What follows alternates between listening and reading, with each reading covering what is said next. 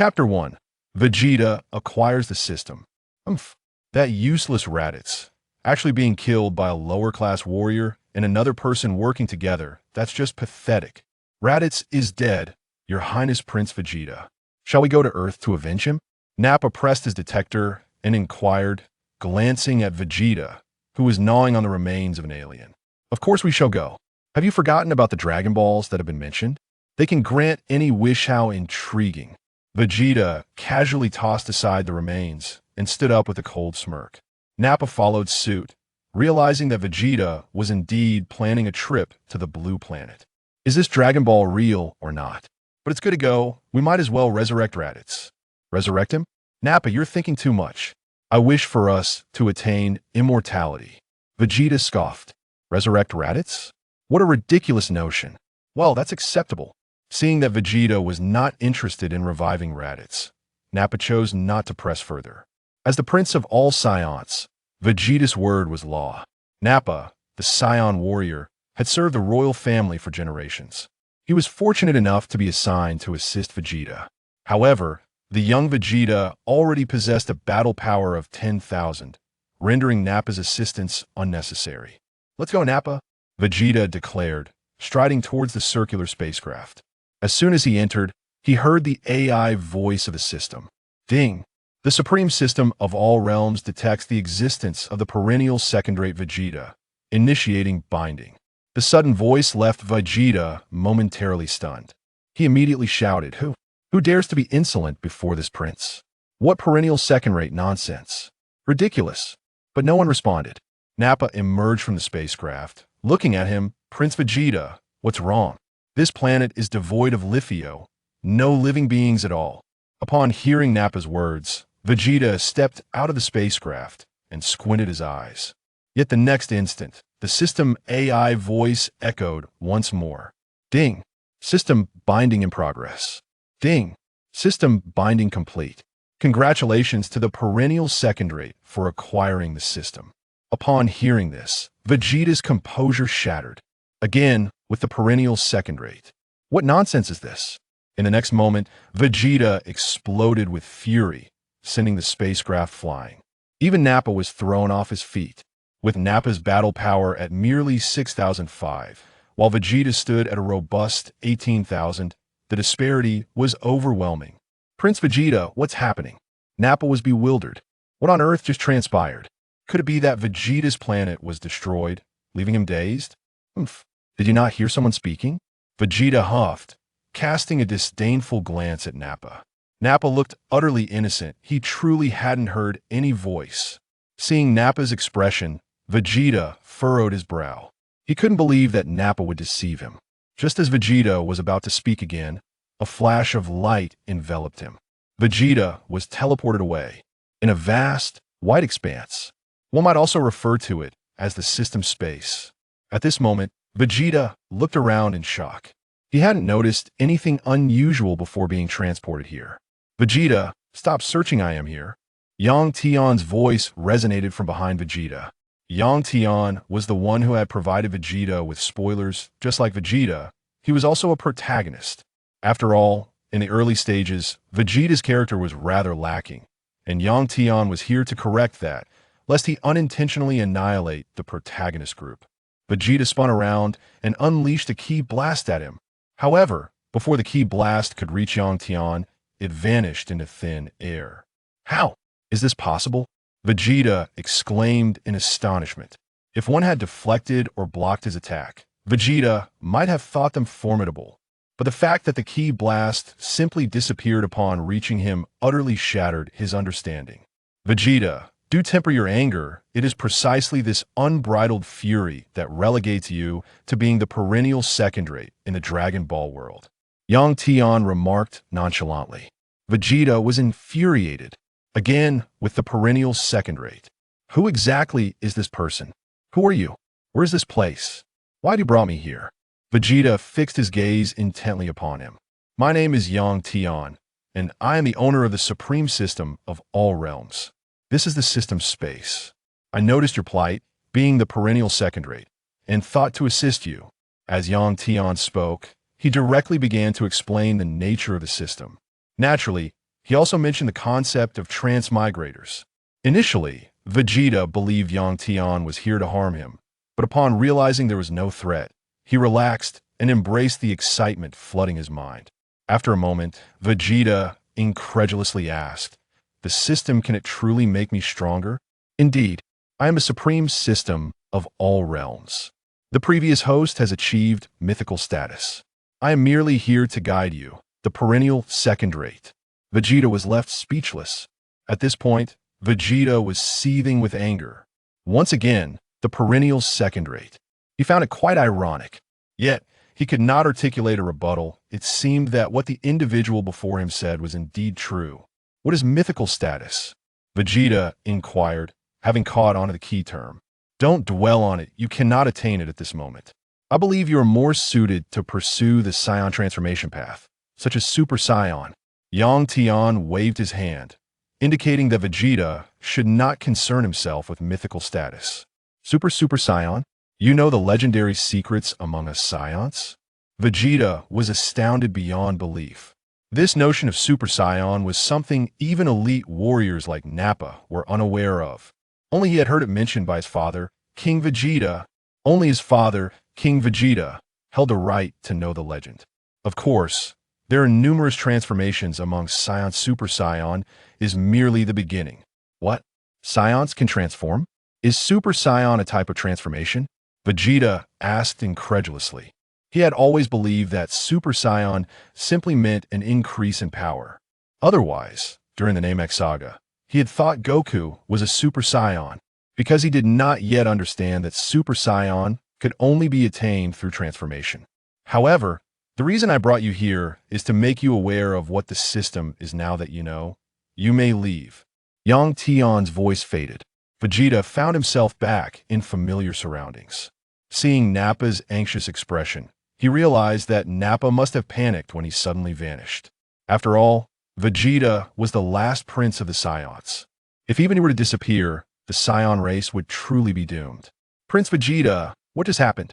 Why did you suddenly vanish?" Nappa rushed over to inquire as soon as he saw Vegeta reappear.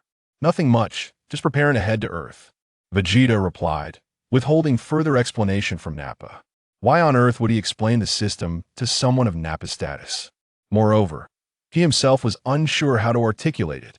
Without hesitation, Nappa headed towards a spacecraft, and Vegeta followed suit as the two set off on their journey. Since the trip would take a year, Nappa activated sleep mode, while Vegeta, on the other hand, intended to delve into this system business. Chapter 2. The Beginner's Gift Package. System, or rather, Yang Tian, are you still there? Vegeta inquired within the spacecraft. Yet, Yang Tian's next words sent him into a rage. "I am in your mind. You only need to communicate with me through thought. There's no need to speak out loud, otherwise others will think you a fool." Vegeta was incensed. Does that imply Vegeta is foolish? Yang Tian, what exactly is your purpose? Ding. The system detected that the host, Vegeta, was still unaware of how to utilize the system and initiated automatic guidance. In the next moment, a surge of memory coursed through Vegeta's mind. Vegeta now understood how to operate the system. For minor matters, consult the system. For major issues, come to me. Yang Tian's voice emerged, then faded away, clearly disinterested in further interaction. He was merely a fragment within Vegeta's mind. His main self was not present here. Ding. The first binding of the system, complete. Congratulations, host, for receiving the binding gift package. Would you like to claim it? A binding gift package? Open it. Vegeta silently commanded, having grasped how to proceed without speaking aloud. He even understood what host meant now. Ding. Congratulations, host, for opening the binding gift package and acquiring key control. In the next moment, Vegeta became aware of key manipulation and sensing within his mind. What is this? What use does it serve? Vegeta frowned. It feels like a futile endeavor. What purpose does this combat power detector serve? To perceive the enemy's location? There is no necessity for that. Oh, foolish Vegeta, have you forgotten how Raditz met his demise? It was due to reliance on this very detector. What? I am not foolish. Yang Tian, Enlighten me on the utility of sensing ki. Yang Tian remained silent, instead opting to show him scene from the future of Dragon Ball. Specifically, when Son Gohan and Krillin evaded the detection of Dodoria and his ilk. Without the detector, the likes of Zarbon were utterly incapable of discovering Son Gohan and the others. What was happening here? As you can see, without the detector, if the opponent lowers their ki, you are unable to sense them. Upon hearing Yang Tian's words, he hesitated not, directly diminishing his own combat power. Once he did so, he recognized the advantages. No longer feeling the need to remain perpetually tense, he could relax his body and even recover stamina. Subsequently, he sensed the direction of Nappa. Is he maintaining a combat power of 6,005, even while asleep? Vegeta nodded silently. This reflects a lack of understanding and application of ki sensing. Just like Nappa, he perpetually maintains a combat power of 6,005. By the way, Tian, who are the bald-headed man and the short-haired boy in the footage? Why are they engaged in battle with Dodoria? The short-haired boy is Son Gohan, and the bald-headed one is Krillin. You will discover more upon your arrival on Earth. Yang Tian offered no further elaboration, and Vegeta refrained from asking more questions, for he would soon travel to Earth and learn for himself. Ding! The Novice Gift Pack is now being distributed. The Novice Gift Pack has been placed in the system backpack. Will the host open it? Open it. Vegeta, already well acquainted with the process, silently commanded its opening. Ding! Congratulations to the host for opening the Novice Gift Pack, acquiring 10 Senzu beans, 3 Spirit Tree fruits, and immortality. Upon hearing about the Senzu beans and Spirit Tree fruits, Vegeta was utterly bewildered. However, when he heard the last part about immortality, his eyes sparkled with excitement. Isn't that the very purpose of his journey to Blue Star? Immortality. It is truly immortality. Vegeta's eyes reddened with fervor. In the next moment, a warm current flowed through him, allowing Vegeta to eliminate his ki perception and maintain his body in a state of peak condition. Normally, Saiyans experience an exceptionally prolonged youth, but now being granted immortality means he could remain in his prime, which would undoubtedly benefit his future training immensely. Yang Tian, is this genuinely immortality? How can I tell? Vegeta eagerly inquired of Yang Tian. You can simply open your attribute panel to find out. Yang Tian was at a loss for words. Why does Vegeta seem a bit unhinged? Could it be that he bound the wrong individual? Open the attribute panel. Host, Vegeta. Title none. Combat power, 18,000. Lifespan, immortal, as long as not killed, will never age. Transformation, none. Signature moves, Gallic Gun, Dirty Fireworks, Shining Beam. Skills, Ki Sensing. System Backpack, Senzu Beans X10, Spirit Tree Fruits X3. System Comprehensive Evaluation. In the Dragon Ball Universe 7, the host's strength is exceedingly weak. Transform into a Super Saiyan first. Vegeta was taken aback upon seeing the lifespan section. Yet, he felt a sense of surprise.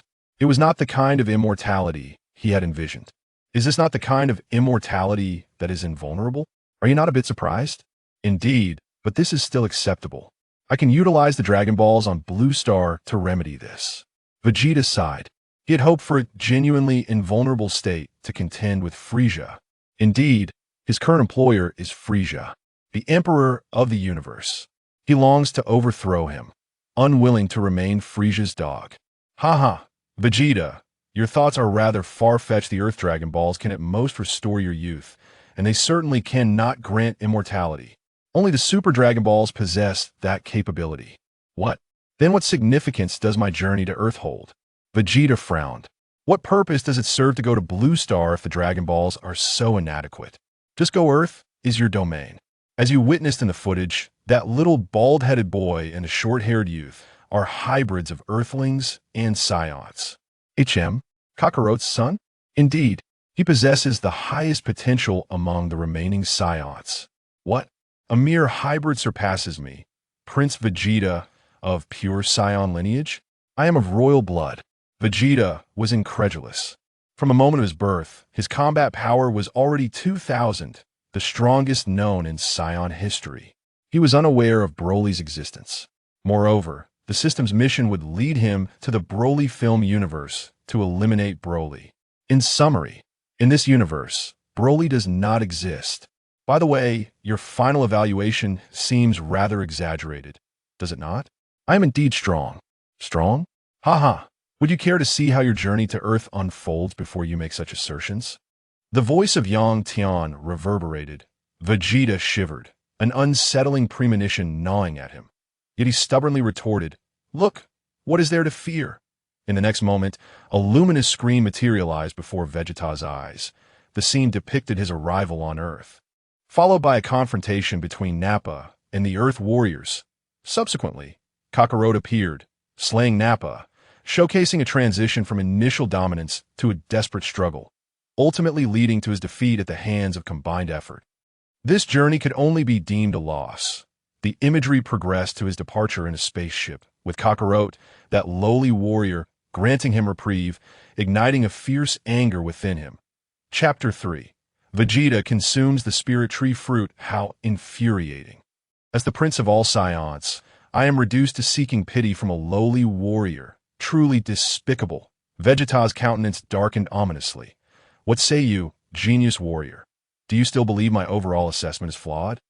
Remember, you have not trained diligently. While the lowly warrior Kakarot has been relentless in his efforts to this moment, your disparity is minimal, but in the future, it will be vast. Of course, your shining moments came when you vanquished Android 19 and toyed with the second form of Cell, after which you largely succumbed to defeat. Yang Tian's words rendered Vegeta's expression as dark as a soot-blackened pot. Without hesitation, he inquired within his mind, "How can I become stronger?" The Novice gift pack contains items you can utilize. Yang Tian replied coolly. Vegeta wasted no time opening his system backpack, revealing 10x Senza beans and 3x spirit tree fruits. Is this the small bean that Kakarot administered to the bald-headed boy and his son? Vegeta squinted, questioning. Indeed, consuming one will rapidly heal injuries and even satiate hunger. Upon learning of its effects, Vegeta recognized the treasure it represented. Without pause, he turned his attention to the spirit tree fruits that they have a similar effect? Not quite. Consuming one will enhance your combat power. The first fruit yields significant results, while the second's effects diminish. Upon hearing of the combat power enhancement, Vegeta acted without hesitation, retrieving one, observing its peculiar appearance. He sniffed it, finding the aroma pleasing, before taking a hearty bite. In the next moment, he felt a surge of combat power swelling within him. Without delay, he devoured the entire fruit. After finishing, Vegeta sensed an overwhelming tide of power coursing through him. This was exponentially greater than before. Without hesitation, he checked his attribute panel. Combat power, 200,000. This was more than a tenfold increase. Vegeta was taken aback. He never anticipated the existence of such a fruit in the universe. Vegeta, what is there to be astonished about? The lowly warrior Dales, upon consuming this spirit fruit, saw his combat power soar from 25,000 to 350,000. He even bested Kakarot in his tenfold Kaioken, upon hearing Yang Tian's words. Vegeta was astounded. Kakarot, overpowering even with the tenfold Kaioken. In the footage, he had been utterly helpless against the threefold Kaioken. In moments, the fourfold Kaioken had surpassed him. Wait, who is this lowly warrior Dales? How come I am unaware of him? Did he also obtain this fruit? A Saiyan from a parallel world. Moreover, this fruit is exceedingly rare. Only a few can sprout from the spirit tree on Earth. A parallel world? Vegeta mused, intrigued to meet this lowly warrior. If he could be of use, the Saiyan race would gain additional manpower. Ridiculous. Vegeta, had no desire to be a mere figurehead. Hence, he would not slay Nappa on Earth. He planned to journey to Earth and resurrect Raditz with the Dragon Balls. Having seen the footage, he understood that the mixed blood offspring of Saiyans and Earthlings possess formidable potential. This ignited his thoughts of a Saiyan revival plan. In due time, he would have Nappa and Raditz serve as prime stallions. In a decade or so, Vegeta, would ascend as the new king of the Saiyan race, no longer merely a prince. Vegeta, your ideas are quite astute. Nappa and Raditz would surely be thrilled, but why not resurrect Planet Vegeta? Reviving a bunch of old fogies? I'd much prefer obedient half-breeds. Vegeta scoffed disdainfully. He was well aware of the temperaments of those ancient beings. Without hesitation, he seized another spirit tree fruit and began to consume it. Upon finishing, he noted the growth in combat power had indeed diminished, only escalating to 80,000, landing at 280,000.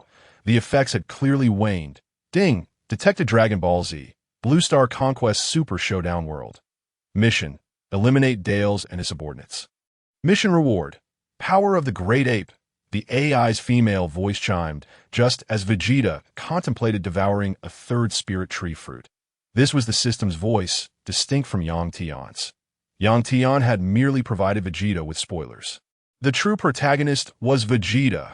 What world is this? This is where Dales, who achieved a combat power of 350,000 after consuming the spirit tree fruit, resides. Oh, so there are still several fruits there? If you act swiftly, you might secure them. Haha. Excellent. Accept this mission. Vegeta laughed heartily. These fruits were indeed magnificent treasures. Without delay, he consumed the third fruit, raising his combat power to 350,000. Now, I've matched Dales, who consumed the spirit tree fruit. I shall see how a lowly warrior can contend with me. A genius warrior, Vegeta sneered. He was a combat prodigy. He would never concede defeat to a lowly warrior. System: Yang Tian. Initiate the teleportation. Seeing nothing transpire, Vegeta urged impatiently. This instance world can accommodate others. Are you certain you do not wish to bring anyone? Yang Tian remarked nonchalantly. Oh, it can work that way. Then I shall bring Nappa along. Raditz, now deceased, cannot accompany us, correct? Once deceased, he cannot. Then I will bring Nappa. If he can assist me in growing stronger, that would be advantageous. Otherwise, he may hinder me. Presently, he was at 350,000. Ding! Entering the Blue Star Conquest Super Showdown world in 3 minutes. Please prepare, host. By the way, with my current combat power of 350,000, can I contend with Frieza? No, Frieza's initial combat power is 530,000. He has several transformations, with his final form reaching 120 million. Yang Tian's words doused him with cold water. Vegeta's heart plummeted. 120 million. Yang Tian, are you jesting? Can you even count? What? You don't think Frieza is weak, do you? No, but your claims seem far-fetched. Far-fetched. Once your combat power reaches 3 million and you transform into a Super Saiyan, increasing your power 50-fold, then you might stand a chance against Frieza. After Yang Tian spoke, he sank into silence, ignoring Vegeta. Vegeta felt somewhat lost. Frieza was so formidable. How could he resist? At this moment, he was not yet the warrior he would become. Observing Vegeta's demeanor, Yang Tian realized he had frightened him into submission and sighed. Vegeta, is this how you carry yourself? A mere Frieza has you trembling. What kind of Saiyan prince are you? You might as well take your own life. How dare you? I am the illustrious prince of the Saiyans. How could I possibly be afraid? Just wait and see as I one day slay Frieza. Vegeta roared with indignation, infuriated by the notion that he had been labeled as fearful. Chapter 4. Vegeta. Such low combat power? Admittedly, in that brief moment, he had indeed felt fear. However, his pride compelled him to fight. He was the genius warrior, the prince of the Saiyans. 3 minutes swiftly elapsed. Vegeta was enveloped in a radiant light before being teleported. In an instant, he found himself in an uninhabited area. Nappa, on the other hand, landed awkwardly, seated, and with a thud, his rear end embedded into the ground. Ouch! That hurt like hell. What just happened? Was I ambushed? Nappa cried out in dismay. Though he possessed a combat power of 500, he had been sleeping. Seeing this spectacle, Vegeta crossed his arms and laughed heartily. Ha ha! Nappa, look at your ridiculous predicament. The Vegeta Prince. How long has it been? Are we on Earth now? Nappa stood, dusting off his backside. That it's a long story. We've arrived in the parallel world of Blue Star. Vegeta succinctly explained. Nappa was left with a myriad of questions. Mission, opportunity, reward. This is all too fantastical. Nappa, there's no need to rely on the scouter. Follow me, Vegeta interjected, halting Nappa as he reached for the scouter. He could now sense energy and had no need for such devices. As he spoke, he soared into the distance. Over there lay the direction of the spirit tree's fruit, along with the presence of others. Prince Vegeta, when did you acquire this extraordinary ability? Naba inquired while flying alongside him. I, Prince Vegeta, possess innate talent. Is it truly difficult to grasp this? Not at all, not at all. Naba chuckled awkwardly. Speaking of which, how could this wretched blue planet lead to Raditz's demise? Naba gazed at the withering blue planet, somewhat bewildered. What formidable warriors can emerge from such a place? And yet, he was taken down by combined effort. Naba, here, Kakarot is remarkably strong. Do not underestimate him. Vegeta announced he had already learned from young Tian that he had been defeated at this point in time. This belonged to a parallel universe where Piccolo had not perished, and the others had not ventured to Namek, but instead trained on Earth to grow stronger. What? Kakarot is strong. A mere low-class warrior. Naba exclaimed in disbelief, refusing to accept that a low-class warrior could be formidable. Vegeta shot him a glance. Naba, in this world, you are dead, and I have been defeated. Vegeta refrained from revealing that he had been slain by Naba himself. Moreover, he understood that the timeline of this parallel universe differed from the scenes he had witnessed. Clearly, the parallel universe yielded multiple outcomes.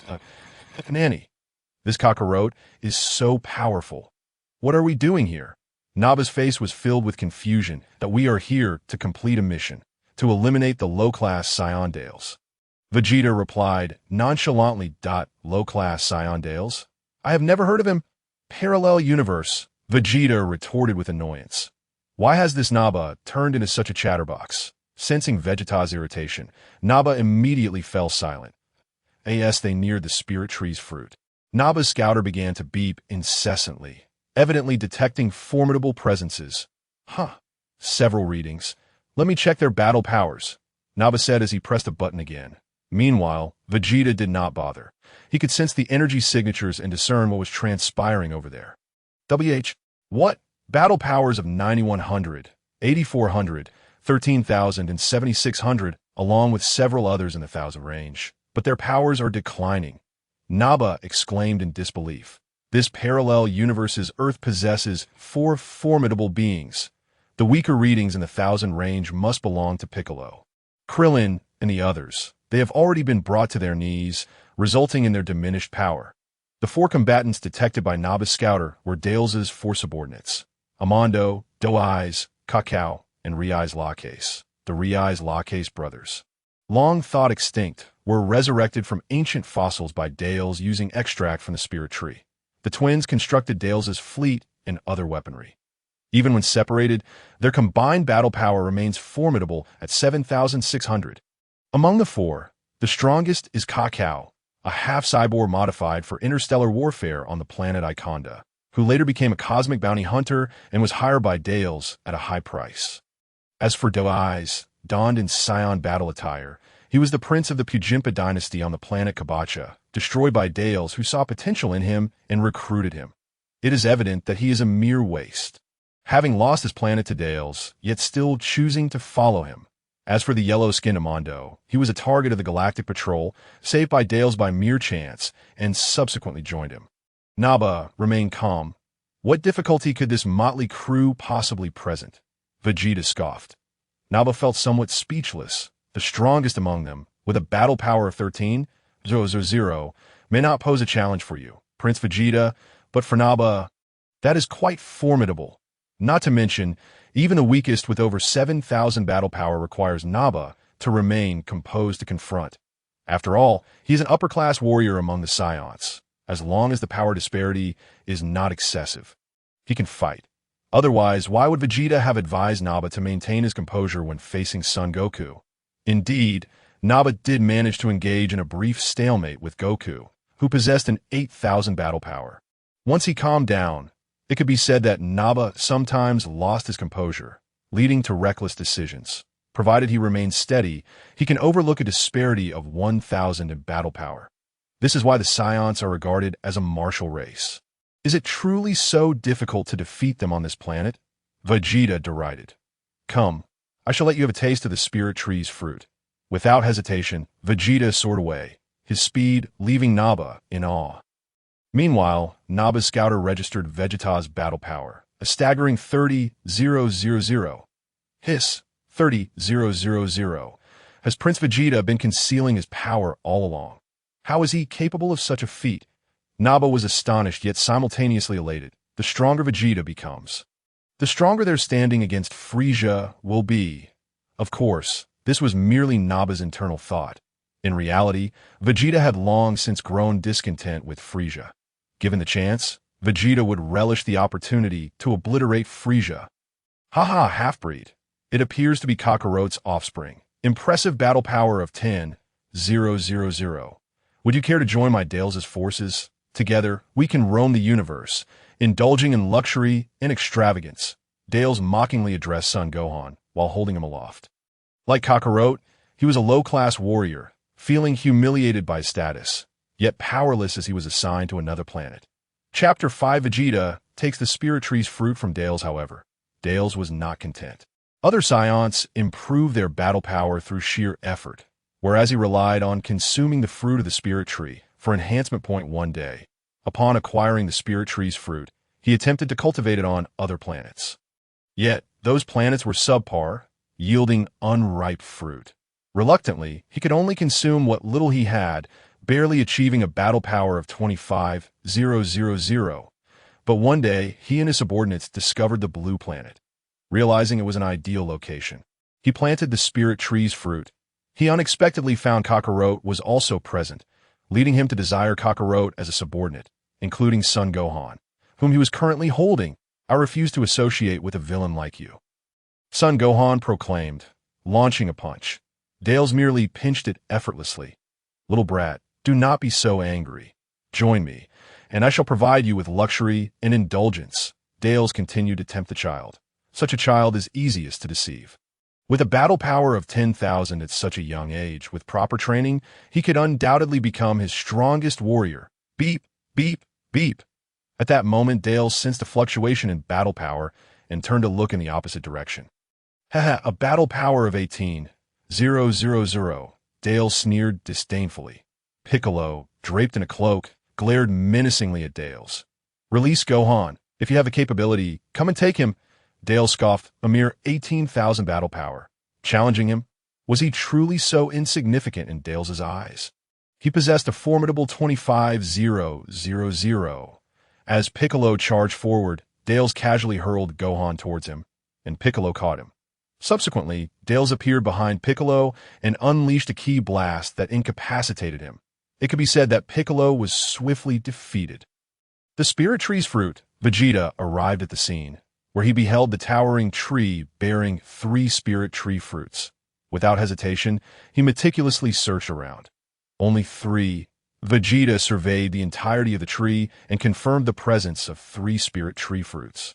Without a moment's pause, he plucked them all. At that moment, Naba hurried over.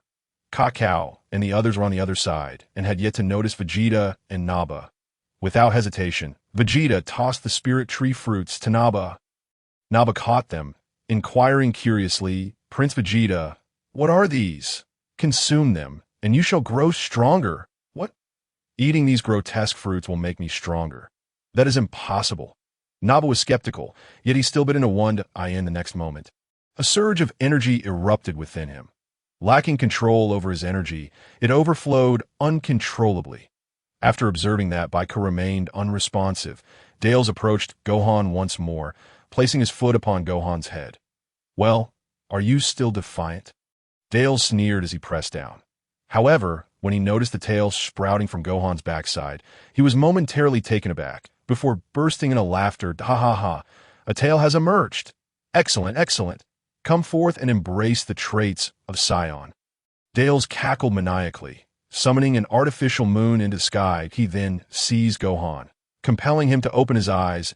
In the next moment, Gohan transformed into a gigantic ape. Without hesitation, Dales unleashed a ki blast, shattering the artificial moon. He feared that he too might transform into a giant ape. As a low-tier warrior, he would descend into a frenzied state, losing all rationality, unlike higher-tier warriors who could maintain their wits after transformation. Ha ha ha, go forth, wreak havoc, Unleash your Saiyan essence, Dales taunted. Meanwhile, Kakarot's son Goku had also arrived. Gohan, Gohan, upon witnessing Gohan's rampage, he shouted urgently. Yet Gohan paid him no heed, while Dale's four subordinates swooped in to block Goku's path, only to be sent flying by a single burst of energy from Goku. Get out of my way! Don't obstruct me! Goku bellowed as he rushed towards Gohan. However, in the next instant, he came to a halt, as did Dales. Both gazed in astonishment towards the direction of the tree of Might's fruit. What power level? 60,000, Dales exclaimed in shock, for his own power level was merely 25,000, and that direction seemed to be where the tree of Might's fruit was located. Dale's heart raced with anxiety. My fruit. Without a moment's hesitation, he soared towards that location, accompanied by his four subordinates, disregarding Goku and Gohan entirely. Initially intending to witness a patricidal scene, the theft of his fruit compelled him to act swiftly. Hahaha, Prince Vegeta, I am now brimming with power. I believe I could obliterate this planet with a single punch. Nappa guffawed heartily. Vegeta, however, scoffed disdainfully. I consumed that fruit and my power level skyrocketed from 18,000 to 200,000. You, with your mere 60,000, have nothing to boast about, Vegeta remarked, glancing at his scouter. Originally, it could only detect power levels up to 20,000 before malfunctioning, but here, it had been upgraded to provide superior readings and sensing capabilities. Upon hearing this, Nappa's eyes widened in disbelief. TW, 200,000? Prince Vegeta, is that truly the case? Nappa, when have I ever deceived you? Vegeta replied, his expression sour. Nappa had begun to question him ever since he acquired the system, contemplating whether he should seek new subordinates. Beep, beep, beep. At that moment, Nappa's scouter emitted a sound. Without hesitation, he scanned the area. Oh, the 4 power levels we detected earlier have arrived, along with an additional one at 25,000. Prince Vegeta, how shall we deal with these insects? Nappa sneered. Previously intimidated, he now stood tall. As an elite Saiyan warrior, his power level had reached 60,000. Before Vegeta could respond, 5 figures materialized before them. You wretches, who has taken my fruit? Dales roared furiously. However, upon seeing the burly Nappa, he paused momentarily, realizing Nappa was indeed with Vegeta. In this parallel world, he was familiar with Vegeta and his companions. Yet when Dales caught sight of Vegeta, arms crossed and exuding an air of confidence, a flicker of fear crossed his face. In the past, Vegeta's battle power had reached a terrifying 2,000 upon birth, instilling a deep-seated dread within him. Nappa, Vegeta, how did you end up here? Dales inquired, his tone noticeably less arrogant. Now, almost timid, he could be unrestrained before the lower-tier warrior Kakarot, but he felt a twinge of trepidation when faced with the elite warrior Nappa and the genius warrior Vegeta. Oh, you know my esteemed Nappa? Nappa chuckled, momentarily taken aback by his own tale, and then recognizing Dale's face, exclaimed, Isn't that Bardock? Nappa did not recognize Kakarot, only being aware of Bardock. Even Raditz knew Kakarot only because he bore a striking resemblance to Bardock. Chapter 6. Nappa, you just startled me. Acknowledging Nappa as an elite warrior and Vegeta as a prodigy, Dales felt his demeanor shift as he sensed his subordinates nearby. His tone grew cold. Haha, aren't you Bardock? Wait a moment. Why are you so dark? Have you been mining coal? Nappa remarked, eyeing Dales. Were Dales truly Bardock, he might have felt a tinge of fear, but with a power level of 60,000. He felt no apprehension. No, I am not Bardock. I am Dales, Dales insisted, shaking his head to clarify his identity. Nappa was about to comment on their striking similarities when Vegeta interjected. Enough, Nappa. Most low-tier warriors look quite similar. Did you not notice how he resembles Raditz? He looks just like Kakarot. Vegeta retorted with a smirk. He was well aware that low-tier warriors often shared similar features. Furthermore, he, Vegeta, knew that Bardock and Kakarot were identical. Raditz had informed him that Kakarot, in his youth, bore an uncanny resemblance to his father. Additionally, he had witnessed previous footage and knew what Kakarot looked like. This indicated that all those low-tier warriors were essentially cast from the same mold. Low-tier warriors, Dale seethed with rage. It was a humiliation for him to be publicly denigrated, igniting a fierce anger within him. Haha, What is the matter? Feeling angry, Vegeta mocked with a sneer. Young Tian had informed him that Dales had consumed the Tree of Might fruit and possessed a power level of 350,000. But with the fruit now in his possession, it indicated that he no longer held such power. How could he still boast before Vegeta? Dales, you are far too arrogant, Dales retorted coldly. Yet before he could finish, Nappa sent him flying with a single punch. You little insect, how dare you address Prince Vegeta so casually? You are playing with fire, Nappa declared, his fists cracking ominously that Dale's four subordinates rushed to confront Nappa. But he merely glanced at them before turning to Vegeta. Prince Vegeta, may I have some fun with them? Certainly, I will engage that low-tier warrior. Vegeta nodded as he descended.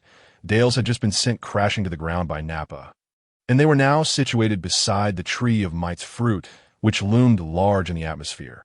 Very well, Prince Vegeta. Nappa bowed respectfully, then turned his gaze coldly towards the fort. Your earlier power levels startled me.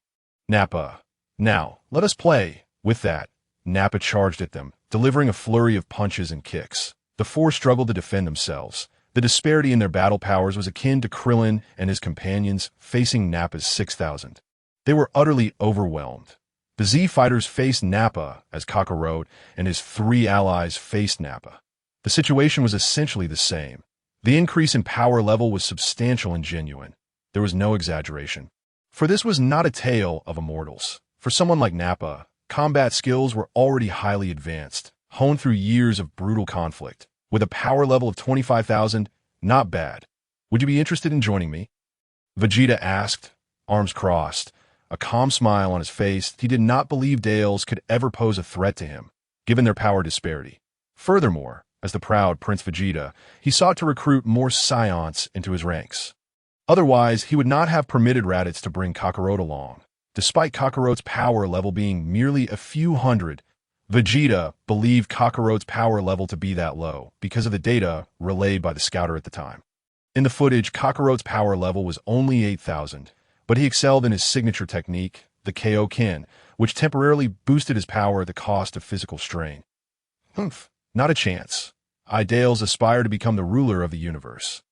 Dales scoffed. Just moments ago, he had been enticing Gohan with promises of grandeur, only to find himself on the receiving end of recruitment now.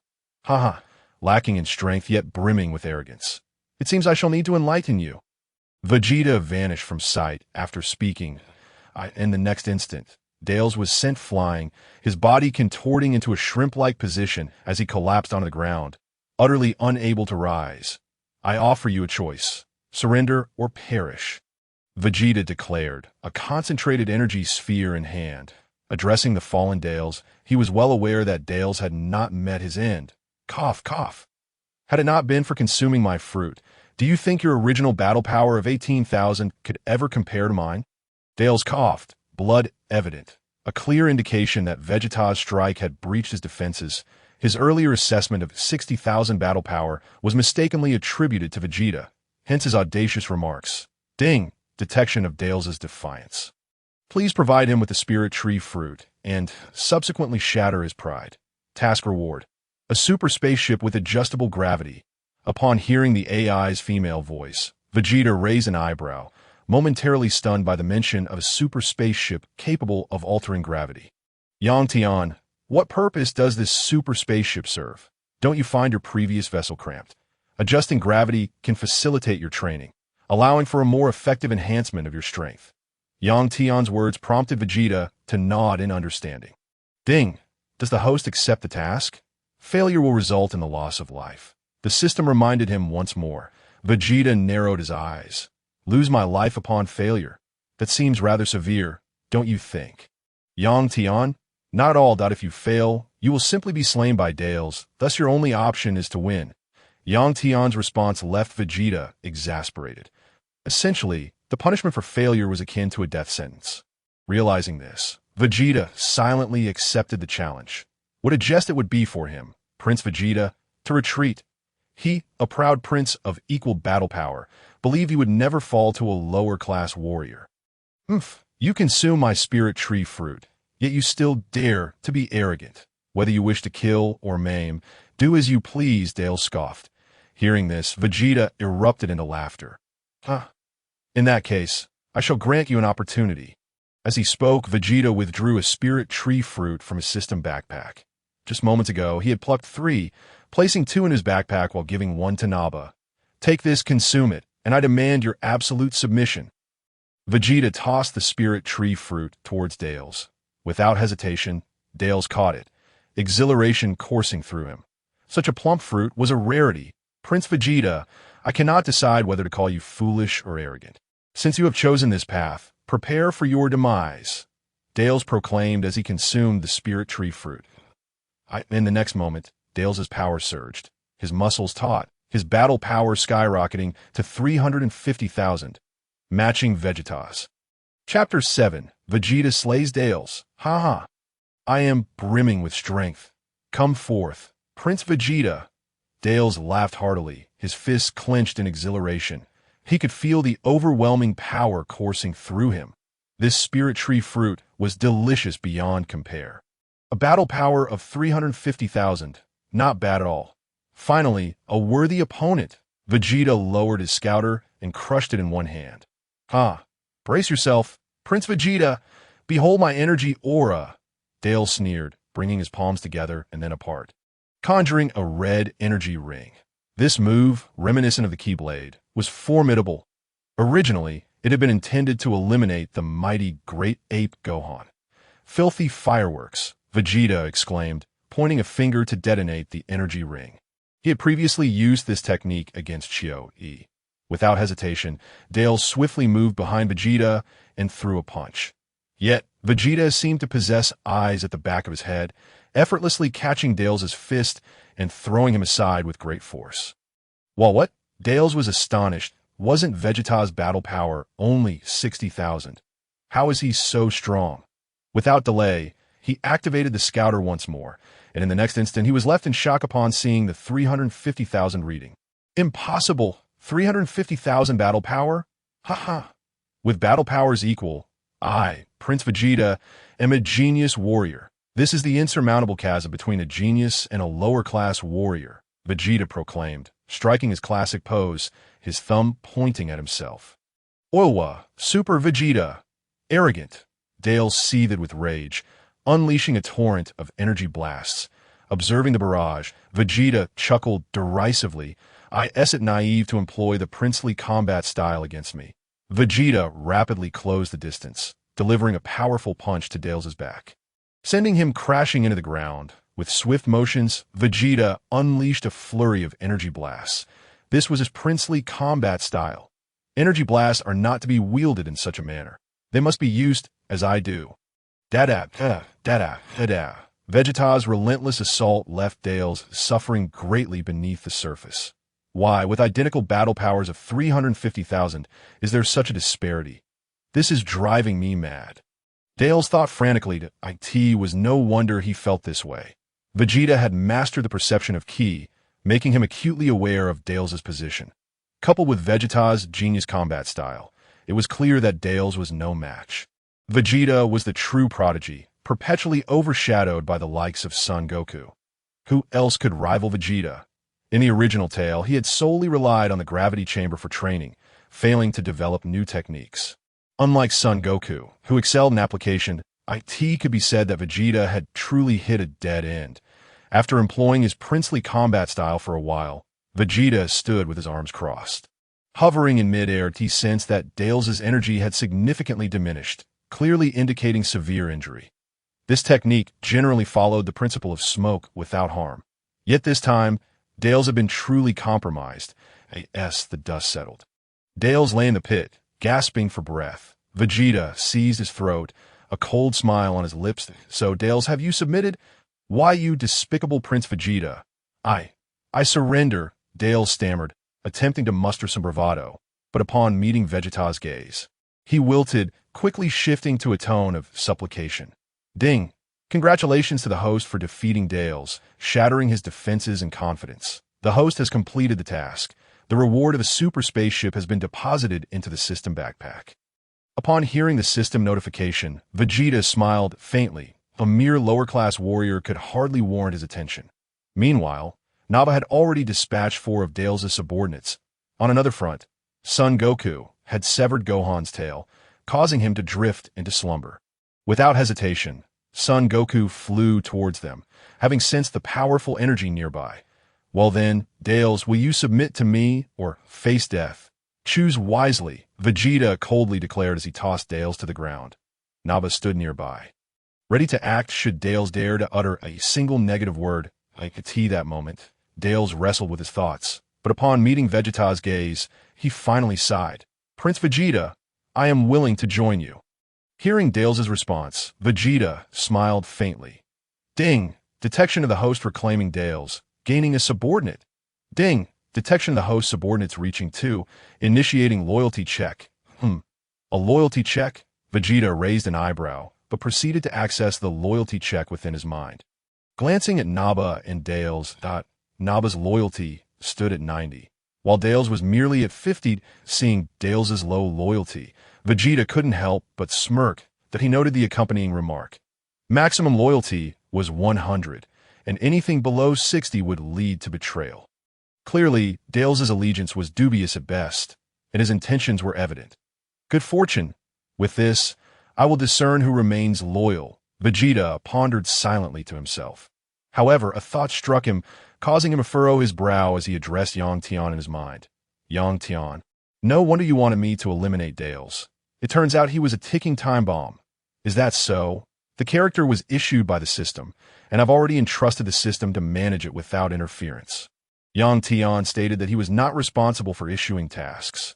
Without further contemplation, Vegeta launched a punch. Dales was immediately dispatched, his demise swift and without utterance. This, Prince Vegeta, hasn't Dales joined us? Naba gazed at Vegeta in confusion. Humph! Fool, do you truly believe such a man would serve under me? He merely sought to strike at us from the shadows. Naba's expression shifted as he grasped the gravity of the situation. So that's it. This scoundrel is indeed treacherous. Initially hoping to recruit him, Naba was dismayed to find Dales had chosen a path to destruction. Vegeta scoffed. The system's task was to eliminate Dales and his subordinates. Had Dales been loyal, he would have remained unharmed, as the system did not stipulate any penalties. Yet, Dales was courting death, with a loyalty rating of merely 50. Anything below 60 leads to betrayal. Clearly, he was feigning allegiance. For such a character, extermination was the logical choice. Why not exchange him for a reward?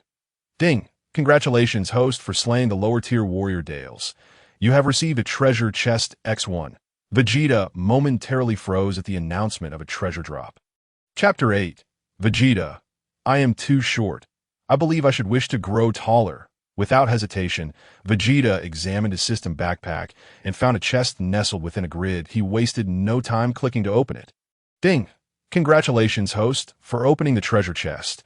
You have acquired the ultimate flash. In the next instant, a memory resonated within Vegeta's mind. The ultimate flash would upgrade directly from his flash cannon, with its signature move involving an expansive stance, channeling immense energy before release. This technique had been utilized against Raikum in the original narrative, albeit ineffectively. By the time of Cell, it had evolved significantly, though its energy accumulation was lengthy and its speed exceedingly slow. This was why Vegeta had provoked Cell and Jillian, compelling them to withstand it. However, the former possessed Piccolo's cells, while the latter's raw strength was formidable enough to disregard the attack. I never anticipated the flash cannon could evolve in such a manner. Quite impressive. It is indeed a powerful move. Vegeta reveled in the newfound knowledge of the ultimate flash. He had not expected that defeating Dales would yield a treasure chest. This was a lucrative turn of events. Ding! Congratulations, host, for completing the task of slaying Dales and his subordinates. Quest reward. Power of the humanoid great ape. In the next moment, Vegeta sensed a change within his body. He also grasped the essence of the power of the humanoid great ape. This ability allowed him to transform into a humanoid ape, devoid of the massive stature of a great ape, yet still maintaining a human height. Moreover, it conferred a tenfold increase in combat power. The power of the humanoid great ape. No tail is required for transformation, and upon transforming, one's combat power is amplified tenfold, facilitating future transformations into Super Saiyan 4. As he read the description, Vegeta felt a mix of delight and confusion. The greatest advantage was the ability to transform without a tail. He understood the increase in combat power, yet what did it mean to facilitate future transformations into Super Saiyan 4? Tian, what is this Super Saiyan 4 you speak of? Vegeta inquired internally. Once you can transform into Super Saiyan 2, I will explain how to achieve Super Saiyan 4 and Super Saiyan Blue. For now, knowing it serves no purpose, upon hearing Tian's words, Vegeta chose not to respond further, as he had sensed an approaching presence. This individual was none other than Son Goku. Vegeta, what are you doing here? And Naba, weren't you killed by Vegeta? Kakarot, Son Goku, arrived and was taken aback to see Vegeta and Naba. His astonishment grew upon seeing Naba, who he believed was dead, having witnessed his demise at Vegeta's hands. Naba, bewildered, exclaimed, Dales, are you his brother? Also, how could I have been slain by Prince Vegeta? Do not speak nonsense. Naba attempted to chastise Son Goku, but Vegeta intervened. Naba, this is Kakarot. We've completed our mission. Let us prepare to depart. Vegeta was well aware of the circumstances, having viewed the video where another version of himself had killed Naba. With their task accomplished, he had no desire to engage in lengthy discourse with this era's Kakarot. Vegeta had no time for such trivialities. Vegeta, are you planning to attack Earth again? Son Goku inquired. Upon hearing his words, Vegeta frowned. You defeated another version of me, and now you're acting arrogant. Kakarot, do you truly lack self-awareness? I am Son Goku, not Kakarot. Vegeta mused. It seems this Kakarot has suffered some head trauma, as he does not even recognize his own name. Naba looked at Vegeta, questioning him. The scouter from Raditz had also transmitted Son Goku's voice and name. Naba finally confirmed that the person before him was indeed Kakarot. Kakarot, let Naba the Great help you loosen those muscles. Naba attempted to strike, and Vegeta did not object. He saw no reason to prevent this era's Vegeta from delivering a few blows to Kakarot. Come at me. Although I do not know how you were revived, I will not allow you to wreak havoc on Earth. Son Goku assumed a combat stance, his entire being radiating a crimson aura. This was the state of his twofold Kaioken. Simultaneously, he was astonished by Naba's strength. This Naba was surprisingly formidable. It took a twofold Kaioken just to match him. Naba, unable to control his energy, had a combat power of 60,000, which Son Goku sensed. Meanwhile, Son Goku's normal state was 30,000, with the twofold Kaioken bringing him to 60,000. Just as the two were about to clash, a flash of light enveloped them, and both Vegeta and Naba began to teleport back to their own universe. Observing the spaceship, Vegeta narrowed his eyes. Back already? Count yourself fortunate. Otherwise, you would learn why roses are red, Vegeta scoffed, with Dales possessing a combat power of 350,000. Kakarot could not defeat him even with a tenfold Kaioken, and Dales would not be able to overcome him either. Naturally, Vegeta regarded this Kakarot with disdain. After all, he had never been thoroughly defeated by Kakarot and maintained his lofty demeanor as the Saiyan Prince. Meanwhile, Naba attempted to contact Vegeta via scouter, but to no avail. Vegeta had crushed his scouter. Tian, how do I use the super spaceship? You were right. This vessel is far too small. Vegeta found Tian's words to be accurate. This spherical craft was exceedingly cramped. Just click to use. Upon receiving a definitive answer, Vegeta opened his system backpack, found the super spaceship, and clicked it. In the next instant, he found himself aboard the vessel. Gazing at the massive planet, Vegeta felt a surge of joy. This was far superior to Frieza's ships. Just the rooms alone numbered in the dozens, with the central training room spanning several hundred square feet. It was truly enormous. Upon entering the control room, Vegeta was greeted by a massive screen. It was highly intelligent, already bound to him, allowing only his use. Moreover, he could command the ship's direction simply by shouting at the control panel. It was exceedingly advanced, requiring no route setup. Even fuel was provided for free. Observing Naba's ship on the screen, Vegeta felt exasperated. Naba was inside, anxiously calling out to him. This fool, I just smashed my scouter. Vegeta sighed but still inquired, Tian, can Naba come aboard too? Certainly. With Tian's words, Naba's figure appeared before Vegeta, still shouting, Prince Vegeta! Prince Vegeta! Please respond. As Naba continued to call out, Vegeta delivered a slap to his bald head. Naturally, he was floating. His height did not allow him to reach Naba's head. I must find a way to grow 5 centimeters taller with the Earth S Dragon Balls. Or no, 10 centimeters. Wait, that still won't suffice to match Naba's height. Forget it. I'll aim to grow as tall as Kakarot. Vegeta mused to himself. The author has envisioned several encounters between different versions of Vegeta. This particular one will likely stand out vividly. After all, one must venture to other theatrical adaptations, including the possibility of writing after the super-dimensional clash, Chapter 9, The Resurrection of Goku. Naba clutched his head and began to shout, "Ouch! It hurts so much!" "Who ambushed you, Lord Naba?" Upon uttering these words, he caught sight of Vegeta in a vast expanse of space. His eyes widened in astonishment. "This, Prince Vegeta, what is this place? This is my spaceship. What? More luxurious than King Frieza's." Incredible. Naba rubbed his bald head in disbelief.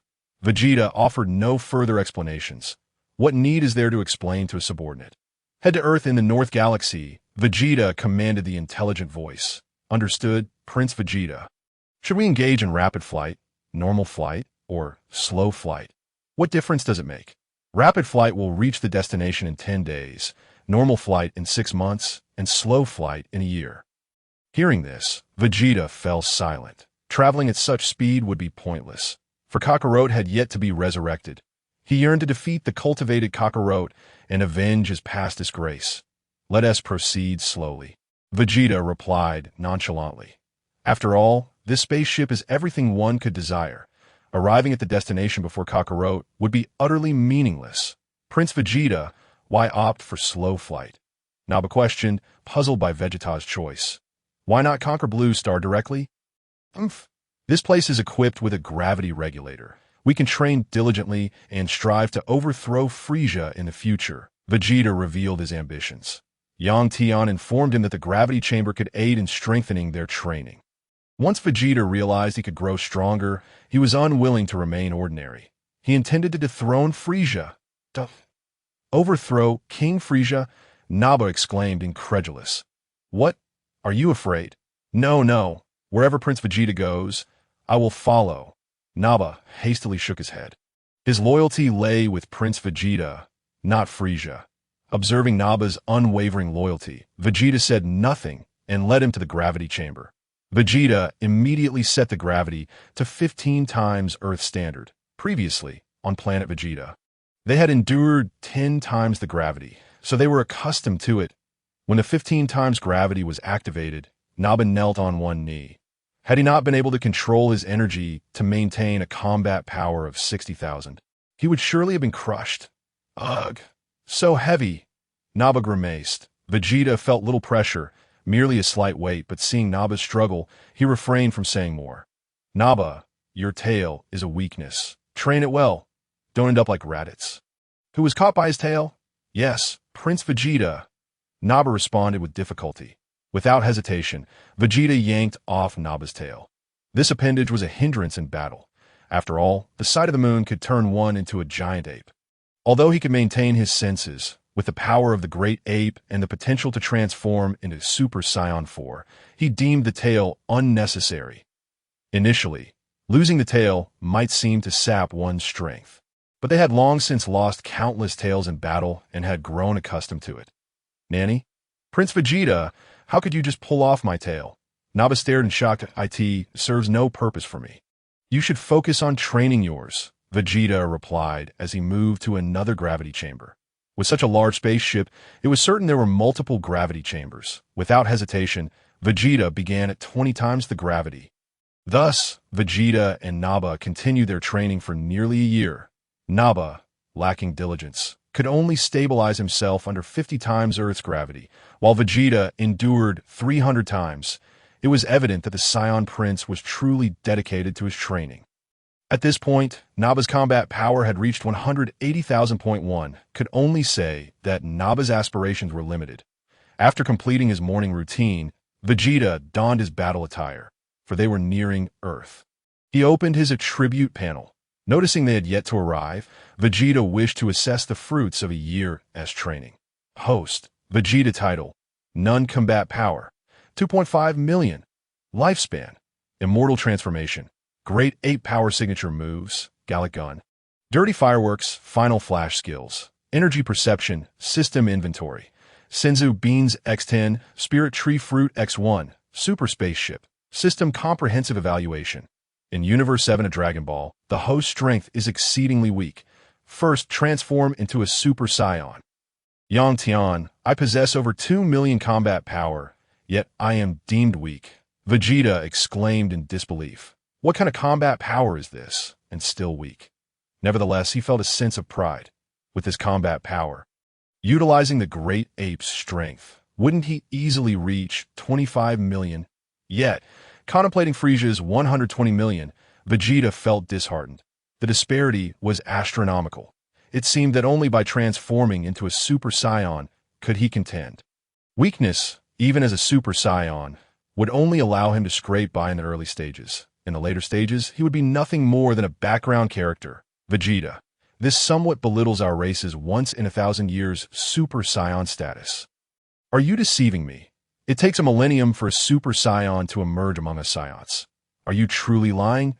Vegeta questioned skeptically. Once in 1,000 years, a legendary Super Saiyan appears, whereas the Super Saiyan transformation is a result of postnatal training. Not the fabled Super Saiyan. Only the legendary Super Saiyan is what your race sees once every millennium. What? This is impossible. Impossible. Yet it is the truth. In the future, I will take you to meet this legendary Super Saiyan. Right now, you are far too weak. He would not even consider you a worthy opponent. Yang Tian replied coolly that Vegeta's face was a mask of disbelief. He had always thought that the legendary Super Saiyan was he, not another Saiyan. After all, he was of noble Saiyan royal blood. Seeing Vegeta somewhat shaken, Yang Tian paid him no mind. Thus, Vegeta and his companions prepared to descend upon Blue Star. Meanwhile, on King Kai's planet. Oh no, I forgot to calculate your return route. The king, with 2 antennae atop his head, paced back and forth. He had overlooked this critical detail. Meanwhile, the 2 Saiyans were nearing Earth. The thought of this made King Kai's scalp tingle. This could lead to disaster. What do we do, King Kai? Do I have to run back and recalculate? Can't you just send me back directly? Sun Wukong exclaimed anxiously, looking at King Kai. King Kai, filled with helplessness, wished he could, but it was beyond his capabilities at this point. Let your companion revive you, and with your current strength, a trip down Snake Way will only take a day. Good luck, King Kai said helplessly, allowing Sun Wukong to rest on his back while he communicated with Master Roshi. Chapter 10. Vegeta. Naba, do we still have 6 seeds for cultivation? Before long, Master Roshi also emerged. He instructed Bulma to use the Dragon Balls to revive Sun Wukong. Simultaneously, Vegeta and his companions had already landed on Earth. This time, they descended right in the heart of the city, specifically in the land of cherry blossoms. Opening the hatch, Vegeta and Naba soared out. Vegeta waved his hand, retracting the spaceship. It was a precious item. If it were to be damaged, he would be heartbroken. What a light planet. And why are these people only 1.5 meters tall? Never mind. Let us give them a little welcome gift. Naba chuckled, pointing at the towering cherry blossom people. Vegeta swiftly intervened. Now, Naba was significantly stronger than before, and such a strike could obliterate Blue Star. Naba, control your strength. Upon hearing Vegeta's command, Naba nodded and gently waved his hand. The land of cherry blossoms was utterly devastated. Bulma and the others were no strangers to the fate of the cherry blossom people in other works of the author. They often met their end. The terrifying shockwaves radiated outward in all directions. Under Naba's strike, the cherry blossom people were completely annihilated. The entire blue planet trembles. One could say that Naba's welcoming gift is truly formidable. Upon witnessing the destruction of the cherry blossoms, Vegeta furrows his brow. If we had the Dragon Balls and you destroyed everything, wouldn't my wish to grow taller be rendered futile? Naba, Prince Vegeta, weren't you wishing to resurrect Raditz? Why would you wish to grow taller? Naba, thinking he misheard, asks again. What can the Dragon Balls only grant one wish? Vegeta retorts, stunned by the remark. Naba is left speechless. He genuinely did not know how many wishes one could make with such artifacts. If multiple wishes were possible, then there would be no problem at all. Let us go and have some fun with the strongest beings on this planet. Vegeta declares, soaring into the distance. Nappa begins his own search using a scouter. Noticing this, Vegeta raises an eyebrow. I forgot to teach you how to sense energy. Next time, focus on that instead of relying on this device. Vegeta says with a hint of indifference. Nappa listens, bewildered, yet he does not argue. Vegeta is always right. Oh, they come. Let us wait for them here, Vegeta says as he lands in a desolate area. Aware that the Z fighters can sense energy, he allows them to find him on their OWT this moment. Vegeta's energy has diminished significantly, while Nappa's battle power remains strikingly evident, effectively demonstrating a sense of overwhelming superiority. What? The Cherry Blossom Kingdom has vanished. In the distance, Tian Shinhan senses the disappearance of the Cherry Blossom Kingdom, his 3 eyes wide with shock. What terrifying destructive power is this? Tin. Such a strong and malevolent energy. Kaiatsu expresses his concern, gazing anxiously at Tin. Nappa's colossal energy weighs heavily upon him, making it difficult to breathe. Kaiatsu, stay here. I will go. Tin declares with a resolve akin to facing death. Tin, perhaps you shouldn't go. It has certain death, Katsu protests, doubting their chances of winning. Yet, what does it matter if we die? As warriors, we cannot afford to be timid, Tin exclaims, launching himself into the air, shouting, Kaiatsu, you've already been resurrected once. Don go. Thus Tin accelerates swiftly, leaving Kaiatsu behind. Uncle Piccolo, that energy is formidable. Are we truly going? At this moment, Gohan has begun to sense energy to a basic degree and realizes Nappa's power is overwhelming, prompting him to cast a worried glance at Piccolo. Piccolo, too, wears a grave expression. However, he does not waver. Even if we don't go, they will find us. Don't forget they have those devices to detect our location. Piccolo, having witnessed Raditz Scouter, knows of its incredible capabilities, hence his remark. Gohan remains fearful, prompting Piccolo to frown. If you're scared, go home and drink milk. It's been so long, and this little Gohan is still afraid. I have put in so much effort to teach him. Uncle Piccolo, I'm not afraid. Gohan gulps nervously, though his legs tremble. Without hesitation, Piccolo flies toward Nappa and Vegeta, as the original plan was to find them. But this time, Vegeta has taken a different approach. It is evident that after watching a video once, Vegeta's mindset has shifted. Perhaps because of his newfound strength, he has lost interest in these insignificant beings. His true goal is to await Kakarot's arrival, ready to unleash his frustrations over the humiliation of being defeated and then released in that video. Such a disgrace. Krillin and Yamcha also sense the terrifying power. And without hesitation, they too head toward Nappa and Vegeta. After some time, the Z-Fighters finally appear before Nappa and Vegeta. Naturally, the first to arrive are Piccolo and Gohan. Just the two of you? Vegeta muses, eyeing the duo with amusement that my father will come. Gohan shouts at Vegeta. Vegeta remains non-committal. Kakarot will indeed come, but not at this moment. Hey Vegeta, this must be that half-breed Kakarot's son, right? Nappa inquires of Vegeta. Indeed, that is him. Nappa bursts into laughter. I guessed it right. Your father Kakarot is nothing but a coward. The last time I saw him, he claimed he had been killed by Vegeta. How absurd. I was just about to teach him a lesson when he left. What are you saying? Gohan looks at him with confusion. He cannot comprehend what Nappa is insinuating. Nappa sneers. What I mean to say is, your father Kakarot is a coward who dares not face me. Last time, I almost showed him his place. Nappa chuckles maliciously. Vegeta, however, is speechless that time. Kakarot had only utilized the Kaioken X2 with a battle power of 60,000, which is why Nappa felt it was merely average. Had Kakarot employed a Kaioken X10 last time, he would undoubtedly have been floored. That's impossible. My father is not a coward, Gohan exclaims, ready to charge at Nappa, but Piccolo restrains him. Just then, the other Z fighters arrive as well. Nappa counts their number. 3 more have come. 1, 2, 3, 4, 5. This should be fun. Nappa counts the newcomers. These 3 are Tian, Krillin, and Yamcha. Kaiatsu has been knocked unconscious by Tian. Since Kaiatsu wanted to follow, Tian knock him out to prevent him from dying. Thus, Kaiatsu is absent this time. Naba, I recall there are still 6 seeds of the Vegeta species, correct? Bring them out to entertain them while we wait for Kakarot's arrival. It will serve as a delightful diversion. Vegeta interjects as he sees Naba preparing to strike. He knows Kakarot will not arrive for over 3 hours. In that time, he might as well find some amusement. Chapter 11. Yamcha's chest is pierced. Prince Vegeta.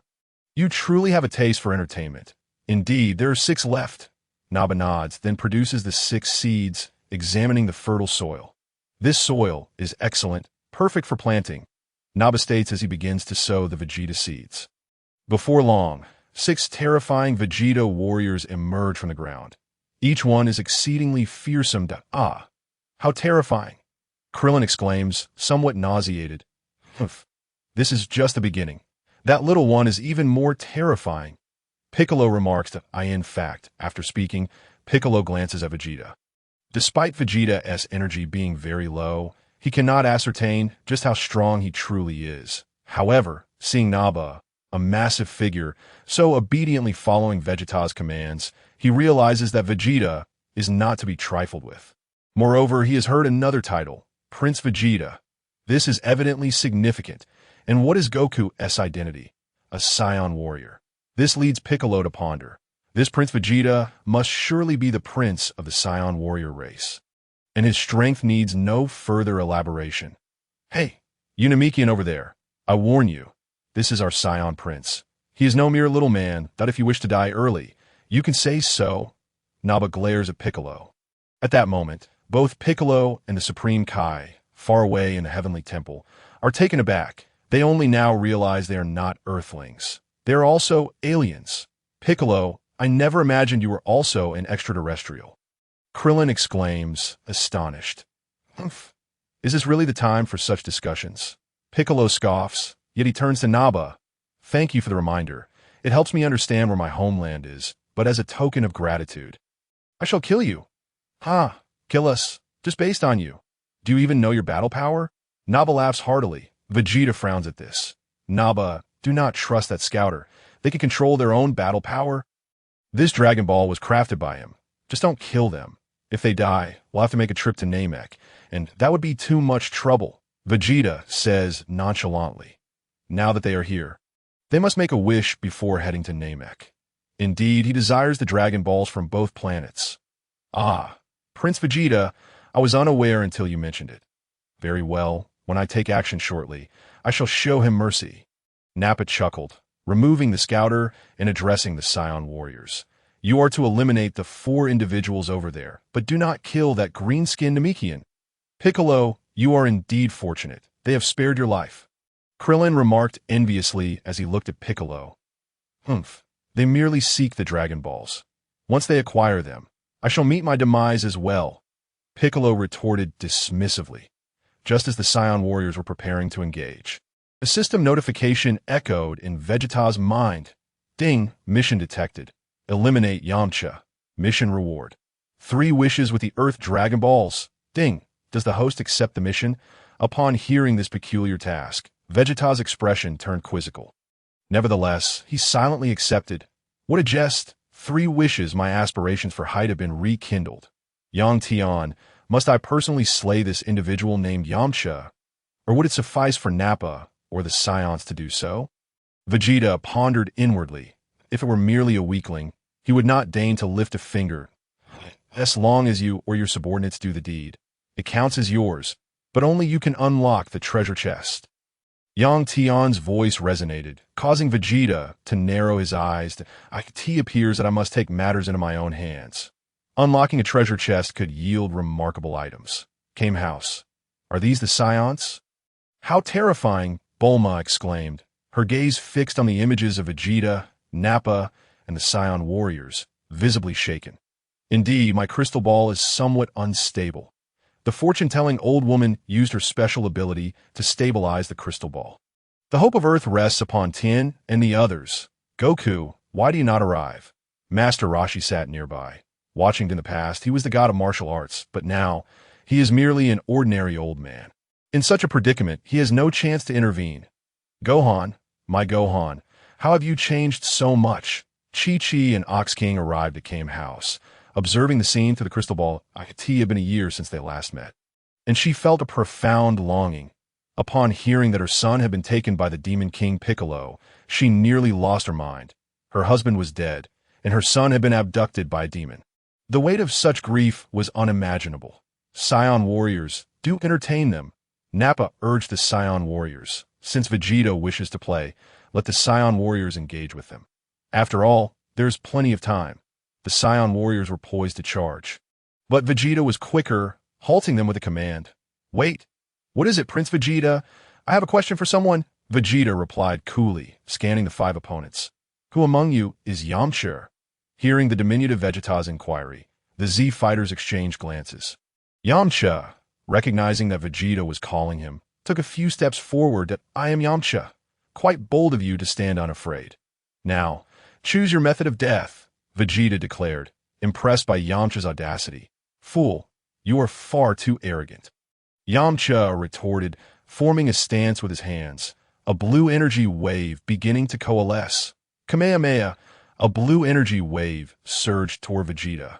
Vegeta stood with his arms crossed, doing nothing. Boom! An explosion reverberated, and a cloud of smoke enveloped a 10-meter radius around Vegeta. I did it! Yamcha shouted in exhilaration, astonished that this Saiyan was so overconfident as to take his attack head-on. This is the culmination of Master Roshi's 50 years of hard work. Remarkable! Gohan gazed in awe. Did it truly start with such a bang? Well done, Yamcha offered him an approving smile. Yet Piccolo doused the enthusiasm with cold reality. Their energy has not diminished. What? That is impossible. Having taken a direct hit from the Kamehameha, he cannot be unscathed. Krillin questioned, incredulous. Before the smoke had even cleared, Vegeta's voice rang out. What are you all so pleased about? Then, a beam of death surged from the smoke, piercing through Yamcha's chest. Wow. Yamcha was sent flying, blood spewing from his mouth as he collapsed to the ground, unable to utter a word, only clutching his chest in agony. What speed! Piccolo gasped in shock. That last attack he could not even see. As the smoke dissipated, Vegeta's right hand pointed toward the scene. This technique, yet to be fully mastered, would later be known as Atomic Blast.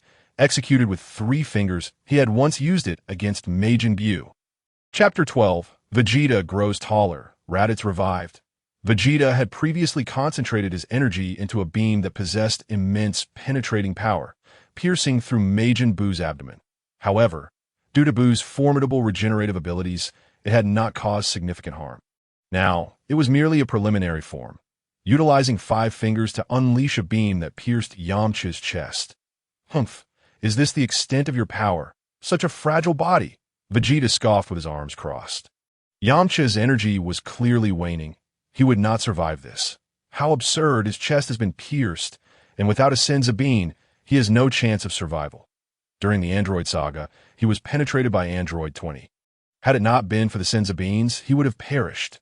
Yet now, the Z fighters are devoid of Senzu Beans. All the Senzu Beans have been consumed by Yachirobe. It can only be said that the veteran deliberately withheld the Senzu Beans to prevent the protagonist from encountering a plot-breaking situation. Yamcha, do not die, Yamcha! Krillin rushed over, supporting Yamcha. Krillin, don't shake. Yamcha's voice was barely audible as Krillin shook him vigorously. Believing Krillin sought vengeance, he shook even harder. Damn it, Yamcha, hold on, Krillin shouted, completely missing Yamcha's words. Poor Yamcha. In the original story, he was killed by the Saiyan warriors. Now he is pierced by Vegeta and then shaken to death by Krillin. Ding! Congratulations, host. You have killed Yamcha, earning treasure chest X1. Ding! Congratulations, host. You have completed the mission, earning 3 wishes. Upon hearing the 2 system notifications in succession, Vegeta's face lit up with joy. Excellent, he is finally dead. I was contemplating whether to deliver a finishing blow. However, he ignored the battlefield and inquired of Yang Tian. Yang Tian, can I wish for immortality? Vegeta now possessed longevity, but could still be killed, so he wished to see if true immortality could rectify this flaw. No, the immortality you wish for now would merely be akin to that of Majin Buu, capable of resurrecting as long as cells remain. However, if faced with an opponent of greater strength who can obliterate you, you would still perish. This is merely a low-tier wish, comparable to the Earth Dragon's effect. What? So useless. Vegeta was left speechless. The notion of being able to resurrect as long as cells remained sounded impressive, but if the opponent's strength surpassed his own, he would still be killed. If his strength is inferior, he would not trigger such a passive ability. Thus, it was truly lackluster for him. Then can I wish to grow taller? Vegeta asked, seeking the crux of his query that, of course, you can grow taller. You can even grow smaller. Vegeta, damn it, he desired to grow taller, not smaller. He was already quite diminutive. I wish to grow taller. I cannot grow excessively tall at once. Let me grow to the height of Kakarot when I last saw him. Vegeta contemplated. Haha, your boss Frieza also wishes to grow taller, but he too found the notion of growing too tall at once amusing. His goal is to grow 5 centimeters taller, and they're already en route to planet Namek. What? Frieza? He wishes to grow taller too. Why is he heading to planet Namek? Vegeta exclaimed in astonishment. Your earlier conversation was transmitted back through Nappa's scouter. You mentioned the Namekians. Young Tian offered a reminder. Damn it, but never mind. He is going to fulfill this wish. And fortunately, it is not about immortality. After pondering for a moment, Vegeta also felt relieved, as long as it did not pertain to eternal life.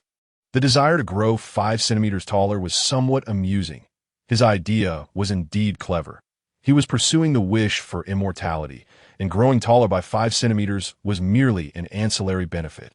Vegeta thought, no, I cannot allow him to realize this wish. He furrowed his brow as he recalled that Yang Tian had mentioned that the Dragon Balls of Namek had superior effects, and if it were immortality, he would never have a chance to turn the tables. What is there to fear? He still has some time before reaching those Namekians. You can go after you finish your tasks, Yang Tian said nonchalantly. Vegeta managed to calm down. His spaceship was fast, and he could intercept them directly at the right moment. At the Kame house, Bulma stared incredulously at the crystal ball. What? Impossible. Yamcha, yes, actually dead. Her heart sank. Her Yamcha had perished? Just moments ago, she had been delighted that Yamcha had overcome the Saiyan Vegeta at the onset of the battle. But in the next breath, being killed in retaliation was something she simply could not accept. Bulma, don't despair. We still have the Dragon Balls. Master Roshi attempted to console her. Though his hands were somewhat restless, in her sorrow, Bulma paid him no heed, but if Master Roshi made any bolder moves, she would certainly give him a beating. Chi-Chi, on the other hand, was focused on Gohan's image, indifferent to the fates of others. At this moment, Vegeta had no time for distractions and directly clicked on the wish section. This was part of the task reward he filled in the request. Let me grow to 183 centimeters. Vegeta quickly assessed the heights of Nappa and Kakarot. He certainly did not want to be as tall as Nappa. That would be too peculiar. 183 centimeters would suffice. In the next instant, Vegeta felt a surge, expanding from 164 centimeters to 183. This spectacle left Nappa and the other Z fighters utterly astonished. What? Is he just coming of age? He shot up in height all at once. It's possible. I recall Goku mentioning that he experienced a sudden growth spurt at a certain point. Tian, Shinhan, and Krillin were conversing. Nappa inquired of Vegeta, Prince Vegeta, what is this? I wish to grow taller. No more questions, Vegeta replied coolly, cutting off any further inquiries. He then clicked on the wish section again, writing, revive the Saiyan Raditz. In the blink of an eye, Raditz materialized before him. Originally, he was beyond resurrection due to having been dead for a year and lacking a physical form. However, the resurrection granted by the system surpassed that of Earth's Dragon Balls. Effortlessly ignoring these limitations, what? Am I not in hell? How did I end up here in an instant? Raditz, with his characteristic Super Saiyan 3 hair, gazed around in bewilderment. Nappa, spotting his comrade Raditz, promptly gave him a playful smack on the forehead. Raditz, my comrade, you are finally revived? Hey, who hit me? Raditz turned around to see Nappa and Vegeta, his face lighting up with joy. Nappa, Prince Vegeta, it's wonderful to see you again. Vegeta immediately handed him the last fruit of the Tree of Might. Eat this. Otherwise, you'll be too weak and drag me down. Vegeta stated matter-of-factly. Without hesitation, Raditz accepted and began to devour it. Nappa looked on with envy. Chapter 13. Nappa's desire to plant seeds Vegeta paid him no mind. The reason he provided the fruit was that Raditz had the most potential for a significant power boost, as the effect had diminished after multiple uses that a few thousand battle power points would be far more advantageous for Raditz. They were about to confront Frieza's army, and Raditz's battle power of 1,500 would be utterly futile. The reason for their weakness stemmed from Frieza providing them with outdated ships, making every journey take 6 months to a year. That be by the time they reached their destination, it was to destroy planets and relay orders before departing. They had no opportunity to train. Frieza also denied them the chance to seize planets with strong battle powers, which was why they never triggered the near-death battle power boost. Otherwise, Vegeta would not have waited until Namek to realize the Saiyan traits and have Dandy exploit the bug to trigger a passive near-death experience. As for the final wish, Vegeta refrained from using it, intending to keep it in reserve for emergencies. Raditz consumed the Tree of Might fruit, and his aura surged explosively. His battle power skyrocketed to 150,000. It could only be said that Nappa fared the worst, gaining the least. Such overwhelming power! I feel I could obliterate this blue planet with a single punch, Raditz exclaimed with a hearty laugh. Beep, beep, beep. Nappa's scouter reacted. What? 150,000 battle power? Nappa gazed at the scouter in disbelief. Just as he finished speaking, Vegeta blasted the scouter to smithereens. Nappa, our movements are being monitored. Vegeta's expression darkened. They should now be aware of their approximate battle powers. Complicating matters. Fortunately, his battle power of 2 million had never been revealed. Only he was privy to it. In the parallel world of the Earth S tournament, their unleashed battle powers would not be detected by Frieza. They had crossed into a different realm. This meant that while Nappa detected a battle power of 150,000, he did not know whose it was. This also implied that this battle power was most likely that of Earthlings. Rather than theirs realizing this, Vegeta breathed a sigh of relief. We're being monitored? What does that mean, Prince Vegeta? Nappa asked, perplexed. As for Raditz's scouter, it had long been taken by Bulma. What is scouter? Frieza has placed a tracking device on us. Vegeta scoffed. However, he did not dwell on it, instead focusing on other matters. Without hastily making a move against the Z fighters, seeing that Vegeta had not issued any commands, Nappa and Raditz began to converse. After all, they were the last few Saiyans, and having worked together regularly, there was no deep-seated enmity. If there had been, it would have long been extinguished. As for the original narrative, Vegeta's intention to kill Nappa was to showcase the brutality of the Saiyan race. But times had changed. Killing him would leave him without subordinates. There was no need to put on such a show in front of Kakarot and the others. Raditz, what was it like in the world after your death? Nappa asked curiously. Alas, it was truly miserable. I'd rather not recount it. It's all tears, Raditz lamented, nearly brought to tears by the memory. He then began to share his experiences in the underworld with Nappa, who broke out in a cold sweat upon hearing the tale. This villain had such a tragic fate after death. Noticing their conversation, Vegeta paid them no mind. He had no interest in the matter of life or death, especially since he was on the path to immortality. As long as he remained steady, he would not perish. What? Raditz, how did he come back to life? Piccolo exclaimed in astonishment at the resurrected Raditz. Simultaneously, the suddenly taller Vegeta had given him a peculiar fruit, which he consumed, resulting in a dramatic increase in his aura. Although this aura was not as potent as Nappa's, it still left them breathless. What? Is this the same Saiyan who forced you to join forces with Goku in a fierce battle? Tian Shinhan gazed at Raditz in disbelief. He had thought the newly appeared Raditz was formidable, but nothing more. However, after consuming the fruit, the surging energy made even his third eye break out in a sweat. How terrifying, even more so than before. Krillin felt a surge of fear towards Raditz. Being struck and sent flying by a single tail had left him with psychological scars. Coupled with Raditz's suddenly overwhelming aura, his fear only intensified. Ding! Detecting fear among the Z fighters. Please, host, seize the moment to initiate the training group battle. Task reward. Big Bang Attack. Ding! Does the host accept the task? Big Bang Attack. What a splendid name. I accept. Vegeta did not hesitate, silently affirming his acceptance. This was a reward that came free of charge. At this moment, Vegeta glanced at the Z fighters, noticing their fear, and smiled. Afraid? Training group, come forth. Show them your strength. As soon as Vegeta's voice fell, the 6 cultivators charged towards the 4. Gohan was paralyzed with fear. While Piccolo single-handedly confronted 3 of the cultivators, his actual combat power was 3,500. It could be said that fighting these cultivators was akin to child's play for him, yet he had a strategy. He was stalling. He was waiting for Goku. He knew that only with Goku's arrival would they have a chance of victory. Krillin and Tian appeared to understand Piccolo's inner thoughts as well. As the 2 of them held off the 3 cultivators, initiating a brawl. Meanwhile, Gohan stood in the middle, his face a mask of fear and trepidation, his hands and feet unable to refrain from fidgeting. Ugh, how can this little brat be even weaker than the other one? Nappa remarked, casting a glance at Gohan. He had seen another Gohan in a parallel world, whose combat power soared to 10,000. This Gohan, with a power level of around 1,000, was simply pathetic. Pathetic? Nappa, my combat power back then was over 1,300, and I was nearly knocked out by him. Raditz frowned. Huh, who told you to be so arrogant?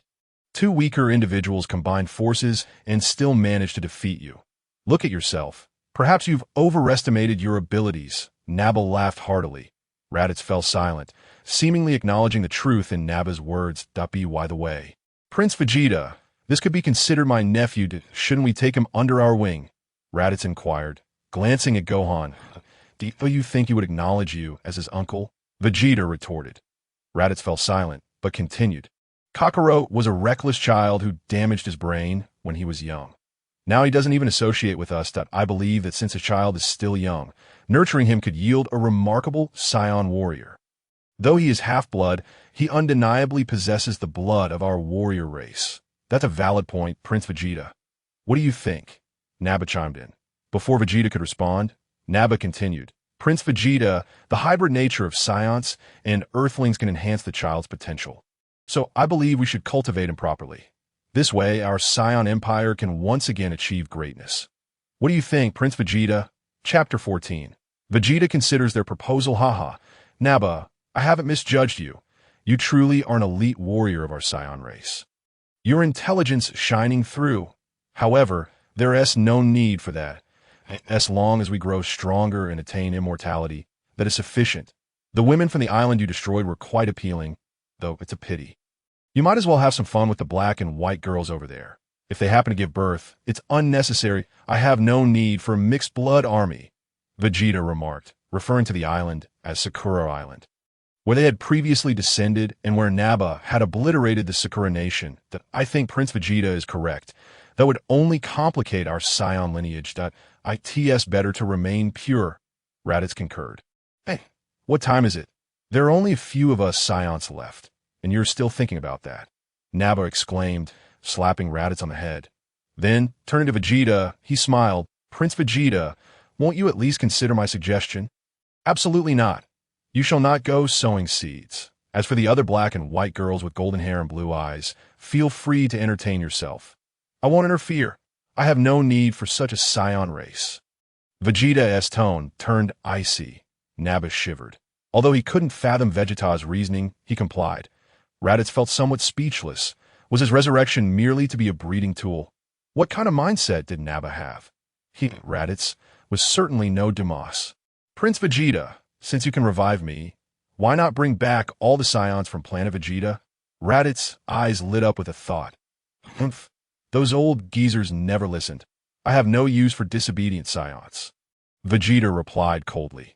Those Saiyans were not known for their compliance. Even if his father were alive, he could not govern all the Saiyans. It could be said that Saiyans were inherently combative and fiercely competitive. Will our breeding be too slow? Raditz asked again. Rest assured, I will ensure they grow tall all at once, Vegeta stated casually, having already considered this matter. Otherwise, he wouldn't have left an opportunity for a wish. Of course, this wish opportunity was also reserved as a trump card for the future. It could be said that he was preparing for 2 contingencies. Thus, both Nappa and Raditz felt that Vegeta's reasoning was sound and chose not to elaborate further.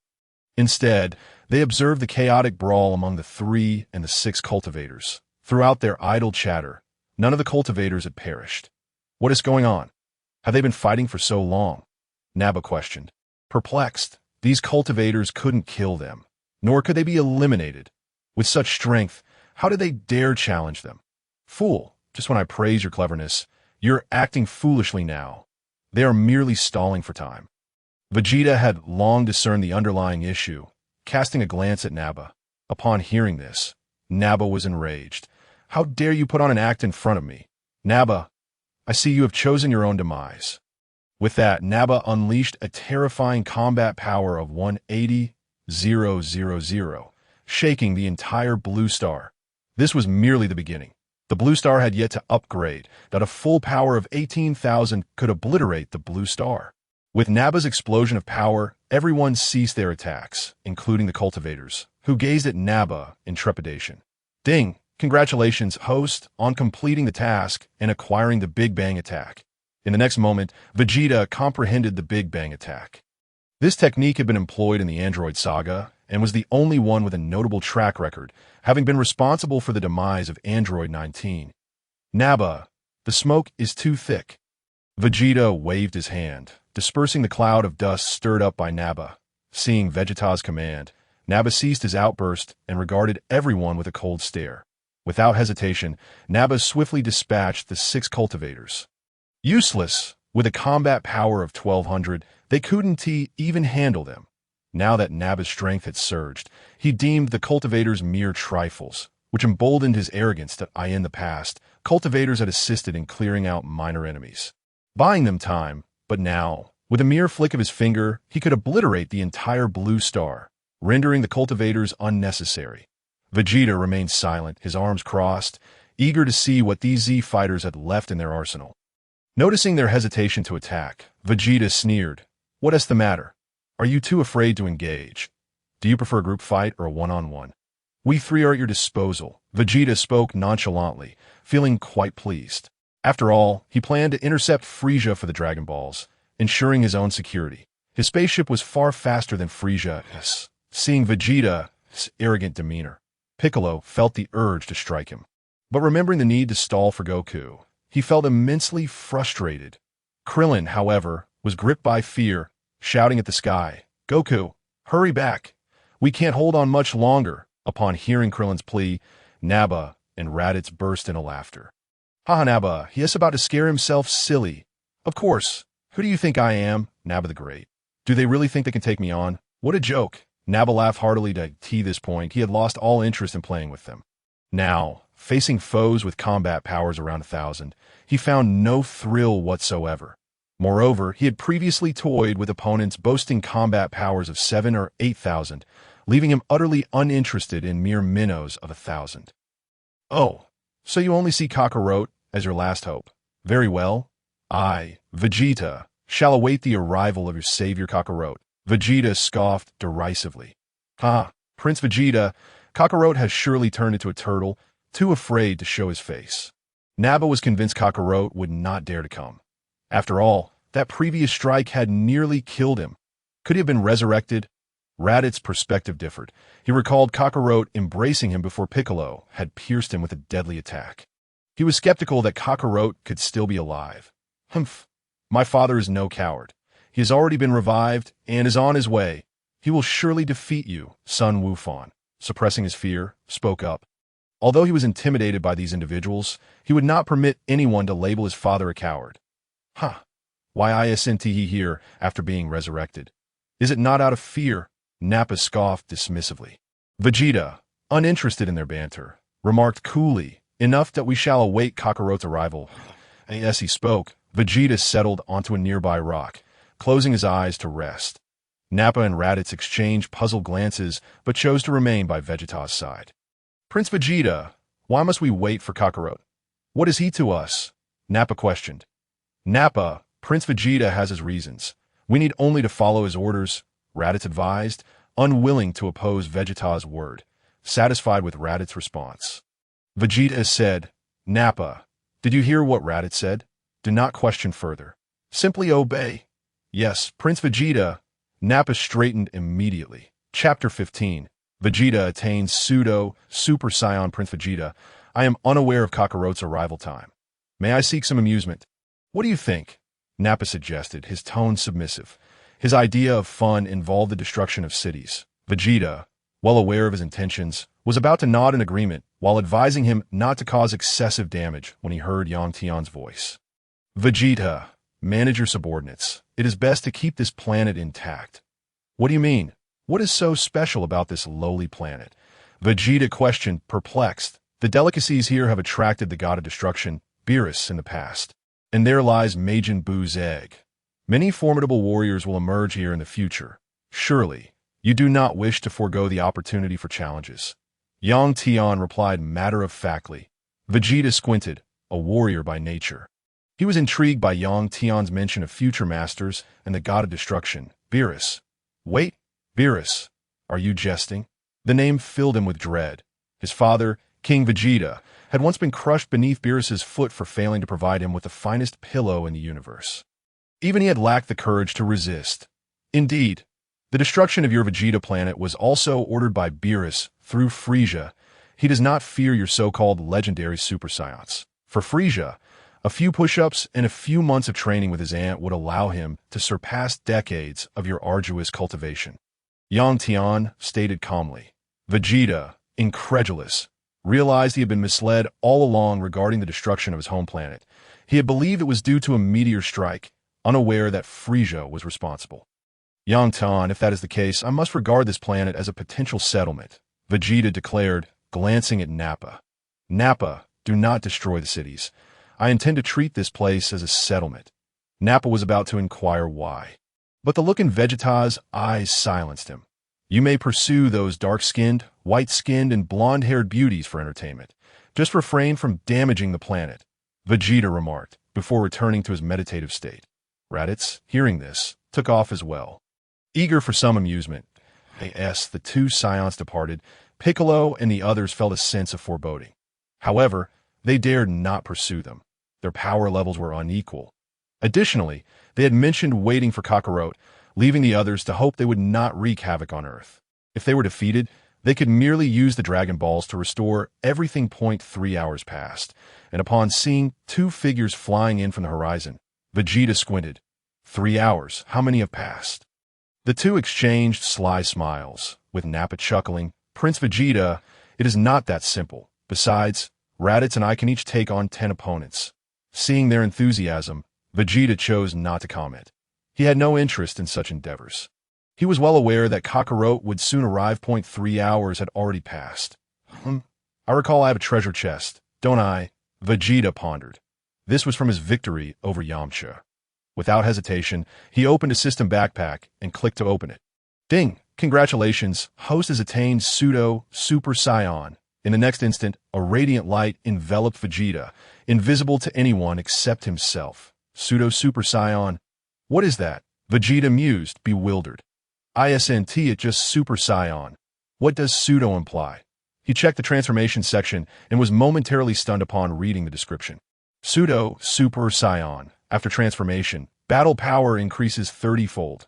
Without a moment's hesitation, Vegeta clenched his fists and shouted, "Ha!" In the next moment, Vegeta's hair stood on end. Oh no, it was already spiky. His hair turned a light red, and the previously white aura transformed into a golden hue. Moreover, Vegeta's pupils vanished, giving him an almost frenzied appearance. The ground around Vegeta cracked under the pressure of his aura, fissures spreading everywhere. What is this energy? Piccolo and the others' expressions shifted dramatically. Nappa and Raditz were sent flying, caught off guard by the force of Vegeta's sudden burst of energy. Prince Vegeta, what is happening? Nappa shouted, staring at Vegeta in disbelief. Raditz, too, was rendered speechless. Ha! Oh wow! Super Vegeta! Nappa, Raditz, this is the transformation into Super Saiyan. Oh no, Pseudo! Vegeta cackled wildly, then realized he had misspoken and corrected himself. He could feel the surge of energy within him. At the same time, he glanced at the system to check his battle power. 75 million! Such terrifying power! What? Super Saiyan. Isn't that merely a legend? Raditz gasped in disbelief. Nappa was equally astonished, his mouth agape. Humph, what of it if I? Vegeta, am superior and have mastered this transformation? Vegeta scoffed. The two nodded, not daring to refute. Subsequently, Vegeta cancelled the transformation. How formidable! How powerful would I be in the complete Super Saiyan form? Vegeta contemplated. The overwhelming sensation of the transformation left him somewhat disoriented. But he considered it a normal occurrence. Vegeta, transforming will induce a sense of madness. You should transform frequently to temper this arrogance. The battle power of Super Saiyan 1 is 50 times your base power. Meaning the stronger your base form, the stronger your transformation. Tian explained calmly. Vegeta found this reasoning compelling and resolved to practice his base form more diligently. As for Tian's comment about the arrogance that accompanied transformation, he felt it was inconsequential. After all, he was the proud prince of the Saiyans. Such arrogance was only fitting. He never anticipated that the base form of Super Saiyan 1 could be 50 times stronger. Truly astonishing. Vegeta mused, Ha. This is merely the beginning. There will be Super Saiyan 2, Super Saiyan 3, and even Super Saiyan 4 and 5. There are also Super Saiyan gods, Tian stated casually. Hearing this, Vegeta felt a surge of impatience. Tian, quickly issue the tasks. I desire these transformations. Vegeta urged eagerly. There's no rush. Take your time and progress steadily. You must rely on your own cultivation of base power. Once your base power increases, your transformations will become even more formidable. I understand. Tian, Vegeta replied, then glanced into the distance that a powerful energy was approaching. This individual was none other than Kakarot. Vegeta crossed his arms and declared to Namek and Raditz. Kakarot is on his way. I shall handle him. Yes, Prince Vegeta. Yes, Prince Vegeta. The two stood at attention, resembling dutiful bodyguards. Chapter 16. Sun Wukong versus Vegeta. As Vegeta awaited Kakarot's arrival, Piccolo and the others returned. They too sensed Sun Wukong's energy. Before long, Sun Wukong appeared before Vegeta and the others. Upon seeing Kakarot, Raditz was filled with rage. Kakarot, why have you arrived so slowly? Hearing someone call his name, Sun Wukong turned and was taken aback upon seeing Raditz. Raditz, aren't you supposed to be dead? Humph. If you can be resurrected, why can't I? Do you possess the Dragon Balls? Isn't it true that they can only resurrect one individual at a time? Goku inquired. Puzzled, Raditz offered no explanation, instead glaring at his brother with irritation. Kakarot, I shall grant you one final opportunity to join us. Silence. Do not utter such words. I shall not ally with you in your conquest of other planets. You vile beings had best vacate, lest I show you no mercy. Goku abruptly interrupted Raditz. Kakarot, you are truly obstinate. Raditz expressed a mix of frustration and concern, realizing they had both faced death before. Kakarot, our race is nearly extinct. I implore you to contemplate the fate of the Saiyan lineage. If revitalization must come by such means, I refuse. Goku remained steadfast in his refusal, then turned to them. Who was responsible for Yamcha's demise? At this moment, Goku felt less fury than in the original narrative, as most of the Z fighters were still present, with Yamcha being the only casualty. What a foolhardy endeavor! Prince Vegeta, what shall we do? Raditz gazed at Vegeta. It matters not, Vegeta replied dismissively, for he was eager to deliver a beating to Kakarot. Witnessing another version of himself escape had left him quite displeased. Kakarot, the Yamcha you speak of was slain by my hand. Do you wish to avenge him? Vegeta crossed his arms, a smirk adorning his face, clearly dismissing Goku, who possessed merely a fraction of his power. Humph. Naturally, he was my ally. Let us engage in battle, as Goku spoke. He glanced at Piccolo and the others. Piccolo regarded Goku. Son, do you have confidence in this endeavor? To be candid, my confidence is limited, yet must be tried. Mustn't it? Goku replied, beads of cold sweat forming on his brow. For he sensed an overwhelming strength emanating from Vegeta. This power left him feeling breathless. Ding! Task activated. Inflicts severe injury upon Kakarot. Task reward. Infinite energy. What? Infinite energy. Vegeta's expression shifted dramatically, just as he intended to teach Kakarot a lesson. He heard a voice echo in his mind. The prospect of such a reward left him astounded. Infinite energy. It must be noted that their ki blasts and heated battles consumed vast amounts of energy. Ding! Does the host accept the task? Accept! I must accept! Vegeta roared within. With this ability, his royal Saiyan combat techniques would be at his disposal. More importantly, he could finally utilize his most energy-consuming ultimate attack. Hahaha, Kakarot, you have truly surprised me. Vegeta laughed heartily, swiftly dashing to the battlefield. Goku's expression shifted. He could not even perceive Vegeta's speed. This is far too swift. I shall grant you the opportunity to strike. Kakarot, lest you miss your chance. Vegeta stood with arms crossed, refusing to strike first against one he deemed weak. Are you so confident? Indeed, I am a combat genius among Saiyans, while you are merely a low-class warrior. Low-class warrior? Even a low-class warrior may one day surpass a genius, Goku declared, striking a classic pose.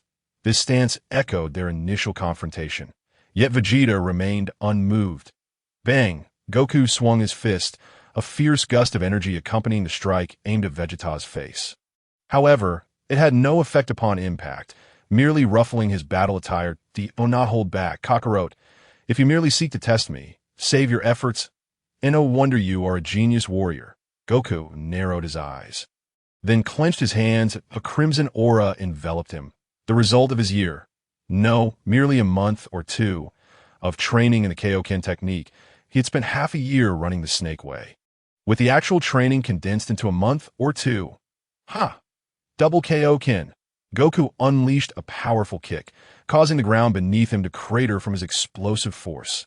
A punch boasting a battle power of 16,000 barreled toward Vegeta's face. Vegeta effortlessly evaded the attack. Goku, undeterred, swung his fists in a flurried Adadadada.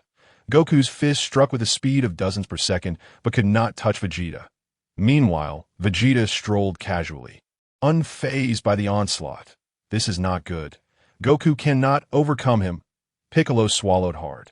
Tian and Krillin, witnessing this, were taken aback. It was the first time they had seen Goku falter. To them, Goku was their savior. Come on, Goku, you can do it. Krillin clenched his fists, cheering Goku on. Goten and Tian echoed his encouragement. Meanwhile, the incapacitated Yamcha lay in disarray. Were he able to speak, he would undoubtedly lament, "Why am I always the one who gets hurt?" North Kai's planet. Goku, this Vegeta is more formidable than anticipated. Do not overextend yourself, or you will not withstand the triple Kaioken. The North Kai closed his eyes, observing the unfolding events on Earth. For Goku had already unleashed the triple Kaioken. His body was bearing the strain, yet the result remained unchanged. He could not land a blow on Vegeta. Damn it, I have employed the triple Kaioken. Why can I not strike him? Goku's face contorted with discomfort. The toll of the triple Kaioken was immense, and he felt the onset of backlash. Ha! Kakarot's battle power is insufficient to even brush against Prince Vegeta? What a delusion! Nappa observed, hands in his pockets. This is pitifully weak. He had no desire to personally torment Kakarot. Over the course of the year, Kakarot had indeed grown stronger, but he still fell short in comparison to Prince Vegeta. Raditz concurred. Nappa, hearing this, scoffed. Short? Just how short is that? As he spoke, he formed an OK sign, with his thumb and index finger not quite touching, indicating just that little gap. Ha! What an apt metaphor, Nappa! Raditz laughed heartily. Meanwhile, the battle reached a fever pitch. Goku unleashed the quadruple Kaioken. The heightened red aura surged even more. Chapter 17. Quadruple Kaioken. Goku severely injured. This is my quadruple Kaioken, my final gambit. Goku's veins bulged, clearly straining under the side effects of the Kaioken. Kaioken quadruple. Goku shouted, throwing his head back. From afar, the Kaioken's master shouted, Goku, halt! The quadruple will ruin your body. I care not for such warnings. Goku gritted his teeth, then clasped his hands together, forming a flower bud shape. This was his ultimate technique, the Kamehameha wave. As he uttered the final word, a brilliant blue beam surged toward Vegeta, evidently intent on engulfing him. Indeed impressive, but I am no longer the same. Vegeta smirked, then transformed into a false Super Saiyan. Boom! The ground around Vegeta caved in as the Kamehameha wave was deflected by the shockwave. Goku was left astonished at this sight. What? Such a terrifying aura. Goku exited the Kaioken state, staring blankly at the scene before him. Vegeta, with an expression of cold indifference, his crimson hair and pupil-less eyes, declared himself the true sovereign. Kaioken, the side effects are so severe. It pales in comparison to my transformation. Remember this, Kakarot. This is the false Super Saiyan. As Vegeta's words resonated, he appeared before Goku, who clutched his abdomen and collapsed. As Kakarot lost consciousness, Vegeta's indifferent voice echoed. I shall spare you this once. Moreover, your battle power under the quadruple Kyoken is but 32,000. Yet I, Prince Vegeta, possess a staggering battle power of 75 million. Upon hearing Vegeta's words, Goku promptly fainted. He had completely lost his combat abilities. That last punch for Vegeta had shattered his entire meridian system. Ding! Congratulations to Vegeta for completing the mission and acquiring unlimited energy. Upon hearing the system notification, Vegeta reverted from his transformation state and cast a glance at the Z fighters. Where are the Dragon Balls? Hand them over, and I shall spare your lives. You shall not succeed. We will never divulge that information to you. Tian replied coldly. He understood that this malevolent Saiyan would undoubtedly use the Dragon Balls for nefarious purposes and thus refused to comply. Krillin felt the same, yet he gazed at them with trepidation. There was no other choice. Their stalwart ally, Goku, was lying on the ground. Prince Vegeta, may I eliminate them? Nappa interjected, seeing that these individuals were stubbornly silent. Enough. Let us find a place to settle, and then we shall head to Namek. Vegeta waved his hand dismissively, showing no interest in dispatching these worthless beings, as for capturing Blue Star to sell at a high price. Forget it. His primary objective was to eradicate Frieza. With that, Vegeta crossed his arms and soared into the distance. They sought to find something to satiate their hunger. Hurry, check on Goku's condition, Krillin exclaimed, seeing them depart without attempting to stop them. What could they use to intervene? The Z fighters gathered around Goku. Noticing his energy was in disarray, clearly indicating that without immediate medical attention, he would succumb to D. Oh, we have any sins of beans? Tian inquired with a furrowed brow. I do not have any. Master Karen mentioned that there were still 2 sins of beans that had yet to mature, but they should be ripe by now. Krillin thought for a moment. All right, let us assist Goku to Karen Tower, Tian declared. However, as they attempted to lift Goku, he cried out in agony that, it hurts. Goku, are you all right? Krillin asked with concern that I won't die. But what about Vegeta and the others? They have departed. We lack the strength to stop them. Let us not dwell on that. I will take you to Karen Tower for some sins of beans, Tian said as he prepared to lift Goku. Goku shook his head and whispered, I still have 1 sins of bean at my waist. Upon hearing this, Krillin reached to feel for it, and indeed, he found a sins of bean. This bean was given to him by Master Karen when he descended from the heavenly temple tea that time. He had received 2, consuming 1 himself. In the original storyline, he had given 1 to Gohan and 1 to Krillin, splitting them in half. In the next moment, Goku sprang back to his feet, his combat power skyrocketing to 90,000. It could be said that the sins of bean significantly expedited the healing process. In the original storyline, there were medical devices that aided Goku's recovery. Thus, the near-death effect triggered by consuming the sins of bean was minimal. Otherwise, after Jinu's body swap, when Goku emerged from the healing pod, his combat power would have soared from 90,000 to 3 million. I now feel my body brimming with strength, Goku exclaimed joyfully. However, recalling the overwhelming power Vegeta had unleashed, he felt disheartened. Vegeta is too powerful. Raditz spoke the truth. His 2 comrades are formidable. Goku slumped down on the ground, feeling dejected. I have trained so diligently, I never imagined I would still be outmatched. Goku, something feels amiss. Piccolo, the strategist, interjected. What is it, Piccolo? What feels wrong? After Raditz was revived, his combat power remained the same as it was a year ago, but he consumed a fruit that drastically boosted his energy. Evidently, they all consumed that fruit. Piccolo gazed into the distance, deep in thought. Goku furrowed his brow upon hearing this.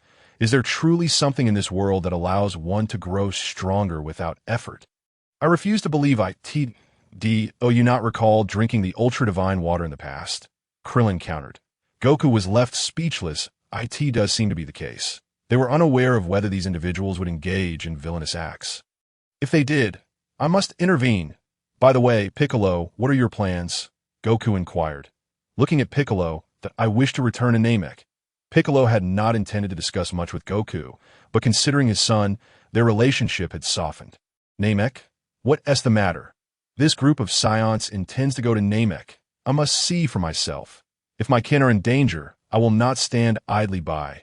Piccolo raised his gaze to the heavenly temple. As if to say, old man, you think the same, do you not? However, he was not yet ready to fuse with the Guardian, at least not at this moment. What? Vegeta and the others are heading to Namek. Then we must go as well, Goku exclaimed as he stood up, only to feel lost again. But how do we get there? As soon as Goku finished speaking, the Guardian's voice echoed in his mind. Goku, I previously had a spaceship here. I will have Bubbles take you there. You can give it a try. The Guardian was aware of Piccolo's intentions. The two were essentially one up very well. Great Guardian, Goku mentally affirmed. Then turned to Piccolo to relay the Guardian's message. That old fellow. All right, let us wait here for Bubbles, Goku said, instructing Krillin to secure Yamcha's body so that he could be revived in a year. Meanwhile, Gohan excitedly rushed over and embraced Goku. The two shared a tender moment of familial affection. Chapter 18. Vegeta's combat power reaches 4 million, nightfall. Having found a place to rest, Vegeta closed his eyes to meditate. How long until Frieza arrives at Namek? Vegeta was still quite concerned about Frieza's movements, as it would allow him to prepare accordingly. He will arrive at Namek in 1 month? Oh, in that case. We still have time. Vegeta squinted slightly, then glanced towards Nappa and Raditz in the distance. Nappa, Raditz, take these next few days to sow your seeds well. We shall depart in a few days. Yes, Prince Vegeta.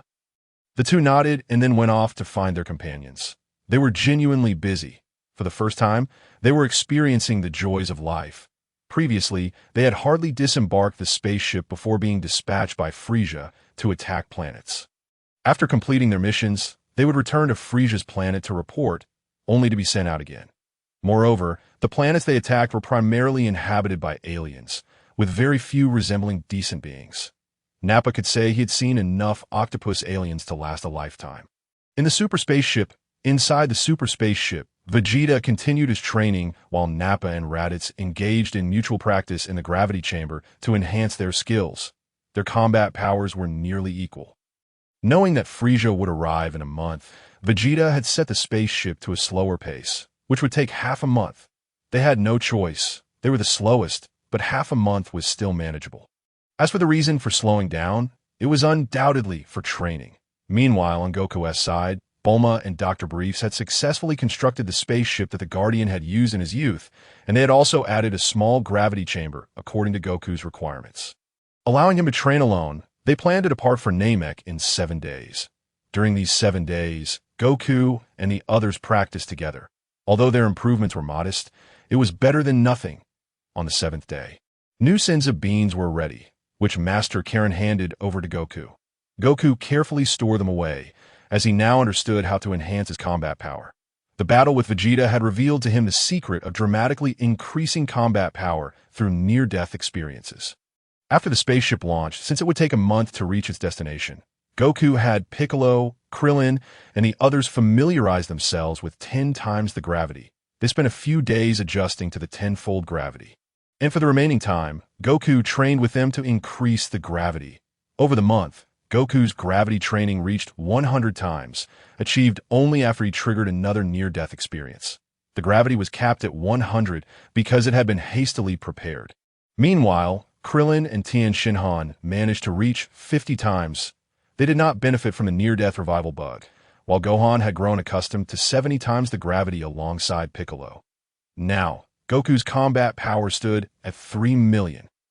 Having faced death twice and accustomed to the immense gravity of 100 times, he had already attained combat prowess comparable to that during his time on planet Namek. It can only be said that Vegeta's little wings spurred Son Goku. allowing this child of fortune to grow stronger. Piccolo's combat power stands at 200,000. Gohan's is 250,000. Krillin and Tian Shinhan each possess a power level of 120,000.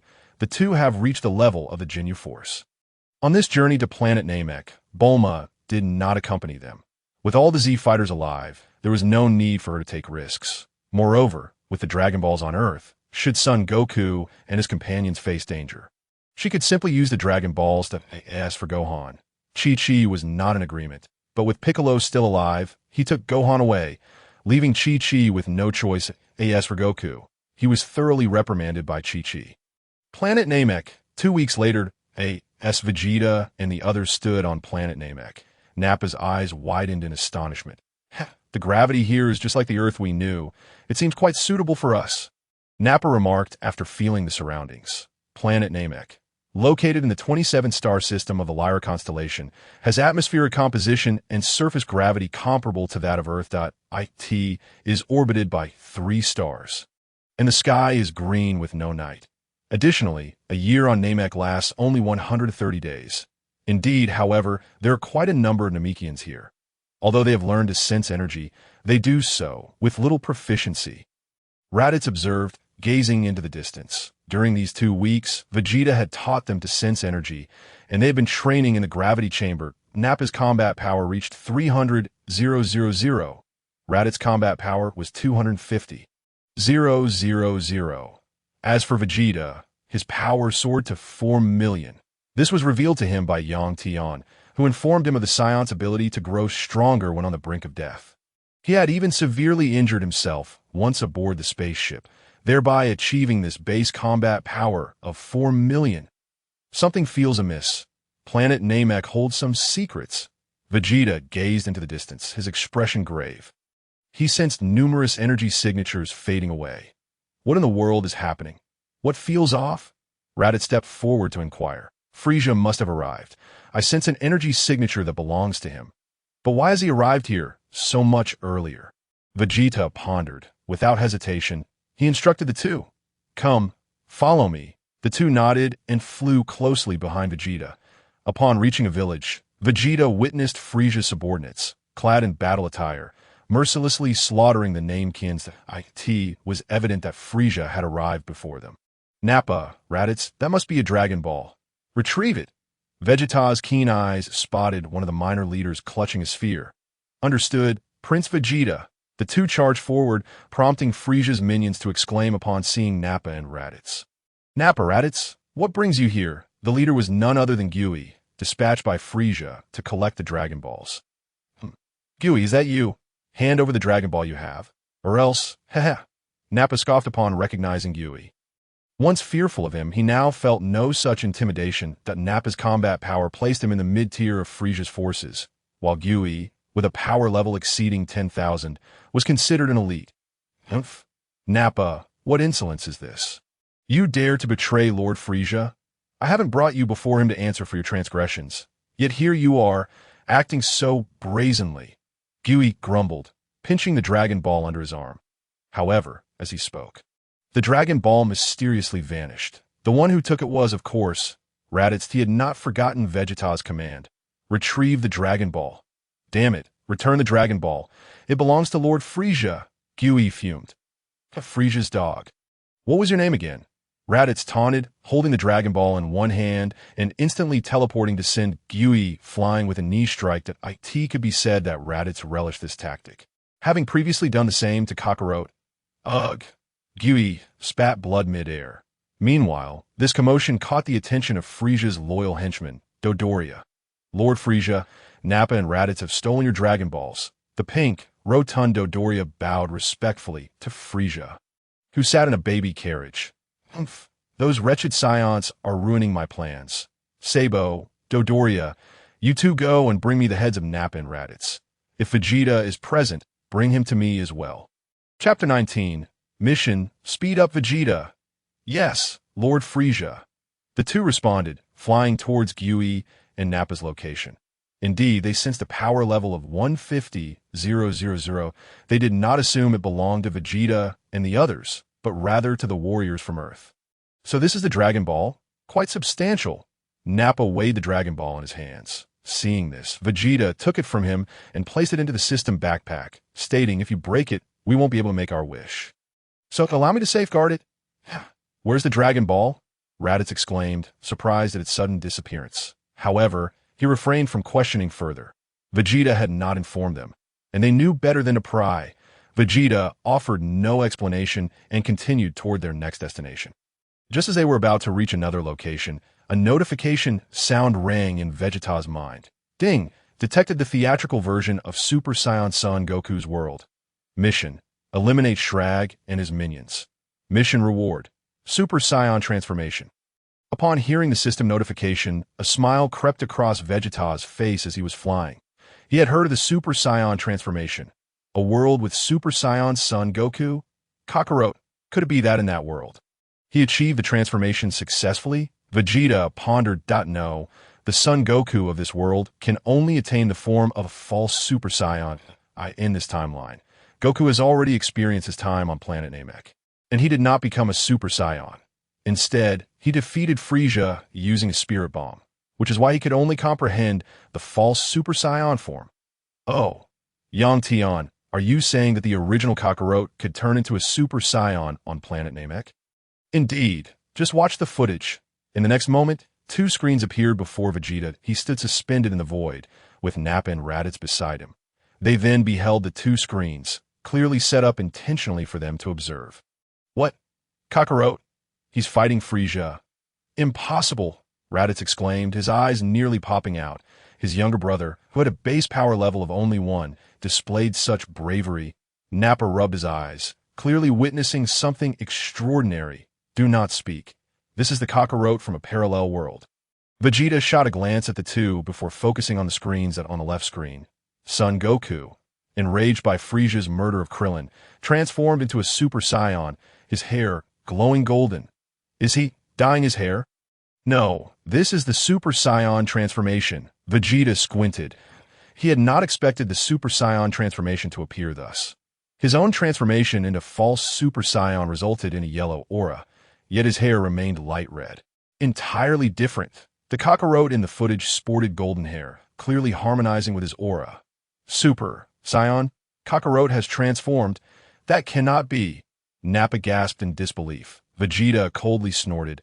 I told you this is a parallel world. There are countless possibilities. Enough. It is difficult to explain this to you. Just watch. They then witnessed Frieza being thoroughly beaten by Kakarot.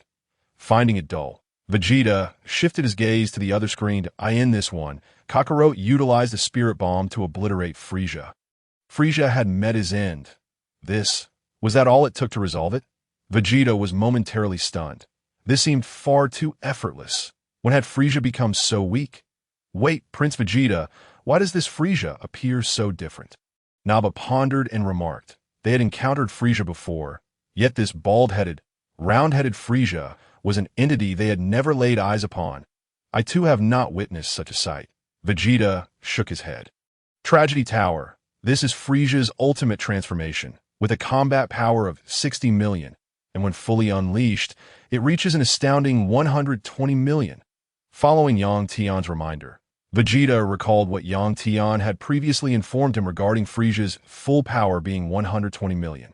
However, he was oblivious to the fact that this Frieza was capable of transforming. It could be said that Frieza truly excelled at concealing his strength.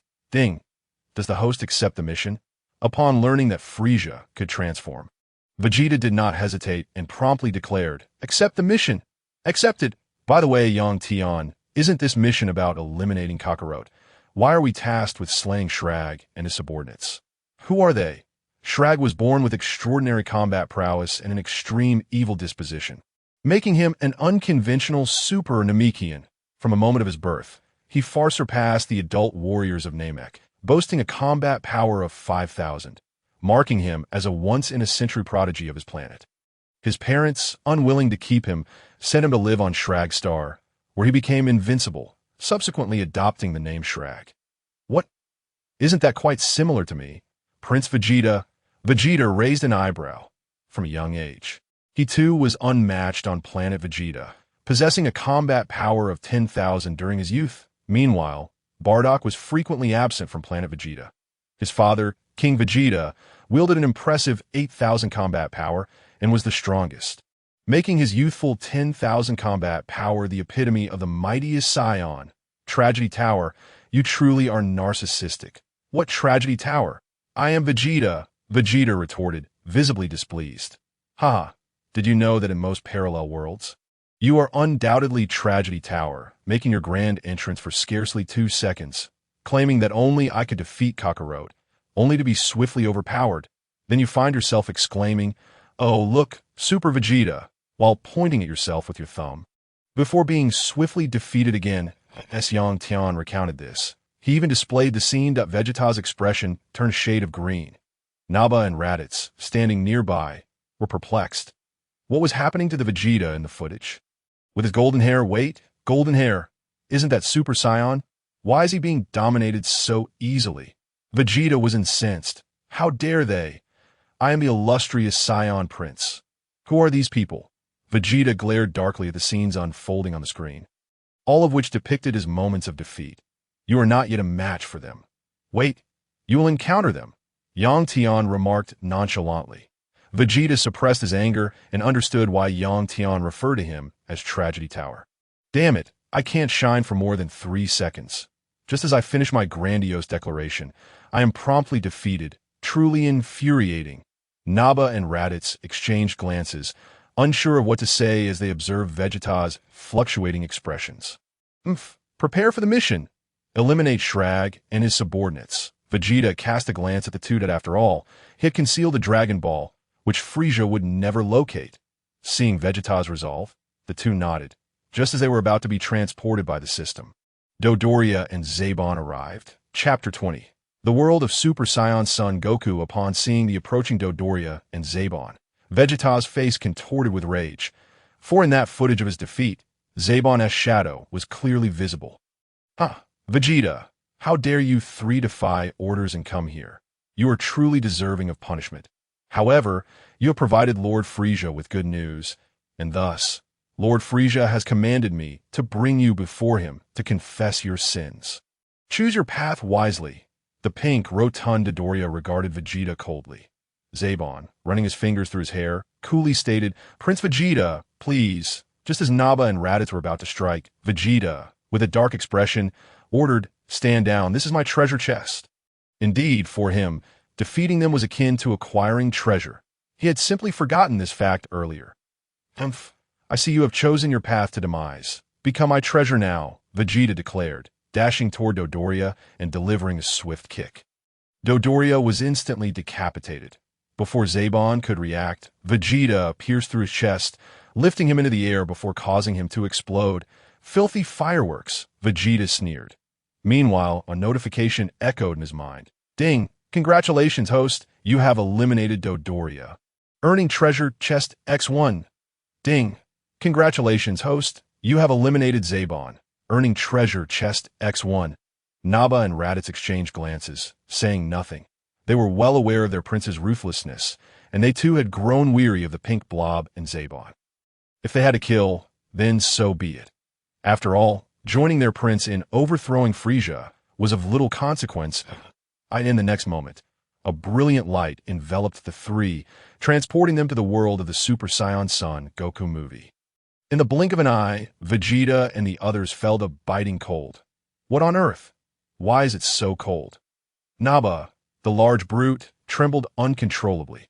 The reason for the frigid temperature was that Shrag had enveloped the earth in darkness, blocking out sunlight. With the earth deprived of sunlight for an extended period, it grew increasingly cold. This had also resulted in Kakarot transitioning from a balanced fight against Shrag to being utterly dominated. Shivering from the cold, Son Goku realized that in such a state, he could hardly hope to contend with Shrag, who was unaffected by the weather at that moment. Shrag had used the Dragon Balls to restore himself to his youthful prime and was currently pummeling Kakarot. The cold is to be expected. Just look at the sky. Raditz gestured for Naba to observe the heavens. Naba and Vegeta looked up to see ominous clouds looming overhead. What is that? What on earth is happening? Naba questioned, bewildered. He hurled a ki blast at the clouds, but it had no effect. Don't waste your energy. Let us find Shrag, Vegeta declared. Noticing that Naba's energy blast merely pierced the cloud cover, it was evident that a greater force was required to disperse it. Yet Vegeta had no intention of wasting time on that. He was eager to confront Shrag. All right, Prince Vegeta, I sense 2 energy signatures over there. Raditz indicated a direction in the distance. That location was where Kakarot was engaged in battle with Shrag. What are we waiting for? Let us go take a look. Upon their arrival, Vegeta and the others suppressed their energy. Having learned the benefits of energy control, they refrained from wasting any excess. Vegeta, however, was indifferent. He now possessed infinite energy. Whether he suppressed it or not mattered little, as his objective was to confront Shrag, and he naturally wanted to ensure that Shrag was aware of his presence. Is that Shrag? Kakarot is actually at a disadvantage, Naba remarked, observing the battle from the sidelines. Naba, can you foresee the outcome? Raditz chuckled. Of course. My combat power is a staggering 300,000 when transformed into a great ape. That rises to 3 million. Naba laughed heartily. 3 million combat power. That's no small feat. That oversized form of yours can be discarded. I'll teach you both the great ape transformation later, Vegeta scoffed. This great ape transformation was akin to becoming a giant monkey, but in a more human-sized form, essentially a scaled-down gorilla. While their height may have diminished, their combat power would still enjoy a tenfold increase. Thank you, Prince Vegeta. Naba and Raditz expressed their gratitude, particularly Raditz, who would lose his senses upon transforming. If he could learn the technique, it would be a boon. Vegeta, having received insight from the system, knew that as long as he shared the secret, they could practice and surely succeed. Given that both were loyal subordinates, he had no reservations about imparting this knowledge. Meanwhile, on the other side, Son Goku was no longer evenly matched, but was instead being soundly beaten. Shrag delivered a powerful blow that sent Son Goku crashing into a building. Cold and exhausted, Son Goku attempted to flee. He had no remaining strength to contend with Shrag. Saiyan, is this all you are capable of? You scurry about like a mouse. Shrag erupted into laughter, reveling in the thrill of a cat catching a mouse. He then strode directly before Sun Wukong, gripping his collar with his left hand while his right hand swung powerfully. Delivering punch after punch to Wukong's face and abdomen, he laughed maniacally. The fighting race of Saiyans. Is that all you've got? But just as he finished speaking, a voice resonated above him. Is that all? It is you who has fallen short. I have exhibited a combat power of 4 million, yet you failed to even perceive my presence. You have truly disappointed me. Vegeta, arms crossed, wore a mocking expression, flanked by Raditz and Nappa. Who is speaking above me? Shrag furrowed his brow, turning to see the 3 above him. Who are you? He scrutinized them, but upon noticing the tails of Nappa and Raditz, he paused, then burst into laughter.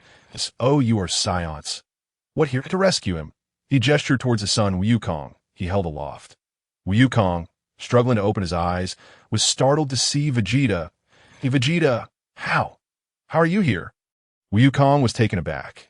After the battle on Namek, he had used a spirit bomb to annihilate Frieza. Subsequently, he wished upon the Dragon Balls to resurrect those slain by Frieza, except for the villains. Thus, the Vegeta of his era had not been revived. Kakarot, that was a pathetic display that I've been watching for quite some time. And you, my friend, are the one who truly resembles a lowly fighter, Vegeta derided. They say he has always been second best for eternity. And this is the result.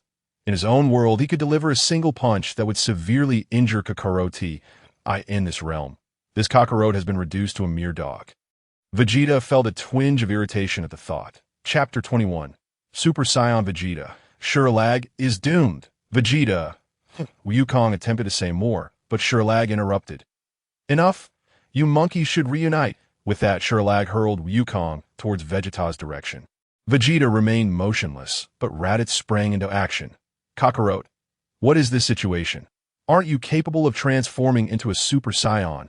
Raditz frowned, recalling Vegeta's claim that this world belonged to Super Saiyan's son Wukong.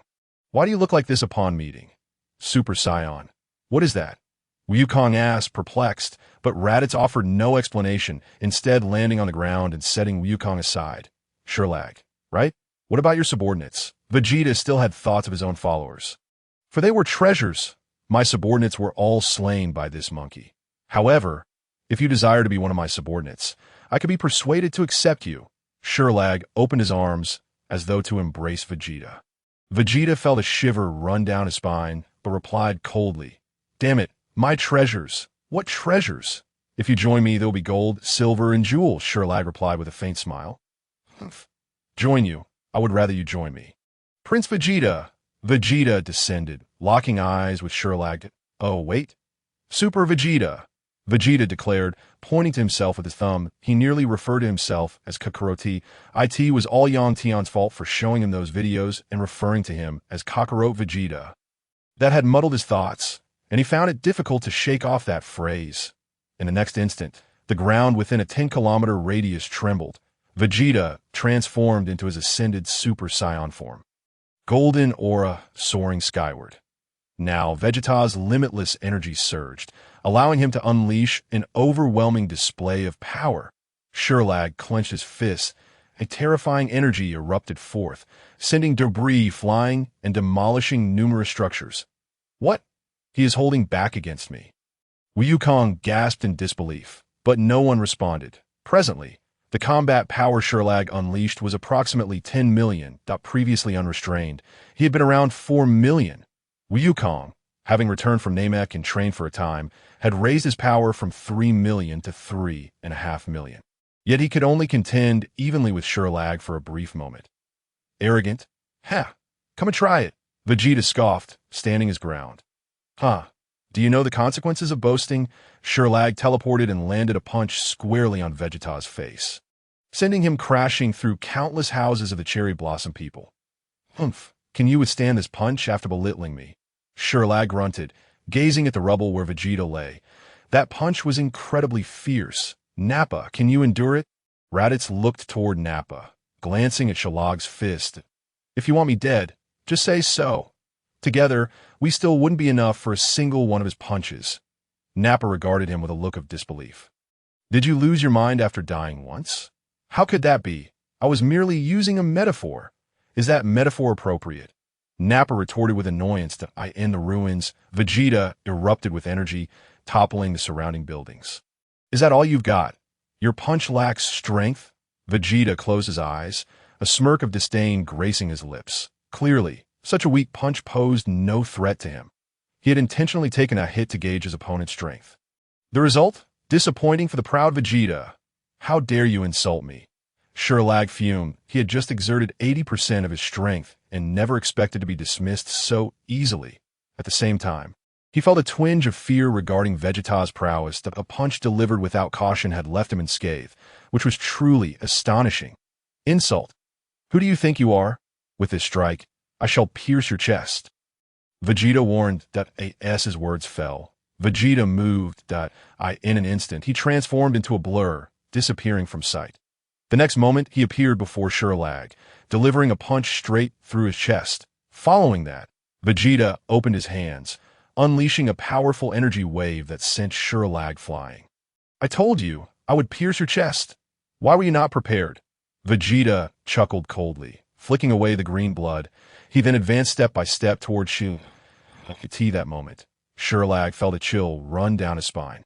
Just moments ago, he had failed to perceive Vegeta's speed. "Next, I shall scatter your ashes to you hear me?" Vegeta approached menacingly. Sherlag gathered energy in his hand, hurling it to the ground to create a cloud of dust. Without hesitation, he soared into the sky. He intended to flee. Vegeta was far too terrifying. That last punch and energy wave had severely wounded him. "Think you can escape? You, with a mere combat power of 10 million. Vegeta sneered. Gathering energy in his hands, he released an energy wave, directing it straight at Sherlag, who was now in the air. Feeling the intense energy behind him, Sherlag turned. But as he did, he was engulfed by the energy wave. Boom! An explosion resounded as Sherlag was obliterated. This technique Vegeta had once used against Nappa, turning him to ashes. Sherlag was no more. The Sherlag of Krillin's world never even had the chance to transform. His transformation could reach up to 60 million in combat power. Did AS for why he did not transform. It was because he had been caught off guard with a hole pierced through his chest. He was already frightened by Vegeta's overwhelming power. With Vegeta's ascended energy, the notion of Super Saiyan at full power ceased to exist. He was fully charged, with no leaks to speak of. One could only say that Vegeta's boundless energy was akin to a glitch in existence. Ding! Congratulations, host Vegeta, on completing the task and obtaining the ability to transform into a Super Saiyan. In the next moment, Vegeta comprehended the transformation technique of the Super Saiyan. Without a hint of hesitation, he unleashed a powerful roar. The terrifying golden aura surged even higher. His hair shifted from a subtle red hue to a brilliant gold. His pupils transitioned from void to vibrant. Haha, a Super Saiyan. A Super Saiyan? I, Vegeta, have transformed into a Super Saiyan. Vegeta laughed heartily. The wave of energy swept in all directions, dispersing the ominous clouds. At this moment, Vegeta's combat power soared to 200 million in his base form. It stood at 4 million, and upon transforming into a Super Saiyan, it multiplied by 50, breaking through the mist to reveal the clear sky. The dark clouds of Frieza vanished, and the sun emerged once more. Chapter 22. Vegeta turns the tables. Vegeta, is this your Super Saiyan transformation? Nappa inquired, approaching with curiosity. Raditz stared in astonishment at the scene unfolding before him. They were witnessing a Super Saiyan for the very first time. Oh no, the legendary one. Indeed, this is what it means to be a Super Saiyan. Vegeta smirked wickedly. One could say this power is truly magnificent. Haha, no wonder you are Prince Vegeta, a rare genius of a millennium. Raditz exclaimed in admiration. Nappa nodded in agreement. Just then, Kakarot, Son Goku, arrived. He gazed at Vegeta in surprise, asking Vegeta, what is happening? Haha, Kakarot, you look rather disheveled. This is the transformation into a Super Saiyan, Vegeta replied with a chuckle. He then turned to the two others. The mission is complete. We must depart. As soon as Vegeta's words fell, the three were teleported away. I asked that Vegeta and Raditz. Piccolo stumbled over, inquiring. Yes, I'm not sure what is going on. It seems they appeared out of thin air, especially Vegeta. His aura is terrifying. Son Goku shook his head, equally perplexed. I hope they don't bring calamity upon Earth. Otherwise, I might have to fuse with him. Piccolo frowned, but he worried needlessly. Vegeta and the others were not from their world. Namek, back again. I wonder what reward Nappa will receive this time. Nappa recognized the surroundings and realized they had returned to Namek. Rewards? What rewards? Raditz asked, looking at Nappa, puzzled. Aha! Following Prince Vegeta on missions guarantees rewards. Nappa chuckled. Just as Nappa's voice fell, he heard the sound of rewards being granted. Ding! Congratulations to Nappa and Raditz for assisting Vegeta in completing the mission. You have acquired the transformation into a Mimic Super Saiyan. In an instant, a beam of light emerged through a spatial rift, directly engulfing the two. What? A Mimic Super Saiyan. Vegeta heard the announcement, his eyes widening in disbelief. Damn it! Is this becoming commonplace? Thankfully, I've already attained the Super Saiyan transformation. Otherwise, I would be on the same level. Boom! Boom! The sound reverberated as Nappa and Raditz transformed into Mimic Super Saiyans. With the existence of this system, akin to a cheat, they could transform directly, regardless of their power levels. Truly astonishing. Prince Vegeta, where shall we head next? Nappa boasted with his golden aura. However, Vegeta ignored him and instead focused on Raditz. Raditz's red hair looked particularly flamboyant. Raditz, don't you find that hair of yours cumbersome? Not at all. I think it looks great, Raditz replied, admiring his long locks. The hair of Saiyans generally remains fixed in shape and does not grow unless cut. Then it returns to its original style. Enough chatter. Let us fly over there and see if we can gather the Dragon Balls, Vegeta declared, soaring towards another village. Nappa and Raditz also reverted from their transformed state. Bang! Bang! As Nappa and Raditz transformed, Frieza's sensors exploded simultaneously. What is going on? Frieza glanced at the debris of the sensors scattered on the ground. Moments ago, the sensors had detected two powerful energy signatures. Before he could react, they detonated. Lord Frieza, our sensors have also exploded. A subordinate approached respectfully. Go. Relay my orders. Deploy my Ginyu Force, Frieza commanded. eyeing the 2 Dragon Balls aboard his spaceship. He must obtain all 7 Dragon Balls. Only then will his wishes for immortality and height be fulfilled. Indeed, he desired both immortality and increased stature. Vegeta, you have truly surprised me. Huh. Vegeta arrived at the next village but found no Dragon Balls. Meanwhile, Frieza's minions were swiftly eliminated by Nappa and Raditz. As for Vegeta, he had yet to make a move. The 2 had already taken care of it. The reason was simple. With their mimic Super Saiyan forms, they transformed upon meeting and unleashed energy blasts that rendered the foes utterly helpless. How many Dragon Balls does Frieza possess? Vegeta pondered. Clearly, the Dragon Balls had fallen into Frieza's hands. But how many? He did not know. Forget it. I'll open the treasure chest for now. Vegeta accessed his system backpack and discovered 2 treasure chests, obtained from defeating Zarbon and Dodoria. Ding! Congratulations, Vegeta, for opening the treasure chest. You have gained 1 million combat power? Ding! Congratulations, Vegeta, for opening the treasure chest. You've gained 1 million combat power. Ichem? Only combat power, Vegeta mused. But still, 1 million combat power is quite substantial in the early stages. This 1 million was indeed formidable, though Vegeta was unaware that later on, it would become rather trivial. Open the attributes panel. Host, Vegeta title, none combat power. 6 million, lifespan, immortal transformations, great ape power, Super Saiyan including mimic special moves, Gallic Gun, Dirty Fireworks, Final Flash others, Key Perception, Infinite Key Subordinates, Nappa, Raditz, System Backpack, Senza Beans X9, Super Spaceship System Comprehensive Evaluation, although the host can transform into a Super Saiyan. The host's strength is considerably weak in the 7th universe of Dragon Ball. It is recommended to transform into Super Saiyan 2. Upon reading the final remark, Vegeta felt a surge of frustration. Previously, he was advised to first transform into a Super Saiyan.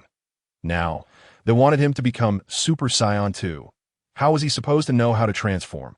Nevertheless, Vegeta decided not to dwell on it and closed the attribute panel. Clearly, there would be tasks ahead. Perhaps the next one would indeed involve transforming into Super Saiyan 2. Without hesitation, Vegeta set off towards Frieza's location. He was ready to turn the tables. With a base power of 6 million. Was there any need to dance around Frieza? Absolutely not. As Vegeta soared through the sky, Nappa and Raditz, in their mimic Super Saiyan forms, struggled to keep pace, lagging behind. Despite their new forms, they still fell short compared to Vegeta's 6 million in base power. Meanwhile, the Ginyu Force happened to be on a nearby planet completing a mission when they received Frieza's orders and promptly made their way here with advanced detectors. Son Goku and the others were still some distance away from Namek. Clearly missing out on this current conflict, it appeared that Vegeta would be tackling the Namek saga solo. As they neared Frieza's location, Vegeta and his companions spotted a towering mountain with a dwelling atop it. This dwelling was the residence of the Grand Elder of Namek. Chapter 23. Vegeta confronts Frieza. What is that? 2 powerful auras. Vegeta furrowed his brow and flew in that direction. As he descended, a Namekian emerged from within. He bore an uncanny resemblance to Piccolo. Who are you? Leave this place at once. Nera glared at Vegeta and his companions. Coupled with their attire, he suspected they were invaders. You are the ones who invaded our Namek, Neru declared, taking on a battle stance. Hey, Namekian, I advise you to watch your words. I have not harmed your kind. Raditz stepped forward. However, Neru erupted with a white aura of energy. Neru's combat power is only 60,000. Raditz scoffed. He dares to intercept me with such feeble strength. You are playing with fire. He cracked his knuckles menacingly. Yet before he could make a move, an elderly voice echoed from inside the room. Neru, let them in. Indeed, the speaker was the Grand Elder. Had he not intervened, Neru would have met his demise. Grand Elder, but no buts. Please let them in. A voice from within urged again. Please, inside is the Grand Elder of our Namekian clan. Show them the respect they deserve. Neru insisted. Vegeta, ignoring him, strode directly inside. Upon entering, the 3 of them were utterly astounded. This aged Namekian was remarkably tall.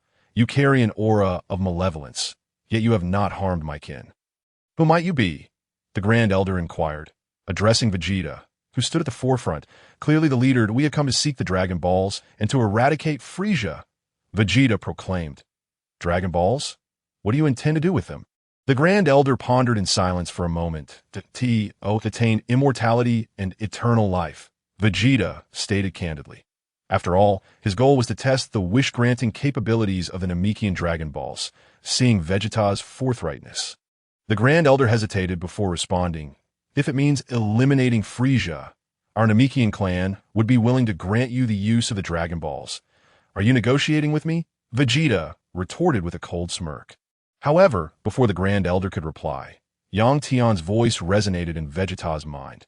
Tragic Prince, should this Grand Elder perish, the Dragon Balls will become useless, so do not feign ignorance before him. Upon hearing Yang Tian's words, Vegeta's expression shifted that he was unaware of this crucial detail. Furthermore, wishing requires the Namekian language, Yang Tian added. Contemplating this, Vegeta bowed his head in thought. Yet, when he lifted his gaze again, he chuckled. That is not an issue. However, I wish to know if my wish can indeed be fulfilled.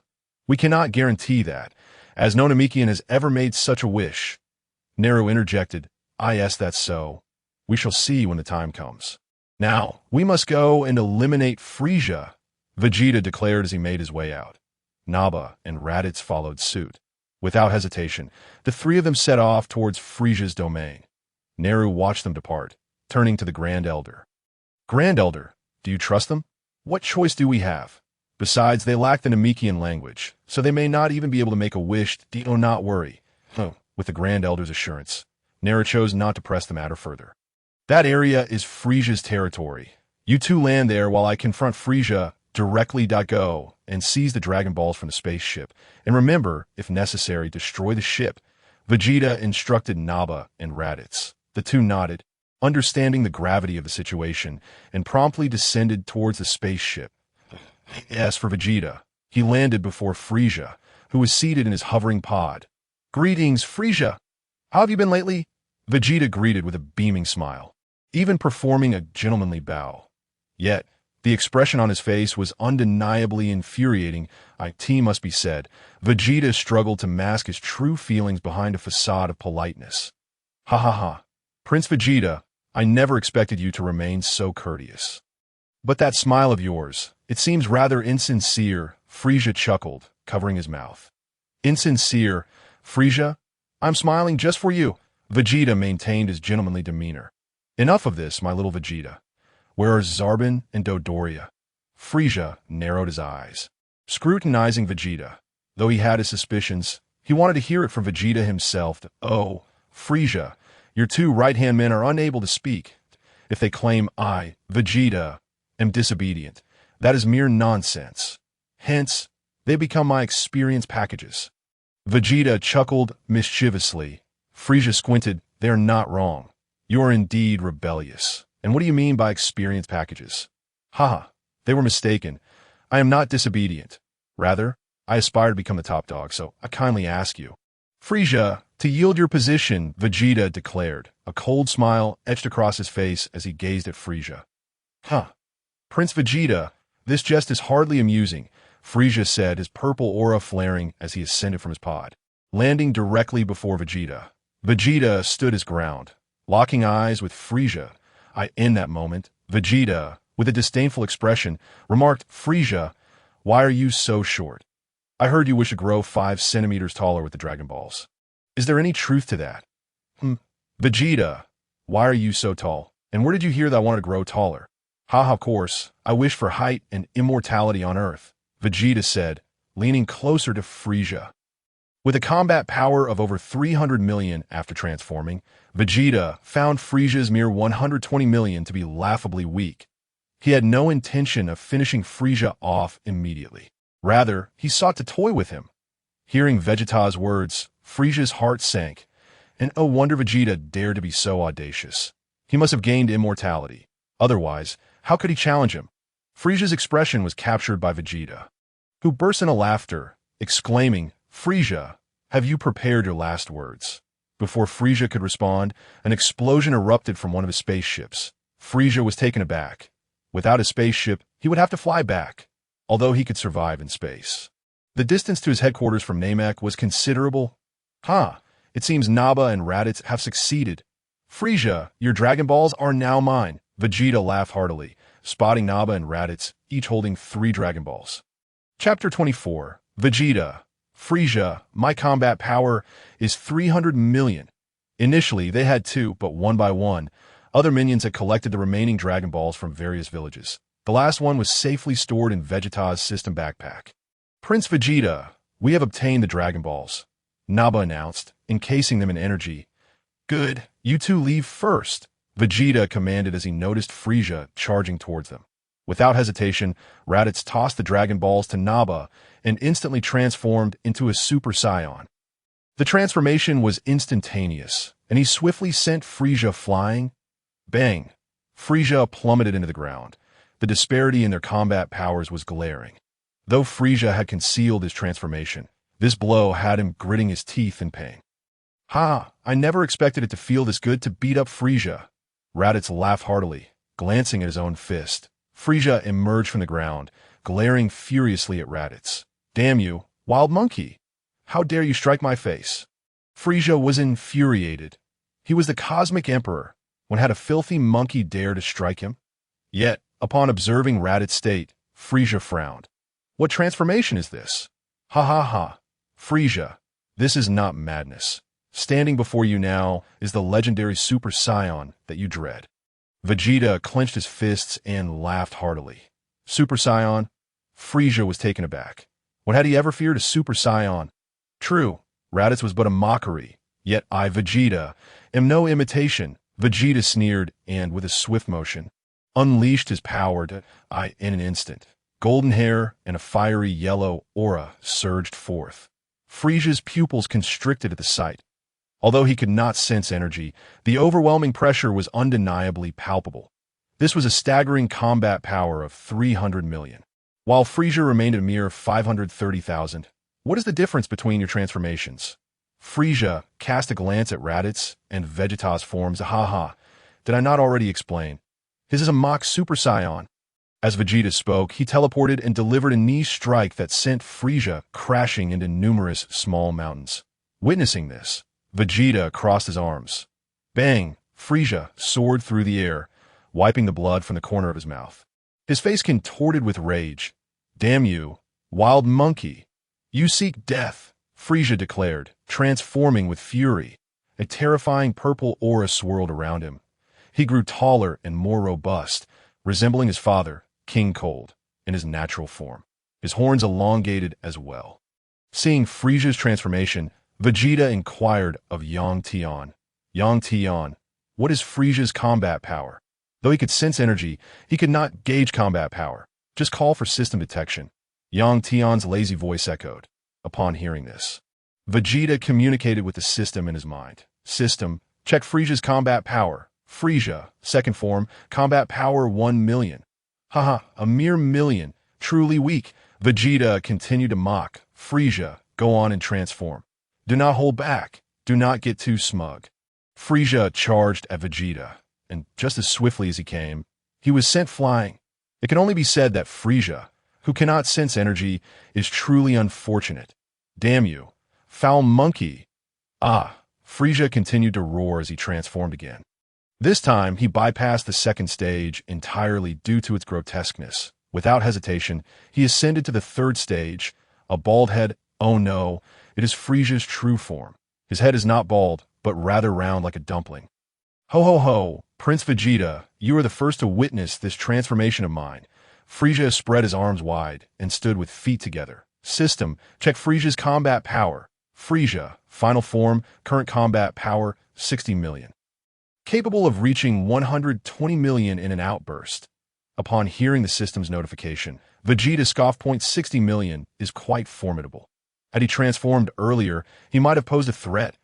Moreover, I currently possess 300 million combat power. Ding, detected Namekian Frieza chapter, mission. Eliminate Frieza to receive a special gift. Ding, does the host accept the mission? Upon hearing the voice, Vegeta unhesitatingly clicked accept. After all, the goal was to eradicate Frieza, and now, an additional task with a reward was at hand. What a prophet this is! Foul monkey! Have you considered how you shall meet your end? You destroyed my spaceship and seized my Dragon Balls, Frieza exclaimed as he unleashed a beam of energy from his finger. Vegeta, with a dismissive smile, met it head-on. You are merely scratching my itch, Frieza. Nanny, enough with the nonsense. Your combat power is only 60 million, while I possess 300 million. As Vegeta laughed heartily, he anticipated Frieza's reaction upon hearing of his overwhelming power. 300 million? Vegeta, you must be delusional. It seems your mind is not right. I shall send you on your way. Frieza replied coldly. 300 million. What a farce. Aside from the god of destruction Beerus and Majin Buu, he feared no one. Swish, Frieza vanished from sight, reappearing before Vegeta. Yet Vegeta was even faster, delivering a sidekick that sent Frieza flying.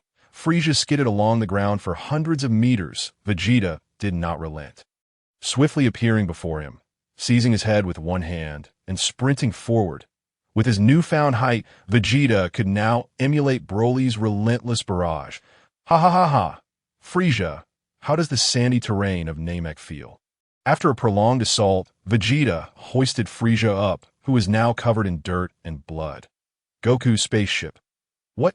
King Kai, you say Vegeta has arrived on Namek? Goku, still aboard the ship, was astonished by the mental communication with King Kai. Indeed, Goku, for reasons unknown, Vegeta has engaged in battle with Frieza, who was once thought to be his subordinate. I am as baffled as you. The North Kai's antennae twitched, clearly astonished by the sight of Vegeta thrashing Frieza. Is Frieza truly that powerful? Indeed, Goku, he is the tyrant of the universe. Frieza, do not even think about challenging him. Moreover, Vegeta has transformed into the legendary form of your Saiyan race, the North Kai side. Super Saiyan? What is that? Goku furrowed his brow. Unaware of what a Super Saiyan entailed, I am not certain. I observe that Vegeta has golden hair and a golden aura. However, you're still several days away from Namek. I suggest you refrain from proceeding, as it is highly likely you will be of no consequence. The North Kai advised. Chapter 25. The Fall of Frieza. Upon hearing the North Kai's words, Goku remained resolute in his decision to go. The North Kai said no more, merely sighing. Goku is a promising warrior, mastering the Kaioken and Spirit Bomb in a short time. That it is a pity he has a penchant for fighting. My heavens. Am I dreaming? This is the first time witnessing Prince Vegeta utterly obliterating Frieza. Nappa marveled at the spectacle, rubbing his bald head in disbelief. Raditz, strike me once and see. Bang! No sooner had Nappa spoken than Raditz's fist crashed into Nappa's face. In pain, Nappa howled. This is no dream. I can genuinely strike you. Raditz laughed. Did you hit too hard? How can one ascertain if it is a dream without a proper test? Never mind. Does Frieza truly possess 60 million combat power? How is it that he stands no chance before Prince Vegeta? Nappa pondered, stroking his chin. Certainly. Even if we transformed into mock Super Saiyans, we would still be no match for Frieza. Did you not sense Prince Vegeta's overwhelming aura? We would perish upon contact. Raditz gazed at Vegeta with trepidation. I could see this moment. Vegeta's golden aura surged, infusing him with a brazen confidence that compelled him to unleash his full power with every strike. Haha, Frieza! What are you doing? Why do you not retaliate? Vegeta pummeled Frieza's chest with relentless fists, each blow causing Frieza's torso to cave in the next instant. Vegeta pressed his palm against Frieza's head. He could have dispatched him in an instant, yet years of servitude under Frieza had cultivated an immense resentment within him, leading Vegeta to relish in tormenting Frieza. Damn you, you filthy monkey! Frieza gasped, his head being pressed down, leaving him utterly humiliated. Yet he found himself powerless to retaliate. Remove your filthy hands, Frieza bellowed, ensnaring Vegeta's wrist with his tail. Vegeta laughed coldly, refusing to release his grip. Instead, he tightened his hold and began to swing Frieza around with fervor. Bang, bang, bang. The surroundings were eerily silent, yet the sound of something striking the floor resonated with startling clarity. Vegeta had lost count of how many times he had struck, ultimately severing Frieza's tail. Blood gushed forth from the severed appendage. Ah, Frieza cried out in agony. You've managed to break free, have you? Do not hold back your strength. I recall your battle power is a staggering 120 million, Vegeta taunted. Damn it all. Frieza seethed, his eyes bloodshot with rage. Suddenly, a ferocious aura erupted, creating a deep crater in the ground that extended for 10 kilometers. This was Frieza unleashing the energy within him in an explosive moment, aiming to send Vegeta flying. However, it proved futile as the dust settled. Vegeta remained firmly planted in place. I shall grant you 1 minute. Otherwise, I will end your life. Vegeta's voice was cold and unyielding. Without hesitation, Frieza entered his energy accumulation mode. His body gradually swelling, but he was prepared to unleash his full battle power. This inflation, unlike the third transformation of a Super Saiyan, did not impede his speed. Rather, it was a comprehensive enhancement of his abilities. Many believe that with 120 million battle power, he lacked speed, but that was a misconception. Hiss, so terrifying, we must leave, Raditz exclaimed, clutching 3 Dragon Balls as he swiftly departed. Nappa followed suit. The intensity of the battle was overwhelming. Remaining close would result in being obliterated by the residual shockwaves. Meanwhile, the Grand Elder observed the unfolding scene. They were engaged in combat. It appeared that this malevolent cosmic emperor was on the verge of defeat. Grand Elder, do you truly believe they can prevail? Nail inquired. Astonished, he had not anticipated Vegeta and the others could achieve such a feat indeed. Our planet Namek shall be saved, the Grand Elder replied, closing his eyes to meditate. His lifespan was dwindling, and the reason he refrained from using the Dragon Balls to extend it was simply because he did not wish to.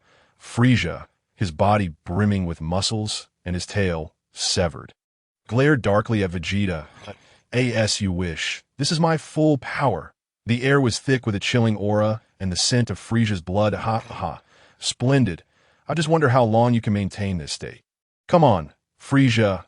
Let us battle once more, Vegeta declared, dashing towards Frieza and launching a concentrated energy sphere. As the energy blast approached his face, Frieza retaliated with a powerful kick, sending it flying. However, in the process, he too was propelled backward. Thud, thud, thud. Vegeta unleashed a barrage of punches upon Frieza's form, emitting strange sounds as he did so. The power of the Cosmic Emperor was utterly insignificant. After completing the flurry of punches, Vegeta delivered a mighty kick. The force was tremendous, sending Frieza crashing deep into the ground, creating a vast pit that seemed bottomless. Big Bang attack. Vegeta concentrated a massive amount of energy in one hand. Yet he did not release it. Instead, he waited. He anticipated Frieza's emergence. Should he unleash it underground, Namek would face annihilation. Though he cared little for the fate of the Namekians, he and Raditz could not survive in the cosmos without caution. Ha! Frieza, the coward, too afraid to show himself? Vegeta jeered, noting Frieza's continued absence. The lack of a system alert indicated that Frieza had not yet perished. With the system notification in play, Vegeta found it exceedingly useful. Nappa, Raditz, make sure to verbally berate Frieza the Great, Vegeta commanded, seeing that Frieza remained hidden, prompting his 2 subordinates to hurl insults. Without hesitation, they flew over and began shouting. Frieza, you round-headed dumpling, come out. My Lord Nappa is ready to cook dumplings. Frieza, I have plenty of hair, come. Let me cut some for you to wear. Upon hearing their taunts, Vegeta's expression turned to one of exasperation. For heaven's sake, they can't even insult properly. Nevertheless, their jibes proved effective. As the Cosmic Emperor, Frieza could not tolerate such affronts, and he burst forth from his hiding place. Just as he emerged, Vegeta's Big Bang attack met him with a resounding impact. The explosive shockwaves and energy currents sent Nappa and Raditz flying far away, leaving a massive crater in the earth. Ding! Congratulations to the host for eliminating Frieza and receiving a deluxe gift package.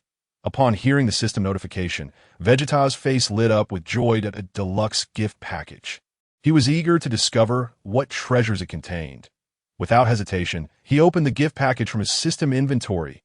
Ding! Congratulations to the host for opening the deluxe gift package, receiving 100 cents of beans, an increase of 10 million in battle power, and the beginner version of instant transmission. Chapter 26. Vegeta, grant me the power to surpass Beerus. Upon hearing the system notification, Vegeta's face was filled with astonishment. Senza beans needed no introduction. They were miraculous healing herbs. He was reluctant to use them, having only done so once when on the brink of death. That experience had proven extremely beneficial. He would never regard them as mere food. To Vegeta, Senza beans were treasures.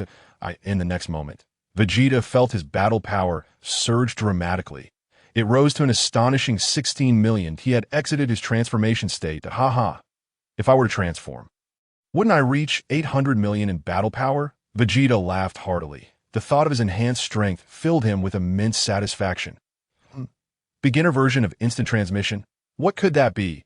Vegeta pondered, contemplating the concept of instant transmission in his mind. In the blink of an eye, he found himself standing behind Nappa and Raditz. Unlike Goku, who used his finger to point to his forehead, Vegeta solely relied on sensing energy to reach his desired location. This was merely the beginner version. The advanced version was akin to Jebit, while the ultimate form was even more formidable. "Goodness, Prince Vegeta, you startled me," Raditz exclaimed, nearly dropping the Dragon Balls in shock, but he quickly retrieved them. Vegeta paid him no mind and remarked coolly, "What a splendid ability. Now I can go wherever I please." As he spoke, he seized both of them and, with a flash of instant transmission, arrived at the Grand Elder's location. Indeed, he was determined to have Nail grant him a wish. He was unfamiliar with the Namekian language. As they materialized out of thin air, Nail was taken aback. Only the Grand Elder remained unfazed. Clearly, Vegeta's display elicited no emotional response from him. After all, he was on the brink of death and had little concern for such matters. "We have vanquished Frieza. You can grant us a wish now." "Right," Vegeta stated, producing one of the Dragon Balls from his inventory. The 7 Dragon Balls lay within the confines of the small chamber. Vegeta looked at the two, awaiting their response. "Very well, Nail, summon the Eternal Dragon." "The wish shall be made as per Vegeta's request." The Grand Elder's faint voice resonated. Reluctantly, Nail enveloped the 7 Dragon Balls in energy and moved outside. Vegeta followed him out. "Come forth, Eternal Dragon," Nail bellowed at the Dragon Balls. Of course, to them, it sounded like Namekian. The author could not transcribe it. In the next moment, the Eternal Dragon appeared. Though referred to as a dragon, it was muscular and bore a resemblance to the genie from Aladdin. "Is this the Eternal Dragon?" Vegeta exclaimed in astonishment. It was his first encounter with such a being. "Indeed, this is our Eternal Dragon from Namek," Nailu gently remarked, while Shenlong Palunga cast his gaze upon the group. "Those who summon me, please articulate your wishes. You have 3 opportunities to make your desires known," Shenlong Palunga proclaimed, his eyes gleaming. "Speak your wish," Nailu urged Vegeta. "Yang Tian, can the Shenlong grant me immortality?" Vegeta inquired, not hurrying to respond, but instead consulting Yang Tian within his mind. "No," Yang Tian replied, and upon hearing this, Vegeta promptly dismissed that wish. Instead, he addressed Nailu, "Grant us the ability to survive in the universe." He pointed to himself and Nabera Tiz, both of whom were filled with elation. Universal survival capability. This is indeed a valuable boon. Nailu relayed Vegeta's wish directly to Palunga. Shenlong Palunga's crimson eyes flashed as he made an okay gesture. "Your wish has been fulfilled." Upon hearing this, a radiant light enveloped the 3, only to fade shortly thereafter. It was evident that the wish had taken effect. "For my second wish, let me, Vegeta, become stronger than Beerus," Vegeta declared to Nailu. Aware of the formidable nature of the god of destruction, Beerus, he wished to test the feasibility of this desire. However, disappointment soon washed over him. The moment Nailu voiced this wish, Shenlong Palunga trembled and feared that I cannot comply. Lord Beerus, the god of destruction, is an insurmountable entity, and I am incapable of such a feat. With that, Shenlong Palunga vanished, and the 7 Dragon Balls soared into the sky, clearly fleeing the scene. What manner of being dares to seek to surpass Lord Beerus? What audacity! Vegeta exclaimed, baffled by the situation. Was my mission completed? He scrutinized himself and found no increase in power. Shenlong Palunga's words were lost on him, and oh, your wish frightened Palunga away. He fled in fear. Nailu exclaimed, wide-eyed, witnessing this unprecedented turn of events. Vegeta, Namek, and Tiz were left speechless. What is this Beerus? So formidable that he scared off the wish-granting dragon. Namek grumbled, eager to understand the significance of Vegeta's wish. And this is the outcome. Damn it, I just found the Dragon Balls, and now they're gone. Vegeta fumed. Nailu remained silent, at a loss for words, with Shenlong having departed. There was little to discuss. Tragic Vegeta, you have underestimated the power of Beerus, the strongest being in your 7th universe. Excluding the angels, across the 12 universes, Beerus reigned supreme, and only the Super Shenlong could fulfill such a wish. Do not expect any others to achieve this. Even the subsequent 2-star dragons require a sacrifice of lifespan for their wishes, and none can surpass Beerus. Yang Tian's words settled over Vegeta, plunging him into silence. He recognized Beerus's strength, yet he had not anticipated it to be so unfathomably high. Enough, Namek, Tiz, let us depart, Vegeta declared, preparing to summon his spaceship.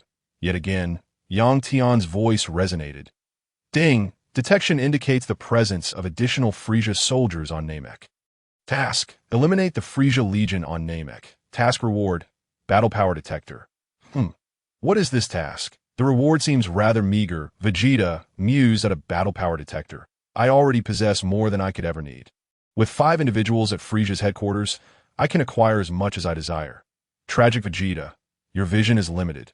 This device is indestructible and can even detect the god of destruction. It does not merely gauge battle power, but senses divine energy. As mortals, no matter how strong you become, you cannot perceive divine presence. This detector, however, is different.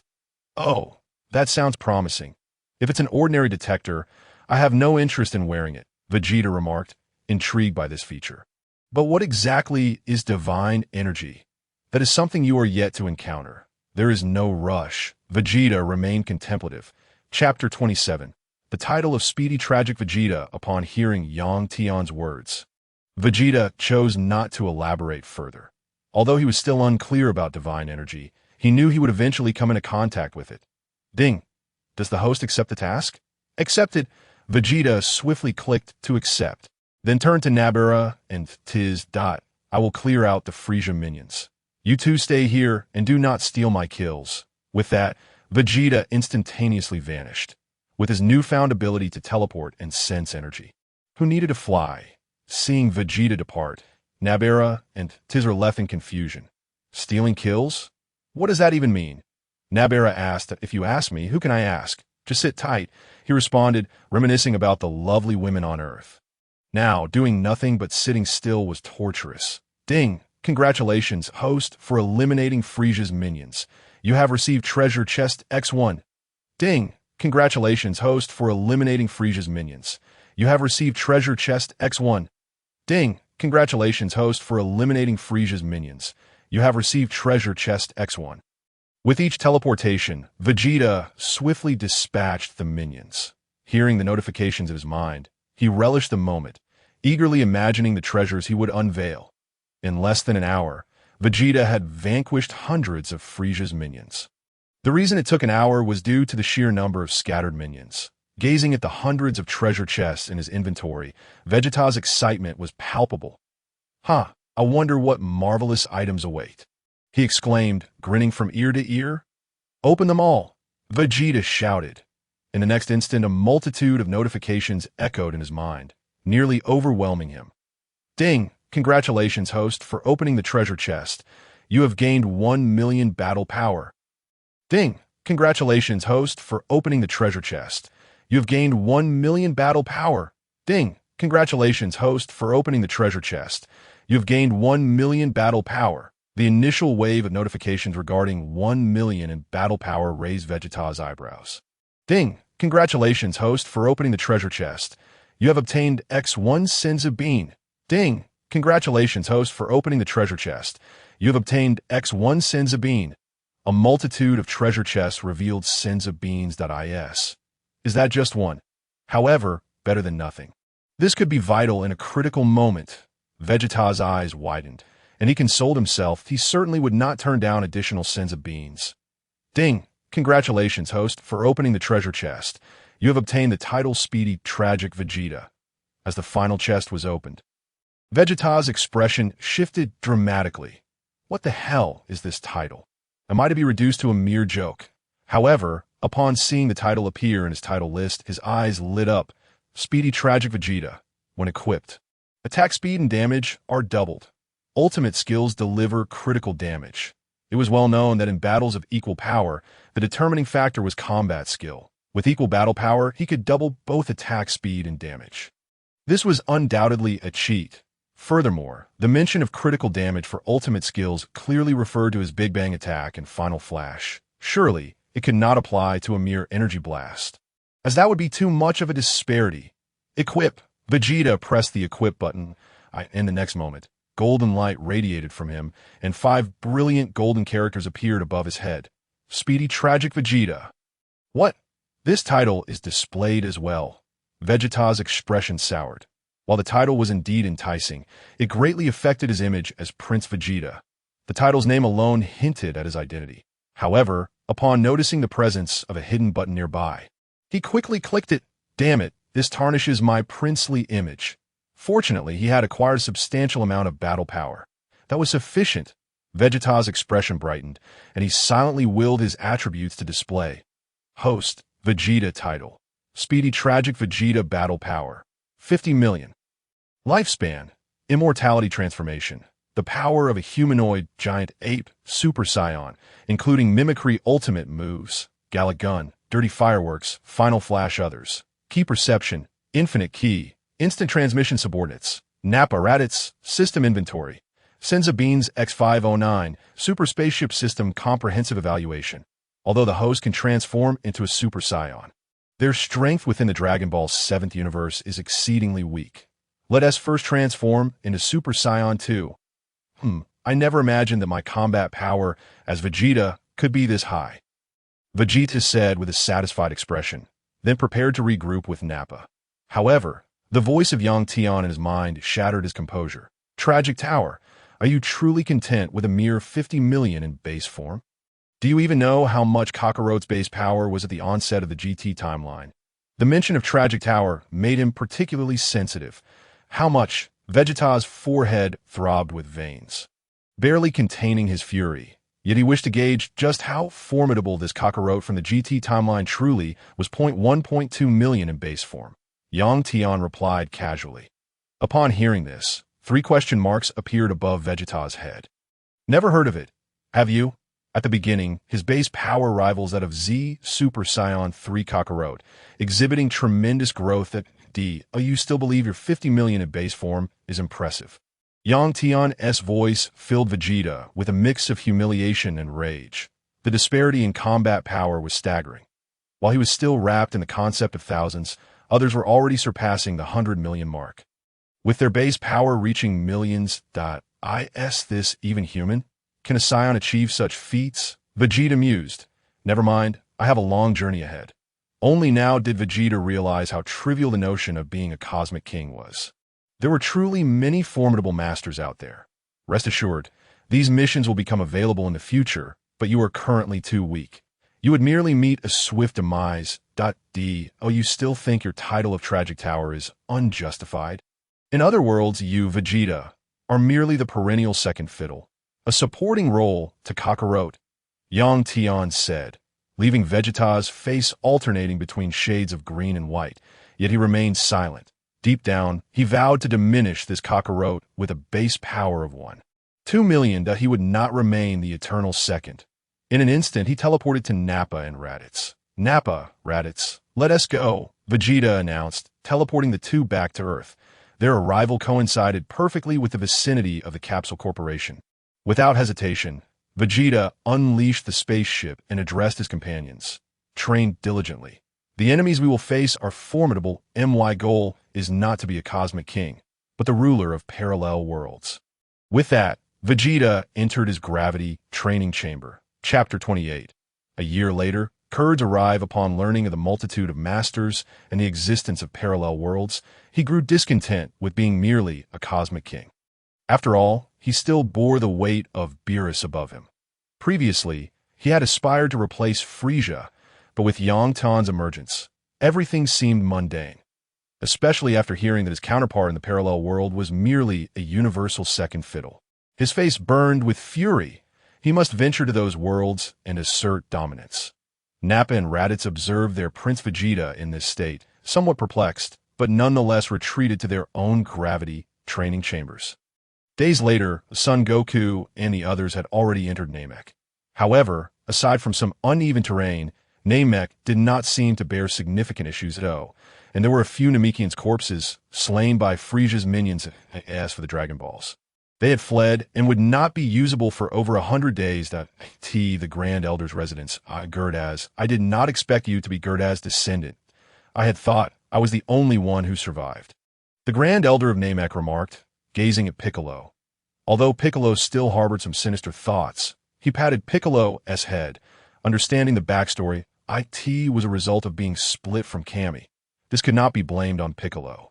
Grand Elder, please, do not say anything. That I am simply delighted that you can visit your kin, the Grand Elder said, stroking Piccolo's head, and then directly unlocked his potential.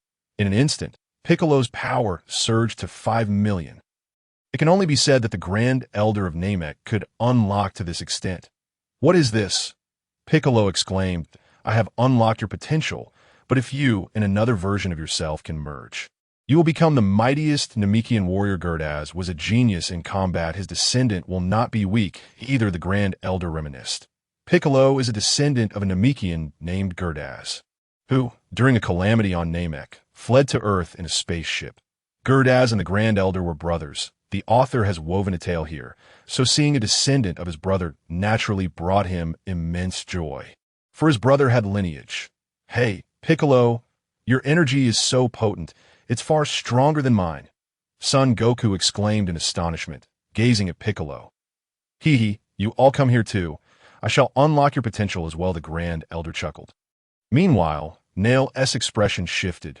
Grand Elder, is this wise? Your health, it's nothing, I assure you. Seeing the Grand Elder so resolute, Son Goku and Gohan stepped forward. They wished to witness how this method of enhancing combat power worked. In the next moment, Son Goku and Gohan's power began to swell. Son Goku reached 7 million. Gohan, 3 million. Y time is limited. Nail, for the next Dragon Balls. Let us Namekians find a new planet to inhabit. This Namek is no longer safe.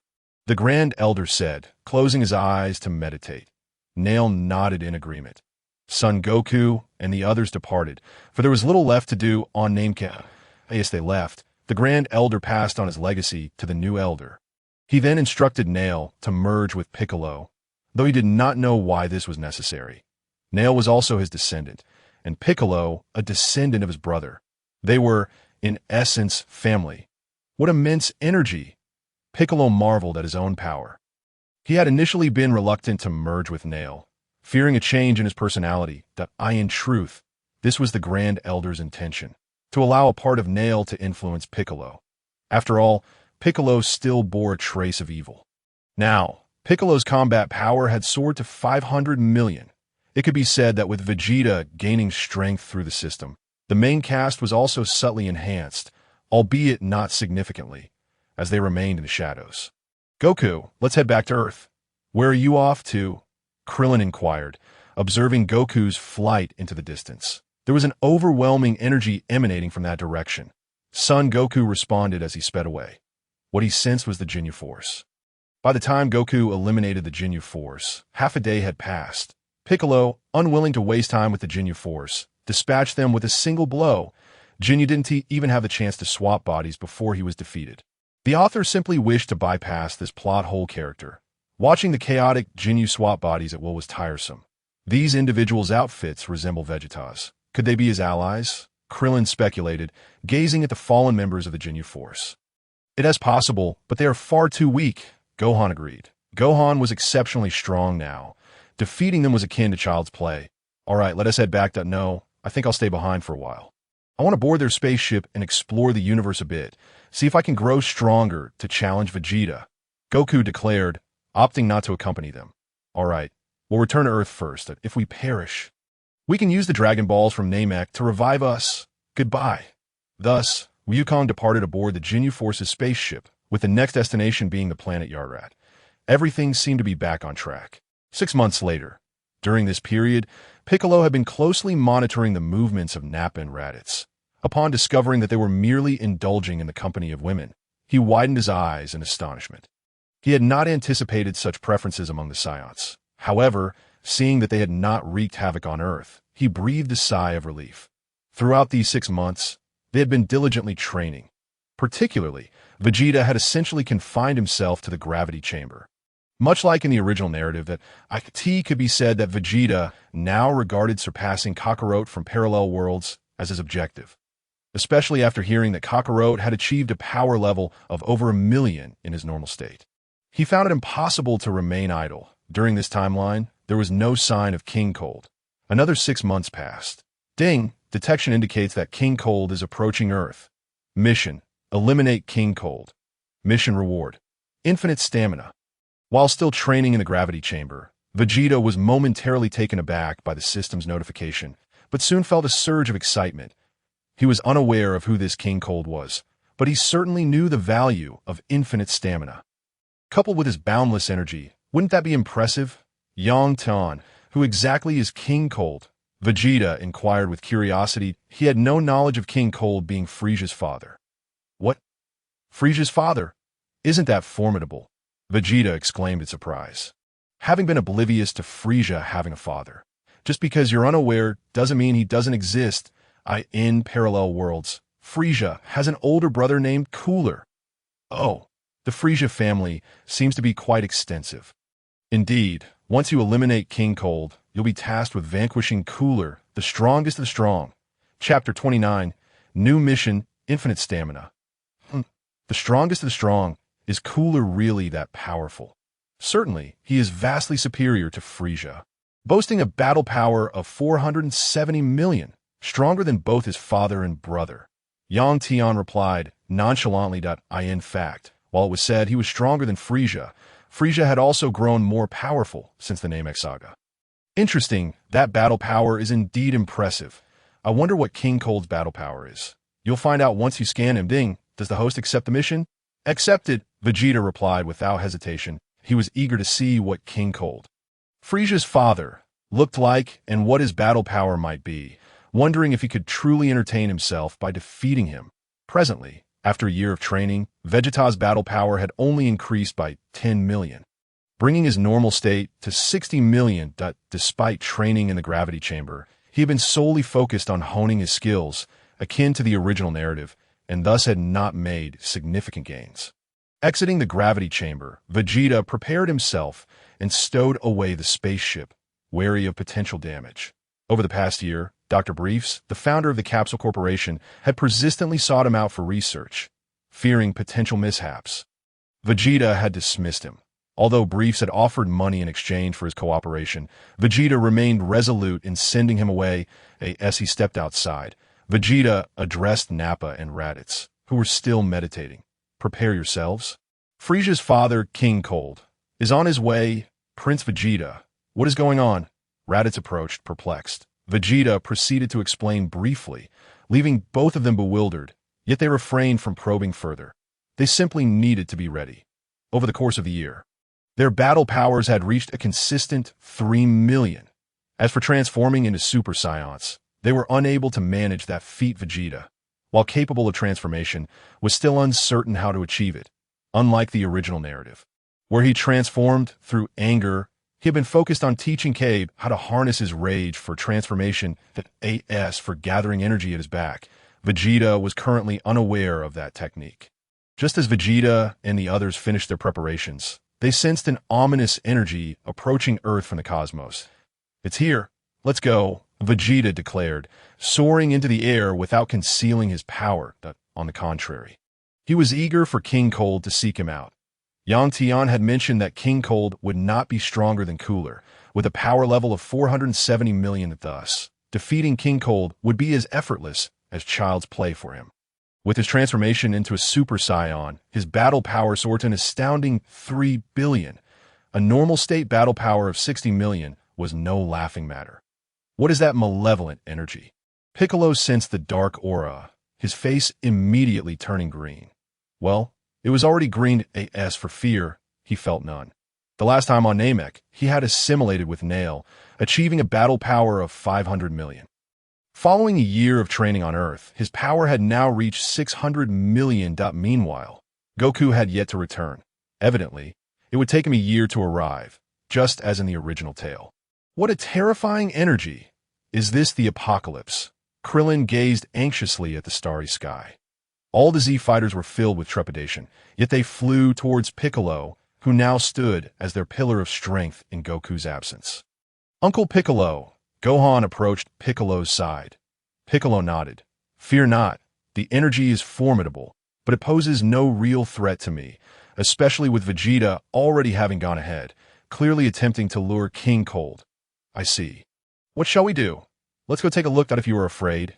You need not follow, Piccolo replied, heading in Vegeta's direction. Hey, what are you all doing here? Seeking death, Nappa scoffed at the Z fighters. Over the past year, Vegeta had forbidden them from causing destruction, which had left them restless. After all, their previous exploits revolved around annihilating planets, and it was challenging for them to restrain themselves. Don't underestimate us. Our targets are the beings of a universe. Krillin retorted to Nappa. Humph. What battle power do you possess? Can you even handle this? Nappa sneered. Tian and the others were furious, yet they could not match Nappa's strength, so they held their tongues and gritted their teeth in frustration. Meanwhile, Piccolo sneered. They may not be able to handle it, but I can. With that, Piccolo unleashed a battle power of 500 million, and a terrifying aura swept through the area.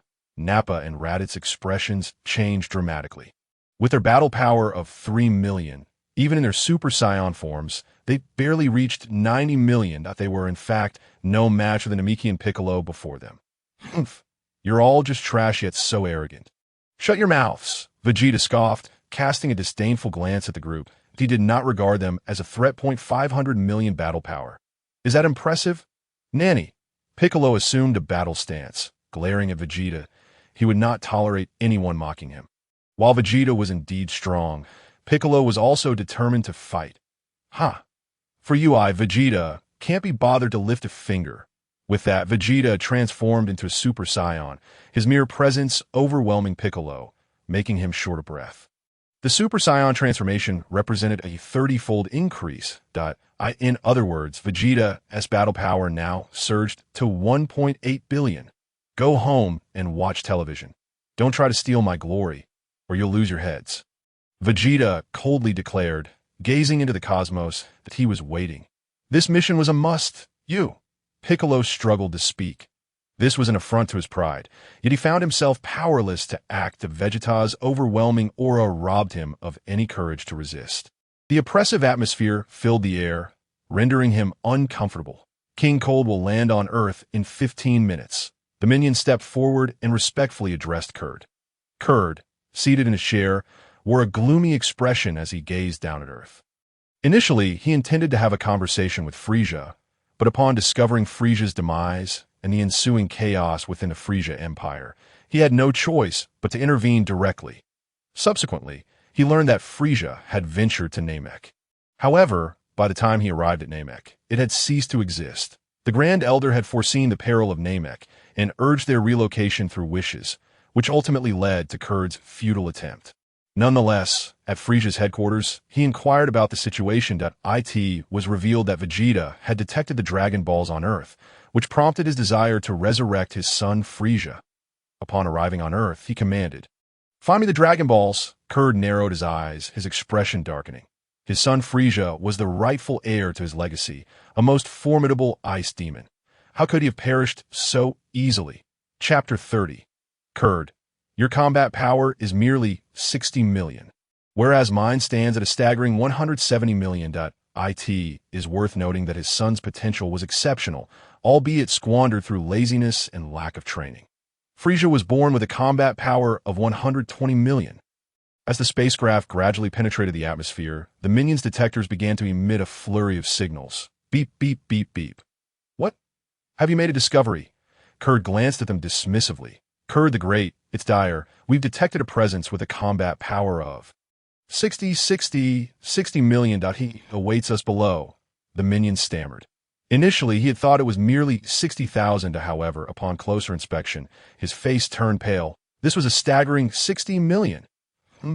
60 million. How could such a formidable presence exist in this desolate region of space? Upon hearing this, King Kurd rose from his seat that he then retrieved a new detector, wary of any potential malfunction with the previous one. Yet, when the familiar beeping echoed, his expression shifted. Indeed, it confirmed a combat power of 60 million. Do we still need to land? Land. A mere 60 million is nothing. King Kurd then returned to his indifferent demeanor. 60 million. He possessed 170 million combat power, superior to Frieza. Mechanical Frieza boasted 160 million. He had boasted of being able to contend with Goku during the Namek saga, when Goku's combat power was 150 million. With his father present, Frieza's confidence soared to Ha. A mere weakling with a combat power of only 170 million dares to show up here. Vegeta scoffed, holding the detector provided for his previous mission. This device could detect all levels of combat power, rendering hidden strengths useless against it. Prince Vegeta, that 170 million combat power, is quite formidable. Tarbo scratched his bald head. Humph. Is that why you all fail to train diligently? Are you so intimidated by a mere 170 million? Vegeta coldly retorted, just as he prepared to seize the detector while awaiting Kurd's arrival. It detected other energies in the vicinity. Clearly, suppressing one's combat power was futile against this detector. What is that energy? Combat power of 440,000. Vegeta observed the readings and spotted a young man hiding behind a rock. The young man, realizing he had been discovered, blushed. Indeed, this young man was Trunks. He had just arrived but quickly noticed Vegeta and the others. Unfortunately, Vegeta's presence was too ostentatious, maintaining a constant combat power of 60 million. How could he not attract attention? 400,000 combat power. Intriguing yet insignificant. Vegeta smirked, then looked skyward. That moment, a spacecraft descended. It was Bulma. Upon disembarking, Bulma greeted the crowd. Vegeta ignored her. For the past year, she had been frequently visiting his home, ostensibly to study his advanced spaceship. However, he had consistently declined her requests. What a joke! It had a gravity chamber. If she broke it, how would he train? Clearly, Vegeta remained unaware of Bulma's true power.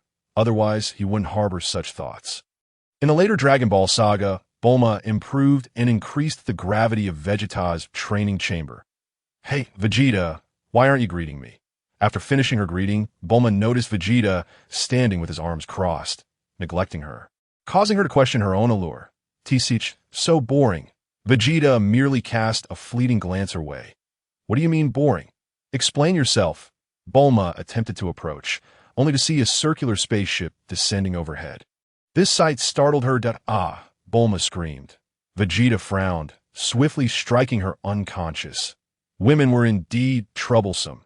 As he floated in midair, he noticed the young boy with 400,000 combat power approaching, and he couldn't allow this lad to claim his trophy. As the spaceship's door opened, all the minions poured out. With a mere wave of his hand, Vegeta obliterated them.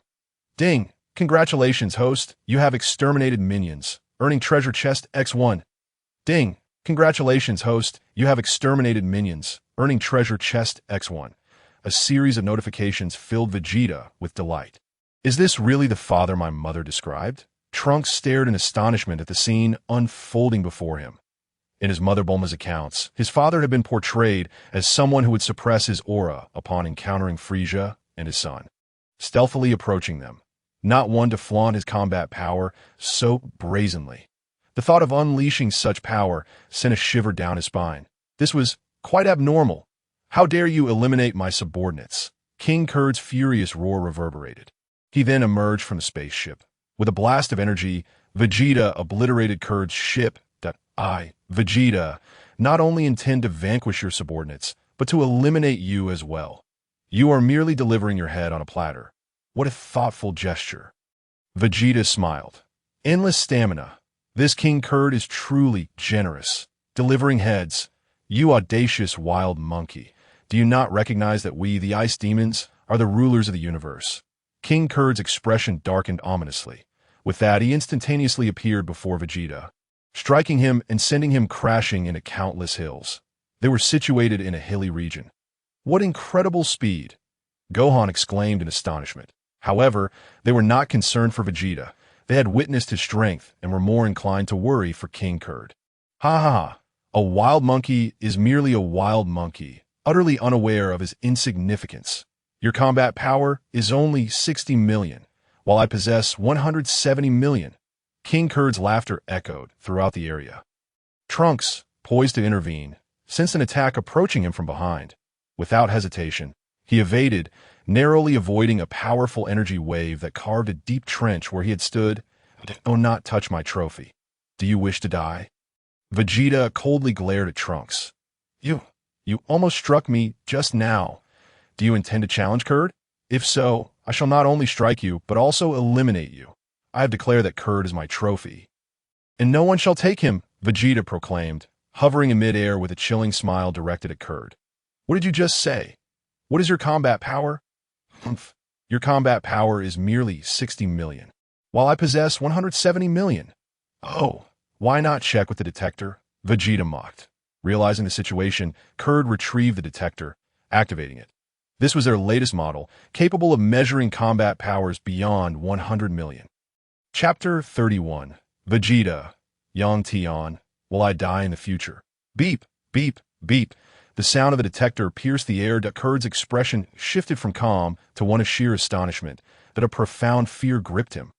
The reason was simple. He had witnessed an unbelievable scene. The detector displayed Vegeta's combat power, which had soared to an astounding 3 billion. Unlike Son Goku, who preferred to spar with his opponents using slightly inferior strength, Vegeta unleashed his full power. Although he was consistently knocked down, his opponents were formidable foes he could not defeat in a short span. 3 billion? The detector must be malfunctioning, Kurd exclaimed in disbelief. Haha, malfunctioning. Are you so lacking in confidence regarding your own technological prowess? Vegeta mocked, gesturing to himself with a thumbs up. Oh my, Super Vegeta! Impressive indeed, Trunks said, his eyes widening in astonishment at the scene before him. He was taken aback by his father's overwhelming strength. He had heard Kurd mention that his father's combat power was 3 billion. How could this not astonish Trunks? After all, his own combat power was barely over 200 million. The only reason he knew this was due to his calculations based on Kurd's strength.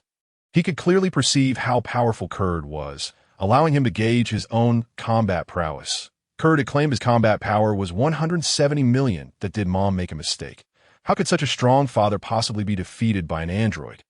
Trunks pondered, engulfed in doubt.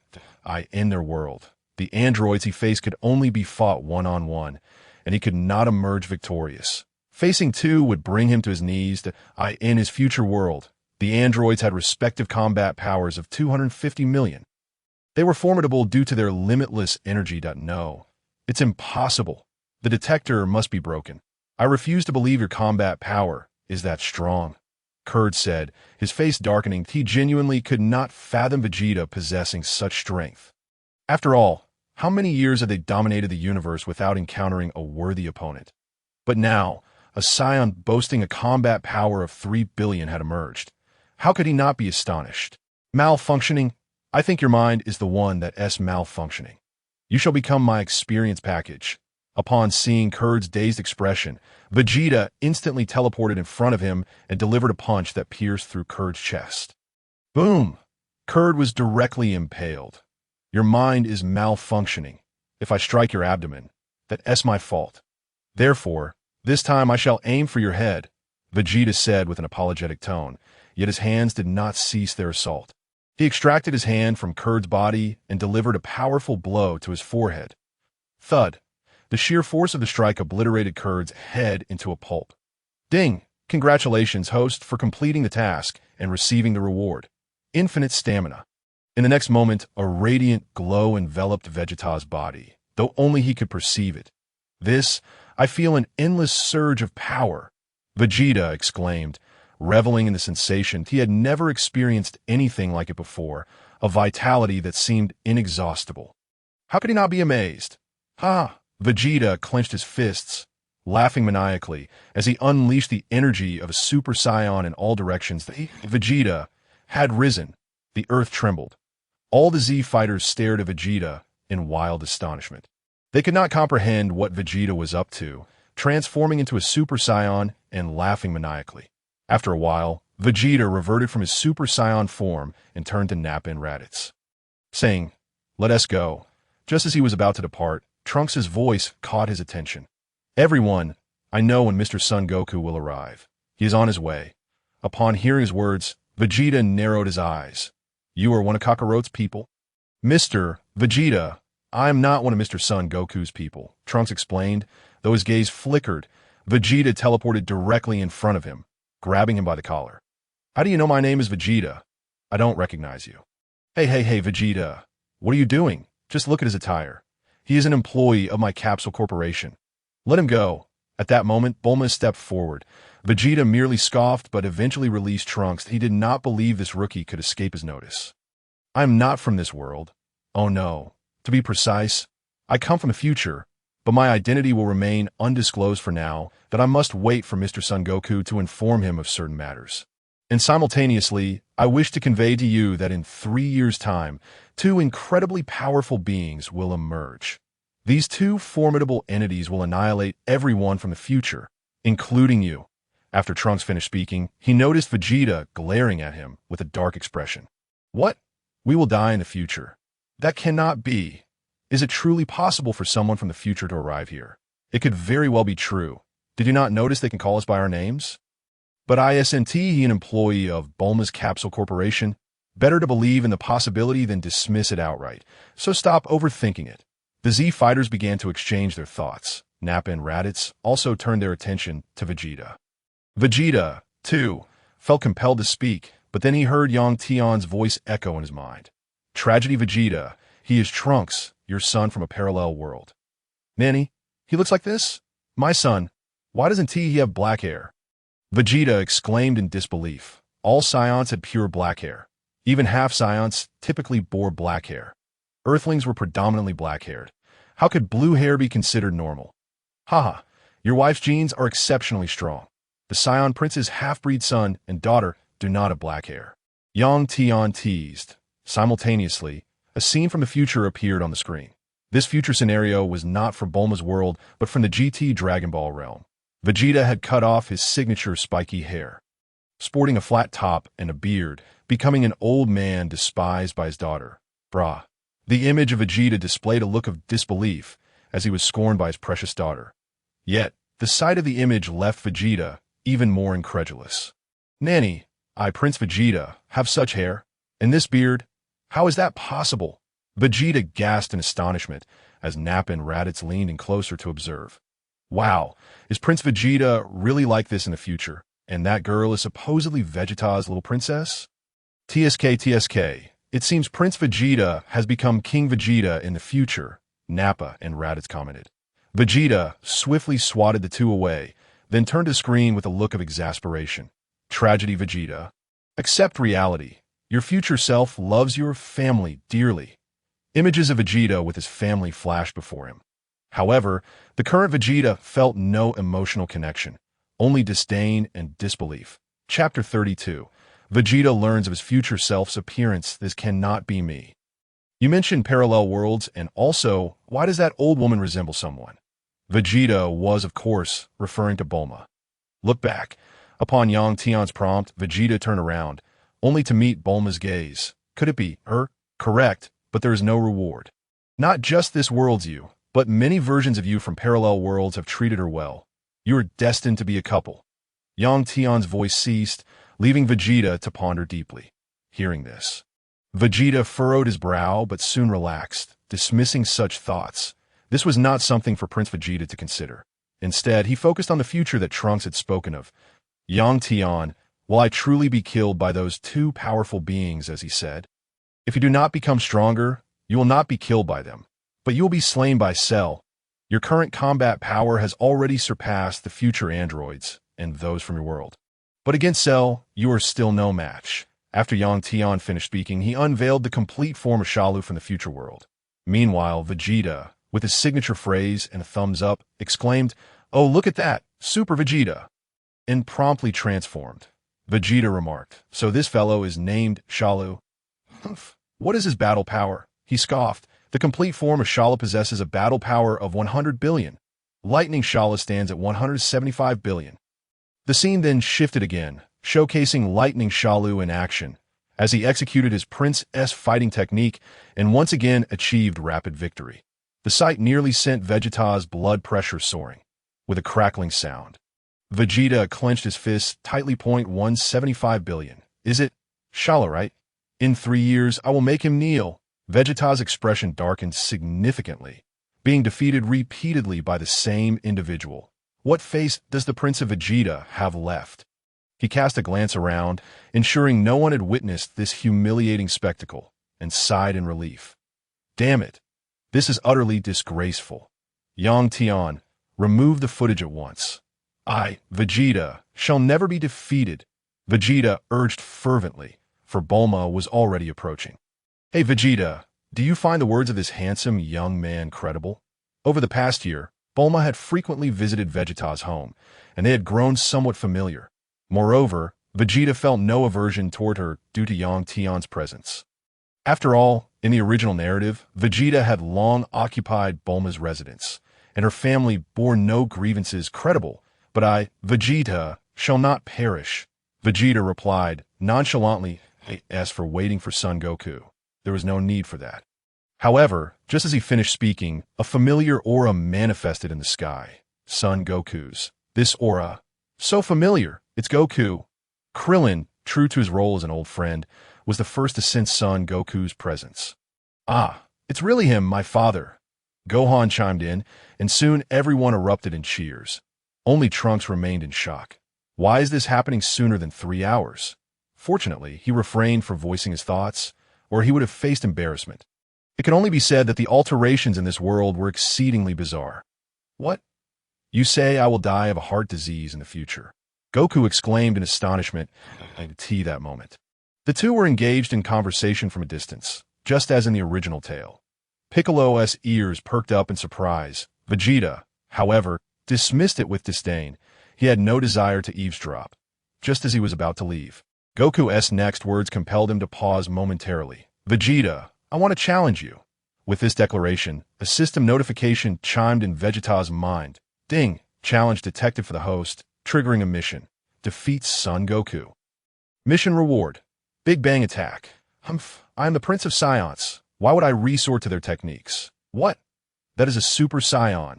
Raditz gazed in astonishment at Goku and Trunks, who had transformed into Super Saiyans. Marveling at their prowess, this Goku was even stronger than in the original narrative, boasting a base power of 10 million as a Super Saiyan. His power surged to 500 million, while Trunks registered around 220 million. Incredible! I never imagined Kakarot could become a Super Saiyan while we remained trapped in our pseudo forms. Nappa, stroking his bald head, appeared taken aback, especially considering that over the past year, their battle powers had only increased to 3 million. In base form, they were already inferior to Kakarot, let alone in a transformed state. Humph. Who told you to spend the entire year chasing after black women? Even lower-class warriors can achieve a power of 10 million. Just look at your own battle powers, Vegeta coldly remarked. Taking note of the system reward scouted, Prince Vegeta, I'm also a lower-class warrior. Raditz scratched his head in confusion. Only Nappa wore a dark expression. As a member of a notable Saiyan family, he was considered an elite warrior, on par with Raditz. A lower-class warrior, at 3 million power level was one thing, but to have Kakarot surpass him was unacceptable. Son Goku's transformation into a Super Saiyan stemmed from his training on planet Yardrat and encounters with formidable foes, which ignited his anger to transform. Afterward, he had spent 6 months mastering this transformation. The King Kai had informed him that his golden transformation was akin to Vegeta's. This revelation greatly bolstered Goku's confidence, fueling his desire to surpass Vegeta. At this moment, Goku and Trunks had finished their conversation, and Trunks prepared to return. Apprehensive of potential mishaps, Vegeta paid him no mind. He felt little emotional connection to the fact that Trunks was his son. Just like the original Vegeta, he would require a year of training in the hyperbolic time chamber to acknowledge him as his offspring. Seeing that Goku was at a loss for words, Piccolo stepped in to provide clarification, sidestepping Trunks' identity. So, It seems a terrifying foe will emerge in 3 years, and we must train diligently. Yamcha furrowed his brows. Having been resurrected for a year. Indeed, I have no desire to die, so let us all train hard, Tian declared as he took his leave point. 3 years. It is neither long nor short. Piccolo, what about you? Goku inquired, believing in Piccolo's strength. A year ago on Namek, Piccolo had assimilated Nail, and Goku had felt the pressure. Now, despite suppressing his battle power, he believed he could still hold his own. Of course, I will train. Did you not hear my words? The powerful enemies of the future are formidable, and you may perish. It would be wise to take that special medicine in advance. Piccolo replied coolly, glancing at the special medicine in Goku's hand. Chapter 33. Mission Reward, Big Bang Attack. We shall see, Goku said, turning to Piccolo. After I finish my bout with Vegeta, we shall have a spar. All right, but old man, you are likely to suffer a crushing defeat. How would you know without fighting? Let us wait and see. Piccolo chuckled, saying no more. He had just witnessed Vegeta's prowess firsthand. Are you two finished? Vegeta approached, arms crossed, and spoke nonchalantly. Vegeta, are you in such a hurry? Who are you to make me? Prince Vegeta. Wait? Nanny. Piccolo assumed a combat stance, the phrase where you seem to encompass them all. Vegeta, don't be so rude. We are all friends, Bulma called out. Come in battle. Kakarot, Vegeta shouted at this moment. Kakarot was indeed the target of the mission, that he had to seize the Big Bang attack. Though the title speedy defeat of Vegeta sounded rather unfortunate, he relished the critical damage bonus of the ultimate move. All right, come at me. Son Goku flew to the opposite side. Vegeta, crossing his arms, instantly teleported behind Son Goku. Instant transmission. Vegeta, you can do that too. Goku exclaimed in surprise. This instant transmission required a keen perception of energy. Unlike Vegeta's rough estimation to teleport, the gap between their abilities had grown quite significant. Is it so difficult? Vegeta scoffed, brushing it off. Goku assumed a fighting stance and swiftly appeared before Vegeta, launching a punch. Get lost. Vegeta executed a high roundhouse kick, sending Goku flying and severely injuring him. Kakarot, stop being childish. Are you testing me? What is your strength? Vegeta taunted. The base power of Kakarot at 10 million, without transforming into a Super Saiyan. Attempting to gauge Vegeta's strength? Was he underestimating Vegeta? Ugh. Goku spat blood as he fell to the ground. I end the comparison of 10 million to 60 million, especially considering Vegeta had held nothing back. It was a miracle Goku was defeated outright, thanks to the main character's luck. Ding! Congratulations to the host for completing the task and acquiring the Big Bang attack of the Kamehameha. In Vegeta's mind, the method of utilizing the Big Bang attack resonated clearly. Originally, the Big Bang was a technique that concentrated energy in one hand, but now it could be executed with both hands. Subsequently, by employing the energy of the Kamehameha, he transformed the Big Bang into a Kamehameha variant. This technique was a formidable fusion of the Big Bang and Kamehameha. How enlightening. It certainly has become much more powerful. Even stronger than my final flash. Vegeta mused. Vegeta, your strikes are excessively ruthless. Bulma stepped forward, expressing her concern. Gohan and the others also approached. Vegeta snorted coldly, retrieving a Senzu bean from his system bag and tossing it. This is a Senzu bean. Give it to Kakarot. Upon seeing Bulma, Vegeta felt little anger towards her, opting instead to resolve the matter with the Senzu bean. Soon after, Vegeta departed with Nappa and Raditz. You two should train diligently. Don't get yourselves killed in 3 years. Yes, Prince Vegeta. Yes, Prince Vegeta. The pair nodded vigorously and hurried off to train. Vegeta, not stingy, threw each of them a dozen Senzu beans to expedite their training and enhance their combat abilities. It hurts. Son Goku clutched his chest, groaning. The recent high kick had fractured several of his ribs. If it weren't for the Senzu beans, he would undoubtedly need to visit a hospital. This Vegeta is truly vicious. Gohan exclaimed anxiously. Vegeta is right. Old man, you need to change your ways. That I suggest that when you fight, you should not hold back. If Vegeta were to harbor lethal intent, you would be finished, although this Vegeta is incredibly strong.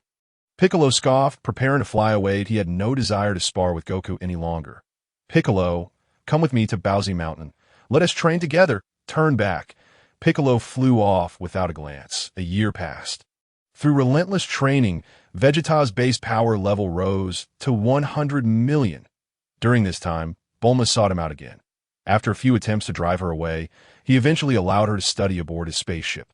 As long as she didn't damage anything, Bulma, having grasped a bit of the advanced spaceship technology, aided Dr. Briss in achieving significant progress and accomplishments that Dr. Briss, in turn, shared a portion of the new technology's profits with Vegeta, allowing him to amass wealth without resorting to robbing the affluent. Given Vegeta's nature, one could hardly expect him to work a job.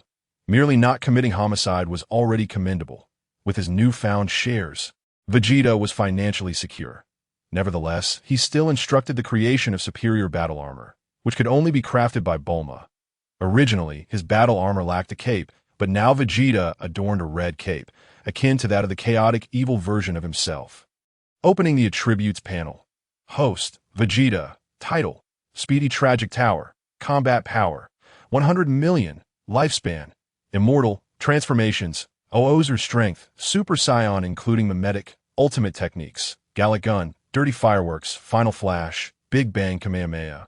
Other, Key Perception, Infinite Key, Instant Transmission, Unlimited Stamina, Subordinates, Nappa.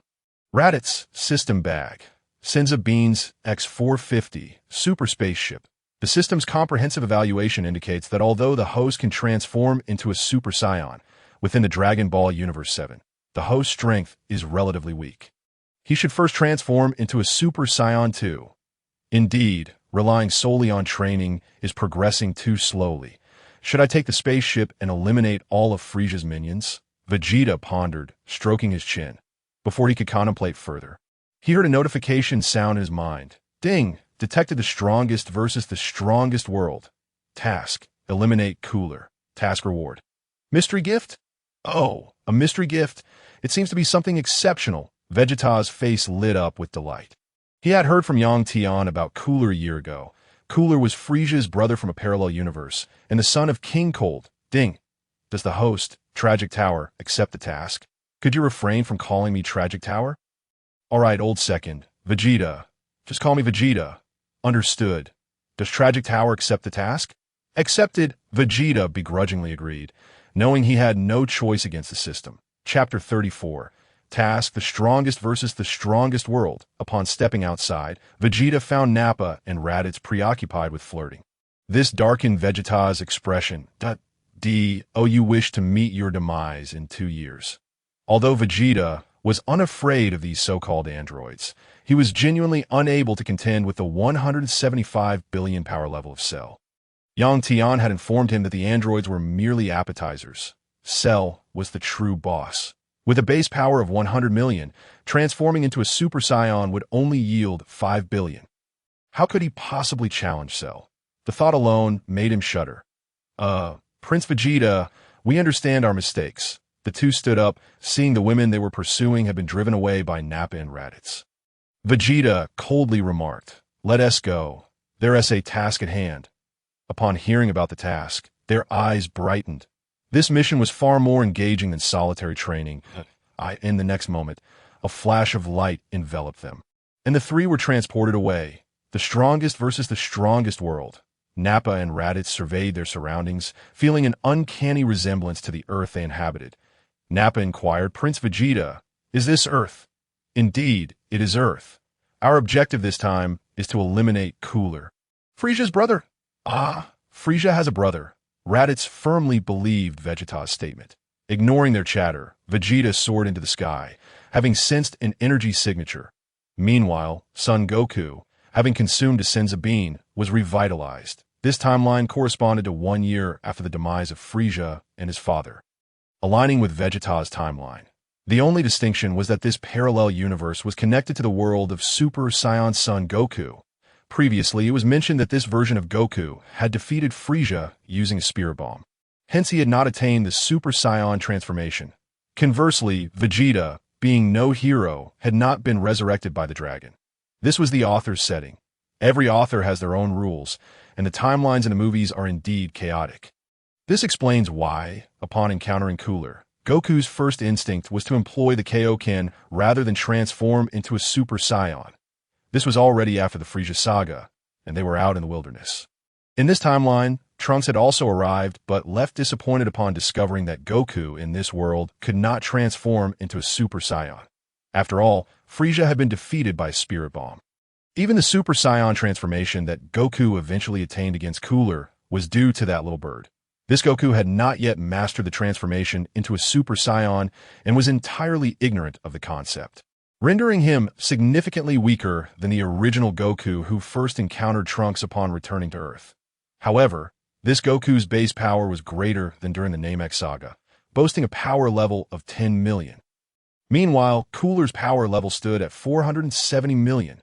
Otherwise, upon seeing Cooler, Goku's initial impression would have been that he was stronger than Frieza. Once transformed, Goku's power level would reach 500 million, enabling him to push Cooler back. My brother is indeed foolish. With such combat power, he was utterly defeated. Gula, the bald-headed figure, bore an uncanny resemblance to Frieza's final form, resembling a dumpling head, albeit with different skin tones. At this moment, Gula's combat power stood at an impressive 150 million. Yet he had yet to transform into his ultimate form, which boasted a staggering 470 million. For him, Son Goku, with a typical power level of 10 million, seemed pathetically weak. He pondered why Frieza had fallen at Goku's hands. Could it be that he had seized the opportunity to eliminate Frieza before the latter had transformed? Gula contemplated this notion, aware that Frieza had a peculiar habit of compressing his battle power during his first transformation. He had long considered this transformation perilous. Should he be eliminated by someone with superior power, it would be utterly futile. Who is your brother? And what is Frieza to you? Goku furrowed his brow. Still yet to unleash the Kaioken. This had allowed Gula to underestimate him. However, Gula was capable of wielding the Kaioken to a multiplied extent. Had he encountered Frieza on Namek at this juncture, he could have vanquished him without the need for a Spirit Bomb. My foolish brother. His name is Frieza. I am his elder brother, Gula. As Gula spoke, he flashed before Son Goku and delivered a powerful punch that sent Goku flying. Blood streamed from Goku's nose, yet he gritted his teeth and unleashed the Kaioken. The red aura surged forth, propelling his power level from 10 million to an astounding 200 million. Gula's expression hardened at this sight. But before he could react, he was sent flying by a single punch. Subsequently, Goku unleashed a flurry of punches that left Gula struggling to regain his footing. Standing beneath the waterfall, Gula wiped the blood from his nose. So that's it. No wonder my brother met his demise at your hands, Gula declared, making a gesture point one more time. What? I possess an additional transformation compared to my brother, Gula chuckled, assuming a seated position to gather energy. He activated his ultimate transformation. In this moment, Gula's physique expanded significantly, becoming more robust. 4 horns extended backward from his head, while his mouth was shielded by a mask, though it could be left uncovered for aesthetic purposes. Gula's eyes turned red, and prominent shoulder pads emerged from his shoulders, complemented by 2 horns sprouting from his back. His arms transformed into blade-like scythes. Most importantly, his power surged dramatically, escalating from 150 million to 470 million. Transformed, Gula regarded Son Goku with a grin. Oh, perish in my current state. You shall be the first and the last. As Gula's words fell, he was suddenly before Son Goku. Goku's punches and kicks landed upon Gula, but they had no effect whatsoever. In contrast, Gula retaliated with a punch that sent Goku hurtling away. Kaioken times 20. Kamehameha. The red aura surged once more as Goku unleashed the Kamehameha with a power level reaching 220 million. A mere parlor trick, Gula scoffed, effortlessly passing through the Kamehameha. The attack struck him, yet it caused no harm. What? Son Goku exclaimed in shock. In that fleeting moment of distraction, he was sent flying. Gula swiftly appeared, delivering a kick that slammed Goku into the rocks, then clenched his fist to hammer him into the ground. Goku, enveloped in a white aura, floated in midair. He gasped, feeling the sting of the blows. Chapter 35. Vegeta vs. Gula. Kaioken times 20. Goku invoked the Kaioken once more. He accelerated to Gula's rear, yet Gula did not turn, casually swiping a fist that sent Goku sprawling. Goku was pushed back several meters and activated the Kaioken again. charging forward. However, he was once more sent flying. Without hesitation, Goku retreated, only to collide with Gula's imposing figure. Goku was taken aback. What in the world is this speed? I can't keep up even with Kyoken times 20. You cannot win, Saiyan. Gula's voice resonated from behind him, knocking Goku to the ground. At that moment, Goku could not rise. He had exhausted his strength. Gula was simply insurmountable. Say farewell to this planet. Gula concentrated energy with a single finger, forming a colossal energy sphere capable of obliterating a planet. Damn it, is there truly no way out? Goku lamented, filled with reluctance. The others lay nearby, their fates uncertain. Kakarot, you truly fight like a novice. It appears you are the one who is outmatched. Vegeta's voice rang out. Gula and Goku both looked up to see Vegeta hovering high above, arms crossed, observing the spectacle. Vegeta had witnessed the entirety of the unfolding drama. You are King Vegeta? No, something feels amiss. Gula dismissed the energy blast, gazing at Vegeta in the sky. The reason he did not immediately recognize Vegeta as King Vegeta was due to his height. Vegeta now stood at 1.83 meters, a far cry from the short stature he once had. Vegeta, you again. How have you grown taller? Goku, with his keen eyesight, noted the difference. They again referenced their previous encounter with the Slug, where Super Saiyan Goku had also been involved. The two were indeed the same individual, yet existing in different timelines.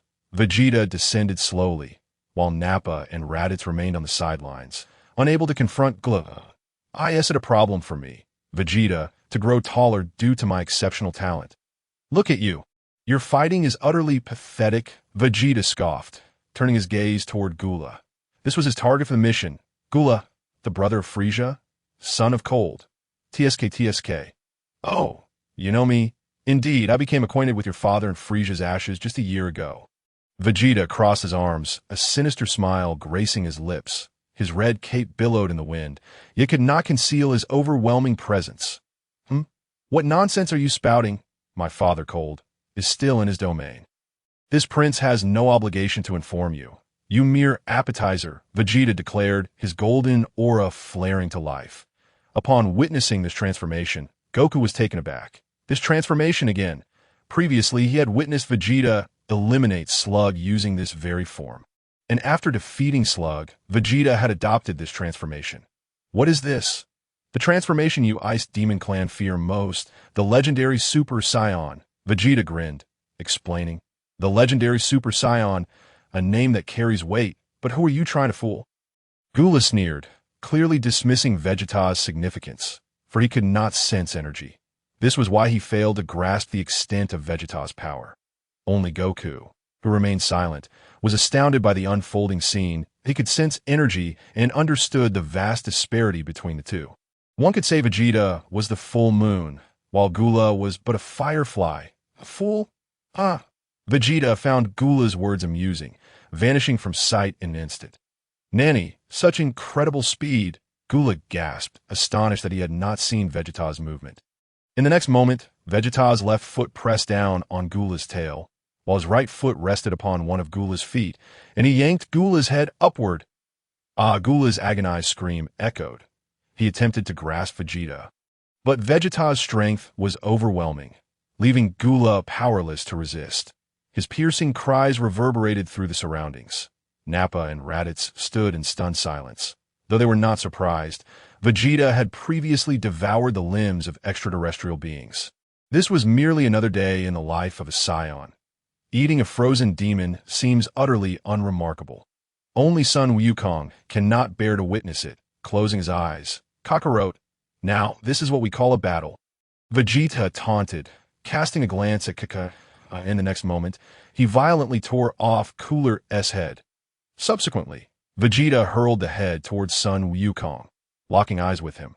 Sun Wukong, however, was sprawled on the ground at he exclaimed, startled by the gruesome sight, having never before encountered such a bloody scene. Without hesitation, Vegeta unleashed a ki blast that obliterated Cooler's body. Ding!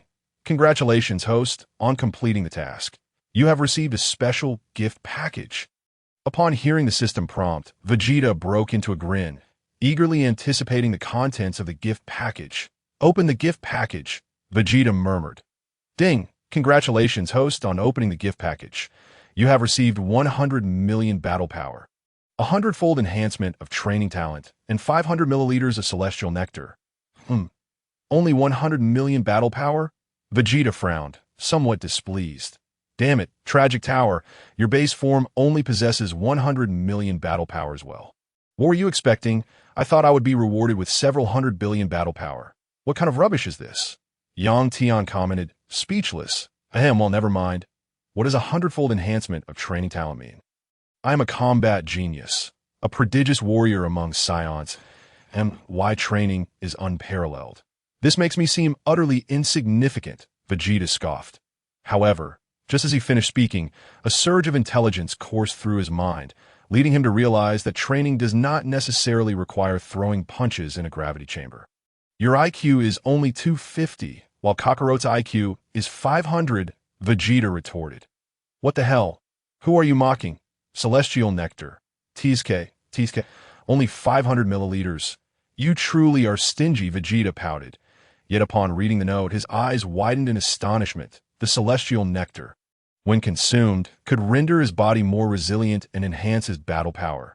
Seeing this note, Vegeta wasted no time, retrieving the nectar from the system's backpack and swiftly uncapping it that a delightful fragrance wafted through the air.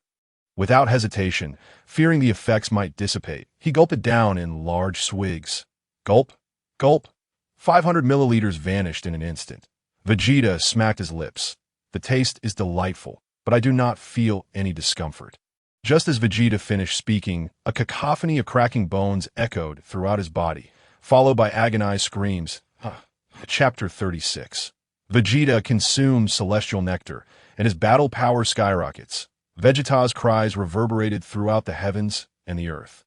Nappa and Raditz rushed over, witnessing Vegeta writhing on the ground, while his battle power soared. IT climbed from 200 million, gradually ascending 300 million, 400 million, 600 million, and then it halted at 1 billion.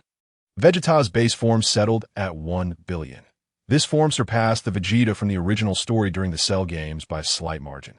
The Vegeta who emerged from the hyperbolic time chamber for the second time had a base battle power of 900 million. His Prince Vegeta's agonized screams can actually elevate his battle power. This is utterly absurd. Nappa stared in disbelief at the scene. How envious. I wish I could scream for a while and then boost my battle power too. Raditz remarked, gazing enviously. Meanwhile, Wukong and the others had regained their composure. Though they did not dare approach, the Vegeta's aura was overwhelmingly powerful. Nappa and Raditz could only draw near using their ascended forms. In this state, Vegeta radiated all his ki amidst his screams. Anyone who dared to approach would surely perish. I could see this moment. Vegeta had no intention of controlling his energy, and collateral damage was inevitable. What is going on with Raditz and Nappa? Weren't they dead?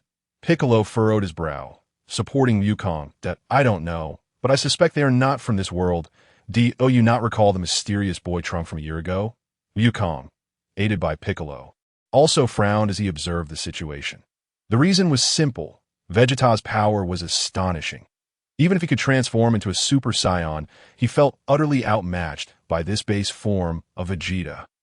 It was as if his base form could effortlessly overpower his Super Saiyan form. After enduring the pain, Vegeta stood up. Tian, how could you not mention such a painful ordeal earlier? You never asked. And besides, just look at the resilience of your body and your battle power. Hasn't it increased? Even if you consume too many fruits from the Tree of Might, it won't yield any effect. So just be content, Tian replied, exasperated.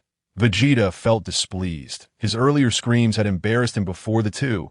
He had always held a position of superiority before them. What did you two witness? Vegeta glared at them.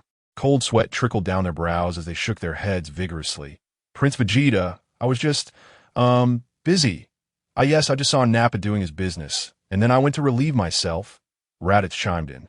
Upon hearing this, Vegeta's expression softened slightly. Haha, Vegeta, you truly care about your image. Though your parallel self is concerned with appearances, he is the king of embarrassment. Yang Tian's laughter echoed, causing Vegeta's face to darken.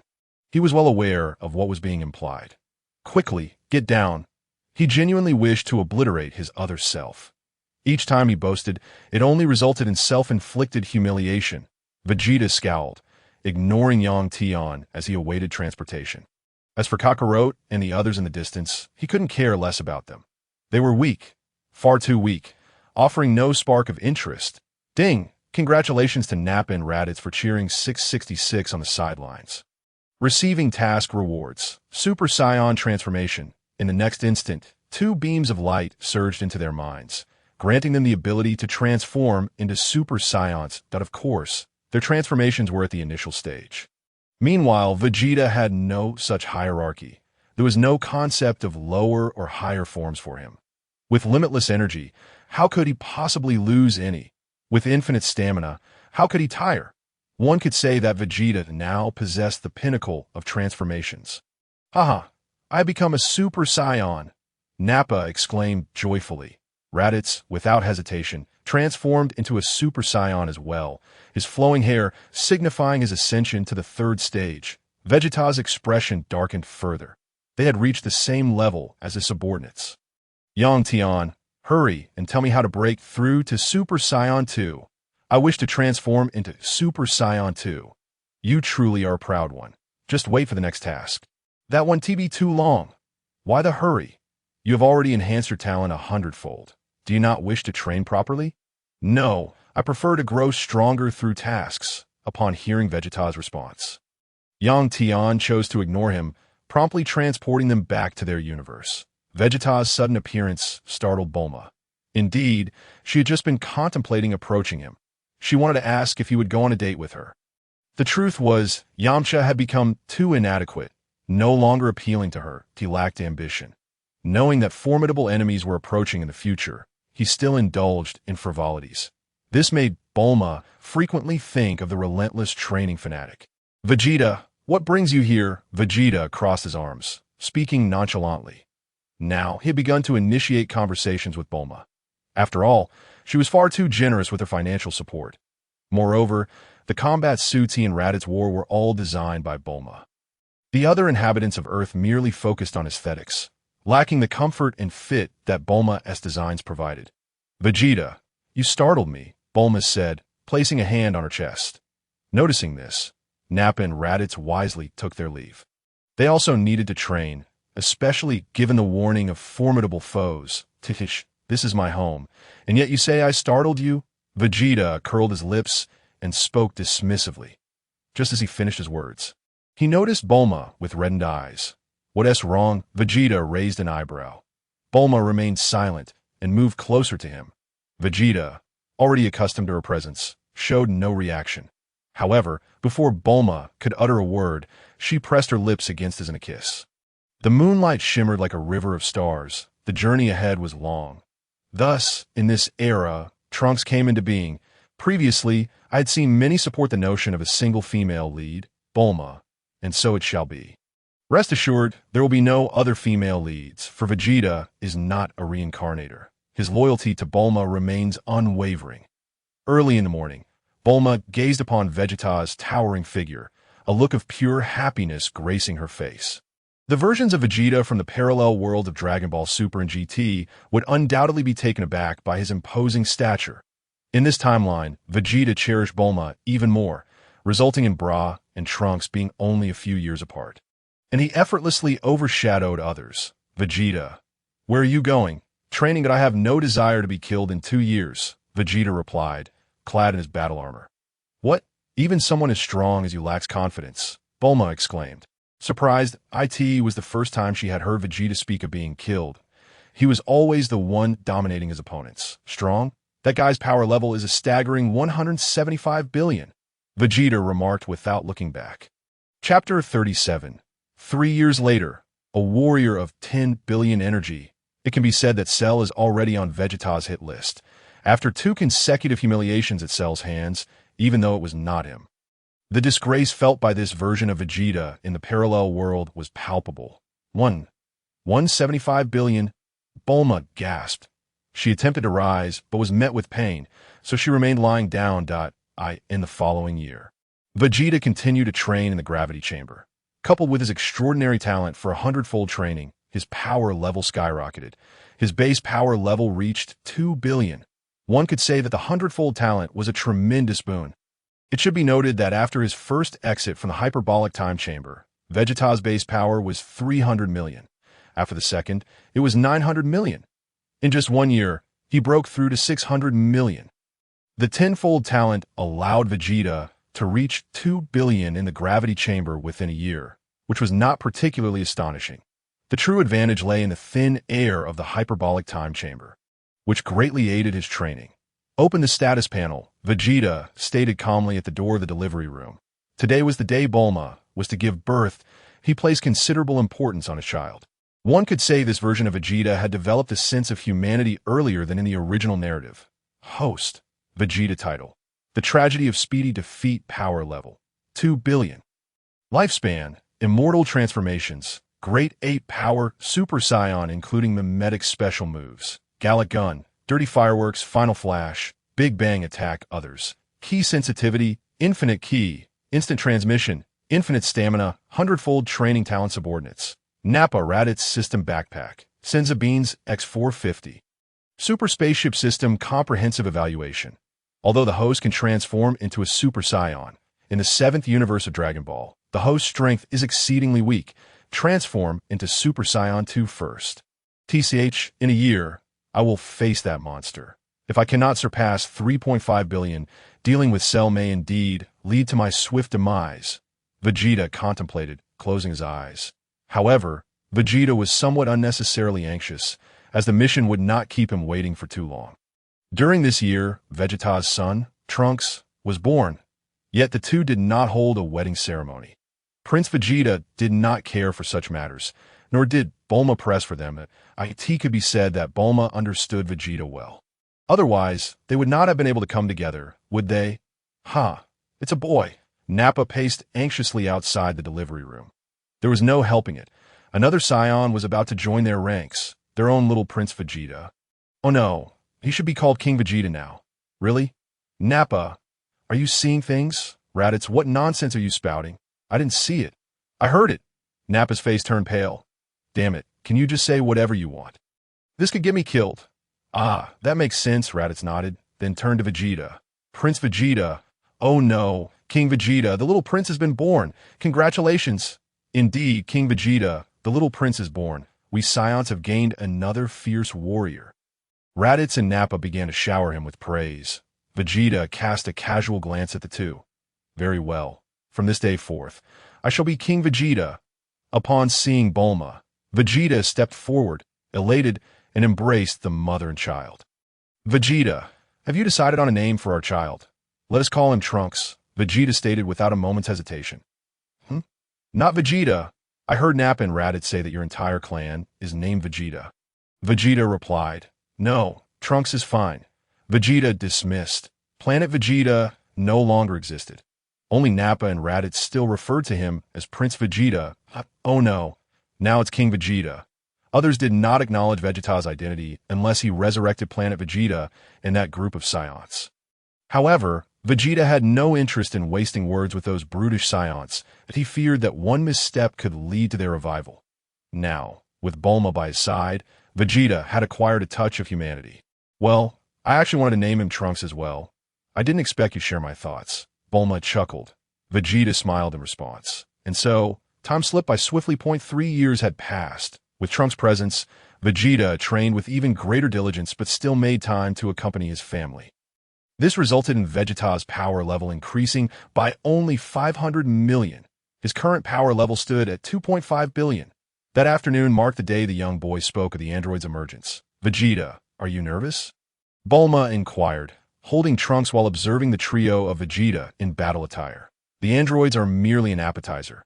The true threat is not the androids, but that ultimate android named Cell, Vegeta candidly informed Bulma. He had no interest in sharing such insights with others. Well, no worries, I can win. Vegeta shot a glance at Trunks before taking off into the sky. Nappa and Raditz followed closely behind. King Vegeta, can we handle this? Nappa asked Vegeta to, if you're scared, go back and nurse. Vegeta replied coolly that it's not that we're afraid. Raditz interjected. Saiyan's afraid? What a joke. In this year, their base power levels had also risen to 20 million. One could say the two were stronger than their counterparts during this period in the original story. Oh no, they were stronger than the androids 17 and 18 at this time. Transforming into a Super Saiyan would grant them a power level of 1 billion. Matching the first stage of Cell, who also possessed a power level of 1 billion. Ding! Detection of the fierce battle among the warriors of 10 billion energy. Mission: eliminate Metal Cooler on the new Namek planet. Mission reward: Super Saiyan second stage. Upon hearing the system's prompt, Vegeta's face lit up with joy. A mission had arrived. However, hearing about the warriors of 10 billion energy made Vegeta raise an eyebrow. Tian, what is this Metal Cooler? What is the situation? And about this 10 billion energy, does it mean the power level has reached 10 billion? Vegeta inquired within his mind that if it was merely about energy, he felt it was manageable. But if it referred to a power level of 10 billion, then that would indeed be a formidable opponent, and he would need to transform into a transcendent Super Saiyan to contend with it. Of course, transforming into a mimetic Super Saiyan would also crush them. His base power level was already at 2.5 billion. The metamorphic Super Saiyan grants an astonishing 30-fold increase in combat power. Even a Might of the Great Ape pales in comparison. A staggering 100 billion combat power, though. Ha! Pathetic! Vegeta immediately donned a mocking expression that a mere 100 billion combat power. What does that even amount to? The timeline in this world is rather peculiar. The premise dictates that within the 7 days following Cell's declaration of the game, only Vegeta and Goku can transform into Super Saiyans, while Gohan remains unable to transform. Thus, the author decided to adjust the timeline, extending it over a period of 3 years. If you enjoy this, please add it to your bookshelf and leave a 5-star review. The author, a professional in writing tales of 9 Uncle, is trying their hand at Dragon Ball for the first time. Chapter 38. Vegeta, Big Bang Attack. While traveling through the skies, Nappa and Raditz felt a sudden shift, finding themselves transported to another world. What in the world? Nappa exclaimed, taken aback. One moment, they were flying smoothly, and the next, the scenery shifted without warning. Damn it, this is insane, Raditz declared, halting in disbelief. Only Vegeta regarded the two with an expression of utter incredulity. After completing numerous missions together, you still don't realize this is a parallel world. Have you both become so dull from training? Vegeta mocked coldly. The two were left feeling quite embarrassed, yet they continued to survey their surroundings. Vegeta, where are we? New Namek. Our task is to eliminate this metallic cooler. As Vegeta spoke, he soared into the distance, sensing countless energies lurking ahead. Meanwhile, in this parallel world, Vegeta and Goku were struggling against a metallic cooler. However, upon defeating it, they discovered it was merely a clone. How? How can there be so many? The sight left both Vegeta and Goku with grim expressions. Meanwhile, Gohan and Piccolo were filled with anxiety at this moment. The mountains were teeming with metallic coolers, observing the two warriors with an ominous intent. Both were utterly exhausted, having nearly depleted their energy in the fight against a single metallic cooler. Damn it. I am completely drained. Vegeta roared in frustration. He could no longer maintain his Super Saiyan form. That it wasn't just him. Even Goku beside him was in a similar predicament upon arriving from the main universe. Vegeta was elated to see the multitude of metallic coolers. Initially, he had considered exterminating Frieza's remaining minions, but now this legion of metallic coolers appeared to be a bountiful opportunity. What is going on? So many coolers. What cooler? Isn't this the same cooler from before? Nappa and Raditz exchanged glances. Yet upon witnessing the overwhelming number of metallic coolers, Vegeta felt a twinge of confusion. Tian, what is the meaning of this?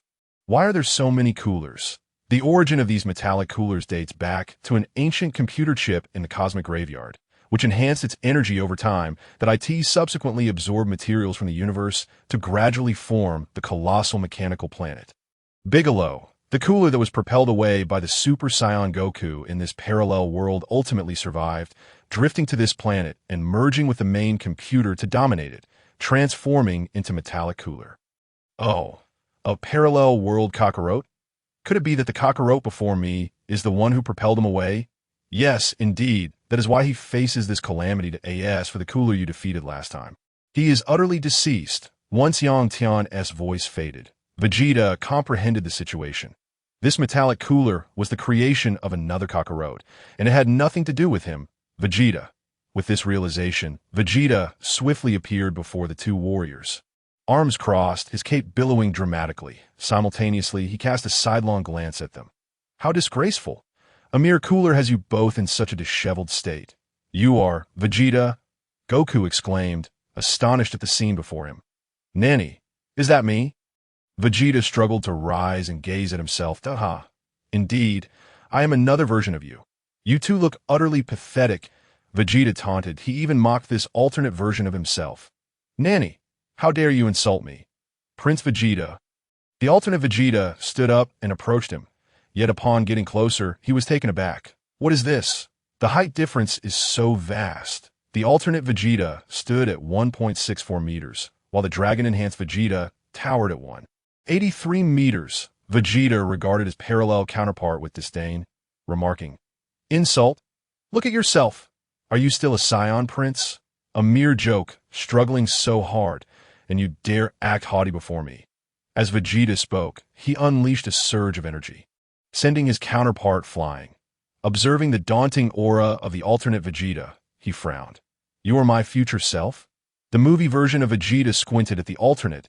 He was aware of the future in the parallel world, as Trunks had visited before, warning of a formidable enemy that would emerge 3 years later.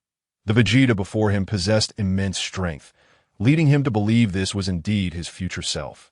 Whether he is or not, enough. You two stand aside and witness how the Saiyan Prince Vegeta eradicates this heap of scrap metal. After declaring this, Vegeta transformed into a Super Saiyan. His combat power skyrocketed to 125 billion. The entire new Namek trembled. Even the core of the metallic cooler quivered. This level of power he could not absorb. He sought to consume life to grow stronger, yet he could not absorb Vegeta's overwhelming energy. What? Such a terrifying aura. It's suffocating. Goku exclaimed in shock. Meanwhile, the other Vegeta was left dumbfounded. How is this possible? We are both Super Saiyans, yet the disparity is immense. Reflecting on Vegeta's earlier words, he began to suspect this was indeed his future self. Hahaha, Kakarot, it seems my future self surpasses you. Vegeta laughed heartily. Goku ignored him, focusing intently on the unfolding scene. Vegeta leaped into the fray, ruthlessly dispatching the cooler army. A punch, a kick, a blast of energy, sweeping away vast swathes of coolers, reducing them to debris. Ding! Congratulations, host. You have defeated a metallic cooler, earning treasure chest X1. Ding! Congratulations, host. You have defeated a metallic cooler, earning treasure chest X1. A flurry of notifications echoed. Witnessing the exploding and reassembling coolers, Vegeta wore a bloodthirsty grin. Haha, it's all experience for me. Vegeta, suspended in midair, Vegeta unleashed an endless barrage of energy waves, dispersing them in all directions. With so many coolers surrounding him, countless were pierced and annihilated. This technique was previously employed by Vegeta in the Frieza saga, a desperate attempt against Frieza himself, yet it failed to hit. But here, it became a tool of mass destruction. Ding! Congratulations, host. You have defeated a metallic cooler, earning treasure chest X1. Ding! Congratulations, host. You have defeated a metallic cooler, earning treasure chest X1. How many more are left? Come forth together. Vegeta sneered at the scattered metallic coolers. Just moments ago, he had slain thousands of them. It seemed the metallic coolers were no longer reproducing. Their remaining energy appeared to be dwindling. Who are you? How can there be two Vegetas? Those who are dead do not deserve to know. Vegeta replied coldly. Answer me. How many more of you are there? Come forth, do not waste my time. Vegeta demanded, his yellow aura flaring once more.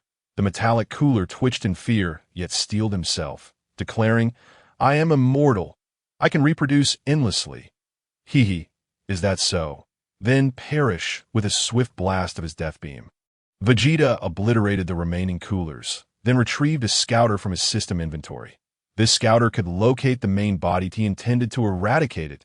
He had grown weary of these metallic coolers. After dropping nearly 10,000 treasure chests, he wondered if he could uncover something worthwhile. Beep, beep, beep. Spotting a powerful energy fluctuation in the distance, Vegeta smirked. So that's where you are. At this moment, Naba and Raditz also soared into the air. They had refrained from joining earlier, as their presence would have only hindered matters.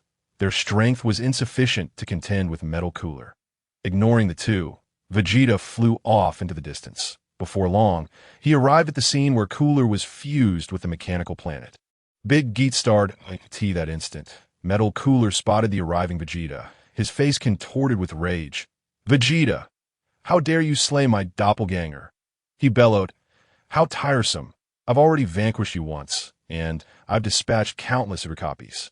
I shall not only eliminate your doppelganger, I will also annihilate you. Prepare to elevate me to Super Saiyan 2nd grade." Vegeta smirked, placing his hands before him, palms open and tilted upward at approximately 90 degrees. Subsequently, he conjured a colossal explosion attack, channeling immense energy into a Super Kamehameha, raising his power to unprecedented heights before unleashing a tremendous Kamehameha wave. This was his Big Bang attack, with a thunderous roar. Metal Cooler, along with Big Geet Star, was engulfed by the Big Bang attack.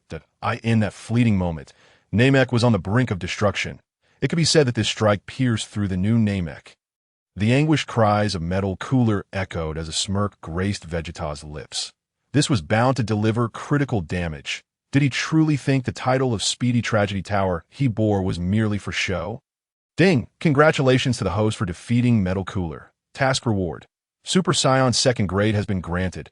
A radiant light flashed through Vegeta's mind, bestowing upon him the knowledge of transforming into Super Saiyan 2nd grade. Vegeta clenched his fists tightly, transforming directly into Super Saiyan 2. His hair stood even more erect, and electricity crackled around him, signifying the overflow of energy. Vegeta, have finally ascended to Super Saiyan 2. Cell, prepare to kneel before me. Vegeta laughed heartily. In the next instant, his aura surged dramatically, reaching its zenith. At that moment, Vegeta's battle power soared to an astounding 250 billion.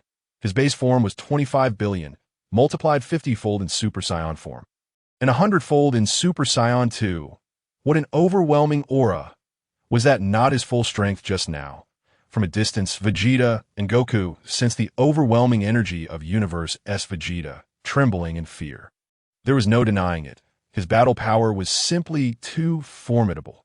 After transforming, their own battle power barely reached the tens of billions, while Vegeta S was an astonishing 250 billion. The disparity was immense. King Vegeta, is this a new transformation? Naba had approached Vegeta, witnessing the crackling lightning surrounding him, and inquired with curiosity. Indeed, this is a transformation that transcends Super Saiyan, which I have dubbed Super Saiyan 2nd grade, or simply Super Saiyan 2. Vegeta explained with a sense of satisfaction. With such staggering battle power, why should he fear Cell?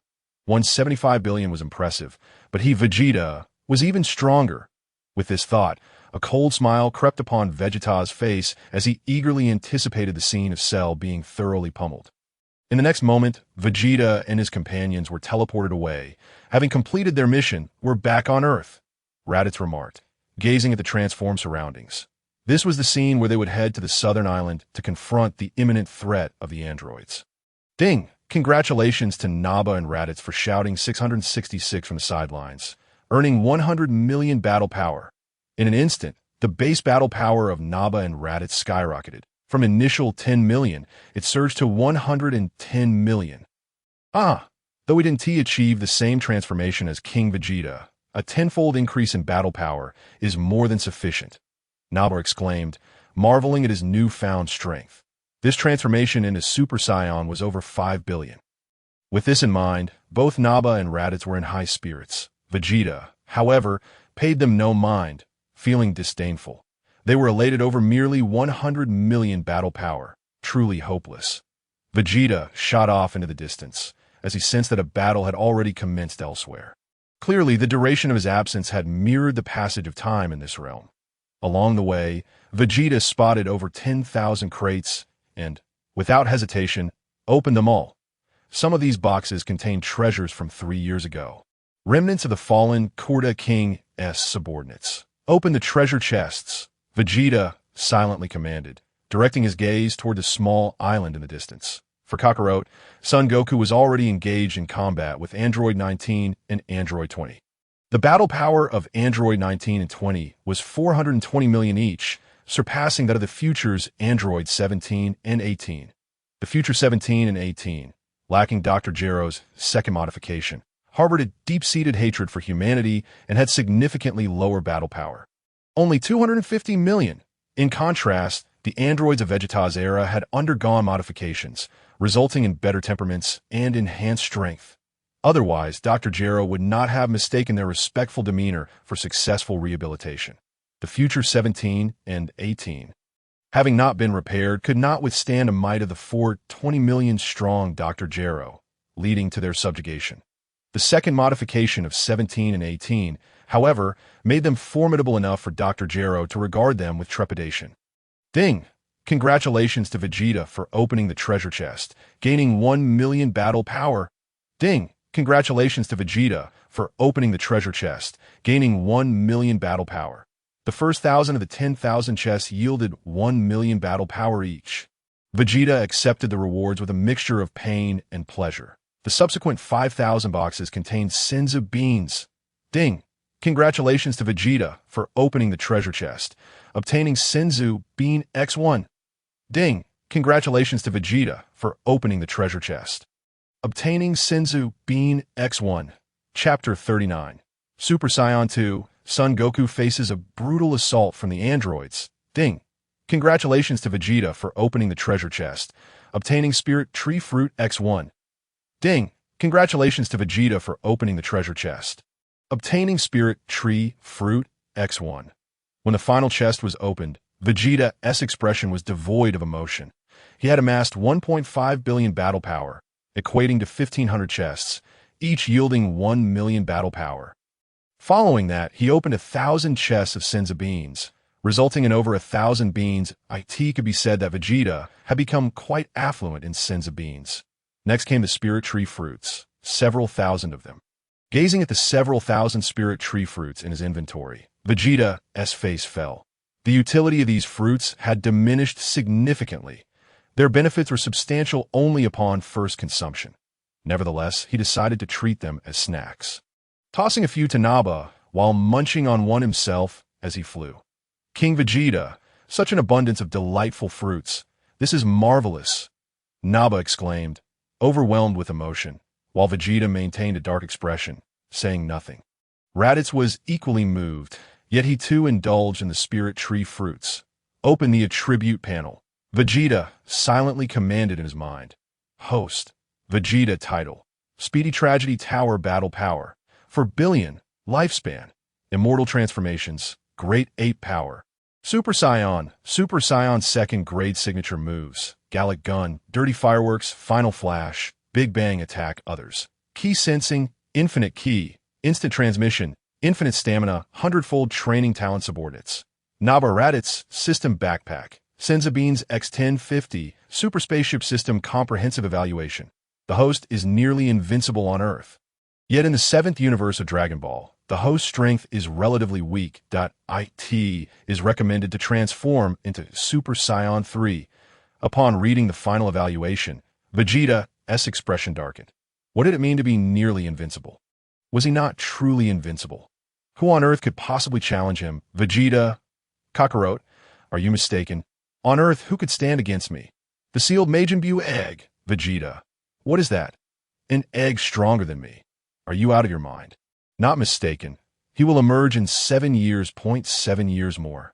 Indeed, he cannot emerge now. Upon hearing Yang Tian's statement, Vegeta refrained from further inquiries, instead landing on a nearby hill with Naba and Raditz to watch the spectacle. What spectacle, you ask? Naturally, it was to witness Kakarot's speedy performance. At present, the trio of Vegeta is suppressing their energy, and with the Z-Fighters focused elsewhere, they naturally fail to notice Vegeta and his companions.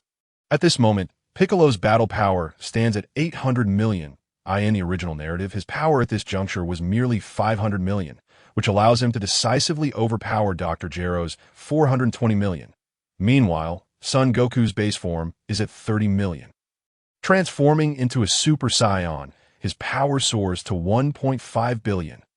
Initially, he was dominating against the artificial human number 19, also known as Gold 3. However, as the battle progressed, he unleashed too many energy waves, inadvertently empowering the artificial human No. 19 to reach 800 million in battle power. Due to his inherent nature, Goku approached the fight as a sparring match, which not only cultivated a formidable opponent, but also led to his own heart disease relapse, causing his power to plummet from 1.5 billion to 500 million. Consequently, he is being mercilessly beaten by artificial human number 19, who is currently seated atop Goku, delivering relentless blows. Chapter 40. A few hundred bills a month. What are you risking your lives for? What is happening? Why does this artificial human grow stronger with each strike? Krillin observes, shaking his head in disbelief. Initially, Goku was far ahead, but now the tables have turned, culminating in this scene of utter domination. This is entirely illogical. Goku's condition is problematic. The recent Senzu Bean has proven ineffective. Piccolo, keenly aware of the situation, realizes he has already tossed a Senzu Bean to Goku. Unlike the others, Goku does not throw Senzu Beans to his opponents that I understand now, it's the heart disease virus. The boy was right. My father is afflicted with the heart disease virus. Gohan is the first to grasp the truth, especially recalling the vivid image of Goku clutching his chest moments ago. What? Didn't he give Goku the heart disease antidote? How could it relapse? Piccolo gazes at Gohan in astonishment at this critical juncture. Everything has fallen apart. These past 3 years, there have been no signs of illness in Goku. Hence no antidote was prepared. Gohan anxiously speaks up. Without hesitation, Piccolo resolves to rush in and save Goku before he is beaten to death. Boom! Artificial human number 20, or Dr. Gero, suddenly brightens with delight that a laser blast creates a deep pit in the ground. This is a battle between us two. Do you wish to meddle? Dr. Gero states calmly. Then let us engage. Piccolo declares, ready to confront Dr. Gero, confident in his 800 million battle power. Although he cannot perceive the energy of the artificial humans, he believes he is certainly their equal. Over the past 3 years, he has trained vigorously against Goku. Yet before Piccolo can act, a loud crash resounds. Bang! The artificial human number 19, still pummeling Goku, suddenly finds a shoe print on his face. The assailant is none other than Raditz, who can no longer tolerate the sight of this pathetic artificial human being. Who are you? Dr. Gero narrows his eyes, glancing at Raditz. Momentarily taken aback, he soon chuckles. Ah, it's Raditz, that I know not how you returned. But are you here to meet your demise? Over the last 3 years, Raditz and Nappa have not showcased any battle power, leading Dr. Gero to dismiss them as worthless. Kakarot, King Vegeta is correct. You are the one who falls behind. You will be better off joining us, Raditz scoffs, gazing down at Goku, who is now beset by heart disease. Presently, Raditz boasts a battle power of 111 million, while Goku, lacking heart disease, barely reaches 30 million. The disparity is stark. Raditz, answer me. Are you here to shoulder Goku's burden? Dr. Gero fixates his icy gaze on Raditz. He bears no grudge against Raditz, thus refraining from attacking him. His sole target is Kakarot. Son Goku, as a scientist of the Red Ribbon Army, after Goku annihilated their forces, he resolved to take revenge, tirelessly crafting artificial humans capable of defeating Goku, ultimately transforming himself into artificial human No. 20. Utilizing an outdated energy absorption device, his aim is to absorb Goku's Kamehameha and other energy attacks, even drawing strength from mere contact. This concept of energy absorption and enhancement would later be refined in Cell. Raditz disregards Dr. Gero entirely, seizing Kakarot by the collar and hurling him towards Piccolo. Why brother truly lacks common sense. Fighting while ill, he's courting death. Go! Tend to him well. Without hesitation, Piccolo catches Goku at this moment. Artificial human number 19 rises, clutching his injured face, glaring at Raditz with fury. You! How dare you ruin my plans? Just as he intends to retaliate, 2 figures descend from the sky. Nappa and Vegeta. Nappa, Vegeta. Dr. Gero addresses the approaching duo.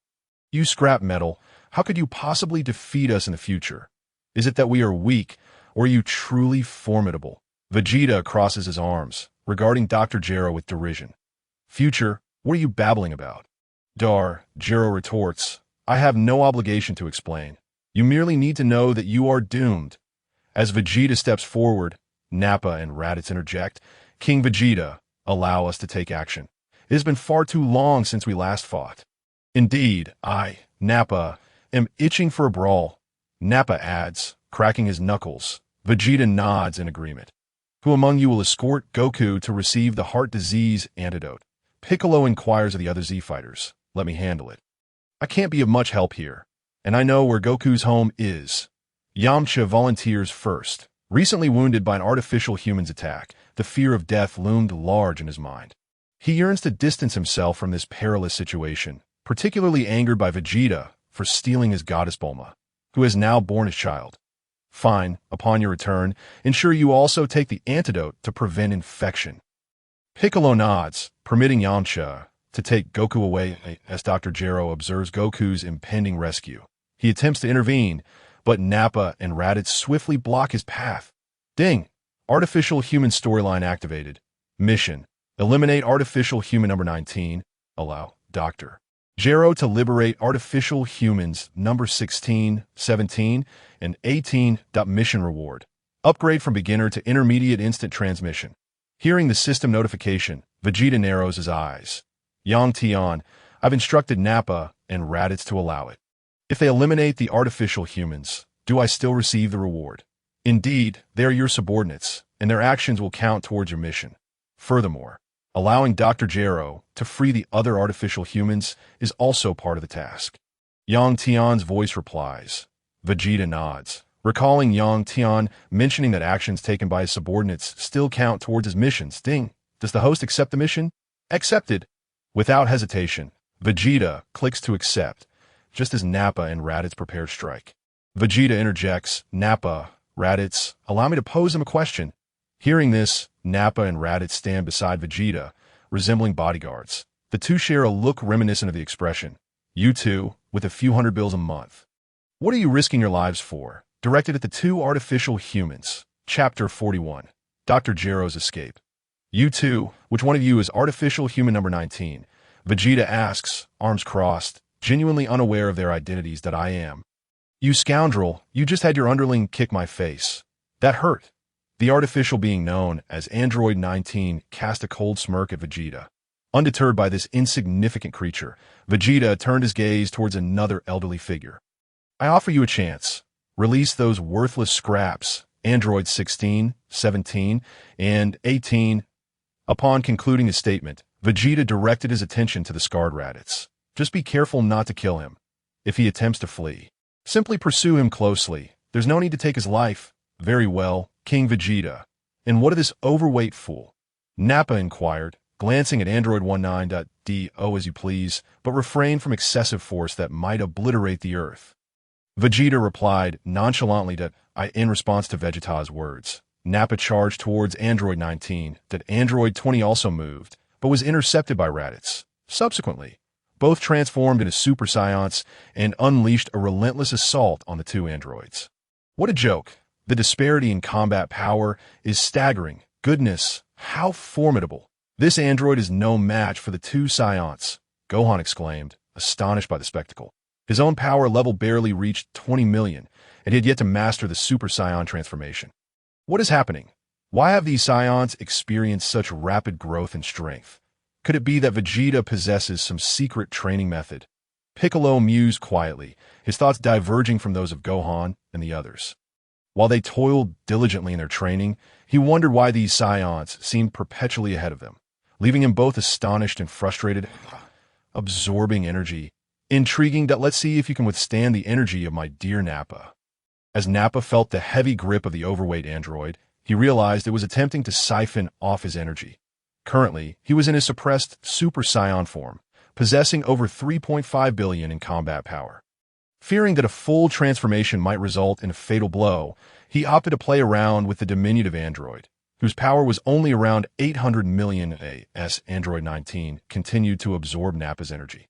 It gulped audibly, feeling its own strength begin to rise. However, it soon discovered that it was unable to fully drain Nappa. Too slow. Allow me to amplify my energy, Nappa taunted, instantly transforming into a Super Saiyan and sending the android soaring into the sky with a powerful throw.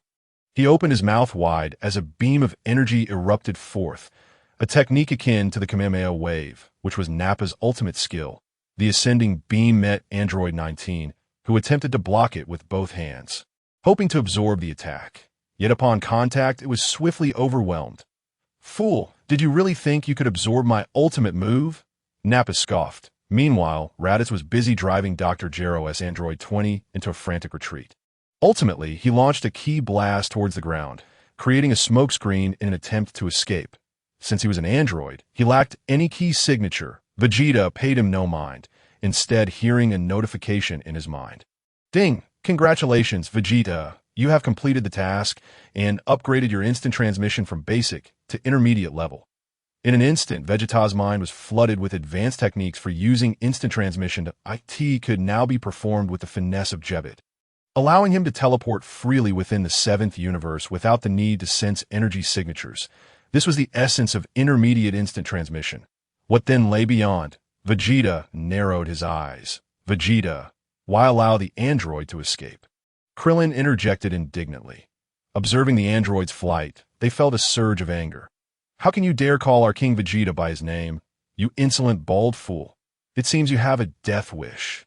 Nappa advanced, intent on reprimanding Krillin, who quickly took refuge behind Piccolo. Though Piccolo was visibly annoyed, he still stated, "These androids are exceedingly dangerous. That future boy has already warned us." "Ha! These two androids are merely appetizers. You are unaware of the true enemy and dare to question me. King Vegeta? Ridiculous. Be gone," Vegeta declared, unleashing a white aura that sent all the Z fighters flying with his 4 billion combat power. "Next time you address me, do so with respect," Vegeta stated coolly. That moment, a craft flew in from the horizon. His wife, Bulma. Simultaneously, another figure appeared. It was future Trunks. "What? Were you all just battling that overweight android?" "You have made a grave error. The terrifying android I spoke of is a brother and sister duo," Trunks exclaimed, disbelief etched across his face. Upon hearing their account, he sensed something was amiss this time. Trunks had not seen the head of Android 19, as it had been discarded by Nappa. The group was taken aback by Trunks' revelation. Indeed, Vegeta had been correct. They had been fighting mere appetizers, not the main course. The realization left them feeling both embarrassed and enraged. They could not even handle a mere appetizer. Meanwhile, Bulma sought comfort with Vegeta, though he insisted she leave for her safety. Before she departed, he informed her that the android was called Dr.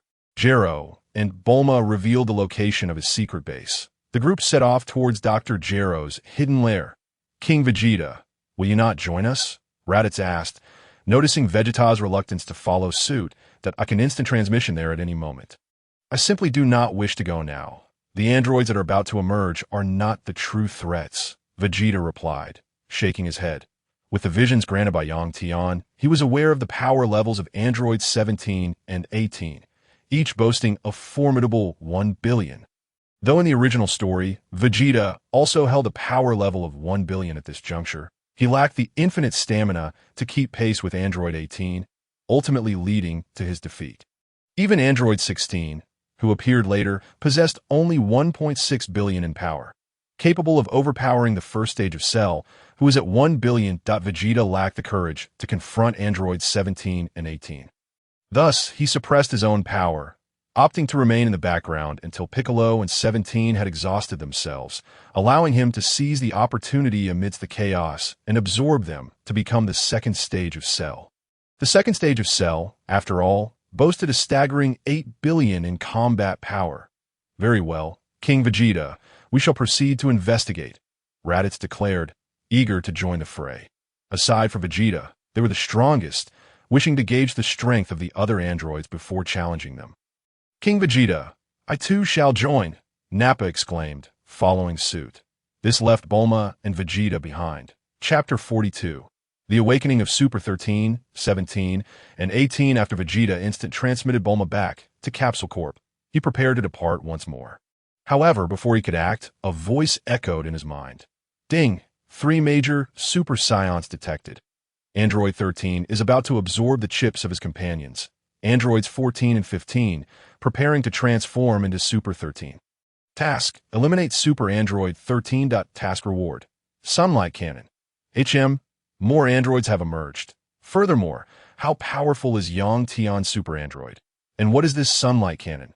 Vegeta inquired, intrigued. Super Android 13's strength was on par with the Cell Saga, matching the full-powered Super Saiyan Goku upon emerging from the hyperbolic time chamber. Oh, full power! Full power signifies maximum output with minimal energy expenditure, and for one with infinite stamina and energy like you. You are an existence beyond full power, Yang Tian replied casually. Upon hearing this, Vegeta's lips twitched. What does beyond full power imply? What is Goku's combat power at full power? 800 billion. While the 3 of them individually possess paltry combat power of just over 500 million. They gain strength through absorption, similar to Cell. Cell absorbed androids 17 and 18, each with a power level of 1 billion, to become perfect Cell, boasting a power level of 100 billion. Oh, so this Android 13, after absorbing the chips of 14 and 15, has reached Goku's full power of 800 billion. Vegeta raised an eyebrow. Indeed. Yet he remains trash. My current Super Saiyan form has reached a staggering 250 billion in combat power. Vegeta let out a cold smirk. What kind of absurdity is this Super Android 13? Just a mere experience baby. Speaking of experience baby, he recalled the character rewards. What is this Daylight Cannon? This is a technique you created in the GT timeline, which you once utilized against Super 17, combining your Big Bang attack with a Kamehameha to unleash a more formidable force. Isn't that somewhat akin to the Big Bang Kamehameha? Quite similar, but this strike was solely your creation. Whereas the Big Bang Kamehameha can only be executed post-fusion. The two are distinct. Understood, this is rather intriguing. And Super 17, what a bunch of scrap metal behaving so whimsically. Just watch how I, Vegeta, will obliterate them. Let's start with this Super 13. Vegeta continued to chuckle sinisterly. Ding. May I inquire if Vegeta accepts the mission? Accepted. Vegeta disregarded the system's address towards him. After all, no one else could hear it. It was inconsequential.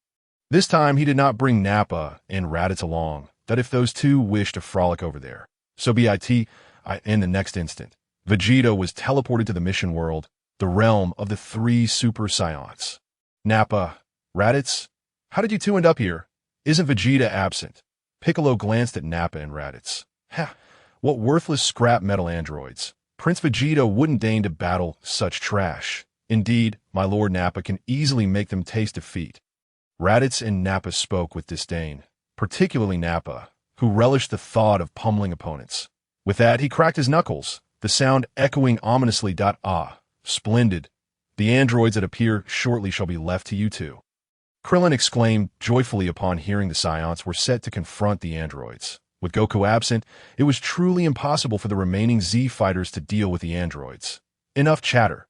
This place is so spacious. Are we not drawing attention?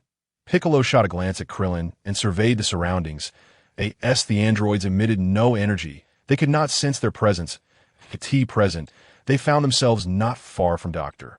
Gero's secret base. Subsequently, the group resolved to split up in search of any revealing energy signatures. When Krillin discovered Dr. Gero's whereabouts, he unleashed his energy. All the Z fighters, along with Nappa and Raditz, followed suit. Krillin pointed towards the concealed base in the distance, declaring, I just saw that android, Dr. Gero, enter there. Well then, what are we waiting for? Let us go in, Tian Shinon stated, and no sooner had Tian spoken than Nappa and Raditz flew inside, evidently unafraid. And indeed, they showed no signs of fear. With a base power level of 110 million, transforming into a Super Saiyan would yield 5.5 billion. To put it bluntly, aside from the second stage Cell, they would annihilate everything in their path. The second stage Cell possesses a battle power of 8 billion. While their strength was considerable, it had yet to reach the level of the Vegeta who emerged from the room of spirit and time for the first time. The Vegeta who first exited the room of spirit and time achieved a Super Saiyan form with a power level of 15 billion. Moreover, his Super Saiyan 1 second stage muscular form, which he proudly referred to as Super Vegeta, boasted a battle power of 21 billion. This muscular form's second stage amplifies power by a factor of 70 times the base level. However, its downside is the immense energy and stamina it consumes. The third stage involves an increase in muscle mass, which Trunks and Goku had transformed into within the room of spirit and time. This stage amplifies power by a factor of 80 times the base level. Similar to the second stage, but with the same energy consumption and the significant drawback of greatly reduced speed while enhancing strength. In the chaos, Trunks had frequently switched between forms to maximize damage output. Ordinary Super Saiyans at full power possess swift speed. Then, in an instant of combat, they can transition to Super Saiyan third stage, achieving an 80-fold power increase. Upon witnessing Nappa and Raditz enter, Trunks, Piccolo, and the others charged in as well. Upon entering the secret base, they beheld three figures that, oh no, just one android and two Saiyans. Dr. Gero, clutching a remote control, wore an expression of intense anxiety. Yet he resolutely decided to activate androids 17 and 18. "Old man, where's your backup?" Nappa remarked disdainfully at the visibly nervous Dr. Gero. "Humph, they are right here. If you dare to enter, it seems you wish to court death." Dr. Gero scoffed, his hands never ceasing their movements as he pressed two switches. Two stasis pods initiated, and in the next moment, they opened. The slumbering androids 17 and 18 awoke, slowly rising to their feet. "Ha! Is this your backup?" Nappa mocked. "These youngsters are no match for us Saiyans." Indeed, they are no match for Nappa and Raditz. Androids 17 and 18 possess a battle power of 1 billion. Yet in another timeline, Vegeta had been soundly defeated by this very Android 18. Witnessing Nappa's brazen arrogance, Dr. Gero's face contorted with fury. Androids 17 and 18, however, merely cast indifferent glances at the assembled fighters. "Doctor, greetings." Android 17 disregarded the others, cheerfully addressing Dr. Gero. Chapter 43, Raditz. Just a technique that creates dust. Android 17, what did you call me?" Dr. Gero exclaimed in shock that it should be noted that the newly awakened and unmodified Android 17 was known for his ferocity, attacking indiscriminately. This was precisely why he had received a beating and been reprogrammed. Dr. Gero did not seek murder. He aimed to create androids to kill Goku. Thus, the incompletely modified androids 17 and 18 represented his greatest failure. They were the androids from Trunks' future world, who slaughtered indiscriminately. As for Android 16, he was a replica of Dr. Gero's deceased son. Therefore, he crafted a purely robotic version that mirrored his son. His power level surpassed that of androids 17 and 18. However, due to his excessively gentle nature, Dr. Gero had not completed his modifications before androids 17 and 18 killed him. Meanwhile, in the future world, android 16 remained in slumber. In this world, android 16 was on the verge of awakening. "I called you doctor. After all, you created us." Android 17 reiterated that Dr. Gero's face lit up with joy that he believed the androids had been successfully modified. Android 18 also called out, addressing him as doctor. This delighted Dr. Gero immensely. "Good, good, good." Android 17, Android 18. "Quickly eliminate all these people," Dr. Gero commanded, gesturing towards Piccolo and Nappa. However, as he turned around, his head was severed. Bang! Android 17 delivered a powerful kick that sent Dr. Gero's head flying. Android 18 stepped forward, severing the hand that held the remote control. Then crushed the stop button. Phew! Finally rid of that old man. Android 17 sighed in relief. Moments prior, he had exchanged a knowing glance with Android 18, who understood and executed the surprise counterattack. After all, even if they were swift, they feared being halted in an instant. What? They killed Dr. Gero. Did they just kill their own? Krillin was left in shock. Meanwhile, Trunks gritted his teeth in fury. It was them who had ruined the future beyond recognition. Trunks' eyes were filled with rage and dread. Yet, Android 17 and 18 paid no heed to the others, instead focusing on the base. This place is truly repugnant, and there is even a larva here. It's disgusting to behold. I remember that old man mentioning something stronger than us called Cell. Yes, apparently he was designed to absorb us. Utterly revolting. Android 17 stated, unleashing a key blast that obliterated the still-developing Cell. In this era, Cell had met his demise. Android 18, there's another stasis pod here. Android 17 noticed a pod labeled Android 16 nearby. With a swift kick, he sent the lid flying to IN the next moment. The slumbering Android 16 awakened. HM. Android 16 surveyed the group, but said, nothing to I say. Android 17, who are you? On the 17th, introductions were made. The 16th remained silent. The 18th then spoke up. Are you mute? I am called 16. Oh, I had assumed you were silent. So it seems our numbers are interconnected, remarked 17 with a raised eyebrow. The 16th still chose not to respond and walked outside instead. He had no inclination for battle. Meanwhile, 17 unleashed an energy blast that obliterated the research facility. The Z-fighters flew out immediately, while only Nappa and Raditz shielded their chests with their arms. What the hell? Launching a powerful attack without any warning. Nappa grumbled as the dust settled. The base lay in ruins. Upon emerging outside, Trunks and the others beheld three figures ascending into the sky. 16, 17, and 18, Krillin, unable to locate Nappa and Raditz, shouted, "Where Nappa and Raditz?" Did they perish in the explosion? At Krillin's words, everyone fell silent, as they were equally unaware. But in the next moment, two powerful auras surged forth, dispelling the smoke. Hey, little bald guy, don't curse us," Nappa retorted indignantly. "What do you mean, my Lord Nappa was killed by the aftermath? It was merely a technique that produces smoke," Raditz added, pinching his nose. The Z-fighter stared in astonishment. Piccolo, sweating profusely, remarked, "Truly, the Saiyan race is formidable. They survived such a close-range explosion, with a combat power of 800 million. Piccolo knew that although 17 and 18 had not utilized their full strength during the base's destruction, he still dared not approach such an explosion. Not to mention Vegeta, with a combat power of 1 billion, who would not dare either. Nappa and Raditz transformed into their ascended Super Saiyan forms, gazing at the three in the sky. Hey, you think you can show off in front of my Lord Nappa and just fly away?" "You must be mistaken," Nappa declared, waving two fingers. The android sensed the impending danger, and 17 immediately activated a protective shield. Boom! An explosion erupted above. A tremendous sound echoed. This technique was one Nappa had employed to create a bottomless pit when Krillin attempted to rescue Tian. The explosion's terrifying aftermath forced Krillin and the others to drop to the ground. That Nappa's strike was extraordinarily potent.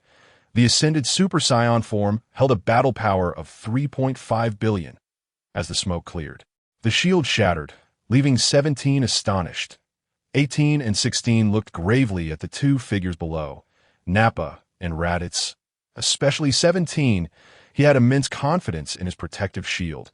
He knew precisely how formidable it was. It could withstand even the strongest of attacks. IT had played a significant role during the Tournament of Power. Of course, at that time, 17's battle power exceeded 1 billion. That how could this be? 17 was filled with trepidation towards Nappa. His fear evident in his trembling. That IT could only be said that Nappa was too powerful, and his once proud shield could barely hold up. Look at you trying to act tough in front of my Lord Nappa."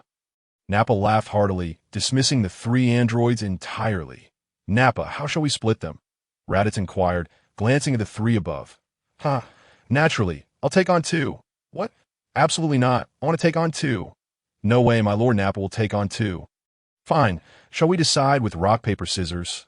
Raditz suggested when Nappa refused to yield. "All right, let us do it. Damn it.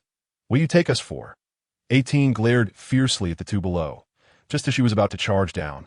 17 blocked her. Chapter 44. Cell. What's happening? Nappa, ISNT dead.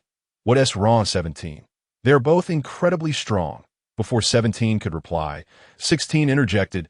He could sense the intensity of their energy, clearly aware of Nappa and Raditz's current strength. "Incredibly strong? We are androids, the strongest." 18 retorted indignantly that no, the three of us are no match for them. "Listen to me, I will create smoke, and we will scatter and regroup at a distance," 16 stated calmly. Though he spoke little, he stood firmly with his fellow androids. Point 18 was reluctant, but 17 ultimately concurred with 16's assessment. His shattered shield had somewhat undermined his confidence. Damn it. 18 grumbled in frustration. Rock, paper, scissors. Haha. I Nappa won. I'll take on 2. The 2 men are mine, and the woman is yours, Nappa declared, showing scissors while Raditz had chosen paper. Damn, how foolish of me. Why did I choose paper? Raditz lamented, smacking his forehead in despair. Fighting a woman is truly unsatisfying. Meanwhile, the Z fighters were left perplexed, particularly Trunks.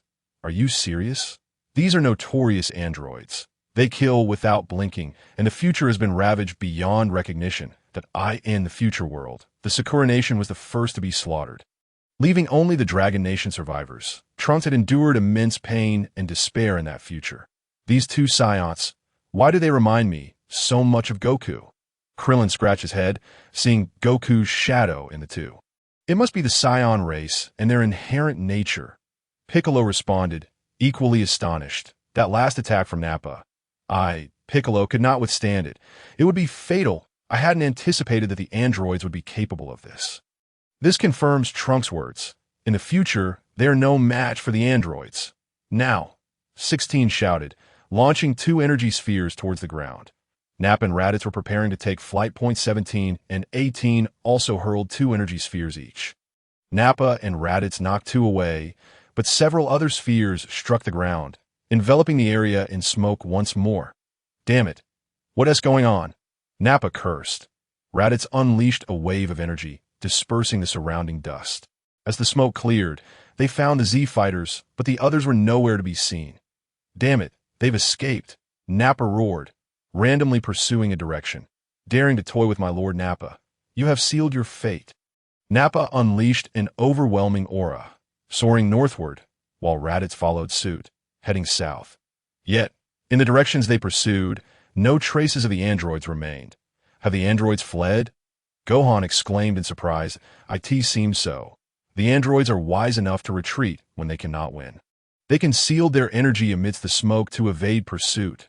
Piccolo mused, somewhat impressed by the android's intelligence. Uncle Piccolo, what should we do next? Let us go check on Goku. Having Nappa and Raditz this strong is not good. And these androids, they're nowhere to be sensed. Lurking in the shadows, I can't shake this uneasy feeling, Piccolo said, gazing into the distance, troubled yet uncertain as to why. Far from where Nappa and Raditz had flown, they were seething with anger, having been played by a few scrap metal pieces.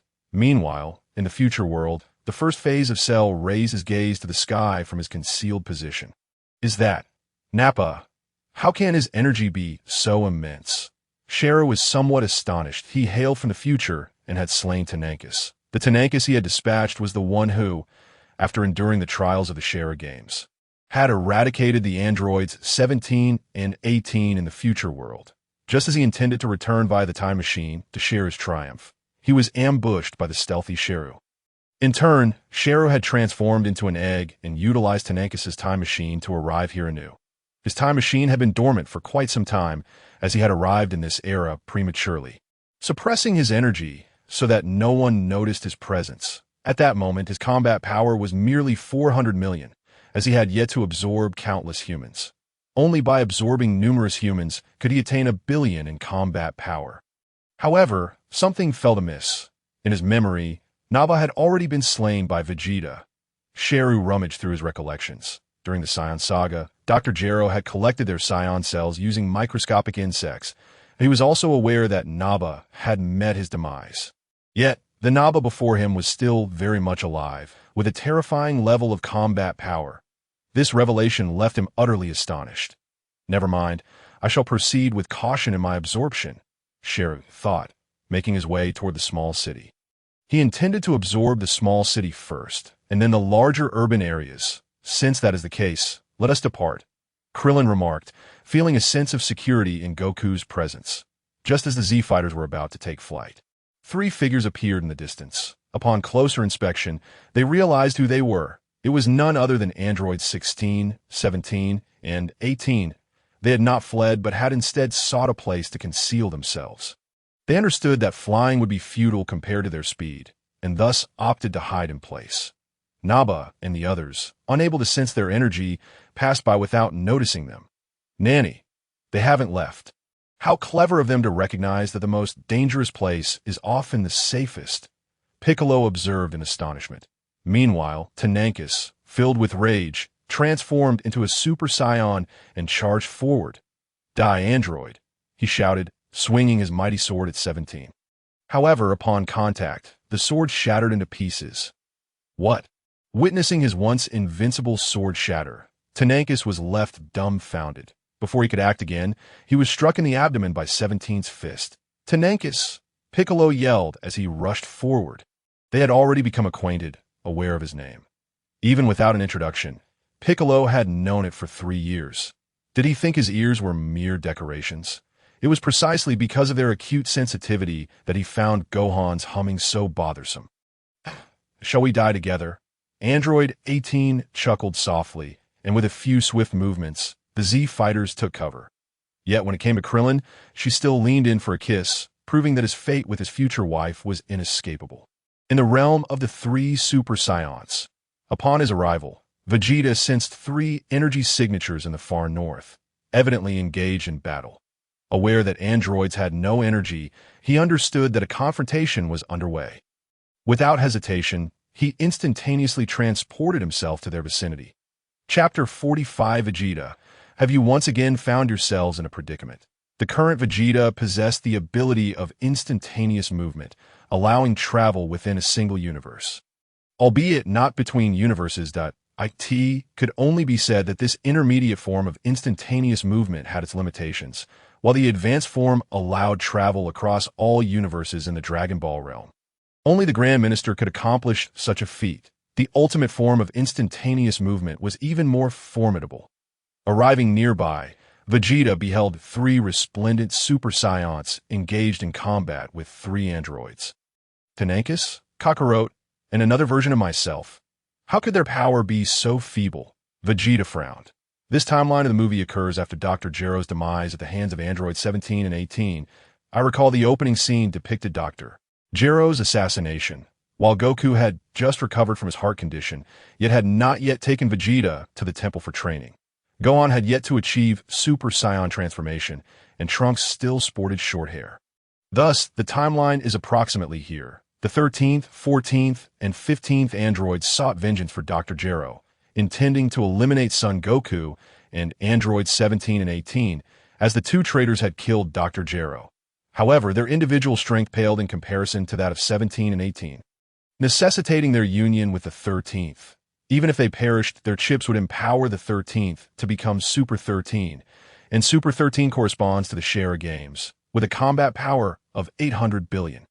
The fully realized Sheru stands at 1 trillion. The complete form of Sheru had also absorbed androids 17 and 18, suggesting that this movie serves as either homage or imitation.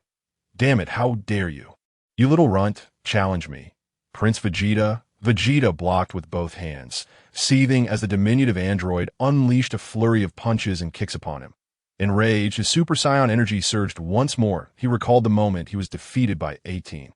Now, being pummeled senseless by this puny scrap of metal, how could he not be infuriated? The Vegeta of this world began his counteroffensive, striking the android back repeatedly. Ultimately, he unleashed a devastating explosion attack that obliterated the android, leaving only a chip behind. Witnessing Vegeta's triumph, Tenankus similarly dispatched his own android foe, leaving behind another chip. Subsequently, Vegeta and Tenankus soared to the side of the 13th, forming a tactical flanking position. You possess some skill. However, if you believe victory is within your grasp, you are sorely mistaken. 13 sneered disdainfully as Vegeta observed the grotesque visage of the android. He was about to strike when Goku interjected, "He is mine. You two have already won." Yet, scarcely had Goku finished speaking when 2 chips flew from a distance, merging directly into the 13th's body. 13 began to undergo a transformation. Humph. You scrap metal, absorbing 2 worthless chips. Do you think you can turn the tide? Vegeta scoffed. It could only be said that the oblivious Vegeta was about to become overconfident again, having just vanquished an android, rekindling the pride of a Saiyan prince. Just as Vegeta's words fell, our protagonist arrived. With a mocking tone, he remarked, "Heh, do you observe others with your nose?" Vegeta removed his scouter and cast a derisive glance at the other version of himself. It was no wonder they found themselves in such a predicament. How could they fail to perceive the true strength of their foe? Oh no, it was that he could not see. Vegeta could. This Super 13. Combat power? 800 billion. Nanny. Who is behind me? The Super Saiyan Vegeta turned to find another Vegeta, clad in Saiyan battle attire and a red cape. Why you? Why you? Who are you? The diminutive Vegeta was utterly astounded at the sight of the imposing figure standing at 1 meter 83. Meanwhile, Goku and Tenankis were equally taken aback. "Father," Tenankis exclaimed, gazing in shock at the two Vegetas. "Vegeta? Two? Are you from the future?" Goku's intellect was still intact, and he immediately grasped the crux of the matter. Tenankis and the smaller Vegeta also pieced together the situation, looking toward him. "Do not concern yourself with my identity. Rather, take a good look at your enemy." Vegeta crossed his arms, gesturing with his chin. The three of them turned their attention to the 13th, who had completed his transformation, radiating an overwhelming aura. "What on earth is this?" Goku exclaimed in astonishment. He sensed that this Super 13 was no ordinary adversary, vastly superior to those he had previously faced. "Regardless of what scrap metal you are, watch as I, Vegeta, claim your life," Vegeta bellowed, his Super Saiyan energy surging once more as he charged at Super 13. Adadadadada. Vegeta's fist descended upon Super 13 like a tempest. Yet to no avail, he was incapable of even nudging Super 13. What? Vegeta's expression was one of disbelief. Is this truly the same android he had fought before? The disparity in strength was staggering. With a mighty blow, Super 13 sent Vegeta hurtling away. Subsequently, Super 13 struck Vegeta with a powerful punch to the midsection, reverting him to his normal state. Father, Trunks, witnessing the scene, charged at Super 13. However, his approach mirrored Vegeta's, and he immediately fell flat. "How formidable!" Goku exclaimed, also leaping forward. Soon after, Super 13 seized his leg, delivering a devastating blow that rendered him incapacitated. This era's Kakarot was shattered. Goku cried out in agony. Vegeta shuddered at the sight. Even witnessing it was painful. As Goku collapsed, Super 13 turned his gaze toward the calm Vegeta, who stood with arms crossed. The wind rustled through Vegeta's cape. "Have you three already succumbed? Without me, would you not meet your demise?" Vegeta did not look at Super 13, but instead addressed Goku and his companions. The trio, now returned to their normal state, cast a mix of indignation and embarrassment at the other version of themselves. "We are all Vegeta, yet your demeanor is not mine. I am not so reckless," Vegeta remarked, directing his words at the diminutive version of himself. "First to charge, first to fall flat. How infuriating. If you think you could do better, then go ahead," the smaller Vegeta retorted, his anger palpable. Despite recognizing the other as himself, he found it intolerable. What an attitude. "Watch closely, for I, Vegeta, shall teach you how to battle," Vegeta proclaimed, his previously crossed arms now clenched into fists as he shouted, "Ha!" In the next instant, Vegeta transformed into a Super Saiyan. A golden aura erupted around him like a column. A terrifying energy enveloped the surroundings. "This is a battle power of 200 billion. It was evident that Vegeta's explosive power sent shivers of impending doom through Goku and the others. Meanwhile, Vegeta's energy caused the very earth to tremble. This was mightier than Lightning Cell. When Lightning Cell had gathered energy, the entire planet had quaked, leading many to believe it was the apocalypse. Is this the end? What is happening? I do not wish to die. Mother! People across the globe screamed in panic. Even Cell, along with Android 17 and 18, were taken aback. What is happening? Is this the end of the world? No, there's an overwhelming presence over there. The current era's Android 16. Sensing the energy, stared in astonishment at the far north. What could this be? Such an overwhelming aura and battle power. The destruction of the earth could occur in an instant. This is impossible. How could another me possess such strength? The smaller Vegeta stared in disbelief. Goku swallowed hard. the pain in his lower body forgotten as he gazed blankly at the other Vegeta. He never anticipated someone could be this powerful. This realization deepened his resolve to train in the hyperbolic time chamber. My father is truly remarkable. Trunks admired the taller Vegeta, who stood at 6 feet tall, exuding both height and strength. Humph. Watch me teach you how to fight, Vegeta declared, striking a classic pose of defiance. He would not be undermined. Oh, Super Vegeta. He struck a pose, observing the reactions of Goku and Trunks as well as the furious Super 13. How dare you flaunt your arrogance? This gesture is mine. The smaller Vegeta fumed. Roaring, Super 13 charged at Vegeta. The recently unleashed aura put him under immense pressure. Without hesitation, he aimed to teach this Vegeta the might of an android. Super 13's iron fist barreled toward Vegeta's face. Although this Vegeta bore a striking resemblance to the one he had just defeated, he dared not underestimate the 6'3" warrior. Super 13's hair stood on end, his appearance resembling a blue demon, wielding a power superior to the previous one that had overwhelmed Goku and the others. Yet before this Vegeta, he refused to be careless. Bang! Super 13's iron fist never reached Vegeta's visage, as it was halted by a mere finger. Indeed, just a single finger. Have you not eaten? Your punch is so feeble and lacking in strength. I'm truly disappointed, Vegeta mocked. Then with a flick of his finger, he struck Super 13's fist. Crack! Super 13's fist shattered. In the next moment, before he could react, Vegeta wrenched his entire arm from its socket. This spectacle left everyone present in shock. Remarkable! Distantly, Piccolo observed in awe, swallowing hard. Goku clutched his injured area, his expression one of incredulity. Meanwhile, Trunks shouted, "Father, that's incredible." The smaller Vegeta's face turned crimson with rage upon hearing this. How could he be outshone by an identical version of himself? His earlier flurry of punches had done nothing to Super 13. Yet this other version of him had obliterated his opponent's fist with a mere finger and then torn it off. Could a Super Saiyan be this powerful? This must be the legendary Super Saiyan, the diminutive Vegeta murmured. Yet, no one paid him any mind. All eyes were fixated on the unfolding scene. Humph, even scrap metal can bleed? Is that oil? Vegeta sneered contemptuously. Super 13's expression turned to one of terror. Before he could react, Vegeta wrenched off his other arm. Ha! Scrap metal is simply not durable, Vegeta proclaimed, delivering a punch that sent Super 13 flying. Allow me to show you something spectacular, Vegeta declared, casting his gaze toward Goku and the others. Ha! With a flick of his finger, Super 13 erupted in an explosion. Sparks filled the air. Humph! Filthy fireworks, Vegeta remarked, crossing his arms and turning his back to Goku and the others, adopting a pose of arrogance. This was it all over in an instant. Goku rose slowly, floating closer. Meanwhile, Vegeta was seething, yet he approached nonetheless. Hey, you must be my future self. Why have you come to this world?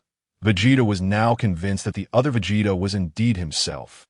If Trunks could return from the future, it was not impossible for another version of himself to do the same. I am here to exterminate this trash. You all fight so pathetically. This pitiful scrap with a mere 800 billion battle power is proving to be such a hassle. Vegeta taunted. The other Vegeta was infuriated but still inquired, "Future me, have you surpassed Kakarot?" He regarded Kakarot as his benchmark. Based on their earlier encounters with the androids, Kakarot had outperformed him. Naturally, in my world, Kakarot's heart condition is still unresolved, and his transformation into a Super Saiyan is on par with yours, Vegeta replied, arms crossed, his demeanor unfazed. The trio's pupils constricted at this revelation. Kakarot's heart condition still unresolved? Wasn't he that in the past? What? You cannot be serious. Is it not true that androids 19 and 20 have just emerged in your timeline? Excellent. Impossible your strength. Are you questioning why my prowess is so formidable? Ha! I, Vegeta, am extraordinarily gifted. Since my arrival on Earth, I dispatched Kakarot with a single strike that on Namek, I single-handedly vanquished Frieza. When King Cold came to Earth, I scattered his ashes to the winds, and even Kakarot was sent flying by my fist. Vegeta laughed heartily. The three others listened with incredulity. Why does this contradict their narrative? Just as the diminutive Vegeta was about to inquire further, a voice resonated in the mind of the protagonist Vegeta. Ding! Congratulations, host Tragic Tower, for completing the task and obtaining the Sun Ray Cannon. In the next moment, the process of executing and gathering energy for the Sun Ray Cannon flashed through Vegeta's mind. He was astounded by the technique. It surpassed the devastating explosion attack he had devised. Chapter 47. Nappa, Raditz. So you're called Prince Vegeta. The devastating explosion is a single target attack, whereas the Sun Ray Cannon can be sustained against waves of foes. The disparity is indeed vast. However, the Sun Ray Cannon still pales in comparison to the devastating Kamehameha. Just as Vegeta and Goku were about to ask something, the protagonist Vegeta teleported away. What? Where did he go? Vegeta furrowed his brow, scanning his surroundings, but found nothing. Trunks did the same, as did Goku. Forget it. If another Vegeta is that powerful, it seems I must train in that place, Goku declared. Trunks paused momentarily. Mr. Goku, may I ask where this place is? The hyperbolic time chamber, where 1 year inside is equivalent to 1 day outside, Goku declared loudly, intentionally to attract Vegeta to join as expected. Upon hearing this, Vegeta expressed his desire to go as well. If another version of himself could be so strong, he too would not be left behind. Upon seeing a familiar location, Vegeta realized he had returned. However, he sensed that Nappa and Raditz were searching for someone like headless flies. A bit puzzled, he promptly teleported before them. Soon, the trio of Saiyans gathered once more. Nappa and Raditz recounted the events. Your IQ is truly lacking. You fell for such a rudimentary trick, Vegeta remarked coolly. The latter lowered their heads, unable to retort. Indeed, they had not anticipated it. Prince Vegeta, what shall we do next? We wait. After all, the androids will emerge. Vegeta stated nonchalantly he did not regard these 3 androids as a significant concern. The two nodded in agreement and resumed their training in the gravity room. Vegeta, however, chose to tease young Trunks and dote on Bulma. He had already attained Super Saiyan 2 AS for Cell. He was no longer a threat in his eyes. It was time to relax. After Krillin fed the Z-Fighters with senza beans, he observed everyone with their heads down. I apologize. I hesitated in battle, Krillin admitted sheepishly. The androids were simply too formidable. He felt utterly paralyzed. However, the others reassured him that it was of no consequence that in that situation. Even if you had joined, it would have been futile. Thankfully, you survived to provide us with senza beans. Or else we would have been done for, Piccolo remarked coolly. The group turned their attention towards Piccolo. With Goku absent, Piccolo was their anchor. What are you all staring at? Piccolo frowned. Piccolo, we currently have no other options. Which is why we are asking if you have a plan. After all, we are comrades, are we not? Nonsense. Comrades. I am Piccolo the Demon King. I only utilize you to defeat the Saiyans and the androids. How naive to think I am with you. Piccolo reacted vehemently, then unleashed a blast of energy into the distance before flying towards the sacred world of the Kais. He sought to merge with the Kai. What is wrong with Piccolo? Why did he suddenly change? Krillin was puzzled. That's just his nature. You don't know where he has flying to? Where? The sacred world of the Kais, Tian Shinhan replied coolly. I see. So where do we go now? To the lookout. We need to relocate Goku to Master Roshi's island. These androids are after Goku, and since Nappa and Raditz cannot sense their energy, it is evident that the androids cannot be eliminated at present. Tian Shinhan contemplated. Subsequently, the group flew towards the lookout.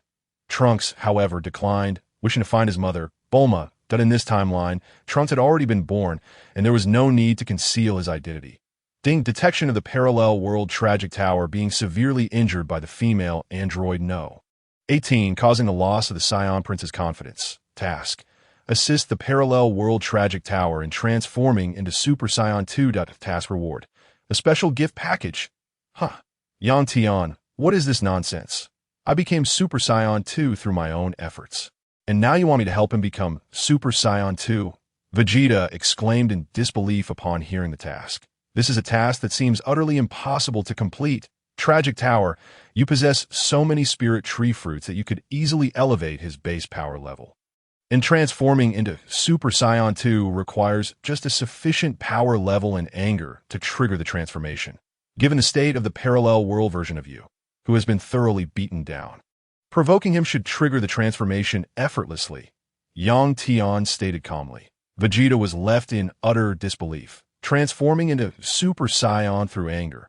Are you joking? Vegeta questioned skeptically. He had never experienced a transformation through anger.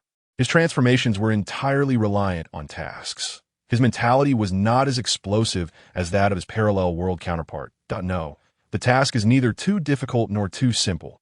It all depends on how you guide the other you. Tian replied, casually. Ding.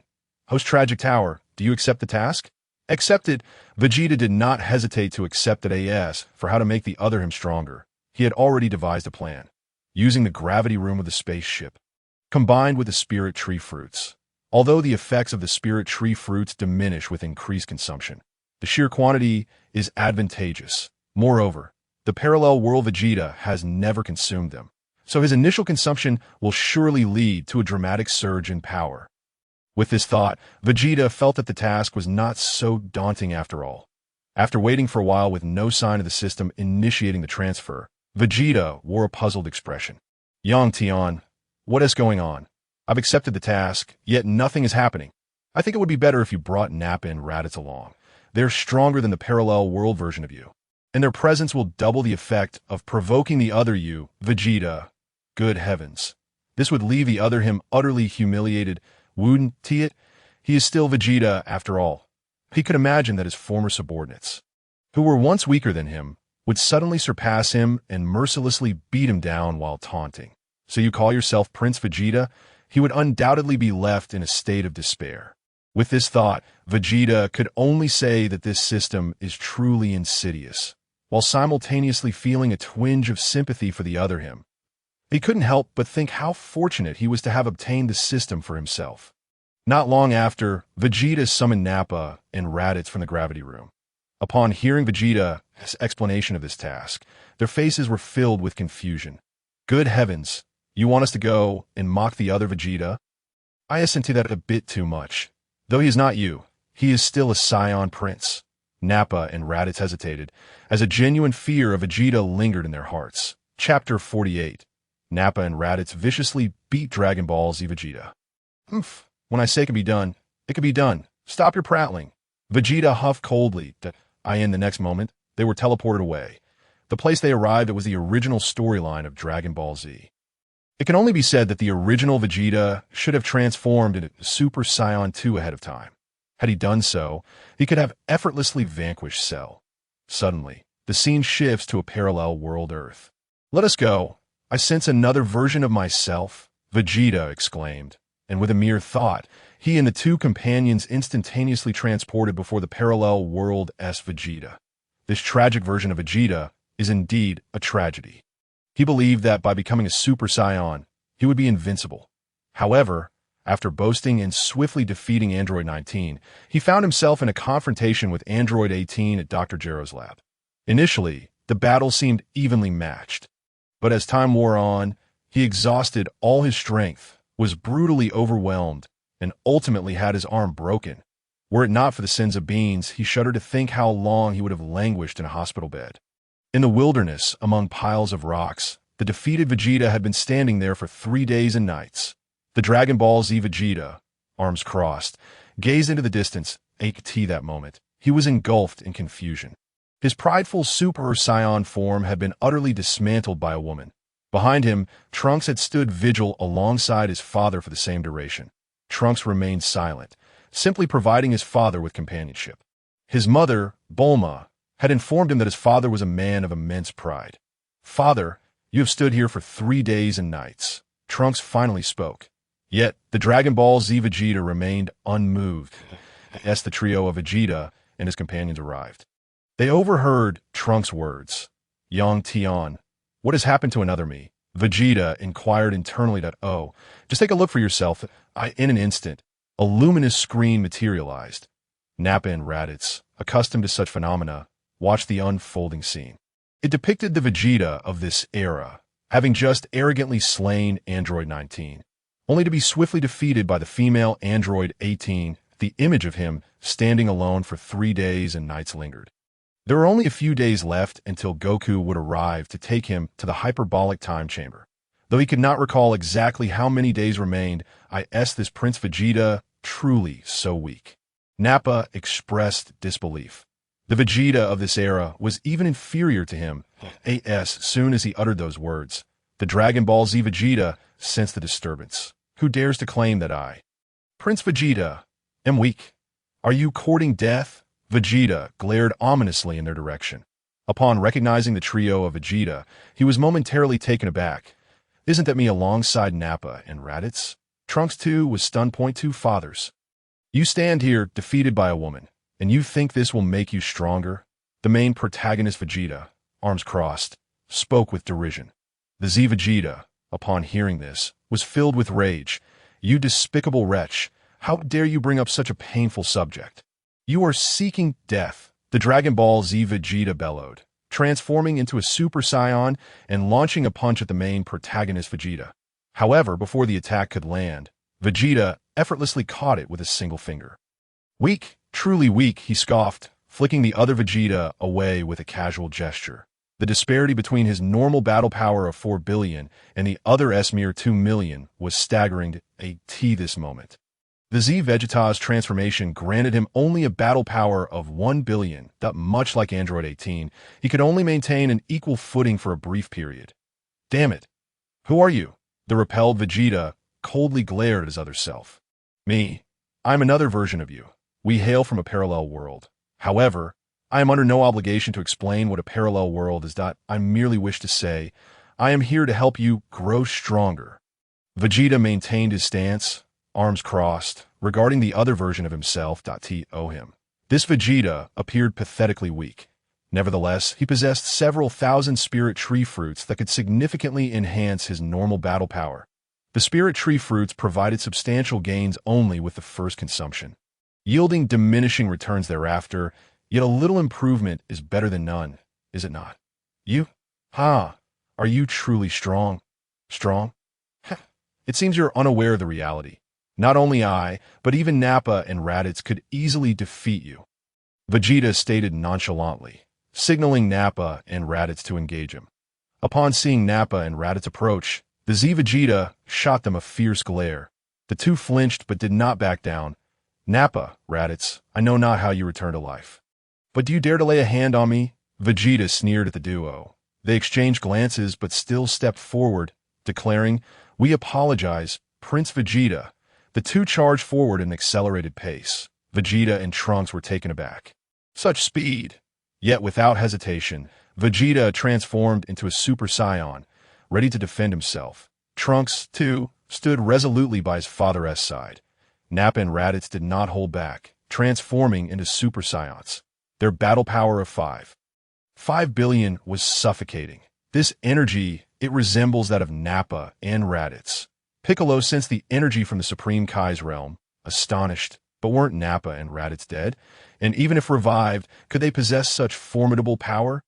Without hesitation, he turned to the Supreme Kai. Old man, let us fuse. You see the situation. Earth needs strength, not divine intervention. Piccolo spoke without turning around, knowing the Supreme Kai could hear him. Very well, let us fuse. The Supreme Kai replied with a hint of melancholy. He not only sensed Nappa and Raditz, but also the looming threat of Cell. In that moment, he understood that this era required warriors, not deities. God. The black skin bubbles gazed at the Supreme Kai.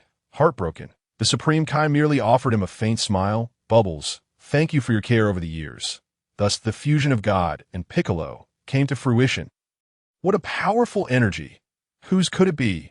Uncertain. He hoped it was not an enemy to Goku. Please awaken soon. Meanwhile, the newly revived Goku stood on Kame House, observing the scene. How intriguing. Just as I recover, I encounter so many formidable adversaries. Goku mused, facing the direction of Vegeta. Goku, do you feel confident? The turtle hermit inquired as he emerged. Not really, but I must try. Goku donned his martial arts GI, preparing to leave, but was forcibly detained by Chi-Chi. Nevertheless, he sensed the disappearance of the Supreme Kai and Piccolo's newfound strength, realizing they had become one. Supreme Kai. Chapter 49. Dragon Ball Z's Vegeta. What? Impossible. How can Nappa and Raditz be so strong? Vegeta stared incredulously at the two, yet their fists were already aimed at him in Trunks. They were thoroughly beaten, bruised, and battered, and soon lay groaning on the ground. Damn it, Vegeta shouted. Meanwhile, the main protagonist Vegeta tossed a Senzu bean to Trunks. The reason for not giving one to the Z Vegeta was that he intended for him to consume the spirit tree fruits later, thousands of them. Although Saiyans have hearty appetites, after consuming a Senzu bean, he likely wouldn't be able to eat so many afterward. You need to calm down, Vegeta remarked, arms crossed, observing the other version of himself with a nonchalant expression. The beaten Z Vegeta rose to his feet. Staring up at the 1.83-meter-tall main protagonist Vegeta, it was then he realized just how tall the other version was. Why are you so tall? I was born this way. Vegeta refrained from explaining the Dragon Balls, instead casting his gaze into the distance. Dragon Ball Z Vegeta. Damn it. Are you implying I am naturally short? However, given the current circumstances, he found it hard to refute. You claim to help me grow stronger? Did you see Nappa and Raditz? They're the ones I helped to become stronger, Vegeta stated coolly. Clearly, he still refused to ask for assistance. You better improve your attitude, or else we won't discuss anything. Vegeta was not one to indulge his other self. If it weren't for the mission, who would even bother? T-Sich, how can I become stronger? Just eat this, Vegeta replied, tossing out an entire heap of spirit tree fruits. A small mountain of them. Vegeta stared in disbelief. So many. Are you kidding me? Can I really eat all of these? Kidding, just eat one, and you'll be begging for more, Vegeta retorted, reverting the small mountain of spirit tree fruits back into his system's backpack, then tossing one into his other self's hand. Dragon Ball Z's Vegeta did not hesitate and took a bite that was tangy and sweet, a delightful flavor. Perhaps due to hunger, he devoured the entire fruit. This one isn't enough. Just as he thought to complain about it not filling his teeth, he felt an explosive surge of energy. His battle power skyrocketed, his muscles enlarging significantly from a stable 2 million. It shot up to 300 million. He had reached the level he achieved after first exiting the hyperbolic time chamber. What on earth is this? Vegeta gazed at his own body in disbelief, while Trunks beside him was equally astonished. This is called a spirit tree fruit. Cultivating this is no easy feat. A lower-class Saiyan warrior named Dallas once attempted it, but on such a splendid planet. Only 3 perfect spirit fruits could be nurtured. Vegeta recalled the scene in the world instance where Dallas used Earth to cultivate spirit tree fruits, resulting in just 3 if it weren't for the diminishing effects of overeating. Vegeta would have consumed them all himself. Why would he leave them for his other self? A lower-class warrior named Dallas. Who is he to possess such extraordinary items? You don't need to know. I only wish to ask you, is this a good thing? Vegeta looked at his other self with disdain. The latter flushed, feeling the urge to slap himself. What had he just said about joking? There were thousands of them. If he consumed them, how powerful could he become? As he pondered this, Vegeta's heart ached. Can you give me some? Sure, but improve your attitude. I'm the prince of all Saiyans. Hey, Nappa, Raditz, tell him who I am. Vegeta smirked disdainfully. The latter stepped forward and declared, This is our Prince Vegeta. Prince Vegeta, your planet hasn't been destroyed. Why ask so much? Vegeta sneered, refusing to answer that question. Seeing his other self's demeanor, Dragon Ball Z's Vegeta felt a surge of frustration. His fists clenched tightly. He was tempted to leave, but wavered at the prospect of becoming stronger. Vegeta observed him, remaining silent, waiting for his other self to make a decision. He was also wagering whether his other self possessed the same formidable pride as he did. If not, he would forego this mission. As the saying goes, no one knows one's own character better than oneself. Half an hour passed, and he was still hesitating. Seeing this, Vegeta chuckled. He tossed several thousand spirit tree fruits at him. Just eat them. If you continue to grovel and speak so humbly, I might just turn around and leave. I don't need this mission. Yet you still refuse to lower your pride. That's commendable. How could the proud prince of Saiyans bow his head so easily? Vegeta crossed his arms, appearing indifferent. Dragon Ball Z's Vegeta said nothing more and began devouring the mountain of spirit tree fruits one by one. He stuffed them into his mouth. Vegeta's battle power gradually increased from 300 million. Initially, the second fruit could boost his power by 200 million, but the increments diminished thereafter.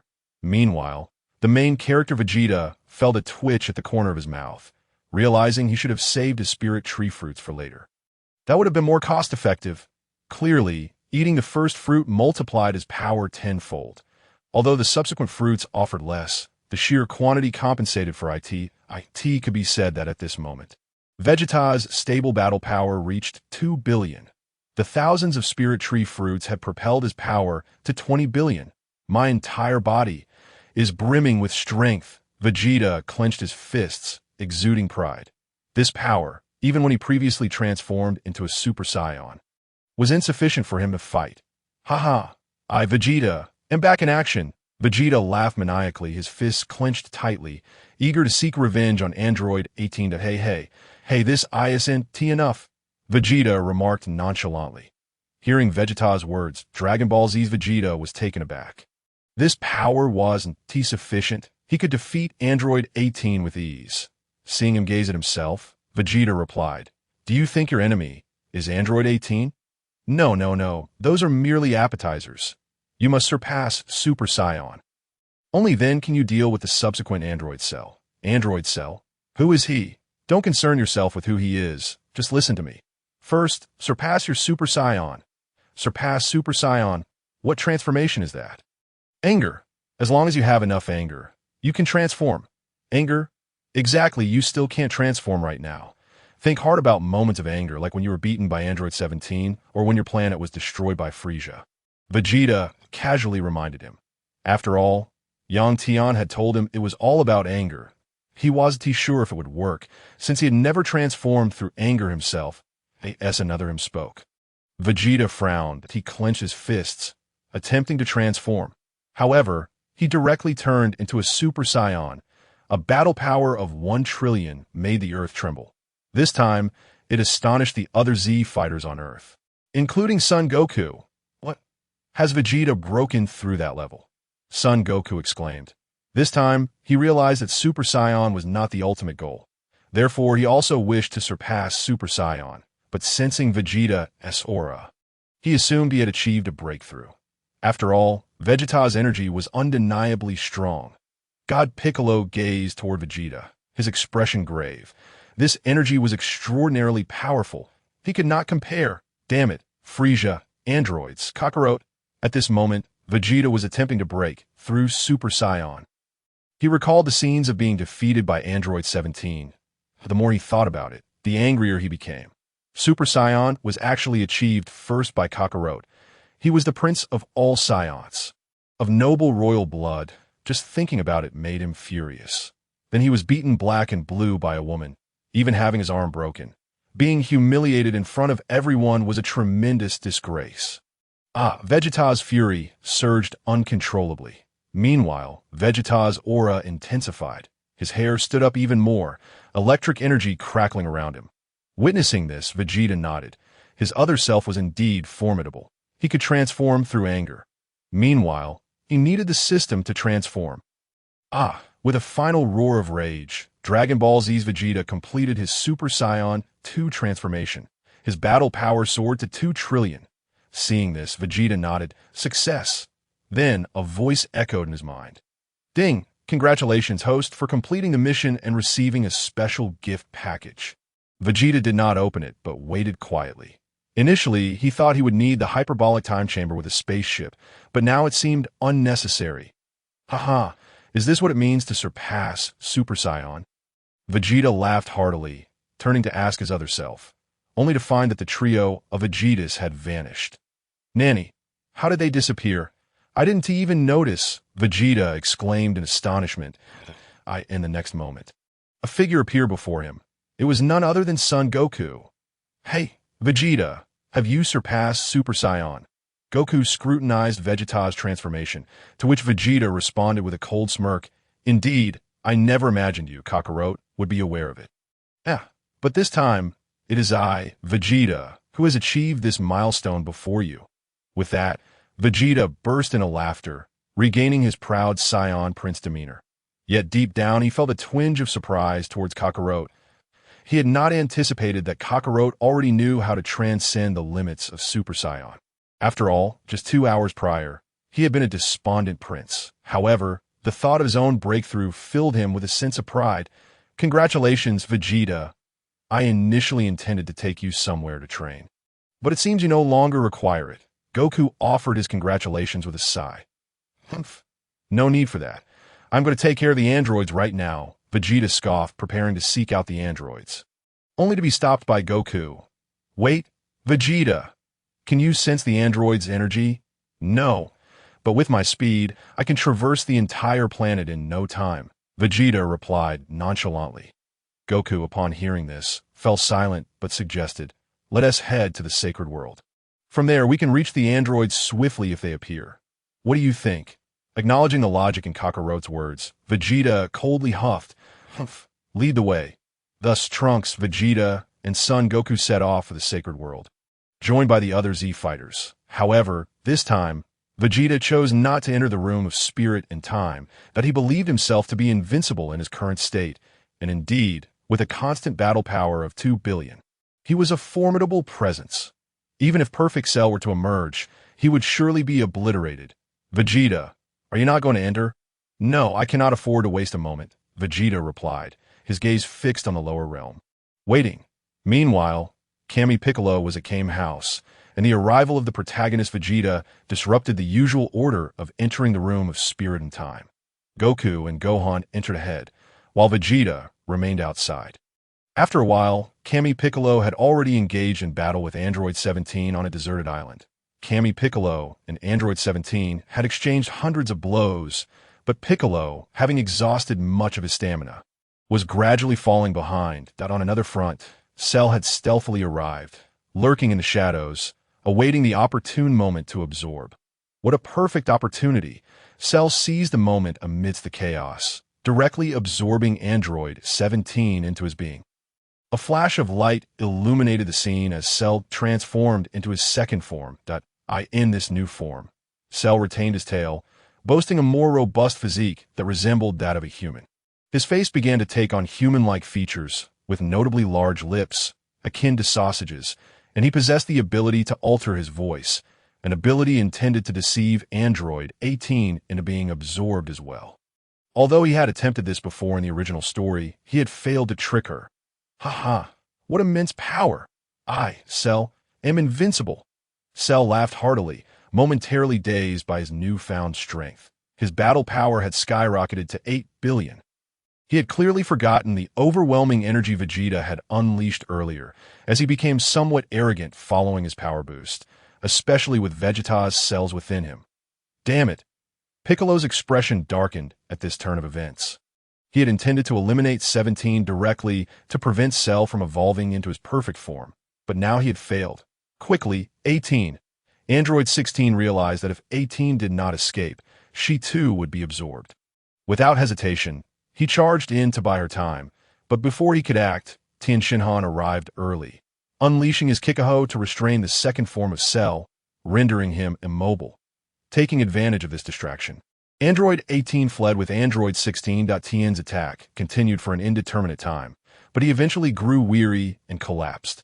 Lacking Goku's instant transmission, he succumbed to exhaustion. Damn it, you worthless creature! You made me waste precious time. Cell unleashed a Kikaho, sending Tian's lifeless body soaring. Chapter 51. Vegeta vs. Cell. Just as Cell was about to pursue Android 18, a voice rang out from the horizon. Humph, you hideous monster! How dare you possess my cells? It is utterly revolting to think that I, the proud Saiyan prince, have my cells taken by such a disgusting creature. It infuriates me. At that moment, Vegeta had arrived, arms crossed, gazing at Cell. Vegeta! It's you, Cell exclaimed. Ah, you recognize me, do you? How shameful, Vegeta replied with an air of arrogance. Landing on the small island, Cell's face contorted with anger at Vegeta's insolence. Vegeta, you're seeking death. Seeking death? I believe the opposite is true for you. Vegeta retorted coolly. Pointing at him, I'll give you a chance to make your move. Otherwise, you 1T get another. With that declaration, a golden aura erupted around Vegeta, as he transformed into a Super Saiyan, his battle power inflating to an astounding 100 billion.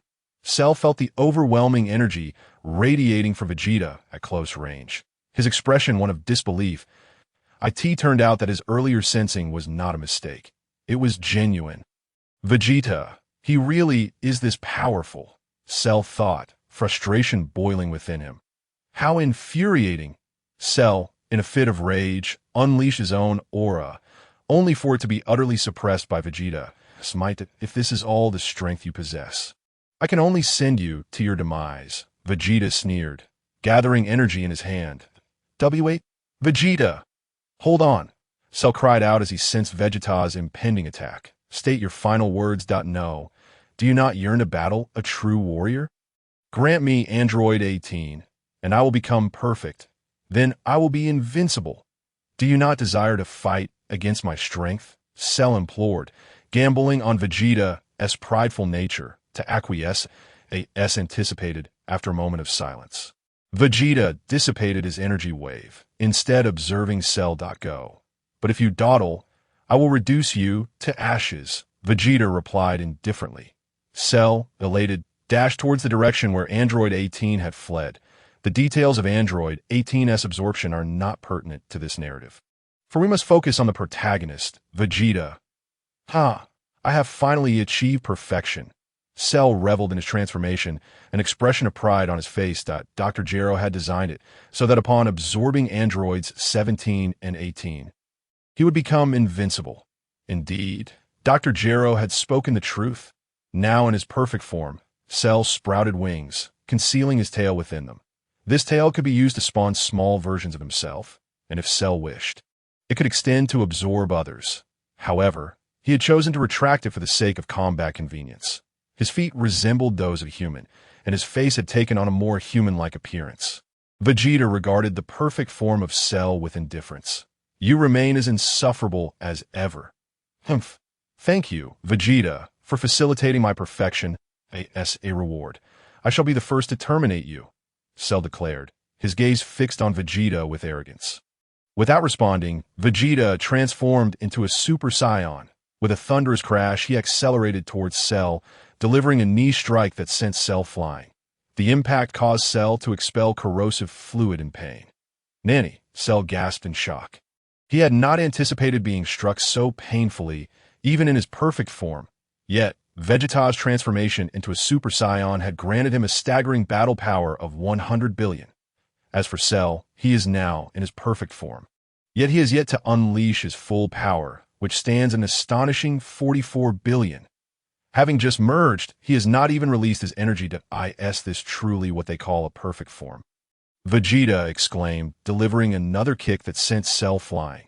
After being propelled through the air, Cell clenched his fists, gazing at him with fury. Damn it! With a sudden explosion, Cell erupted in a blaze of white energy. This state is reminiscent of his battle against Goku at full power.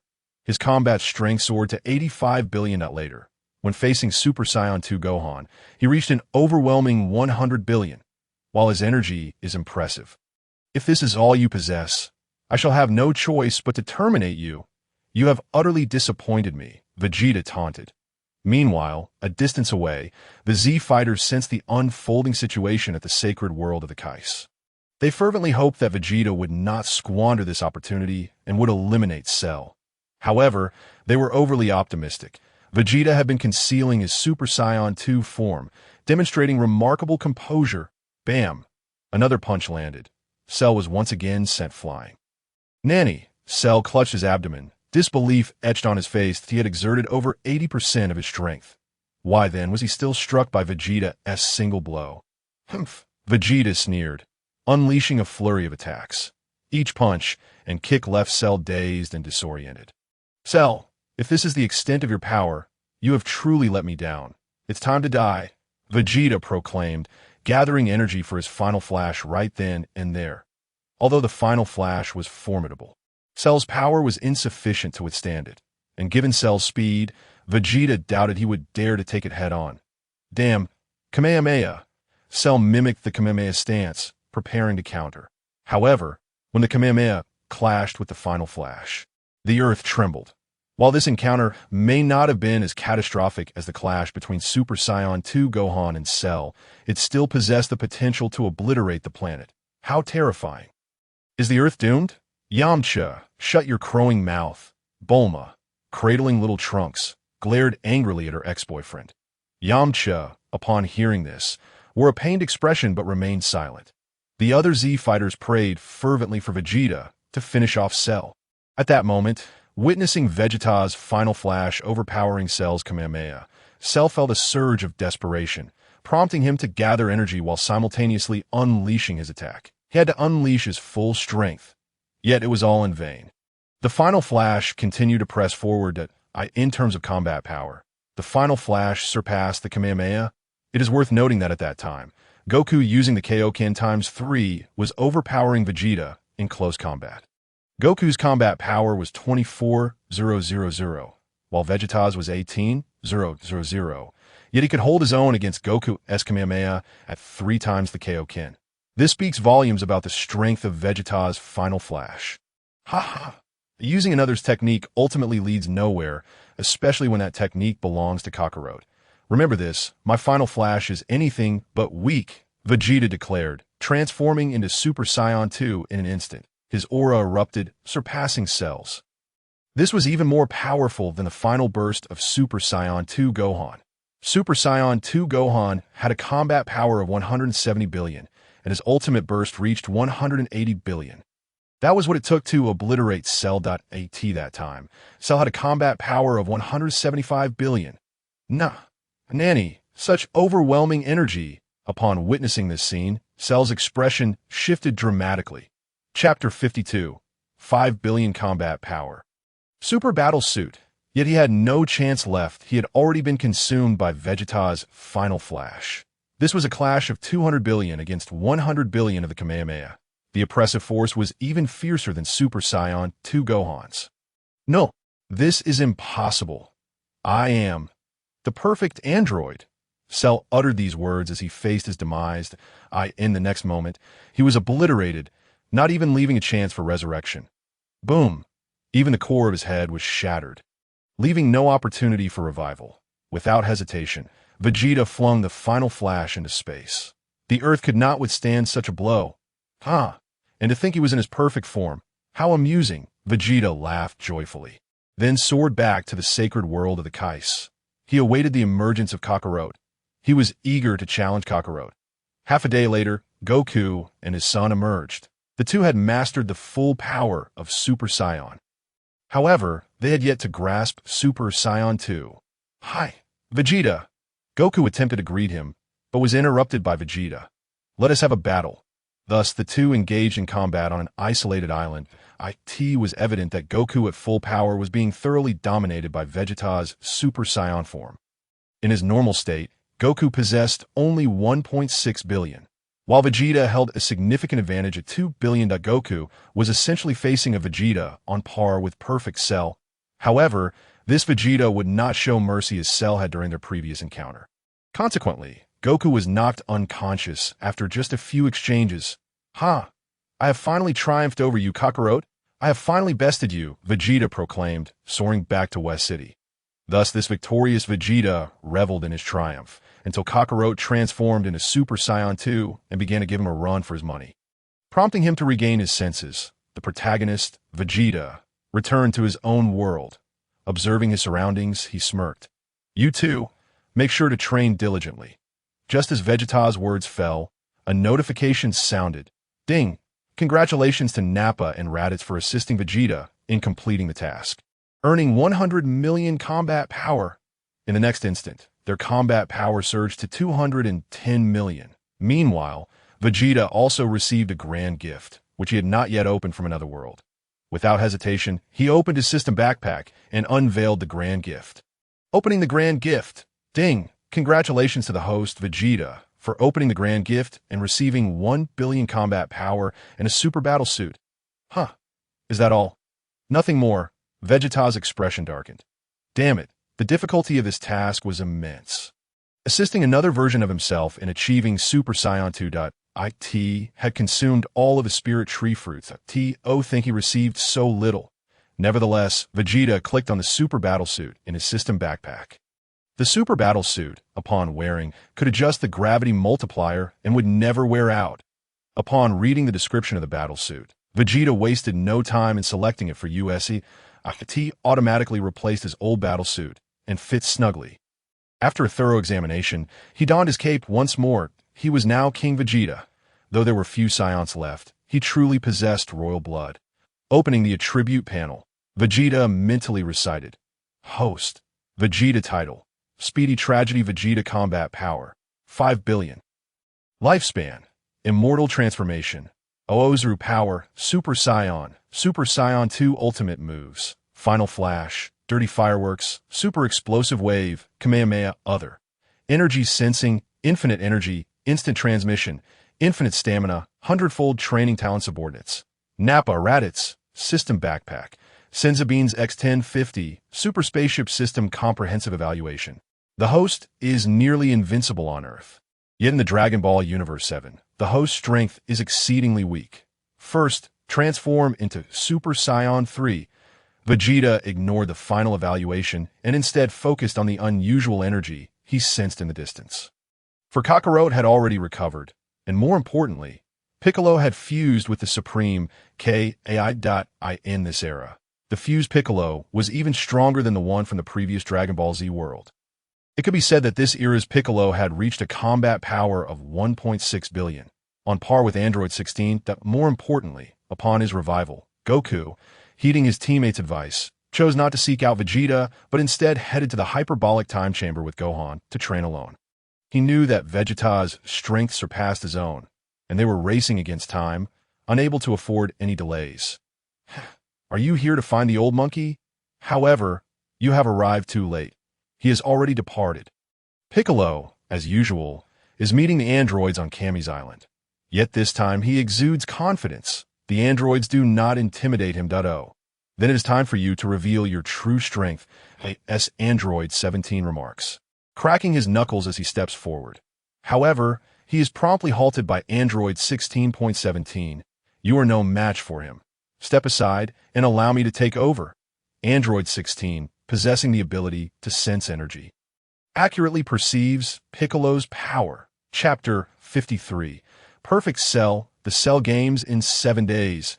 I am more than willing to participate. However, we must relocate to a different venue. Piccolo states, gesturing toward a distant, deserted island. Android 16 nods and flies off into the distance. Upon arriving at the new location, Android 16 witnesses Piccolo shedding his heavy armor and beginning to gather energy. Piccolo's mindset has shifted from the original narrative. Now, he must eradicate the androids. With a year's time ahead, he is uncertain whether Goku can surpass what he describes as the Saiyan limits. But he must take action, mustn't he? With a fierce shout, Piccolo begins to concentrate his energy. Android 16 also commences his own preparations, fully aware of the gravity of the situation. Meanwhile, in the distance, Android 17 and 18 stand with their arms crossed, observing, is Piccolo truly that formidable? Android 18 expresses her disbelief. They lack the ability to sense energy, having been ordinary humans transformed into androids. They are unfamiliar with such matters. Who knows? But, judging by his demeanor, he possesses some skill. Though I doubt it is significant, Android 17 comments that, in the next moment, he is left in shock. For Piccolo moves with such speed that he becomes a blur. Android 16 follows suit, also accelerating rapidly. This is too fast, 17 gasps in astonishment. The two fighters increase their pace, the thunderous sound of their strikes sending shivers down the spines of the onlookers. That aren't we androids supposed to be the strongest? Android 18 struggles to accept the unfolding events. Meanwhile, the two combatants have exchanged hundreds of blows, and amidst this chaos, Cell appears, stealthily approaching from behind. With a powerful strike, he sends Android 18 flying, then ensnares Android 17 with his tail, swallowing him whole. It can be said that 17 is truly unfortunate, forever the first to be absorbed. You have let your guard down, Cell's maniacal laughter echoes. Piccolo and the others turn to see a green-speckled insectoid creature, enhancing its energy. Its battle power skyrockets from 1 billion, 1 billion, 2 billion, 3 billion, until it halts at 80 billion, Cell's second form, with a battle power of 80 billion. Huh, I am brimming with power, Cell declares, a sinister grin plastered across his face as he gazes at the still battling Piccolo and Android 16. You two have delayed me. I have decided to postpone your demise and let you witness my perfect form. Upon finishing his statement, Cell vanishes, appearing before the newly risen android, 18. His tail envelopes her. And before she can struggle, she too is consumed. This is bad, Piccolo exclaims in alarm, diving down to unleash a special beam cannon directly at Cell.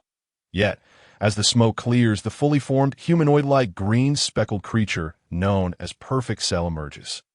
Battle power, 44 billion. At this moment, having just attained his perfect form, he is yet to unleash his full power. Behold my flawless form, Cell boasts, striking an ostentatious pose. Android 16 and Piccolo regard him with grave expressions. However, in the next moment, both of them drop to the ground in haste. Clearly, Cell's claim of wanting them to witness his perfect form is genuine, and their rapid retreat is equally sincere. By the way, where are Goku and the others? Perfect Cell cannot sense Goku's energy as he is still within the hyperbolic time chamber, cut off from the outside world. He is training. Once he emerges in a day, he will be able to defeat you. Oh, he will triumph in a day. How intriguing. I shall grant him this time. Cell chuckles upon hearing this that Dr. Gero has indicated that absorbing androids 17 and 18 would render him perfect. After all, he possesses the cells of numerous beings, with several Saiyan cells within. How could he possibly lose to a singular Saiyan? Contemplating this, Cell smirks and spreads his arms wide. In 7 days, the Cell game shall commence. Let us conduct it in the style of your World Martial Arts Tournament. Ultimately, Cell refrains from killing the two, as he envisions a more entertaining prospect. Upon hearing Cell's words, the two fall silent. While Piccolo's face lights up with joy, 7 days is ample time for Goku and him to enter the hyperbolic time chamber twice. Given Cell's previously displayed battle power, he is indeed formidable. But not to the point of invincibility, for he has sensed Vegeta's strength. By the way, be sure to invite Vegeta to participate. I think it is high time to teach that Saiyan prince a lesson. With that, Cell takes flight.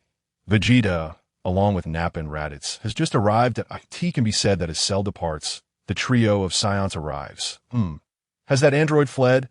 Nappa surveys the surroundings. However, upon noticing Piccolo and Android 16 sprawled on the ground, Vegeta tosses them a Senzu bean. Now, Vegeta is feeling generous. After consuming the Senzu beans, the two rise to their feet. Especially upon seeing Android 16, Piccolo exclaims, "Can androids really benefit from Senzu beans? How remarkable." After Vegeta's comment, he prepares to pursue Cell. Yet, Piccolo intervenes, recounting Cell's recent declarations. Upon hearing this, Vegeta sneers, "Then let him live a few more days." With that, Vegeta turns to leave, followed closely by Nappa and Raditz. Observing the Saiyan trio depart, Piccolo heads straight for the sacred world of the Kais. Chapter 54. The hyperbolic time chamber, that he intends to wait for Goku to emerge and then enter with Trunks. Together, they can train and improve at a rapid pace. At least, that is his plan in the sacred world of the Kais. Piccolo stands still, eyes closed in contemplation. He senses Cell broadcasting his Cell games, instilling fear in humanity worldwide. The next morning, only a few hours remain until Goku's emergence. Meanwhile, Cell's arena has been constructed. He stands atop the stage, awaiting challengers. Thus, he waits and waits. However, instead of Goku, an army arrives. Yet, in his eyes, they too are merely fodder. As the door to the hyperbolic time chamber swings open, Piccolo sees Goku and his son stepping out. They have both transformed into Super Saiyan forms, maintaining their base state. This is their full power state. Old man, Gohan. Upon witnessing their condition, Piccolo's expression shifts in astonishment. He senses an overwhelming pressure. At this moment, Goku's base power stands at 1.6 billion, while Gohan's is at 1.7 billion. Just in terms of their base states, Piccolo realizes he cannot contend with either of them as Goku and Gohan emerge. They scan their surroundings, nodding upon seeing the Z fighters gathered. "Piccolo, how has it been over here?" "Not particularly optimistic. Here's what happened. Piccolo recounts the situation in detail that Goku's expression darkens upon hearing. So many of the Sakuran people have perished. And Piccolo, can you create Dragon Balls now that you have fused with a Kami? Goku looks at Vegeta with a grave expression. The last time Vegeta visited Earth, Nappa had obliterated the Sakura nation. Subsequently, the Earth warriors utilized the Dragon Balls to revive them. But now, as the Cell games commence, Cell has declared his martial arts rules. The Sakura nation, humiliated by its previous destruction, has decided to retaliate, charging in as the vanguard, only to be slaughtered yet again by Cell. No, although I fused with him. I cannot create Dragon Balls. I have tried. Piccolo shakes his head, sighing heavily. I see. What should we do then? Goku finds himself at a loss, while Piccolo has a sudden idea. Speaking up, Goku, why not head to Namek and seek out new Namekians to become the new Kami? Ah, that makes sense. Though I wonder if they would be willing. Goku expresses some hesitation. After all, they're not the saviors of Namek. Moreover, Din and Gohan do not share a particularly deep bond. Regardless, it is worth trying. All right, then I will consult with King Kai about the location and give it a shot. As Wukong spoke, he utilized instant transmission to depart. Piccolo then beckoned Trunks to enter the hyperbolic time chamber together. Time passed swiftly. When Piccolo and Trunks emerged, it was already the following day. Meanwhile, Wukong had traveled to Namek to recruit a new Namekian to become the god of Earth, and this individual turned out to be Dandy. How Wukong persuaded him remains a mystery. Hey, Piccolo, your strength has improved significantly. Wukong greeted Piccolo, who had reached a combat power of 3 billion. It could be said that the two had exerted themselves tremendously during their training sessions in the time chamber. Trunks, at this moment, sported long hair and had a base combat power of 300 million, equivalent to Vegeta's strength when he first emerged. Humph, with such feeble power against Cell, you stand no chance. Old son, have you found the new god? Yes, it's Dandy. Wukong replied, gesturing towards the petite Dandy standing nearby. That Dandy's presence was motivated by the fact that Piccolo had merged with his counterpart, Nail. Their relationship was exceptionally strong, prompting Dandy's desire to visit Earth and broaden his horizons. Thank you so much. Dandy, I wonder if the dragon can grant revivals now. Piccolo smiled at Dandy, who returned the gesture with a smile of his own. Dandy bore an uncanny resemblance to his brother Nail. Just revived, and Mr. Wukong has gone to find the Dragon Balls, Dandy remarked. All right, then I'll trouble you, old son. Not a bother. I shall return shortly, Wukong replied. Descending from Kirin Tower, he intended to procure some senzu beans first, fearing that Yajirobe might squander them. Upon entering Kirin Tower, Kirin promptly tossed a bag of senzu beans to Wukong. Thank you, Kirin. Earth needs your protection. Wukong, I understand. I'll confront Cell and then seek the Dragon Balls, Wukong said, instantly teleporting behind Cell. Cell opened his eyes but did not turn around. Instead, he calmly stated, Son Goku, you have 5 days for now.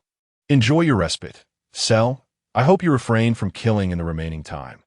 Wukong replied before vanishing. He sensed the pressure emanating from Cell, yet he believed that this pressure was insignificant compared to Gohan's potential to surpass the limits of a Super Saiyan. Having been in close proximity to Gohan, he was well aware of the extraordinary potential he possessed.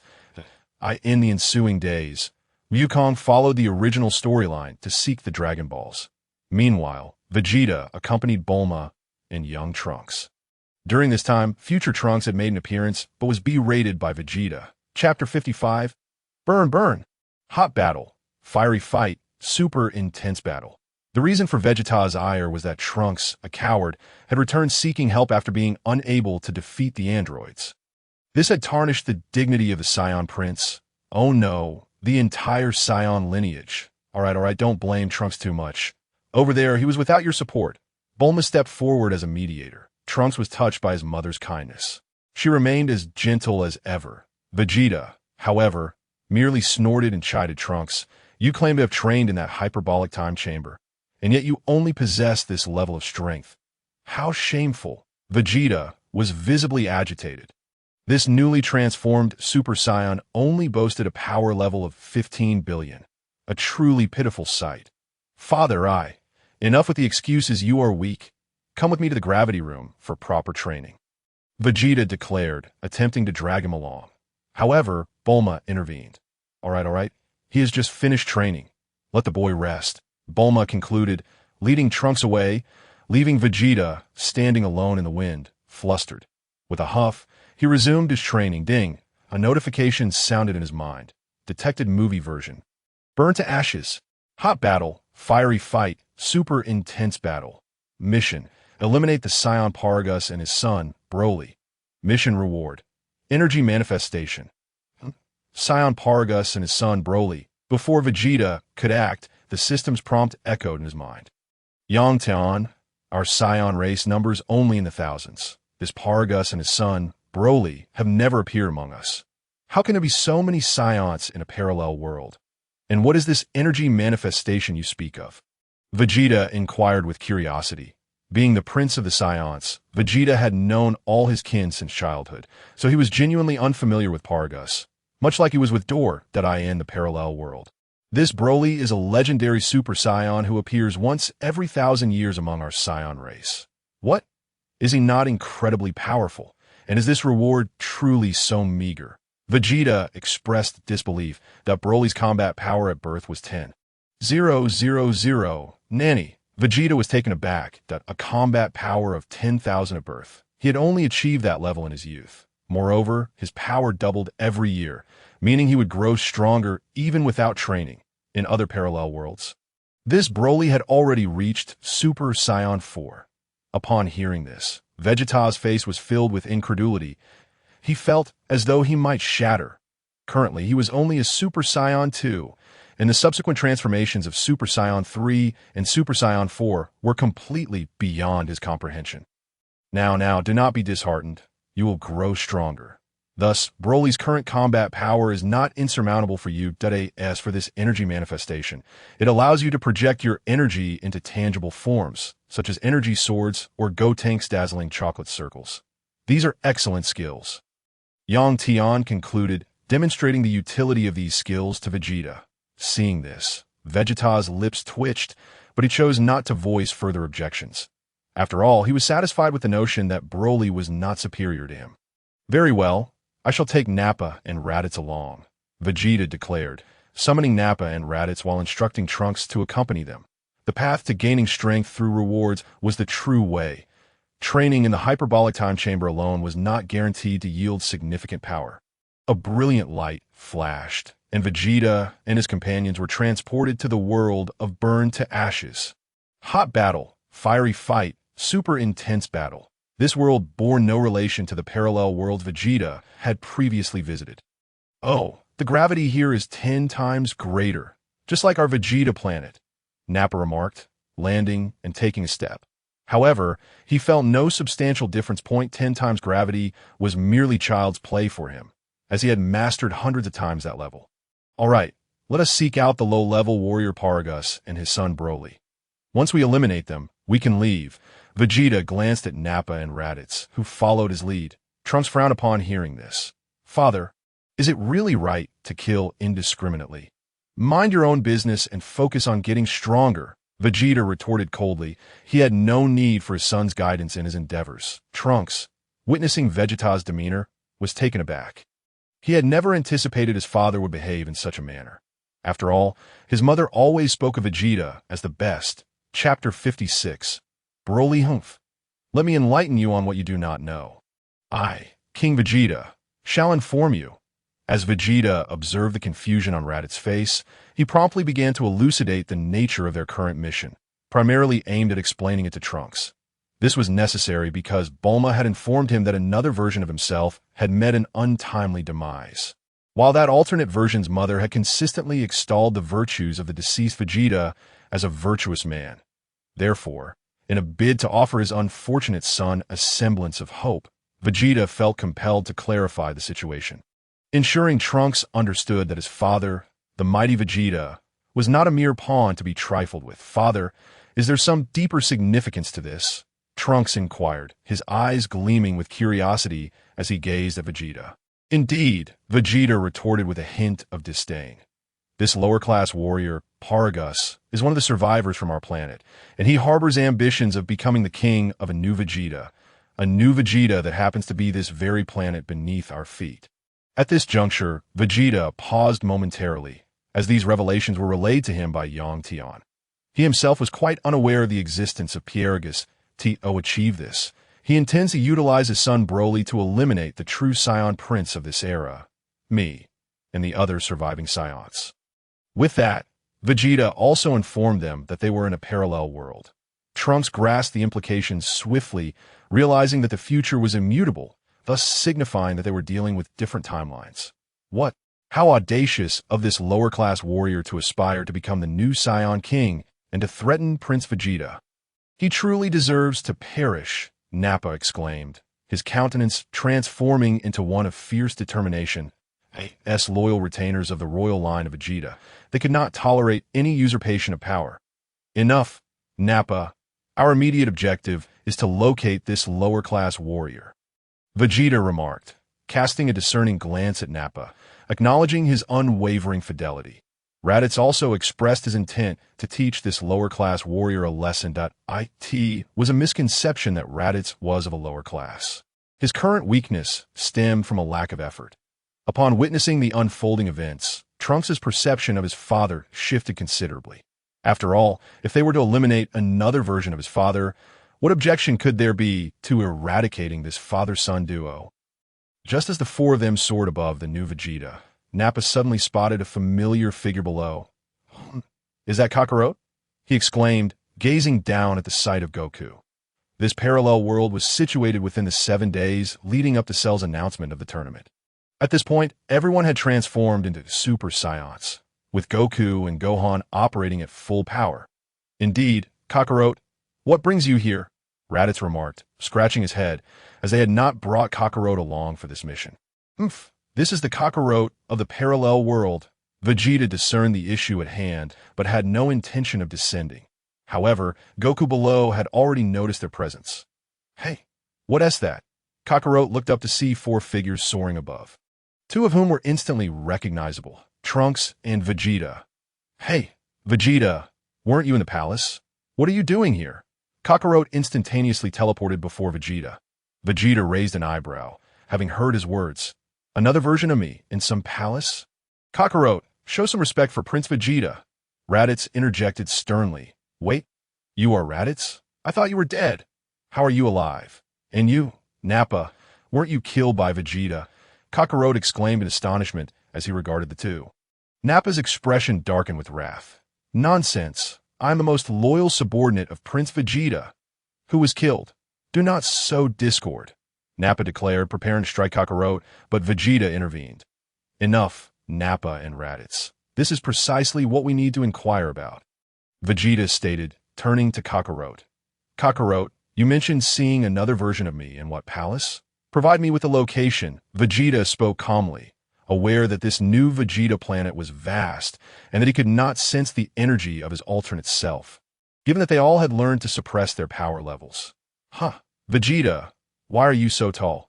Kakarot turned back, only to be taken aback by Vegeta's stature beyond my word. "This Vegeta is remarkably taller." "This is not the Vegeta, I know." Kakarot marveled. Vegeta am naturally gifted. Is there an issue with that?" Vegeta replied, casting his gaze into the distance. Without Kakarot needing to voice it, he too sensed the energy. "Let us go, Nappa, Raditz. We are going to demolish that palace," Vegeta commanded, pointing toward the horizon. Without hesitation, the two soared in the direction indicated by Vegeta. Upon arriving at their destination, they beheld the palace. Kakarot followed suit, and the group entered the palace. Chapter 57. Let Broly Lead. Upon entering, they encountered a man clad in a blue battle suit, seated upon a throne. None other than the tragic Super Vegeta. Currently, he embodied the essence of Super Vegeta. Below him stood the one-eyed warrior Paragus, who had suffered an injury from his own son Broly, who stood by his side. "Prince Vegeta, this is the visage of our new Vegeta planet." Paragus presented a map to Super Vegeta. From this point forward, to differentiate, the main character will be referred to simply as Vegeta, while the parallel world and others may bear prefixes or be called Super Vegeta instead. Paragus, you have put forth great effort, but our Saiyan numbers remain insufficient. I hope your son can breed effectively. This way, reshaping our Saiyan lineage should pose no issue. Super Vegeta remarked with a grin, studying the map. The gravity and size of this planet closely resembled that of the Vegeta planet he had inhabited during his youth, evoking a sense of nostalgia. This, Paragus was left utterly bewildered. T.O. suggests his son would serve as a breeding stallion. Yet upon contemplating the objective of luring them in, he found resolution. "Ha, Nappa, did you hear that? Relying solely on him to breed a Saiyan empire? Am I dreaming? Or is he?" Vegeta and his companions entered, prompting Raditz to burst into laughter at the absurdity of it all. Who dares to intrude upon the royal palace? Paragus bellowed upon hearing the commotion, only to be taken aback as he turned to face yet another Vegeta and Nappa, who was of the same era as him, albeit appearing older. "Humph, a lower-class warrior? What do you bark about?" Nappa retorted, displeased as he did not recognize this lower-class warrior. "That voice sounds familiar." Raditz and Nappa, Super Vegeta thought, immediately lifting his gaze, having known Raditz and Nappa for over a decade. How could he not recognize their voices? When Vegeta recognized the newcomers, astonishment washed over him. Each one bore familiar faces. "Who are you?" Super Vegeta rose from his throne, confronting the other version of himself. "You need not concern yourself with my identity. You only need to know that your dreams of being Prince Vegeta are but illusions," Vegeta declared, swiftly darting to the throne and delivering a powerful kick that sent Super Vegeta sprawling. "Nanny!" Super Vegeta gasped in shock. "Such speed! I didn't even see it coming." Moreover, this Vegeta is taller than I. Without hesitation, the victorious Vegeta took his place upon the throne, surveying the individuals below him. "Ha! This throne is quite nice. But alas, it is not the life I, Vegeta, aspire to," he stated, gazing down at Paragus. "When shall your scheme come to fruition, Paragus? You intend to use your son, the legendary Super Saiyan, to confront us." Vegeta regarded him with a cold, mocking smile, while Paragus was shaken to his core. Even Kakarot, who had just entered, was utterly perplexed. To Vegeta's. What kind of conspiracy is this?" Paragus felt bewildered. How could this Vegeta possibly know? "Nappa, eliminate him," Vegeta commanded, not even glancing at Paragus, but directing his words at Nappa. Upon hearing the order, Nappa approached with a sinister grin, seizing Paragus by the collar and flinging him out of the palace. Bang! As Paragus was thrown, he crashed against the wall. "Father!" Broly's expression shifted at this sight. Vegeta, however, remained unfazed and said, "Is this the legendary Super Saiyan? Transform quickly." With that, Vegeta unleashed a powerful energy punch, sending Broly hurtling away, crashing through countless walls. This moment, Vegeta's base power was a staggering 5 billion, while Broly's was merely 2 billion. Do not dwell on power levels. This is merely the author's invention, and I am unaware of the original's power levels, so do not apply them here. Bang! The sound of destruction echoed as Broly was sent through walls and flew several hundred meters away. "Ah, how strong! Nanny, is this me? Am I really this powerful?" Kakarot and Trunks were in disbelief. However, Trunks provided them with an explanation. Upon hearing Trunks' words, the two fell silent. What is this, a parallel world? And their 7-day time frame is identical to ours. "Impossible! I can't be this strong," Tragedy Trunks exclaimed in disbelief. That last strike he couldn't have achieved without transforming into a Super Saiyan. His base power was only 900 million. This was his battle power upon exiting the Hyperbola time chamber for the second time. "Aha! Our King Vegeta is exceptionally gifted. Nothing is impossible. This is why we survive, while your Nappa in this world, along with my own, perished." Raditz laughed heartily, clearly unperturbed by Tragedy Trunks. Chapter 58. Vegeta. Is this the legendary Super Saiyan? He already has his boss. What is there to fear from Tragedy Trunks? Moreover, his base power exceeds 200 million. Although it is less than Tragedy Trunks' 900 million, his boss is King Vegeta. How absurd, Raditz. Are you implying that I, Vegeta, am weak? Raditz retorted.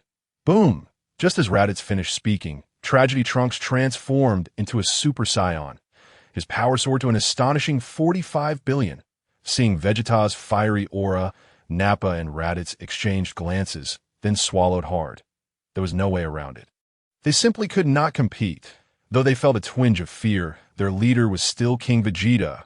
Without hesitation, Nappa shouted, King Vegeta, save me. Tragedy Trunks, Kakarot, and Trunks. Damn, he has the flair of a king of banter. Yet Vegeta paid him no mind, as Broly was already seething with rage in the distance. Broly's aura surged as he flew in from afar. With a base power of 2 billion, he left Tragedy Trunks and Kakarot momentarily stunned. Kakarot was simply astonished that this Broly was stronger than his base form, but he had the confidence of being able to achieve full power. Boom! As fast as Broly flew in, he was sent hurtling back. In a swift motion, Vegeta delivered a right hook, sending the unskilled Broly flying once more. That Vegeta's aura was now revealed. What on earth are these monsters? Tragedy Trunks thought, gazing at the scene in disbelief. He was the Prince of Saiyan. The emergence of this parallel world version of himself was one thing, but how could this Vegeta possess such overwhelming strength? The crucial detail was that this Vegeta had never entered the hyperbolic time chamber, while he himself had already done so twice. Broly's roar echoed, and the imprint of Vegeta's fist remained on his chest, indicating that the previous strike had dealt a significant blow. The legendary Super Saiyan? Is this all there is? Vegeta scoffed. Seeing Vegeta's expression, Broly's fury ignited. Without hesitation, his eyes glowed, and he transformed into a Super Saiyan. This was a true Super Saiyan, not just a transformation. Broly's hair turned golden, and his face contorted into a fierce snarl. Though he was injured, he exhibited an ever-growing ferocity post-transformation, and the mark on his chest showed that Vegeta had not held back. Nanny, so this is the legendary Super Saiyan? We can't win. We simply cannot win. Tragedy Trunks felt a wave of terror wash over him. Broly's might left him breathless. The reason was simple. Kakarot's base power was 1.6 billion, and at full power during the Kame House. He could unleash about 40 billion. Yet Tragedy Trunks felt inferior to Cell. After all, when Cell achieved his perfect form, his power was 44 billion. Tragedy Trunks had experienced that firsthand. Cell hadn't even unleashed his full power. At this moment, unaware of the true strengths of Cell and Kakarot, Tragedy Trunks mistakenly believed that Kakarot's full power was merely 40 billion, thinking he could match him. However, he had no idea that Kakarot's true full power was 80 billion. And he had underestimated Broly's Super Saiyan form, believing it to be superior. Thus, he kept insisting that they could never win. You've finally transformed. Now let me show you a glimpse of my power. Vegeta closed his eyes, a serene smile gracing his lips. With Vegeta's triumphant shout, he transformed into a Super Saiyan 2. His power surged to an astounding 150 billion. This aura made the very ground of New Vegeta tremble. Meanwhile, Broly's power was merely 100 billion, equivalent to that of Perfect Cell, but inferior to Lightning Cell. Some may argue that during this period, Broly was not as strong as Cell, but the author holds a different perspective. Nanny, Tragedy Trunks was once again taken aback. Damn it, the other me has transformed into a Super Saiyan 2, and his aura surpasses that of this legendary Saiyan Broly. Nappa and Raditz were left in a state of confusion. What was happening with this Vegeta? Why was he so unpredictable? Yet they said nothing further, focusing on the unfolding spectacle. Meanwhile, Gohan and Trunks had also arrived. This Gohan and Trunks hailed from this parallel world. Oh, dads, what is happening? The other Trunks arrived and was greeted by this peculiar scene. The alternate Trunks took on the role of narrator, explaining the situation to them. After all, they were both Trunks, travelers from different worlds, making communication easier.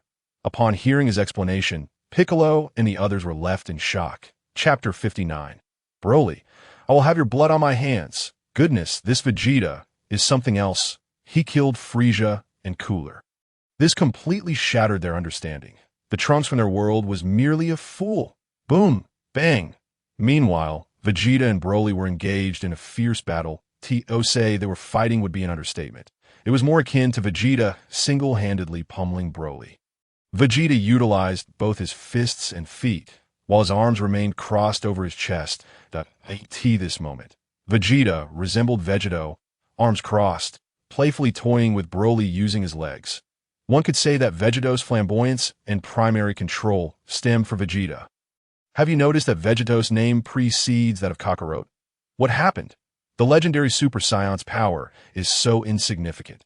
You've truly disappointed me. Vegeta delivered kick after kick to Broly's face, while Broly, now a frenzied lion, found himself unable to land a blow on Vegeta. Vegeta's power was a staggering 50 billion higher than Broly's. This was the disparity in battle power between the alternate Trunks. Ah, you shall pay for this. Broly unleashed a frenzied assault. Yet in the next moment, he was sent flying by Vegeta's kick toward Kakarot. Kakarot rushed to intercept him. However, upon catching sight of Kakarot, Broly was flooded with memories from his childhood. Recalling the time he wept at the hands of a mere low-class warrior with a power level of only 2. Kakarot! Broly hurled Kakarot aside and bellowed fiercely, his energy surging uncontrollably. Akati fluctuated from a staggering 100 billion, and even his muscles began to swell. Kakarot! As Broly grew stronger, he roared with rage at Kakarot, who stood bewildered. What was happening? Where was he? Why did Broly regard him with such a look of hatred? Yet Kakarot had little time to ponder, as he was soon blasted away by the force of Broly's aura, along with the Z-Fighters and Nappa. Broly had ascended to the legendary Super Saiyan form, his battle power reaching a terrifying 250 billion. The amplification was even more exaggerated than Super Saiyan 2. This transformation shattered Vegeta's absolute confidence. Faced with the lightning cell's 175 billion, Vegeta, fully aware of his inferiority, still possessed the courage to challenge. Unlike his reaction to Broly's overwhelming dominance over the Dragon Ball fighters surpassed that of Cell. Specifically, during the Cell games, even Super Saiyan Goku could contend with him. Yet in his Lightning Cell form, the latter dared not confront Super Saiyan 2 Gohan directly, resorting instead to depleting the Z-Fighter's strength by targeting Vegeta, resulting in an unexpected injury to Gohan. Ultimately, he fell to the father-son Kamehameha from the one-armed Gohan, proving that Cell had never instilled a sense of despair among the Dragon Ball warriors. For even in the end, Vegeta poured every ounce of his strength into a Big Bang attack, causing Cell enough pain to be distracted, leading to his downfall. Had it been Broly, Vegeta's Big Bang would likely have resulted in nothing more than a puff of smoke. It's over, it's all over. We cannot win. Saibamen Vegeta wore a sorrowful expression. Meanwhile, Gohan and the others, including Nappa and Raditz, were silent. Even Kakarot gazed at the scene with fervent determination. Although he could not win, he longed to fight. Just as he uttered these words, Broly charged towards him. It was the sight of Kakarot that had triggered his loss of control, transforming him into the legendary Super Saiyan. Kakarot, with pupils devoid of emotion. Broly advanced menacingly toward Kakarot. What? He is coming for me. Kakarot was taken aback, but he instantly transformed into Super Saiyan, unleashing his full power. Before Broly could reach Kakarot, he was struck in the back by a Big Bang Kamehameha. Boom! A massive cloud of dust enveloped the area. Debris swirled around as the others were sent flying by the shockwave. Yet as the dust settled, Broly stood unscathed, despite his title granting him guaranteed critical hits. The gap in battle power was immense. At that moment, Vegeta was in his ascended Super Saiyan form, boasting a power level of 150 billion, while Broly towered at 250 billion. Truly the legendary Super Saiyan. Vegeta regarded him with an approving glance. I shall have your blood splattered 5 steps. The muscular Broly, with his pupil-less gaze, stared down Vegeta. Upon hearing this, Vegeta erupted in laughter. Blood splattered 5 steps? Spare me the laughter. As Vegeta spoke, he clenched his fists and taunted, I shall show you something extraordinary. The legendary Super Saiyan. Vegeta's shout reverberated, and an aura rivaling that of the legendary Super Saiyan surged into the sky. This was none other than Vegeta's Super Saiyan form, regular state. 5 billion, Super Saiyan, 250 billion, equaling Broly's 250 billion at that moment. Let us see how you make me spill blood. The mocking tone and derisive expression of Vegeta incited a sinister rage in Broly. Chapter 60. Broly grows stronger when injured. Is this the Super Saiyan? Saibamen Vegeta and the Z-Fighters regarded Vegeta with the eyes of simpletons. Meanwhile, Nappa and Raditz remained unfazed, knowing that their King Vegeta had yet to unveil his Super Saiyan 2. Clearly, their King Vegeta was merely toying with his opponent. Riding high on the wind, he would shatter defenses. Haha, Kakarot, this is our King Vegeta's Super Saiyan form, the very first to transform into a Super Saiyan. Raditz chuckled at his foolish brother. Although Kakarot surpassed him in strength, he believed that following Vegeta would undoubtedly elevate his own power. Is the Super Saiyan truly this formidable? Piccolo inquired incredulously. Indeed, our King Vegeta possesses extraordinary talent. Nappa extolled, singing Vegeta's praises to the heavens. Meanwhile, Vegeta felt utterly defeated. His spotlight had been stolen. Watching another version of himself land punch after punch on Broly, he felt envy swell within him that he wished fervently that he could be that Vegeta. For Vegeta's combat talent was exceedingly high, landing nearly every strike on Broly, while Broly could not land a single blow on him. Did they truly believe Vegeta was a mere facade? His abilities enhanced both attack speed and power. Vegeta flashed before Broly, unleashing a flurry of punches that had Broly howling in fury. Kakarot, Broly, now ablaze with anger, was being relentlessly pummeled by Vegeta. Though the blows were not fatal, they ignited his fury. Each punch and kick failed to land on Vegeta, prompting him to shout Kakarot in his wrath. Vegeta, hearing this, mocked. Is that all you can say? The legendary super fool. Vegeta swiftly retreated several hundred meters and then roared. Ha! A golden aura erupted once more into the sky. Vegeta positioned his hands before him. Palms open and tilted upwards at approximately 90 degrees, he then conjured a colossal Big Bang attack before him, transforming the blue energy sphere into a Super Kamehameha. This was his newly acquired signature move. The Big Bang Kamehameha, Big Bang Kamehameha, Vegeta shouted, launching the attack, and just as Broly looked up, he was struck head-on by the Big Bang Kamehameha. Vegeta's actions were executed with lightning speed. Nanny, that's my Big Bang attack. Vegeta stood dumbfounded, observing Vegeta's initiation from afar. Can the Big Bang even be executed with both palms? Moreover, what was that behind it? The Kamehameha? Could Vegeta truly wield the Kamehameha? Would he deign to use such a technique? Meanwhile, Kakarot watched in awe, marveling at Vegeta's genius in fusing his Big Bang with the Kamehameha. It was undeniably powerful, a testament to the prowess of a warrior from a fighting race, Kakarot praised. Yet this remark incensed Vegeta. Kakarot, what do you mean by that? My Vegeta would never use your techniques. The proud Vegeta roared. Kakarot merely regarded him with the gaze of a bewildered onlooker, provoking a furious response from the latter. Boom! The Big Bang detonated against Broly, sending shockwaves that crushed the surroundings into disarray, leaving nothing but ruins in its wake. The buildings had long since vanished, reduced to rubble. Even Son Goku and the others observed from a distance. Vegeta was simply incredible, Gohan exclaimed in astonishment. However, Piccolo's words sent a wave of tension through the group. Wait, have you all noticed the issue? This Broly seems only to have sustained a minor scratch. His energy remains unabated, and Vegeta's energy has not diminished either, after such an intense battle and unleashing such a formidable technique. How is there no apparent toll?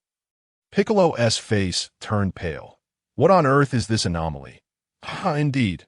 Our King Vegeta has yet to unleash his full potential. Nappa laughed heartily.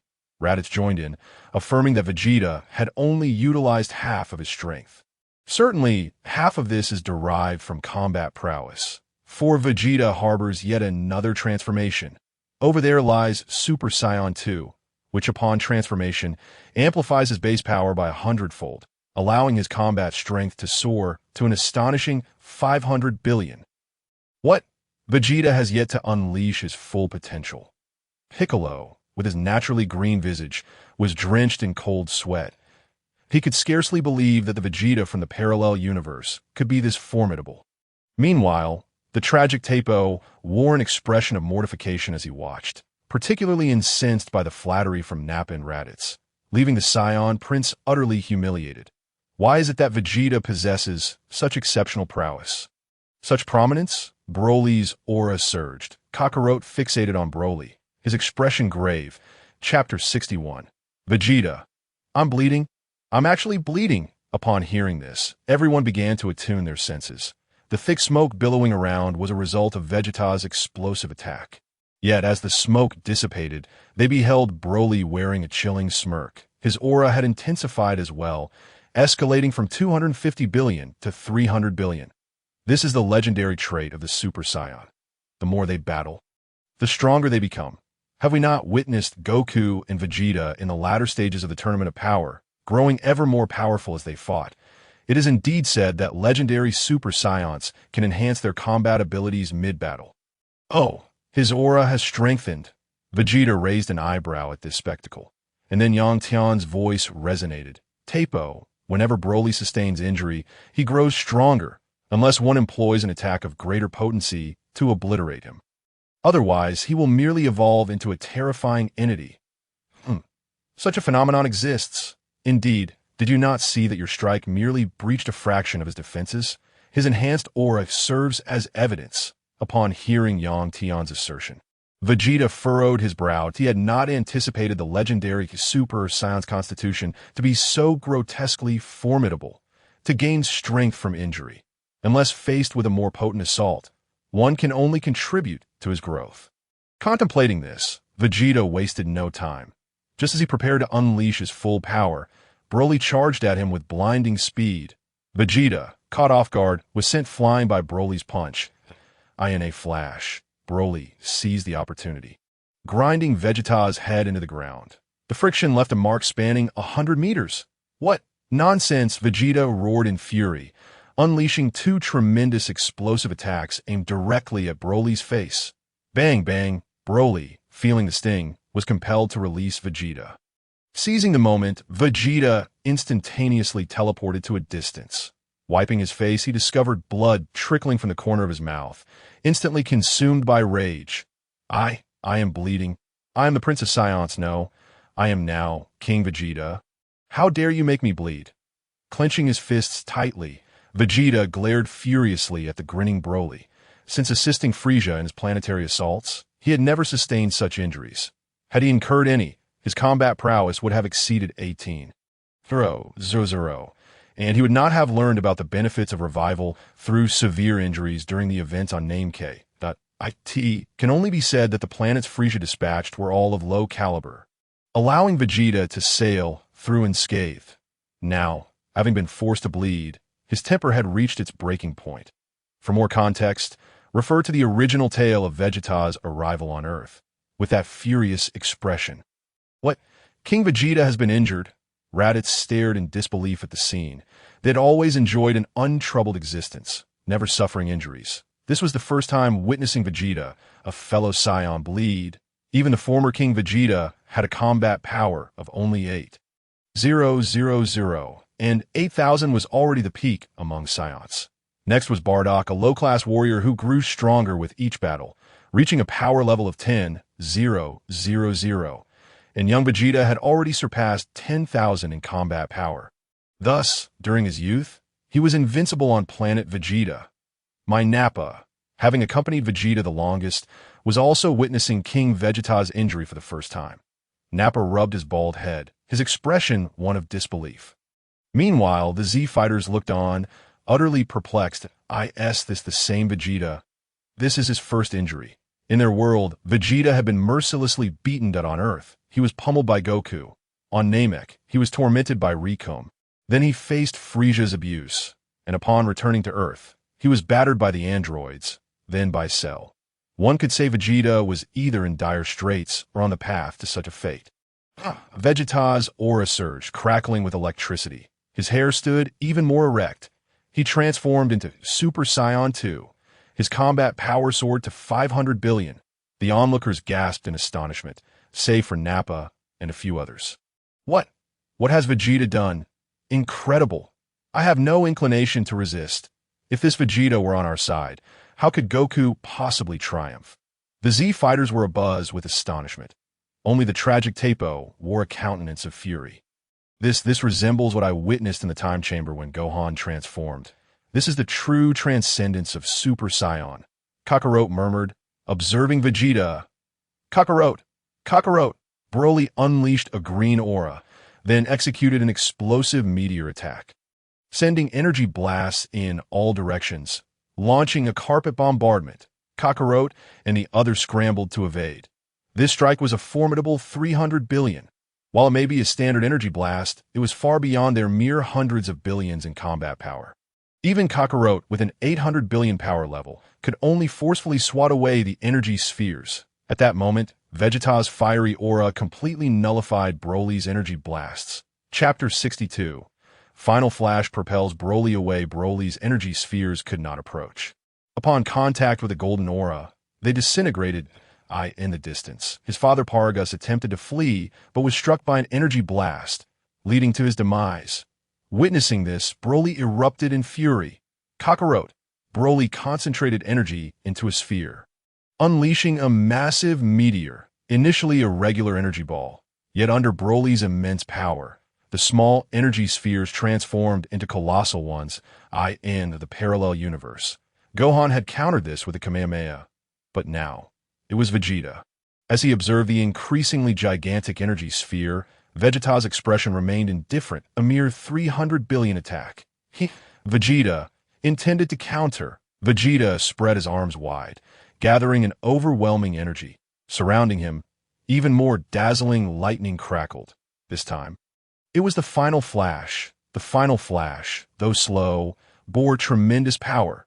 Its slowness had previously provoked Cell and Jiren, compelling them to endure its force. The golden lightning intensified around him. Vegeta faced the enormous meteor. He launched his attack. Boom! The massive energy sphere collided with the golden Final Flash.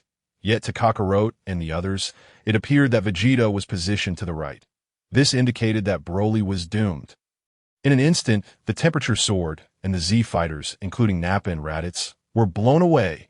This strike surpassed even Gohan's Super Saiyan 2 and Cell's Final Flash in intensity. The entire new planet Vegeta began to fracture under such a powerful assault. This is bad. We must leave quickly. Kakarot, leading his team, departed using instantaneous movement. Nappa, Raditz, and Trunks, who stood by his side, also flew towards Vegeta. Meanwhile, a voice echoed in Vegeta's mind. Ding! Congratulations, host, for defeating Broly and obtaining a treasure chest X1. Ding! Congratulations, host, for completing the task and receiving a reward. Energy manifestation. Upon hearing the system notification, Vegeta did not hesitate to prepare for instantaneous movement. However, before he could act, their surroundings shimmered, indicating they had traversed dimensions. When they reappeared, they found themselves in their own world. Observing the familiar environment, Vegeta and the others realized they had returned on the other side. Oh no, I cannot sense the presence of the other Vegeta. Could it be that they perished in the aftermath of the planet's explosion? Kakarot, who had just led his team away, was searching with a finger pressed to his forehead. Yet beside him, the tragically inclined Super sneered. Humph. Perished in the aftermath? Kakarot, do not jest. Such a powerful being could not possibly be killed by mere aftershocks. At most, they would be unable to survive in space. After Super's words, he felt a sense of pride. The other him had finally met his end. Thus, this era would belong to him, the tragic one, rather than that tall Vegeta. With this thought, Super beamed with satisfaction. Meanwhile, Kakarot, or Son Goku, felt regretful, wishing to resurrect them through the Dragon Balls. Only to discover that their Dragon Balls were still inactive. They planned to wait until they had defeated Cell before making use of them. The scene shifts back to the protagonist, Vegeta. Ding! Congratulations to Nappa, Raditz, and Trunks for assisting Vegeta in completing the task and receiving a reward of 1 billion battle power.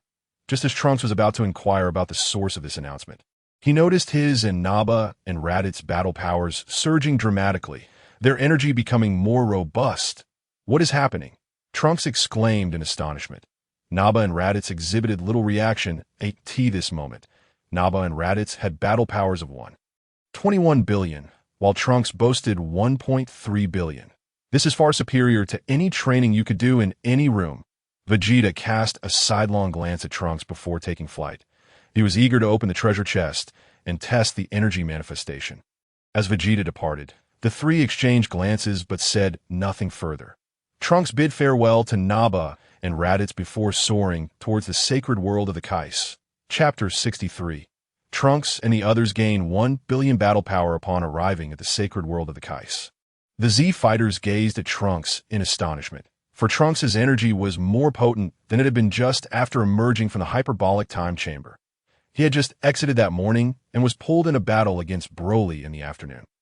It seemed the flow of time was identical for both sides. Trunks, what on earth is this? Piccolo asked, surprised as he looked at Trunks. Having entered the time chamber together, they understood each other's energy levels best. Everyone, it's like this. I undertook a mission with my father and the others, and as a result, I became stronger, Trunks explained to the group. After all, Vegeta had not instructed him to keep it a secret. Vegeta himself felt there was no need to do so. What could they possibly do to him? Upon hearing Trunks' explanation, the Z fighters widened their eyes in disbelief. What? Trunks, are you saying something that outrageous? I believe it is true. Have you not noticed how quickly Naba and Raditz have grown stronger as well? Damn, they must have activated some sort of cheat. The one who spoke last was Yamcha. Cheating and stealing my Bulma. If that is the case, wouldn't it make it easier for Vegeta to deal with Cell? Krillin chimed in with delight. This means his android 18 can be revived. Right? Yes, Cell is no match for my father, Trunks declared with unwavering confidence. Having witnessed the might of his father's Super Saiyan 2 form, he had no doubt that Cell could not prevail. Haha. That's wonderful, Krillin exclaimed, the first to express his joy. However, Piccolo poured cold water on the celebration. What are you so happy about? Do you really think that android would take a liking to you? If Cell is annihilated by Vegeta, the androids cannot be revived. After all, the Dragon Balls only resurrect the good. Given that Android 17 and 18 had committed robbery at banks, restaurants, and clothing stores during their time on the road, they were naturally classified as villains. The Z fighters have always resurrected only those who are good with the Dragon Balls. Hearing Piccolo's words, Krillin's enthusiasm waned. Right? How could I not realize that? With that thought, Krillin's face fell into despair. No. I must inform Goku and urge him to enter the hyperbolic time chamber again. Piccolo concluded that he must call son Goku and tell him not to slack off. With that, he flew towards the Kame house, where Goku was currently with Chi-Chi, making Goten. Meanwhile, Vegeta arrived in an uninhabited area and immediately initiated energy manifestation. In the next moment, an energy sword materialized in his hand. Identical to that of Vegeta from the original story, it had effortlessly halted Gohan and Bu mid-air.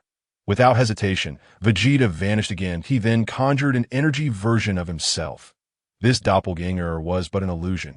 Any attack on it would cause it to explode, similar to Gotenks' Super Ghost Kamikaze attack. However, there was an additional aspect. It could also adhere with great tenacity, rendering any enemies ensnared by it immobile. Vegeta practiced various forms of energy manifestation until he had mastered them all. Once he felt proficient, he opened the treasure chest obtained from defeating Broly. Ding! Congratulations, host, for opening the treasure chest and receiving enhanced planetary defense. What kind of worthless reward is this? Vegeta's expression darkened upon hearing the reward. Young Tian, what is this absurd reward? What does it mean to enhance planetary defense? This is the treasure chest reward. I didn't interfere with your opening. It can only be random. However, you should not underestimate it. This item can significantly bolster a planet's defenses, preventing it from being easily destroyed. What do you mean? Vegeta furrowed his brow. This reward seems rather lacking. Simply put, you can apply it to the planet you currently inhabit, which cannot withstand a blow from a being with a power level of 948324092 from the novel of World Weariness. If you use this enhancement, even the God of Destruction would be unable to obliterate it, except for the Omni King. Of course, ordinary construction efforts can still proceed. This defense is specifically aimed at powerful beings like you. As Yang Tian's voice faded, Vegeta understood the implications. Surprisingly, this item could prove useful, alleviating concerns about inadvertently destroying Earth. However, upon hearing that even the God of Destruction could not breach it, Vegeta grew anxious. Yang Tian, are you boasting? The God of Destruction is quite formidable. I acknowledge that, but it truly cannot be destroyed. Only the Omni King possesses the power to erase, as this is a defense mechanism, not a rule-defying erasure. The Omni King? Erasure. What is that? The Omni King is the supreme ruler of the 12 universes, the master of all existence, that he has the authority to replace gods of destruction or supreme Kai and can cause entire universes to vanish in an instant. Originally, there were 18 universes. 6 were erased by the Omni King due to grievances, and you currently reside in the 7th universe. Enough of this. Discussing such matters is futile for you now, as you are still far from the divine realm. This so much, and what exactly is the divine realm? To put it simply, even if you were to transform into the easily destructible god of destruction form from Dragon Ball Super, it would merely signify that you have stepped into the threshold of divinity. Currently, you are just a Super Saiyan 2, with many paths yet to traverse. Hearing young Tian's words, Vegeta could only suppress his curiosity, as he understood that he would inevitably face such matters. So he refrained from asking further questions and, without hesitation, returned home. Chapter 64. The Cell games begin upon arriving at his own courtyard. Vegeta found Bulma cradling Trunks, waiting for him in that moment. Vegeta felt a peculiar emotion. Having companionship upon returning home was truly different. Without delay, after soothing Trunks to sleep, the two once again engaged in the act of creation. Meanwhile, Bra would be born alongside Goten. In the days that followed, Vegeta spent his time with Bulma AS for training. It was of little concern in the original story. He had been compelled to remain diligent due to the looming presence of Kakarot, akin to a mountain over him. Now, the Kakarot was absent. He occasionally found time to train. Confident in his 100-fold training aptitude, it can be said that a single day of training is equivalent to 100 days of regular practice. 7 days swiftly passed.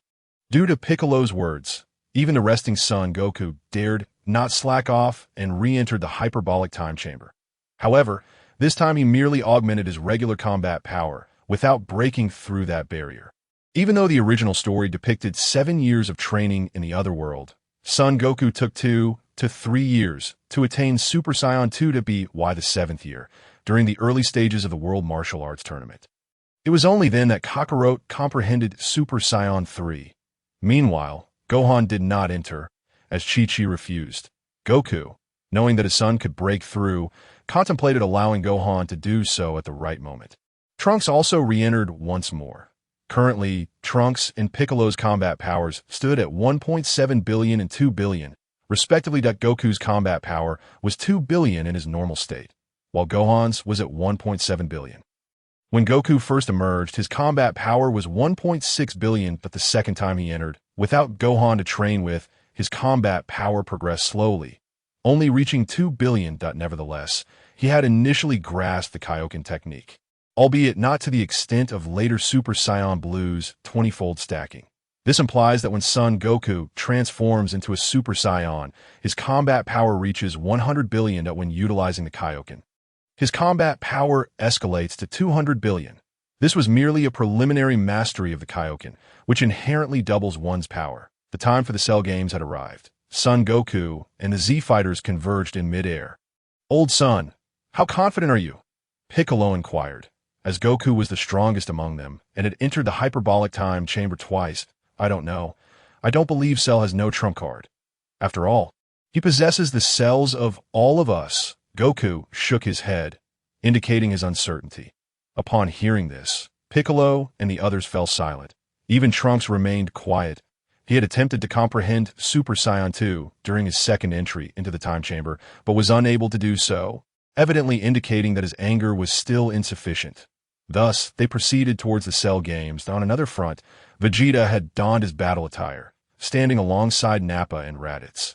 Bulma had been taken to the lookout by Vegeta, as it was the highest and safest place. "Vegeta, leave Cell to me," Nappa said, cracking his knuckles.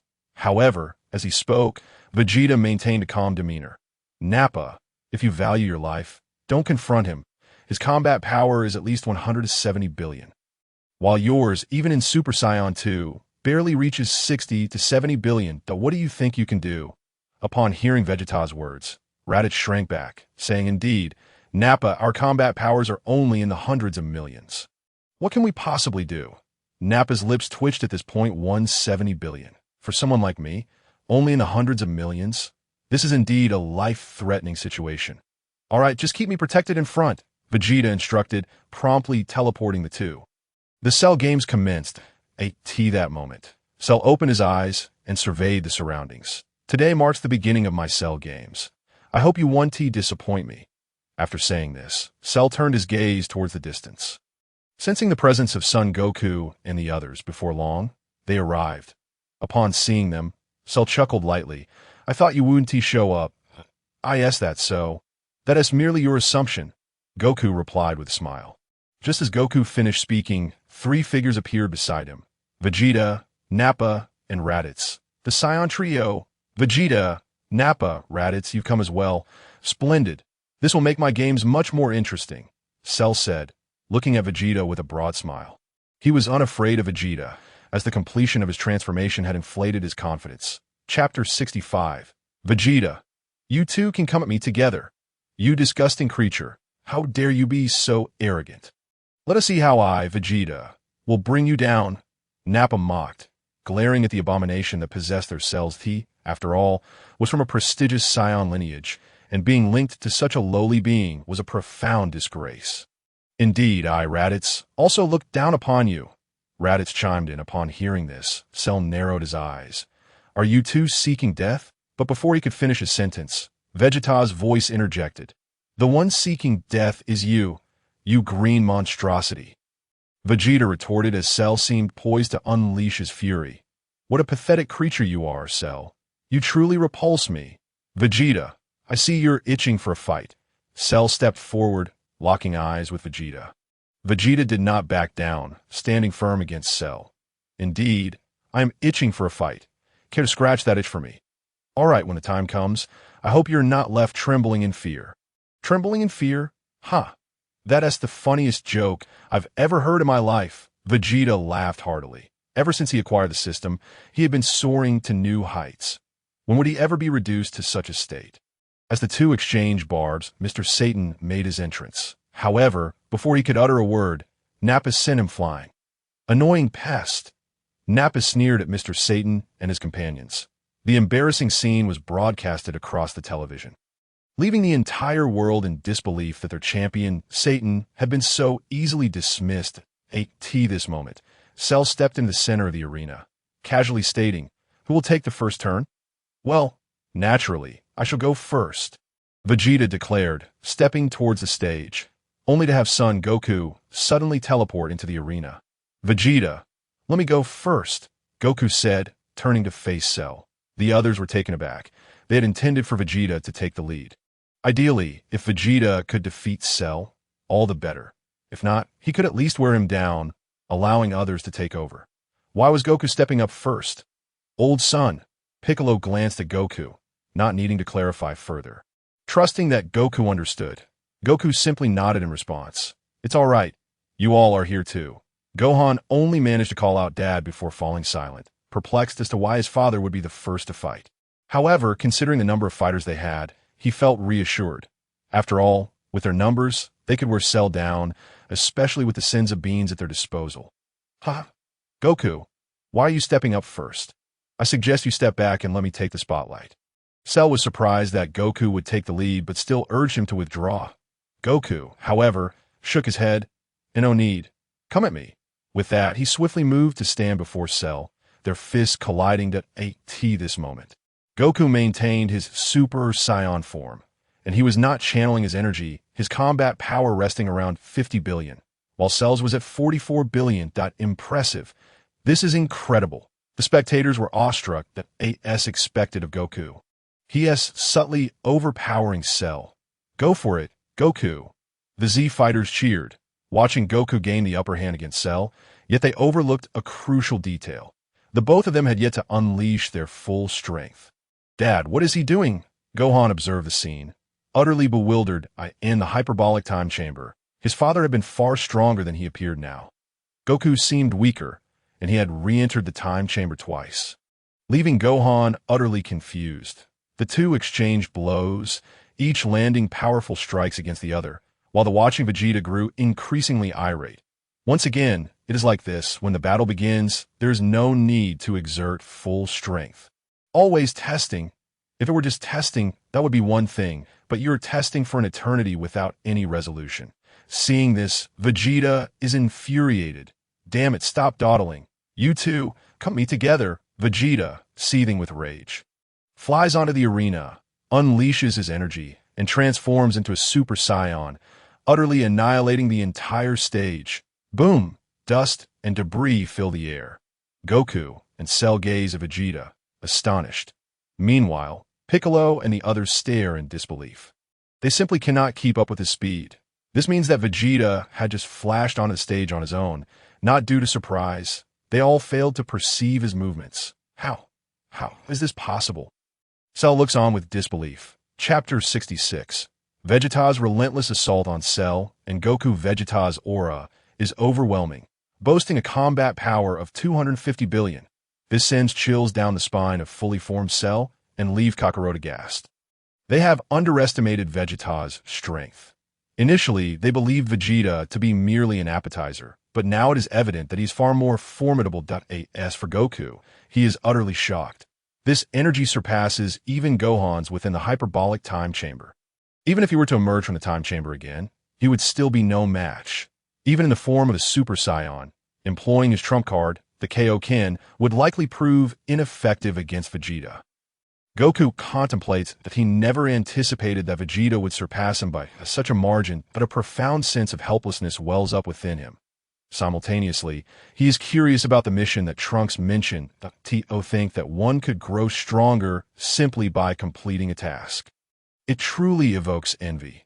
Thus, Goku resolves to inquire later, hoping to see if he could join in on the flight. The current disparity between him and Vegeta is vast. If you two do not make a move, I shall take action. Vegeta sneers at Cell and Goku. Their pretense of fighting has ignited his fury. How dare they waste time? Ding! System alert. Main mission. Cell's game initiated. Mission: eliminate Cell. Reward: 1 grand gift package. Just as Vegeta is about to take matters into his own hands, he hears the system notification. Humph. If you take any longer, you'll miss your chance. Vegeta grumbles. Ding. Does the host accept the mission? Accepted. Vegeta promptly clicks to accept, but he is not inclined to waste time. After accepting the mission, he immediately unleashes a spirit bomb, creating a handprint in Cell's chest while sending him flying over 1,000 meters away. What? Such overwhelming power! Goku, still processing the scene, suddenly finds Cell reappearing before him, clutching an energy sphere and pressing it against his abdomen. Kakarot, I've already taught you not to hold back your strength. Yet you refuse to listen. Therefore, I shall ensure you understand the consequences. Vegeta's cold voice rings out, and Goku is sent hurtling away, a gaping hole now in his stomach. Witnessing this, the Z fighters hurriedly produce Senzu beans. Rushing towards Goku, Vegeta pays them no heed, instead focusing on the distant Cell, who is seething with rage. In a flash, Vegeta teleports right in front of him, delivering a powerful punch that buries Cell several meters deep into the ground. Bam! Vegeta then unleashes his royal combat technique, bombarding the Earth beneath with relentless strikes, showing no mercy. Given that Earth's defenses have been upgraded, the most he can achieve is to create a series of craters. Haha! True to form, Prince Vegeta strikes with ferocity. Nappa exclaims excitedly, stroking his bald head. Indeed, but why is the damage so low? Raditz observes, excitement mingling with confusion. The reason is simple. Vegeta, with his combat power of 250 billion, casually unleashes energy spheres, resulting in only a few craters. Something feels amiss. Why is the damage diminished? No, it seems the ground has simply become tougher. Nappa notices the anomaly and fires an energy sphere at the ground, creating a small crater, but nothing more. What? So sturdy? Nappa exclaims in disbelief. Ultimate Android. Is this your level?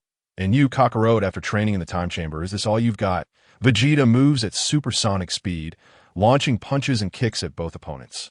The surrounding air grows heated, a testament to the intensity of Vegeta's aura. In the face of Vegeta's relentless assault, Cell and Goku can only passively endure, utterly powerless to retaliate. The onlookers are left in shock. They never expected that Cell and their protagonist, Goku, would be so thoroughly outmatched. Vegeta is too powerful. If I do not go all out, I fear I cannot keep up, Goku states, immediately using instant transmission to retreat to a distance. There, he begins to focus his energy to elevate his combat power. Meanwhile, Cell is left in despair. He cannot utilize instant transmission and is thus subjected to Vegeta's relentless barrage. Now he deeply regrets not unleashing all his combat power. "Damn it, Vegeta! Have the courage to let me rise," Cell shouts, having been knocked to the ground. Just as he gets up, he is struck down again, leaving him unable to rise. Chapter 67. Vegeta, allow me to show you something spectacular. Heh. Rise? What will you do if I let you up? Have the courage to let me rise, Cell cries out. Vegeta, hearing this, smirks derisively and kicks him far away. "I'm giving you a chance," Vegeta declares. Crossing his arms with disdain, Cell, infuriated by the kick, glares at Vegeta. But Vegeta ignores him, instead wearing a cold smile as he regards both Cell and Goku. Cell's game. "I suggest we rename it to Vegeta's game," Vegeta proclaims, again unleashing a surge of energy. Infinite power, infinite stamina. Such is the audacity. "I fear not even if you both come at me together." Vegeta gazes arrogantly at the assembled fighters. The intensity of his aura sends tremors through the surroundings. One can only say that the strengthened defenses of Earth have significantly reduced the destructive capacity. What is Vegeta planning? Isn't he supposed to be dealing with Cell? Piccolo sweats nervously, observing the scene. "I have no idea. I don't know what has gotten into Vegeta." Yamcha and Tian watch, apprehensive. Meanwhile, Gohan stands by, speechless, fixated on his father, Goku. For at that moment, Goku has completed his energy gathering and is engulfed in a red aura. This is the combined power of the Super Saiyan in full throttle with the Kaioken. His combat power has reached 200 billion. Witnessing Goku's aura, Cell is dumbfounded. What? Goku is this strong? He had previously thought Goku would enter the fray last. If he were to unleash this power, would he even stand a chance? It is clear that Goku, having entered the time chamber a second time, has surpassed fully formed Cell. Even Lightning Cell would not be able to contend with him. However, Cell does not hesitate either, summoning his energy at once. Although Goku's aura is formidable, he is not a match for Vegeta.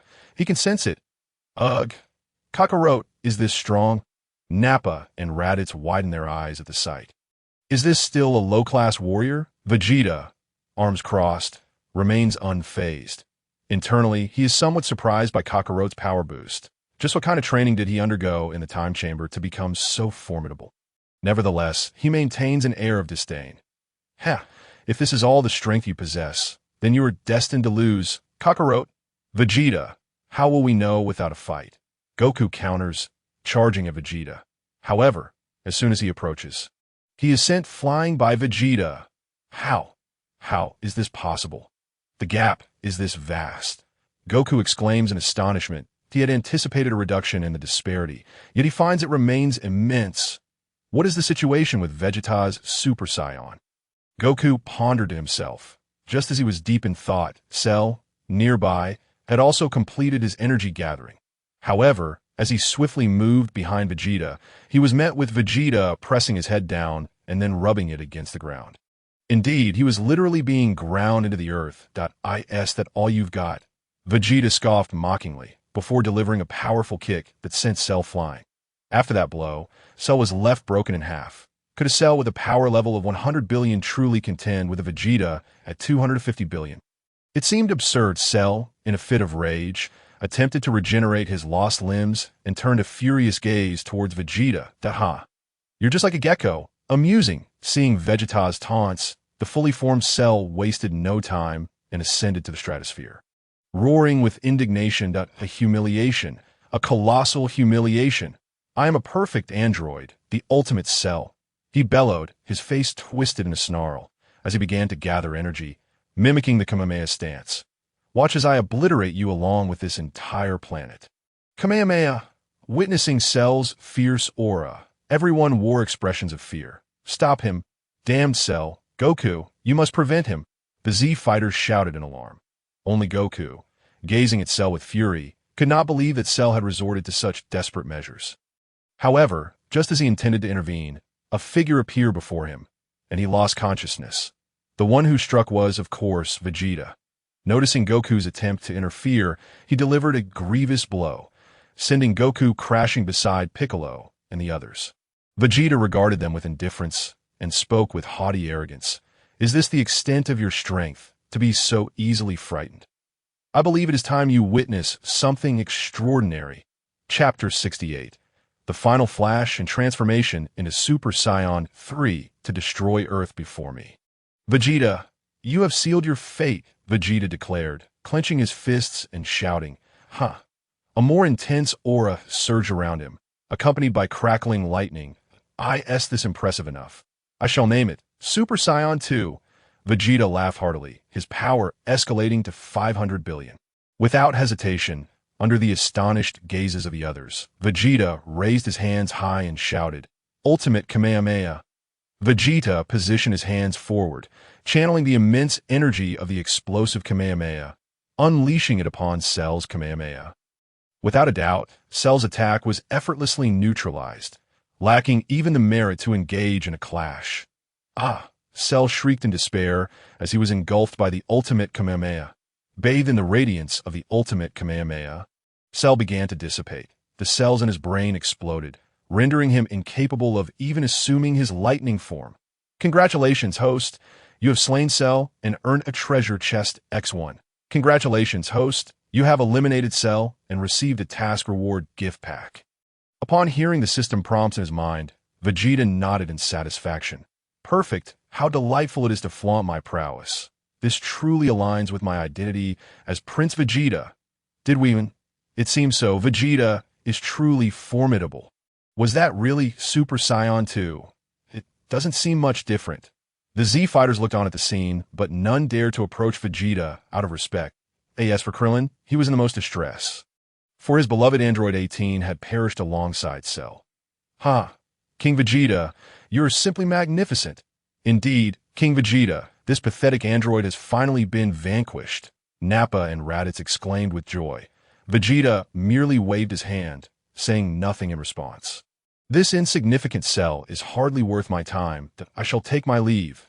With that, Vegeta instantaneously teleported away, leaving the bewildered duo behind.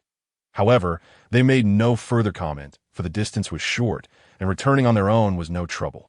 Upon returning home, Vegeta chose not to open the slain treasure chest, but instead he opened the gift pack. Open the gift pack, he silently commanded. Ding! Congratulations, host Vegeta, you have opened the gift pack and received 1 billion combat power, the ultimate Kamehameha, and the transformation into Super Saiyan 3. Upon hearing the system notification, a smile spread across Vegeta's face. Naturally, he was most thrilled about the Super Saiyan 3 transformation. Super Saiyan 3?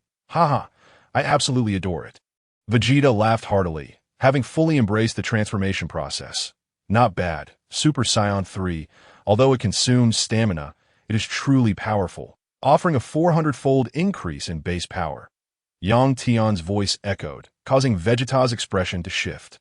A 400-fold increase in base power? My goodness, my Super Saiyan 2 transformation only provides a 100-fold boost. This Super Saiyan 3 is simply extraordinary. I am absolutely enamored with this transformation, Vegeta exclaimed with excitement. Of course, in parallel worlds, the others like you would never achieve the Super Saiyan 3 transformation. Vegeta retorted, they are utterly pathetic, unlike me, who has mastered it already. Vegeta, what are you saying? Without me, you wouldn't be able to transform at all.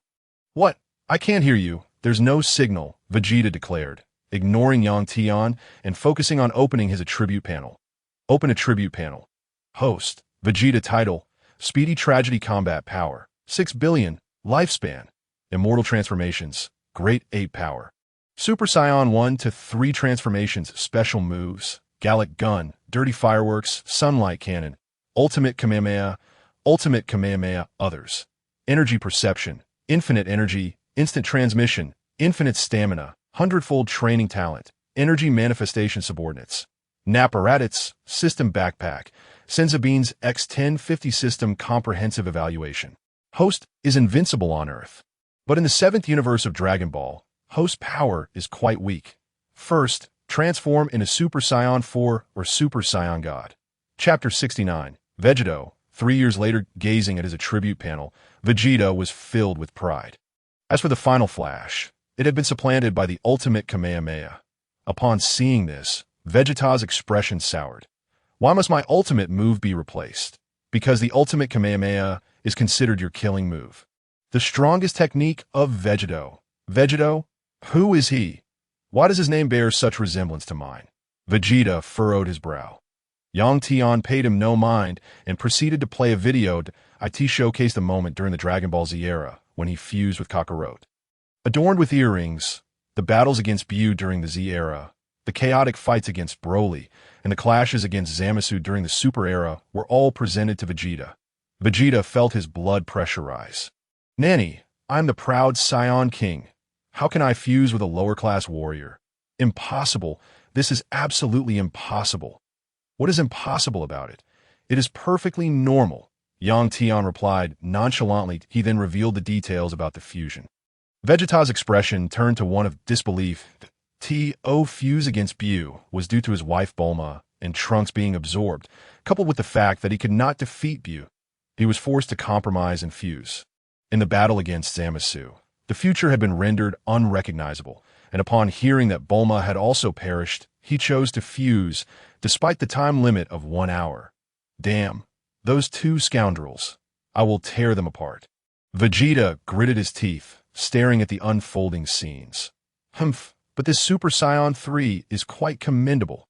I wish for a world where no one stands as my equal, Vegeta proclaimed, bursting into laughter. Meanwhile, on the other side, the recently awakened Goku surveyed his surroundings with a pained expression. How infuriating. I never expected Vegeta to be this powerful. By the way, what has become of Cell?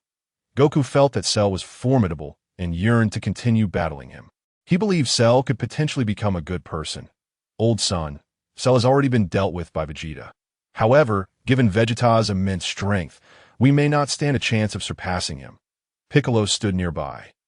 A look of melancholy etched across his face. They had spent time in the hyperbolic time chamber, and despite 2 additional years of training compared to Vegeta, their combat power had not seen significant improvement.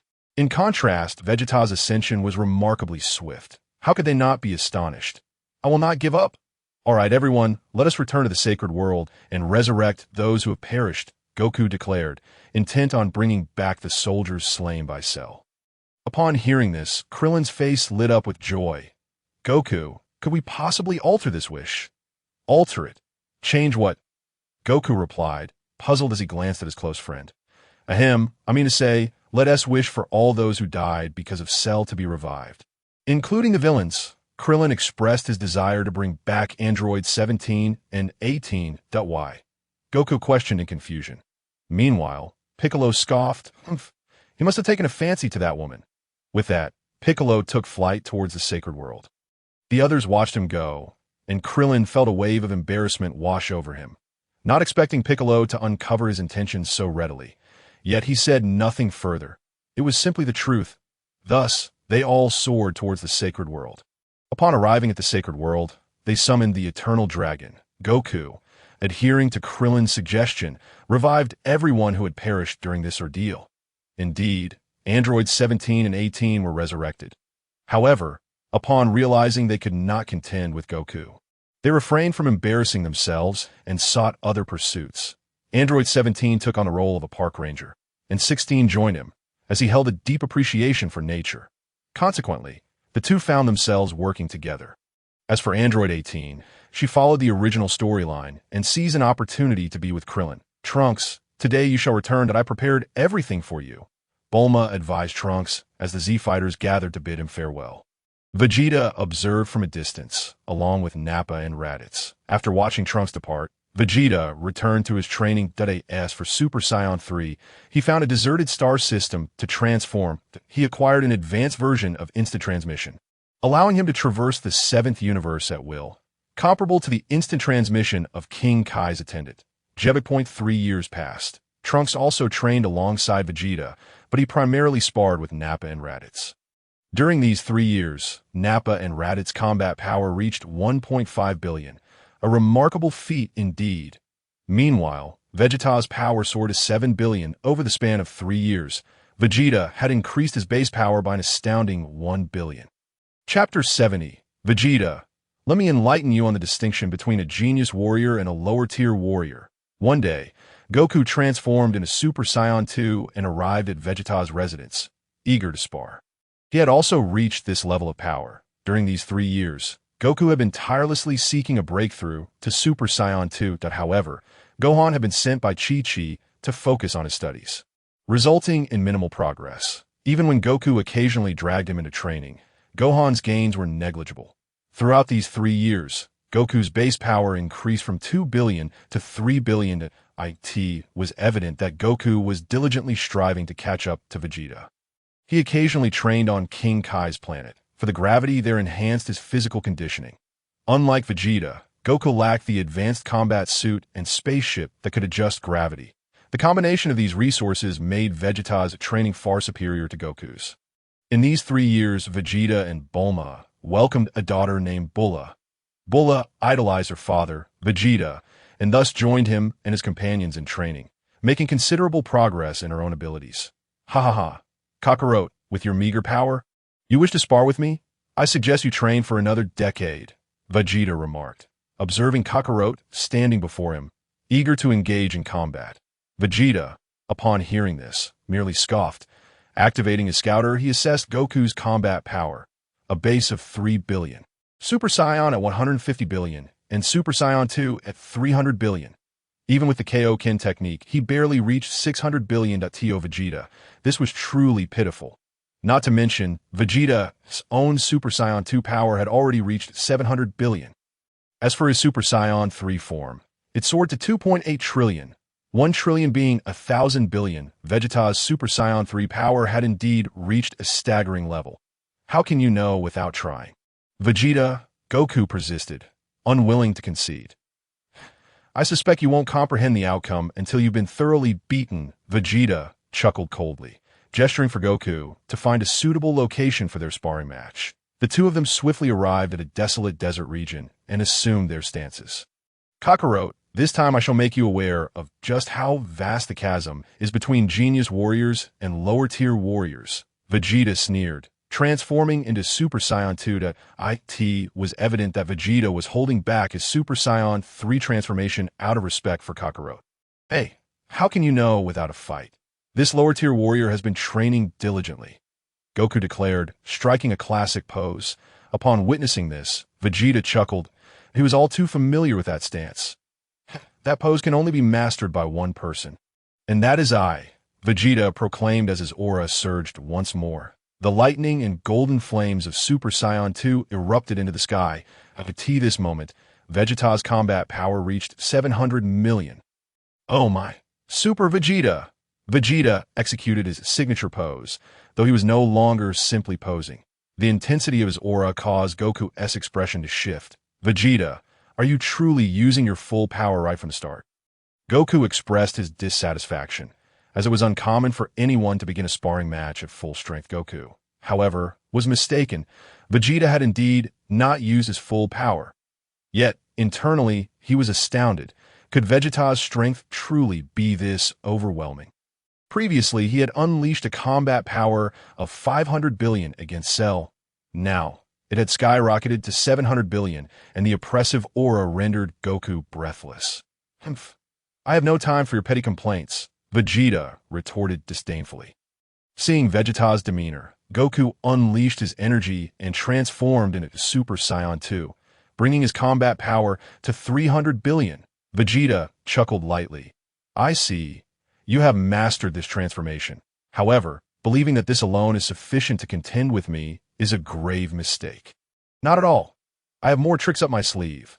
I thought I wouldn't need to use them so soon, but now I have no choice, Goku declared, gathering energy once more and shouting. Super Kaioken! In the next instant, a crimson aura erupted forth. Goku's combat power soared to 600 billion. Interesting, no wonder you dare to challenge me. Vegeta squinted, realizing that had this been 3 years prior, he would have certainly left Goku reeling. But now, it would be Goku who would be searching for his teeth. Chapter 71. A new movie task. With a resounding crash, the two began exchanging blows, each delivering punches and kicks in rapid succession. What had initially been an even match quickly shifted to a decisive advantage for Vegeta, as he now held a 70-30 lead. Clearly, Vegeta's superior power made all the difference, with a staggering 1 billion gap in combat power. What's the matter, Kakarot? Is this all the strength you possess?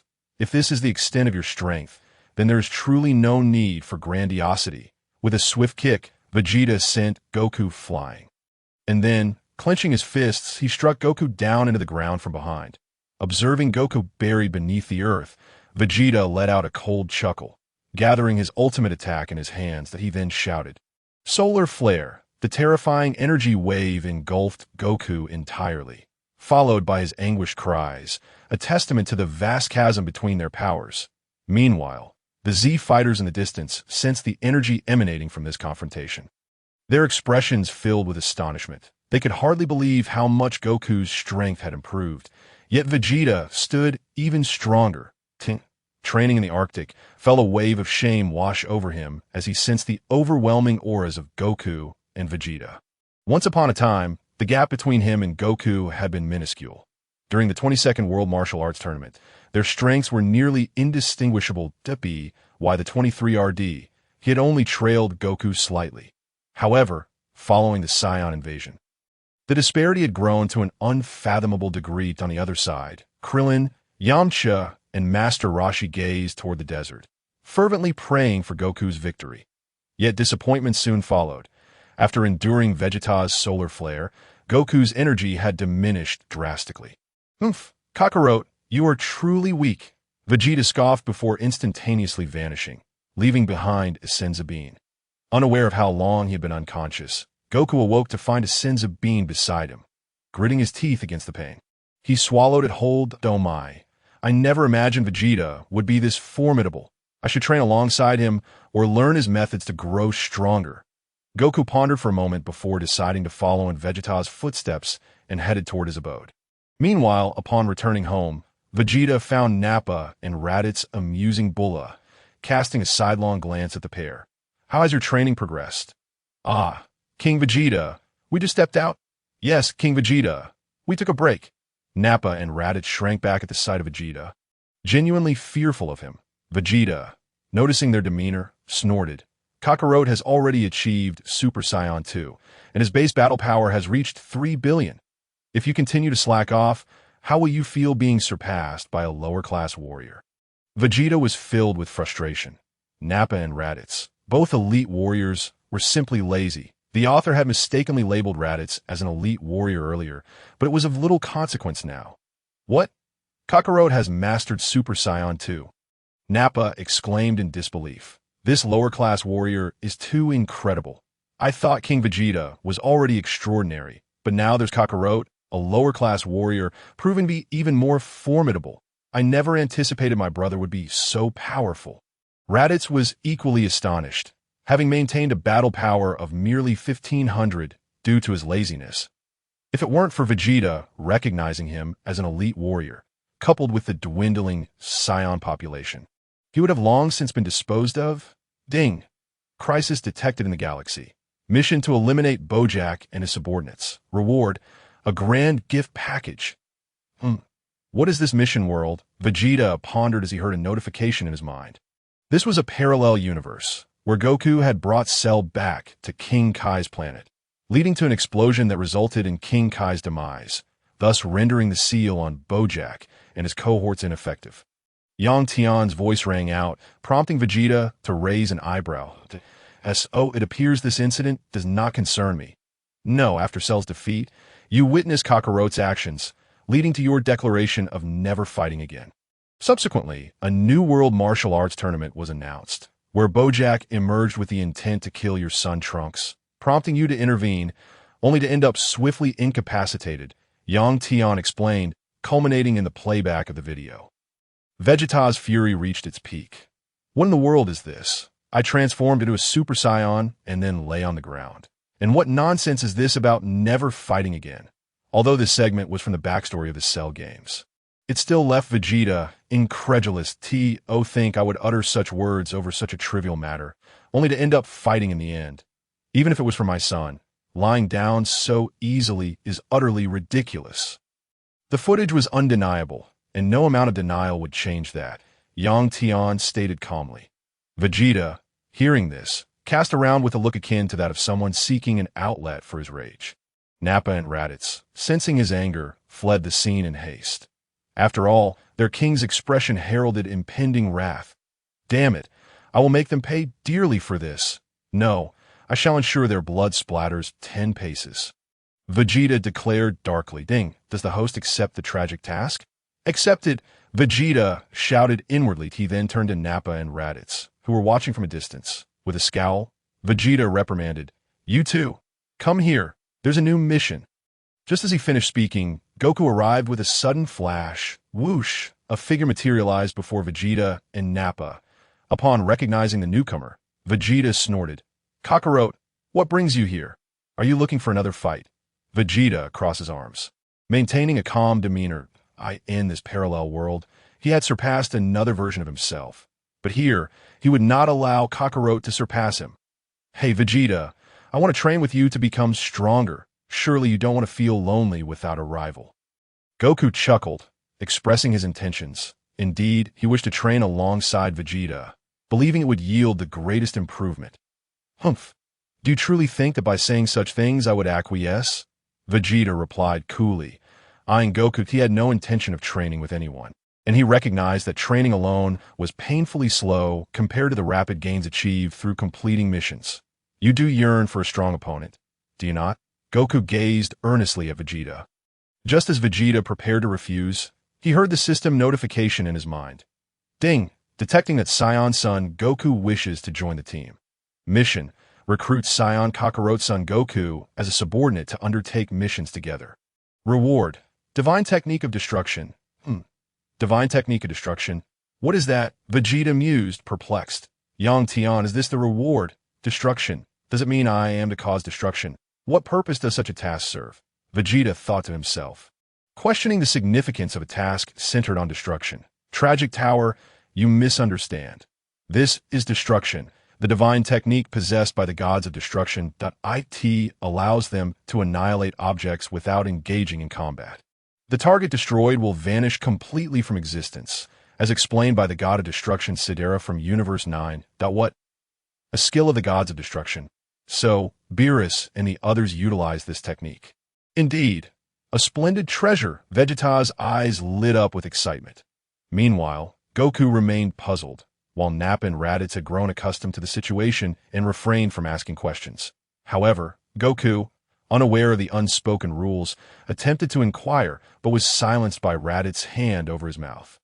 "My foolish brother, now is not the time to speak. I know what you wish to ask, but do not ask what is not meant to be asked," Raditz admonished, having spent years living on Earth. He had developed a fondness for it, and no longer harbored the hatred he once felt for Kakarot, realizing that he had been somewhat assimilated into Earth culture. Now, he enjoyed this life, especially the cherry blossom girls whom he adored. Seeing Raditz's caution, Goku nodded in understanding and stood silently, awaiting Vegeta's response. By the way, Tian, is this destruction truly the most powerful divine technique? After all, it is called destruction. Vegeta pondered within himself. Not at all. Though destruction is formidable, it cannot obliterate the immortality granted through the wish upon the Super Dragon Balls. Only a higher level of erasure can completely extinguish the immortality bestowed by the Eternal Dragon. Immortality, you say? It seems that I am no longer so obsessed with this immortality. Upon hearing the mention of immortality, Vegeta was momentarily lost in thought that in the beginning, what he desired was indeed to attain eternal life and immortality. Yet now he finds himself utterly disinterested in the notion of immortality. If one were to be perpetually overpowered by foes, then living would be akin to a fate worse than death. Thus, he now believes that longevity is the most advantageous pursuit. Of course, this is solely from his perspective. Ding! May I inquire if host Vegeta accepts the task? Upon hearing the system notification echo in his mind, Vegeta raised an eyebrow. Accept, after agreeing to the task. Vegeta turned his gaze towards Kakarot. Son Goku, it's not impossible for you to train alongside me. I could even take you on missions, but Vegeta fixed his eyes on Goku, emphasizing the last part with increased intensity. If you wish to train with me, You must join my team and become my subordinate." As soon as Vegeta uttered these words, Nappa and Raditz expressed indifference. After all, it is only natural for the Saiyans to regard Vegeta as their king. If Son Goku wishes to associate with them, it is only reasonable that he aligns himself with Vegeta. You want me to join you in causing destruction and chaos? I refuse. Goku shook his head. However, before he could finish, Raditz struck him with a knee to the gut. Caught off guard, Goku was sent flying. "Oh, my foolish brother, when have we ever caused destruction and chaos?" Raditz said with a grim expression. They were no longer the same Saiyans they once were. Ever since they eradicated Frieza and settled on Earth, those days were behind them. Ouch, ouch, ouch, Raditz, what are you doing? Goku clutched his abdomen. Humph, you should feel honored and delighted that King Vegeta has offered you an olive branch. Indeed, Kakarot, your brother Raditz speaks true. Nappa chimed in supportively. Goku stood up, still holding his stomach, and said, I am not Kakarot. I am Son Goku, a Saiyan raised on Earth. I don't care where you were raised. This is how it is that, if you agree, then I will take you on missions to grow stronger. Otherwise, forget it, Vegeta stated firmly. Upon hearing this, Goku fell silent. Eager to grow stronger, he was also immensely curious about the task. With no other option, he gazed at Vegeta.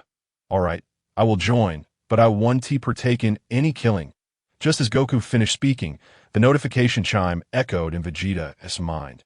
Ding! Detection of Son Goku joining the team. Task reward. God's technique of destruction has been granted. In the next moment, information about destruction coursed through Vegeta's mind, and he felt a surge of destructive energy within him. To put it plainly, it was the rule of destruction. Only a god of destruction can comprehend and learn it, and Vegeta had learned it in advance that he then concentrated and summoned a purple energy ball in his hand. Although it was only a few inches in size, Vegeta internally exclaimed its potency. This destructive power is incomparable. Without hesitation, Vegeta teleported to space and shaped the destructive energy sphere into the size of a soccer ball before hurling it downward. In an instant, the desolate planet made contact with the destructive energy sphere and vanished, transforming into countless sparkling particles. Clearly, there was nothing left of the destruction. Witnessing this, Vegeta was profoundly astonished. What a remarkable skill. Returning to his original position, Vegeta addressed Goku, Nappa, and Raditz. Let us go. I'll take you on a mission. Huh. So soon, there's a mission. Goku exclaimed in surprise that we just arrived. This is fantastic. Vegeta paid him no mind. And in a flash of light, the four Saiyans were transported to the world of their mission, one facing a crisis in the galaxy. Where is this place? As the light faded, Goku beheld an entirely different scene. They had arrived within the venue of the World Martial Arts Tournament, where the finals were already underway. This event was organized by the world's richest man, Tian, for his son. The successful contestants had the opportunity to face off against four so-called aliens invited by Tian, and the ultimate victor would earn the honor of challenging Satan. Furthermore, the winner would receive a prize of 100 million yuan and a chance to travel the world out of course. There were also immense honors and rewards, culminating in a showdown with the world champion, Satan. The Z-Fighters and Son Gohan were also participating. Gohan was there primarily to earn some money to help with household expenses, as his grandfather, the Ox King, had long since lost his fortune, and his father was not earning any income.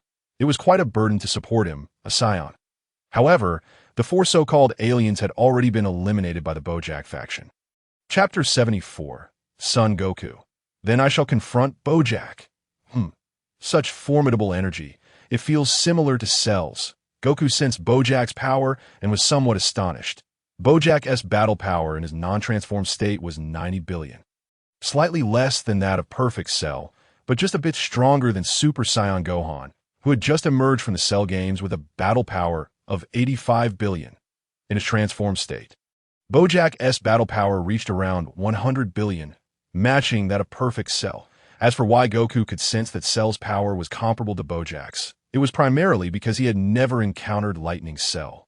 It could be said that Lightning Cell was eliminated by Vegeta before his appearance, leading Goku to perceive Cell as weak, not particularly formidable, and on par with Bojack. Weak, truly weak. Vegeta remarked as he flew off into the distance. For he had sensed another version of himself. At that moment, another version of him was engaged in battle with Bojack. Haha, I never expected to encounter someone of your caliber after my emergence. What a thrill upon seeing the Super Saiyan version of Vegeta. Bojack grinned menacingly. He was a ruffian intent on wreaking havoc across the 4 galactic regions, but he had been sealed away at the far reaches of the galaxy by the combined forces of the North, South, East, and West Kais, enduring endless darkness and suffering.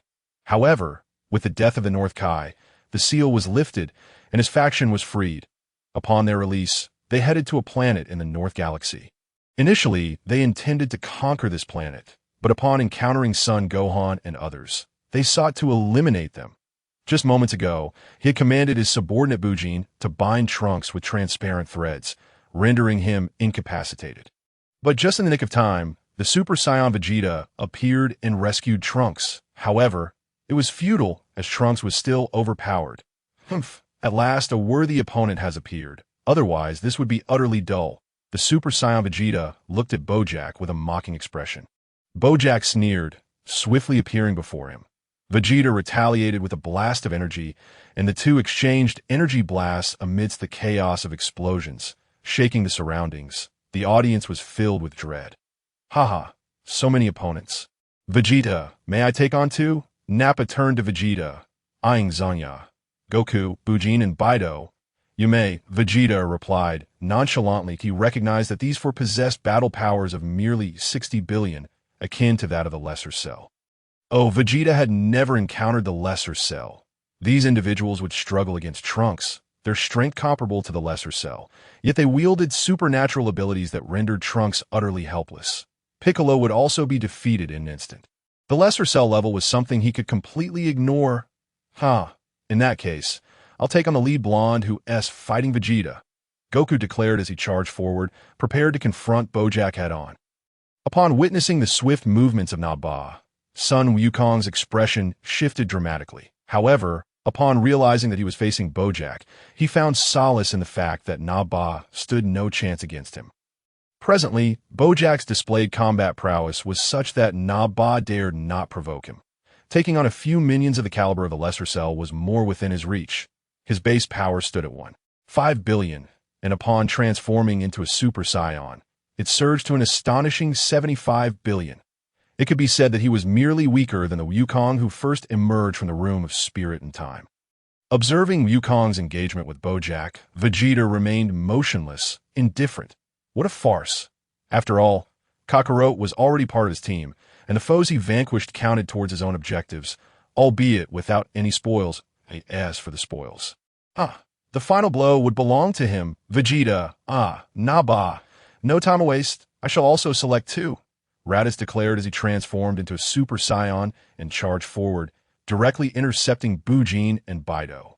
Meanwhile, Vegeta crossed his arms, watching with a nonchalant expression on the other side. Wukong's energy erupted, leaving the surrounding Z fighters momentarily stunned. Father. Son Gohan looked up, incredulous. His father had perished in a self-destructive explosion with Cell. How could his presence still be felt? Old son's energy. How could this be? Hadn't he claimed he wouldn't be revived? Piccolo struggled to rise that moment. Far away in the North Kai's realm, Kakarot stood in shock at the unfolding scene. That is me? What on earth is happening? And another Vegeta. Wait, is that Naba and Raditz? The haloed Wukong gazed in disbelief at the spectacle. Chapter 75. 2 Sun Wukongs. Not only he, but even the North Kai wore a bewildered expression. What on earth is going on? The North Kai's glasses nearly fell off in his astonishment. That I must investigate. Wukong prepared to use instant transmission to leave, but the North Kai restrained him. No, Wukong, you are deceased. Deceased? I recall you mentioned that one could request a day's leave from King Enma to return to the living realm. So please assist me in obtaining a leave, and I shall go see for myself. The haloed Kakarot asserted before vanishing in an instant. He could hardly wait. Simultaneously, he yearned for a confrontation with these unexpectedly arrived individuals. Upon witnessing Wukong's departure, the North Kai sighed but still relayed a message to King Enma, requesting a day's leave for Sun Wukong. Super Vegeta employed the Prince S fighting technique, bombarding Bojack with relentless attacks. Utterly incapable of withstanding. After unleashing his barrage, Super Vegeta erupted in laughter. However, the next moment his laughter ceased abruptly as he beheld a figure emerging from the dust. "What are you laughing at?" Bojack sneered menacingly, suddenly closing the distance to stand before Vegeta. Vegeta, taken aback, threw a punch in response. Yet at that moment, the energy of Super Vegeta was waning. It could be said that the Prince S technique had drained a significant portion of his stamina. And moreover, his transformation was not at full capacity. After exchanging a few blows with Bojack, Vegeta succumbed. Bang! Bojack's fist struck Vegeta squarely in the abdomen, sending him flying. Fortunately, Trunks was there to catch him. "Father, get away!" Vegeta gritted his teeth against the pain and retaliated with a powerful strike aimed at Trunks. He wished to soar in a battle, but sensed the approach of Sun Wukong's energy. "What? Kakarot? Wait, what about the other energy signatures?" Vegeta exclaimed, glancing into the distance, for Sun Wukong was flying towards them. Upon landing, Sun Wukong greeted Vegeta and the others a hi. "Vegeta." Wukong smiled in greeting. "Humph, Kakarot, did you not claim you would not be revived? How then are you here?" Vegeta retorted coldly, "Did the version of me in this world perish?" Sun Wukong scratched his head, inquiring. He had already grasped the concept of parallel worlds and missions, a lesson imparted by Raditz. After all, Sun Wukong was his brother. If Raditz did not explain, could he expect Vegeta to provide clarity? "Nonsense," Vegeta grumbled. Ignoring Vegeta, Sun Wukong turned his attention to Trunks, smiling warmly. "Hi, Trunks. It's been a while." For Sun Wukong, it had been 3 years since he last saw Trunks. Hence, describing it as a long time was entirely appropriate. In this timeline of the movie, it was shortly after the Cell Games, and Goten had yet to be born. Chi-Chi, seeing Gohan constantly studying, sought to encourage him to relax. The Sun Wukong before them was 3 years later. Goten had already been born, arriving alongside Bra. It could be said that Bra was born a bit earlier due to certain circumstances. "Mr. Wukong, you've returned. This is wonderful," Trunks exclaimed with joy. With Wukong present, the threat posed by Bojack's faction seemed surmountable. This was a significant reason for Trunks' delight. Sun Wukong scratched his head again, hearing the same sentiments once more. "Father, old son!" At that moment, Gohan and Piccolo arrived. Both were exhilarated upon seeing Sun Wukong. "Gohan, you seem so small. And Piccolo, you appear to have weakened as well." Upon seeing the two, Sun Wukong scratched his head in inquiry. 3 years later, Gohan had indeed grown a bit taller. After all, they had seen each other frequently. Encountering Gohan from 3 years prior, it was natural for Wukong to perceive him as diminutive. As for Piccolo, he was not as strong as his counterpart from another realm. The differences in effort and resulting power were evident. "You, after dying once, have grown quite arrogant. Haven to you." Piccolo's expression darkened, exclaiming, "Is this even human language?" Just as they were about to speak further, Bojack's faction gathered at a distance. "Have you all finished your chatter? I have grown impatient." Bojack's voice was icy. He had refrained from interrupting them, intending to observe the situation. But after a prolonged period, he realized they were merely conversing. How utterly absurd. "Humph. Let us continue our battle," Vegeta declared as he prepared to charge at Bojack, only to be halted by Sun Wukong. "Hey, leave this to me," Sun Wukong asserted, cracking his neck before transforming into a Super Saiyan. Chapter 76. Sun Wukong's fury against Bojack. As Sun Wukong transformed into a Super Saiyan, an overwhelming aura of 150 billion in battle power surged forth. Enveloping the surroundings, those present upon sensing this energy were taken aback. Good heavens, this energy is but slightly weaker than that of the lightning cell. How long has it been since the Cell Games? Had you been hiding your strength back then? Vegeta was incensed, his rage boiling over. Again, he was struck down. "Kakarot," Vegeta seethed through gritted teeth. Piccolo frowned at the sight. "Old son, this is rather unfair. You possess such strength. Why did you not eliminate Cell directly when you had the chance? Did you allow Gohan to endure a beating from Cell merely to foster his growth?" Piccolo expressed his dissatisfaction. When it comes to concern for Gohan, he would claim second place, with Chi-Chi daring to assert first. That wasn't my intention. Piccolo, I meant to be the first to step in, but was interrupted by Vegeta. Sun Wukong shook his head. The others were left bewildered. Did you just leap through time? What on earth are you saying? How come we are unaware? Realizing their confusion, Sun Wukong wanted to provide a brief explanation when Na-Ba and Raditz arrived. Raditz spoke up directly. Allow me to clarify. We are not from this world. The events here diverged. You can think of it as a future world akin to Trunks. We simply refer to it as a parallel world. Raditz explained succinctly. The Z fighters looked on in astonishment at Na-Ba and Raditz's arrival. Equally shocked by Raditz's revelation, Sun Wukong and the others hailed from a parallel future world. Nanny, Vegeta exclaimed in disbelief, gazing at Raditz. Raditz, Na-Ba, are you two still alive? Na-Ba and Raditz exchanged glances. Clearly aware that in this world, their counterparts had met their demise. Enough with the theatrics, let us fight. Bojack was consumed by rage, commanding his subordinates to take action that, in response, Na-Ba and Raditz transformed into Super Saiyans. Their formidable energy surpassing even that of Tragedy Taro and Trunks.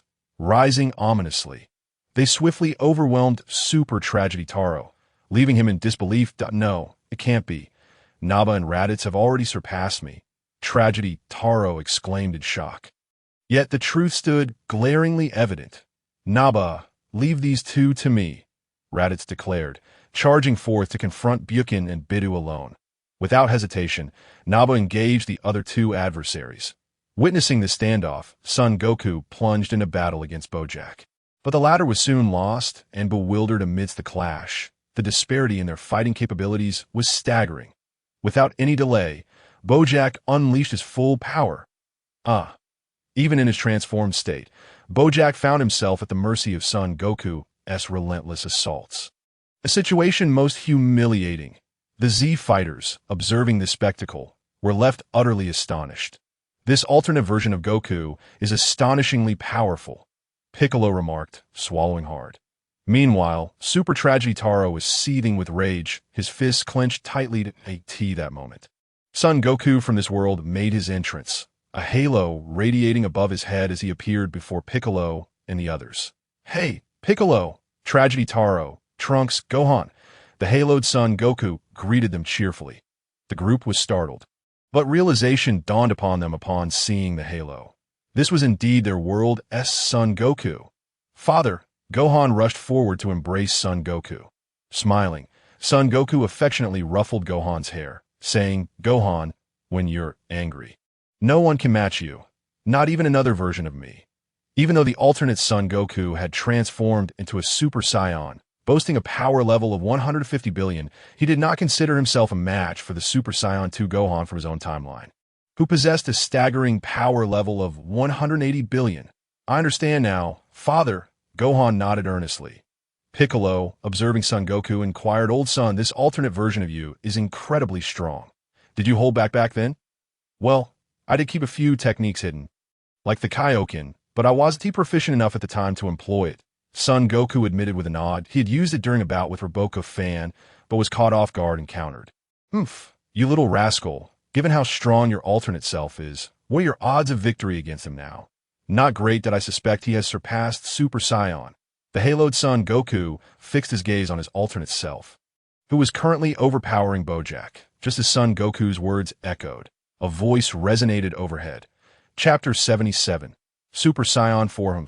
He has trained for 4 more years than you. It's only natural he is stronger. Tragedy Taro remarked coolly. The haloed Son Goku had a base power of 2 billion, indicating he had significantly increased his fighting prowess after enduring the Hell Martial Arts Tournament. Meanwhile, the Son Goku from his world, having trained for 3 years and spent additional time in the Hyperbolic Time Chamber, had raised his base power to 3 billion. Oh, Vegeta, I see now, you're that alternate version of Vegeta, but why are you so formidable? Son Goku gasped in astonishment at Vegeta.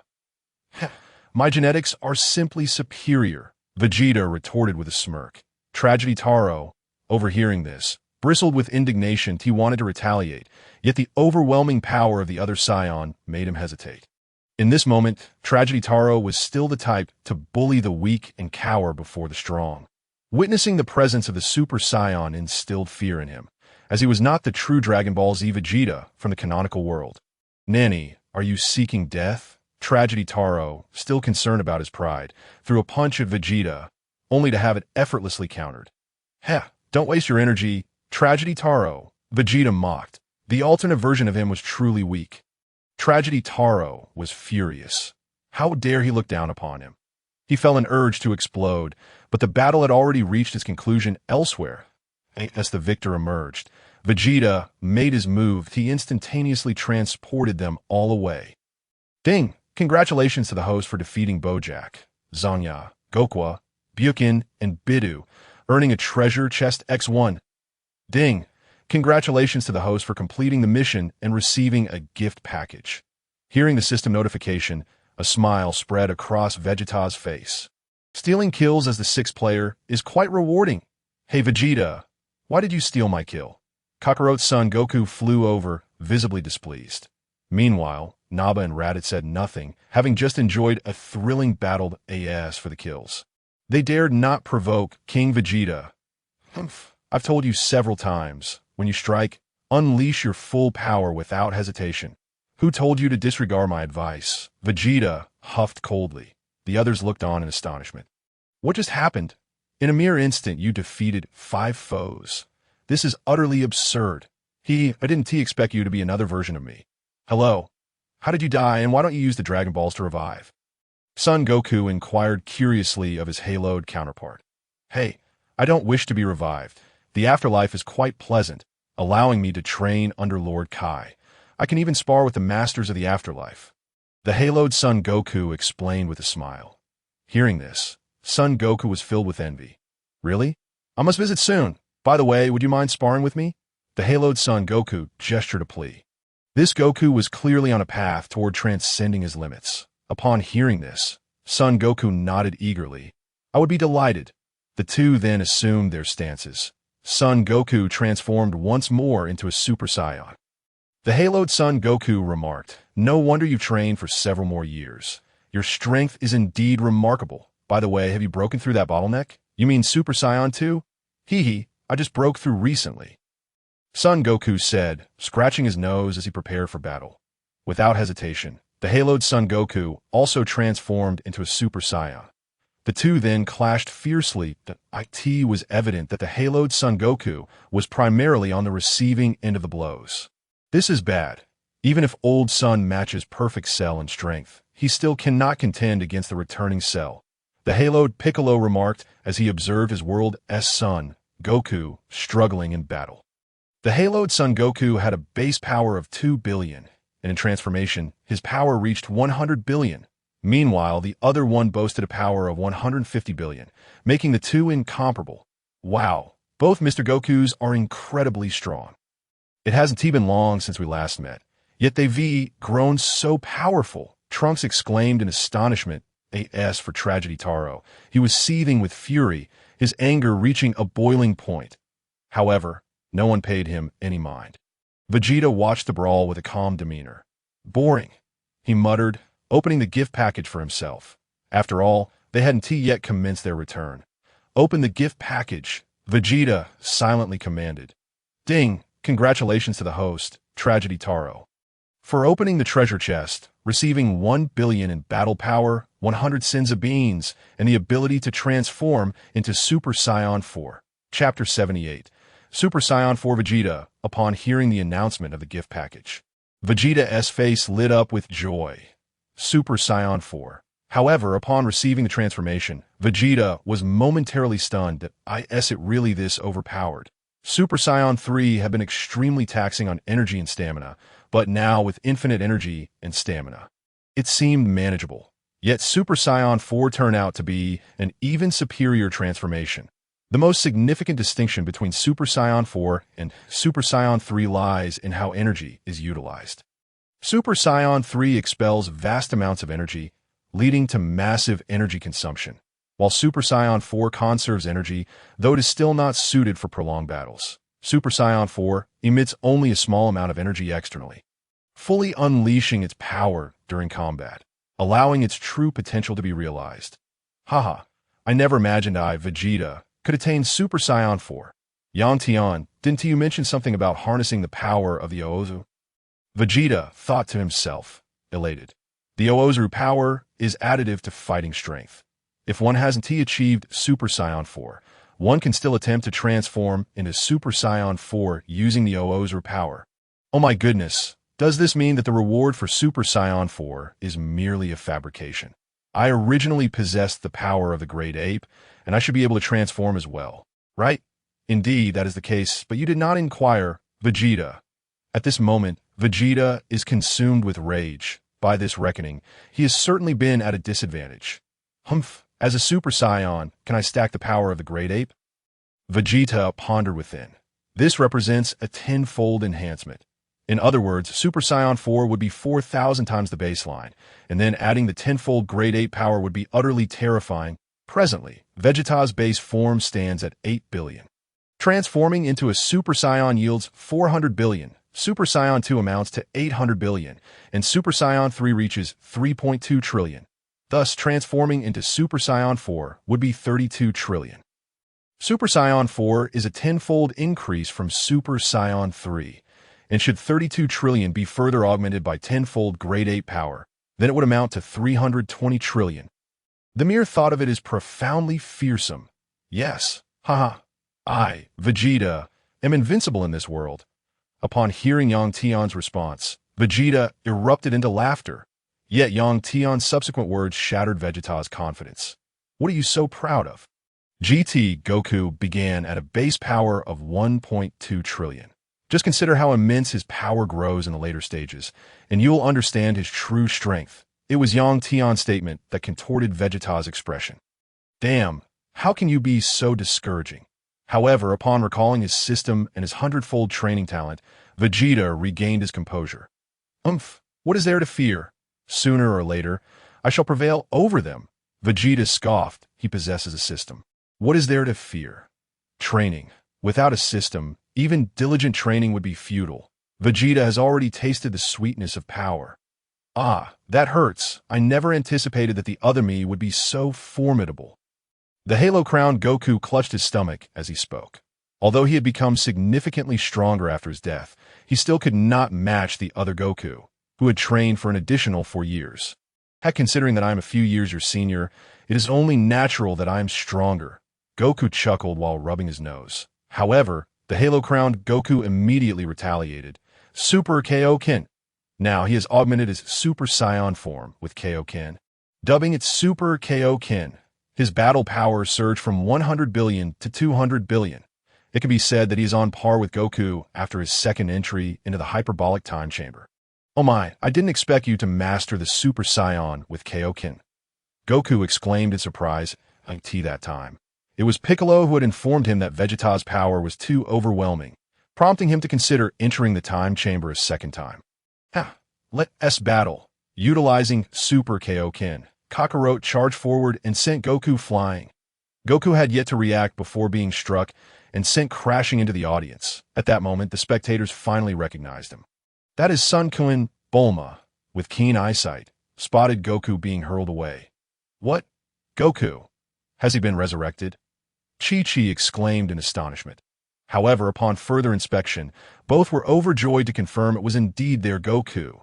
They witnessed Kakarot, wielding Super Kaioken, flash forward and deliver another punch to Goku, sending him crashing to the ground. What is happening? Two Gokus. Bulma was astounded. Meanwhile, Chi-Chi shouted, what's going on? Goku, why are you two fighting? No, how can there be two Gokus? You two, stop fighting, Chi-Chi exclaimed, rushing towards the arena. This arena is the final battleground, the site of the confrontation with Satan. Chapter 79. Nappa and Raditz transform into Super Saiyan 2. Chi-Chi approached the arena and spotted the halo-crowned Goku. Only then did she realize that this was indeed her Goku. Chi-Chi. What are you doing here? I should be the one asking you. Were you not dead? How are you here instead of the afterlife? Goku stammered, momentarily at a loss for words. But at that moment, an aura surged dramatically. The surroundings trembled. Kakarot immediately embraced Chi-Chi, and in that instant, she felt warmth. However, in the next second, an even more domineering surge of energy erupted skyward. It broke through the earth, revealing Super Saiyan 2 Goku. Huh, I didn't expect you to be this strong. You're making me feel a bit sore, Goku remarked, rubbing his cheek. Yet upon seeing the other Goku holding Chi-Chi, he felt a twinge of confusion. Hey, why are you holding my Chi-Chi? What do you mean, your Chi-Chi? She's mine. No, she is mine. Observing their exchange, Chi-Chi was left in a daze. How can there be two identical ones? She had initially thought one of them was an imposter, but upon hearing their voices, tones, and gazes, she realized they were indeed the same individual. Wait, you two, stop arguing, Chi-Chi shouted. The two paused. However, Goku interjected. True, this is not my world.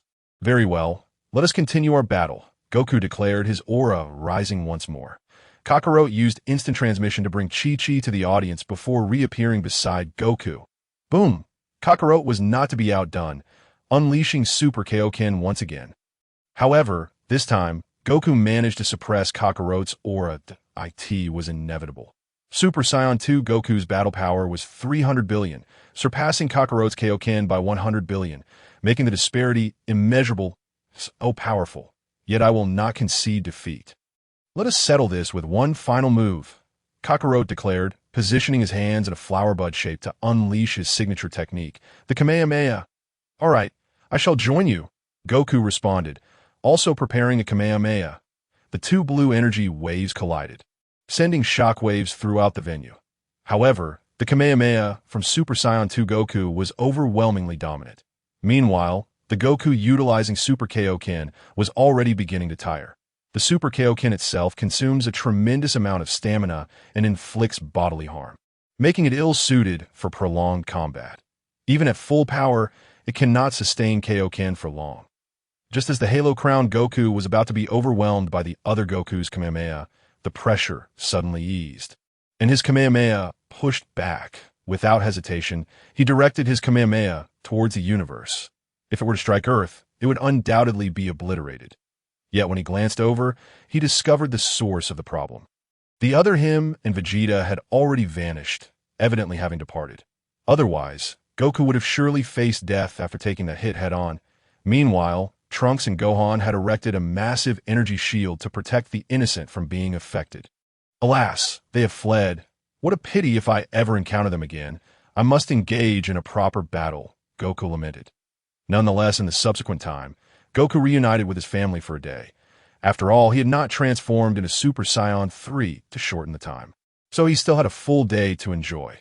Meanwhile, the tragic Tenshinhan, upon seeing Kakarot's remaining day, immediately challenged him, only to face utter humiliation as he was thoroughly defeated. Goku, what was the deal with the other you? That evening, Chi-Chi inquired of Goku. According to Gohan, they came to complete a mission, just like Trunks, by traveling through time. Then why did they leave so quickly? I do not know, but the other me is truly formidable. All you ever think about is training. When will you be resurrected? On the other side, Vegeta and the others had already returned. Meanwhile, the system notification echoed above their heads. Ding! Congratulations to Nappa and Raditz for assisting Vegeta in completing the task and receiving the task reward. Super Saiyan 2. In the next instant, Nappa and Raditz felt the secret to transformation. Without hesitation, they both shouted, Ha! Two golden lightning bolts enveloped them, and they transformed into Super Saiyan 2. Ah, my hair is standing on end. It looks terrible. Raditz grimaced at his upright hair. Sigh, I wanted my hair. No way, I can't go bald now. I must keep my hair. Naba remarked. Chapter 80. 7 years, he is certainly not bald. His hair. Much like Klin, he simply shaved it all off. Then I shall keep my hair short, as it hinders me in battle, Raditz declared, reverting to his normal state, gazing at his hair with a hint of resignation. Meanwhile, Sun Wukong was astonished. Has this surpassed the Super Saiyan transformation? Is this not a bit absurd? Has it been completed already? It took me years to achieve my transformation. The two of them had merely completed a task to transform, which seemed utterly ridiculous. Following King Vegeta and receiving no rewards at all. Indeed, Kakarot, you ought to learn to fulfill your duties as a subordinate properly, Raditz chimed in. Ding! Congratulations to Sun Wukong for assisting Vegeta in completing the task. Earning the Super Saiyan 3 transformation.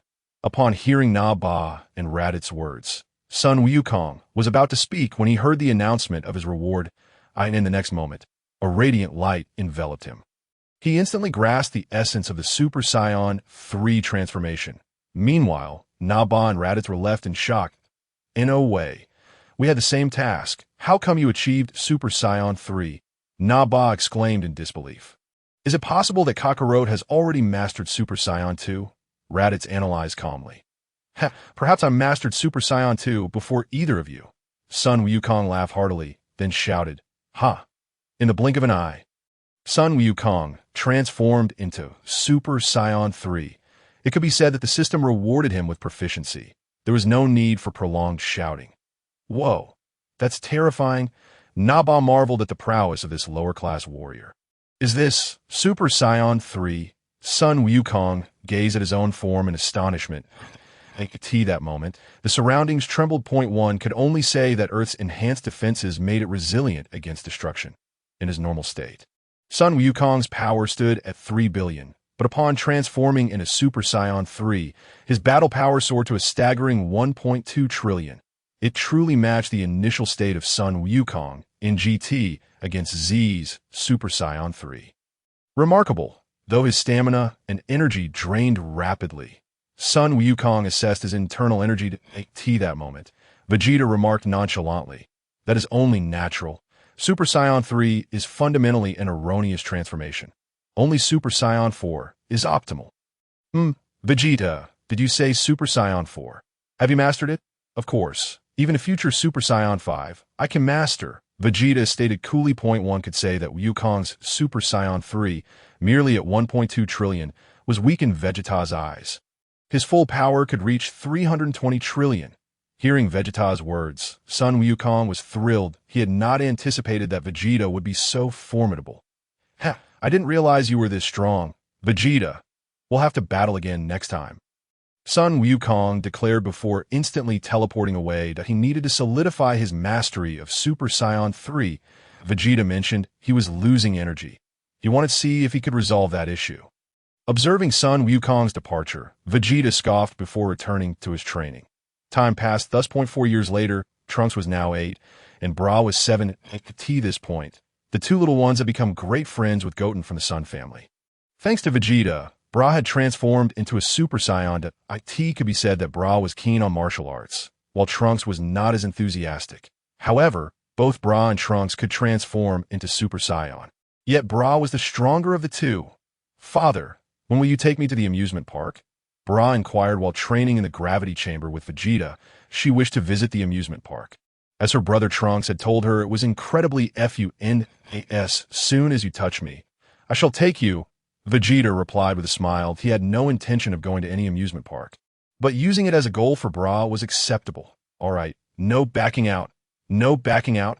However, in ensuing battles, Bra never got the chance to touch Vegeta. Thus, it remained unfulfilled. Over 4 years, Vegeta's normal battle power had reached 10 billion. One could say he had increased his base power by 2 billion in 4 years.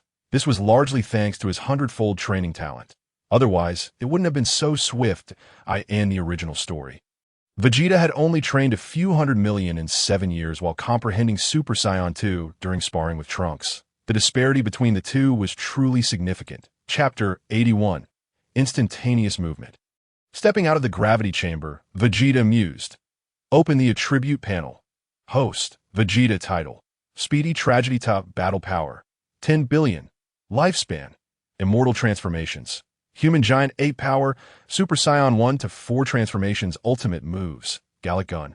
Dirty Fireworks. Solar Flare. Final Kamehameha. Super Explosive Wave. Other. Key Perception. Infinite Ki. Instantaneous Movement. Infinite Stamina. 100-fold Training Talent. Energy Manifestation Subordinates. Sun Wukong. Na Ba. Raditz. System Backpack. Senza Beans X 1100. The system's comprehensive evaluation stated that the host was invincible on Earth. But in the 12 universes of Dragon Ball, the host could not withstand even a glance from Jiren. Damn, Yang Tian. Who is this Jiren? One glance can take me out. Vegeta felt somewhat displeased upon reading the final remark. He was Super Vegeta, a being even more formidable than the legendary Super Saiyan, and yet he was told he couldn't withstand a mere glance. This made him question whether the Saiyan warrior race was genuinely powerful or merely a facade. When it came to battle power, they were ranked above the gods of destruction. Nanny, how much battle power would that require? You realize it's premature.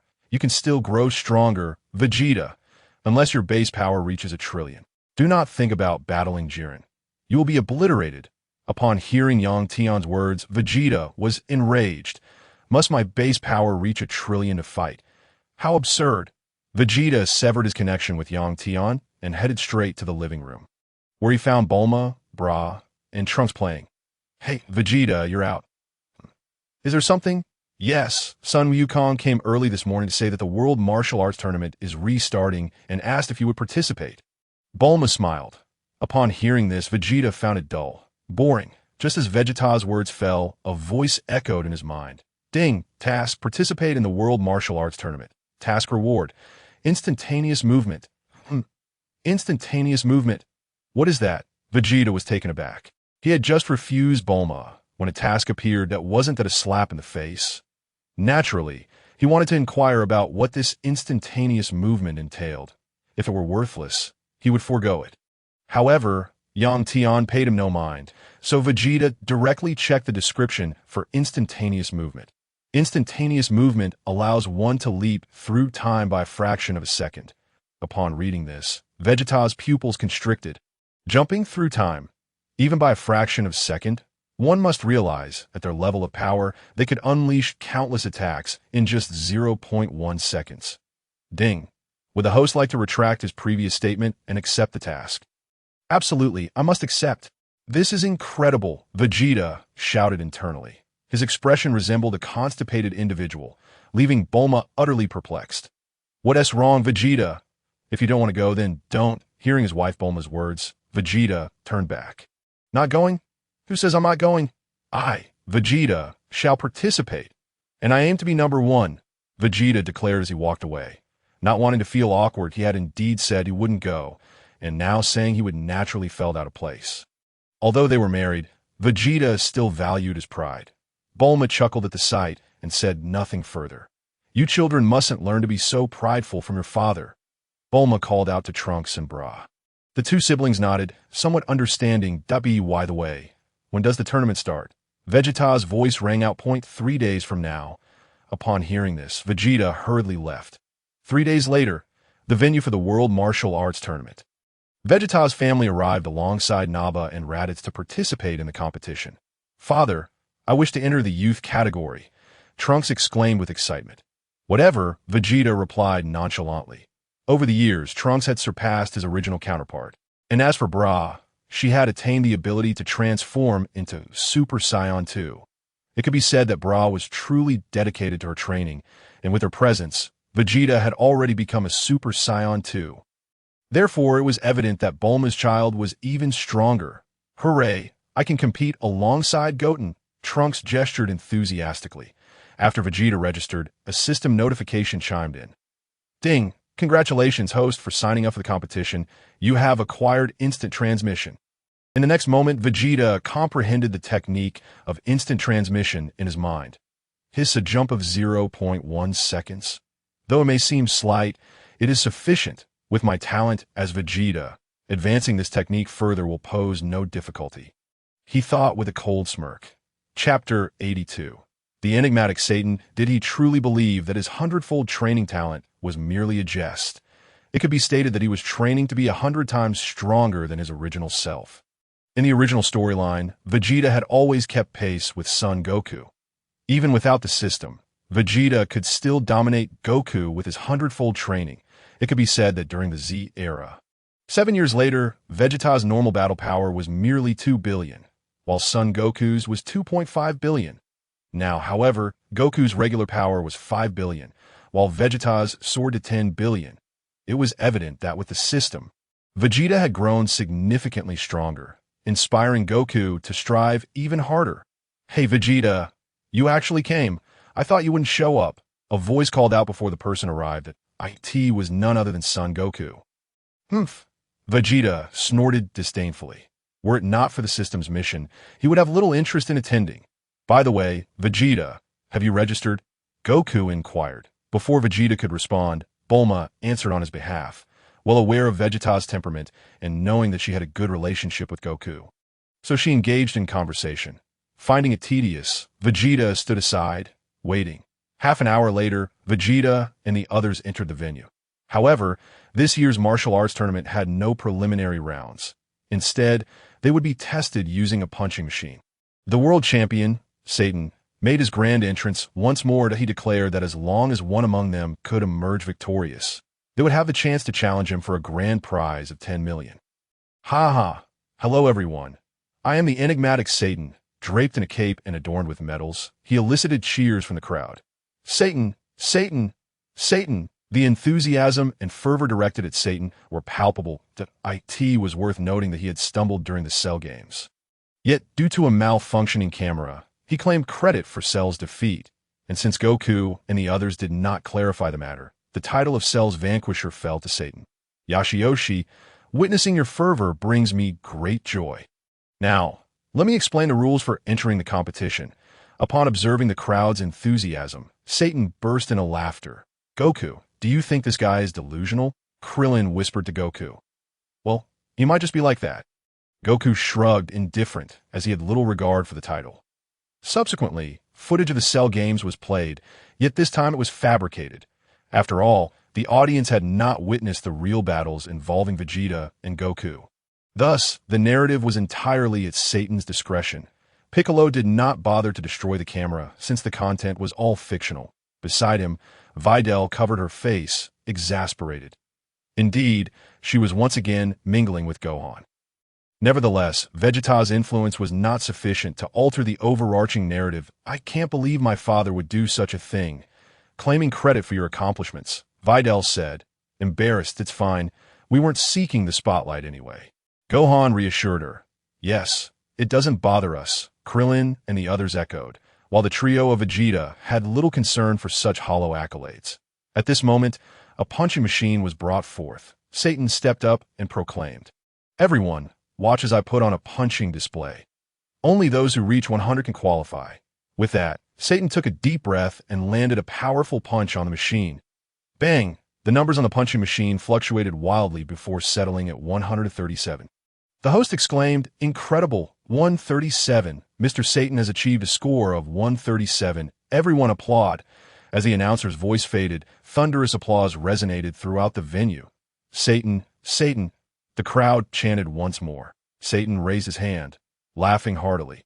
All right, I'll be backstage, waiting for you. With that, he exited. The host, seeing Satan leave, continued, Now, let the contestants come up for testing. One by one, the participants approached the machine. When it was Vegeta's turn, he casually obliterated the punching machine with a single punch. Clearly, he was merely putting on a show. It was a non-issue. Chapter 83. The Elite 8 others gasped in shock as they witnessed Vegeta shatter the punching machine with a single blow. What kind of monstrous strength is this? This machine should be able to register at least 9,999 pounds. How much power did he just unleash? Perhaps the machine is faulty. We will arrange for a new one immediately. The host declared, ordering a replacement. Meanwhile, Goku and the others approached the machine cautiously. Goku managed to hit a few hundred pounds, startling the host. Initially, they thought the machine was malfunctioning, but upon testing, it functioned correctly, leaving everyone in disbelief. How is it that everyone casually hits around 700 or 800 pounds? Is this some kind of freak, stronger than Mr. Satan? This must be a joke. Nevertheless, they were allowed to proceed since the data was valid. Videl stood there dumbfounded. Wow, they're all incredible. Haha, my dad and uncles are really strong. Gohan explained to Videl, who nodded in a daze. Soon after, the 8 finalists were announced. Vegeta versus Jebet, Goku versus Spobobich, Piccolo versus Naba, and Android 18 versus Raditz. This time, Gohan did not participate. With his father around, he occasionally went out to earn money, unlike in the original storyline where he spent 7 years in the underworld, which led to Gohan participating. With Goku present, Chi-Chi had focused on cultivating Gohan as a scholar, resulting in him not yet mastering the Super Saiyan 2 transformation. Even his Super Saiyan 1 form was somewhat weaker than when he emerged from the hyperbolic time chamber. Excellent, everyone is entered. Krillin smiled as he recognized familiar faces that he chose not to participate, given the vast disparity in strength. Do you think Jebbit stand a chance against Vegeta? Bulma inquired anxiously. Of course. Who could possibly challenge Vegeta now? Krillin replied confidently. Bulma watched on. Meanwhile, the children's competition was underway. Goku and the others moved to take a look as the adult category had not yet commenced. The children's group included Goten, Bra, and Trunks, so they were eager to witness the action. However, upon arriving, they found Goten and Trunks sparring on stage. Humph, that rascal Trunks, what kind of nonsense is he throwing? He should focus on his training instead of slacking off. Observing Trunks' performance, Vegeta wore a displeased expression. Oh dear, Vegeta, when we were that young, we weren't nearly as powerful. These children have already proven themselves, Goku remarked nonchalantly. Yet, scarcely had Goku finished speaking when Goten was sent sprawling out of the ring by Trunks. Witnessing this scene, Vegeta erupted into laughter. Ha. It appears my lineage is indeed more noble, Vegeta exclaimed, thoroughly satisfied. Oh dear, Goten is lost just like that. Goku said, somewhat taken aback, noting the swiftness of Goten's defeat. It could only be said that Goten was not yet adept at the instant transmission technique. The next match featured Trunks against Bra. However, within mere moments of the bout commencing, Trunks was eliminated by Bra. It was evident that Bra, having been trained under Vegeta's watchful eye, possessed formidable strength. At this juncture, the 7-year-old Bra was on the verge of transforming into a Super Saiyan 2. Well done, Bra, Vegeta cheered. Nearby, Nappa and Raditz exchanged glances. It seems King Vegeta is particularly fond of Princess Vegeta. Raditz commented, No, it's not Princess Vegeta. It's Princess Bra. She is not Vegeta. Nappa corrected, noting his companion's misstep. Despite his imposing stature, he was quite observant. Gohan, these children are impressively strong. You haven't been hiding your true abilities from me, have you? Videl asked incredulously. What she witnessed was utterly astounding. All right, Father, the adult group over there is about to commence. Gohan reminded. Upon hearing this, Goku and the others nodded and proceeded towards the other side of the arena. However, upon reaching the competitors' waiting area, Piccolo was stricken with fear as he gazed at the god of destruction. Shin, with his distinctive hairstyle, locking eyes with him in sheer terror. This was a suppression of divine authority, unrelated to sheer power. What is the matter, Piccolo? Has he been bullying you? Should I confront him? Goku inquired. Assuming Piccolo was being harassed, this was unacceptable. Piccolo was to be the caretaker of the Sun family and was also Goku's son's godfather. How could he allow anyone to intimidate him? Did they think that Super Saiyan's son Goku lacked a temper? No, old man, he is. Piccolo attempted to explain, but struggled to articulate his thoughts. Just then, Shin spoke up, wearing a villainous grin. Greetings, I am Shin, the god of this universe. God of destruction, what is that? Are you powerful? Goku asked, perplexed. Meanwhile, far away on King Kai's planet, North Kai was berating Goku. Goku, silence yourself.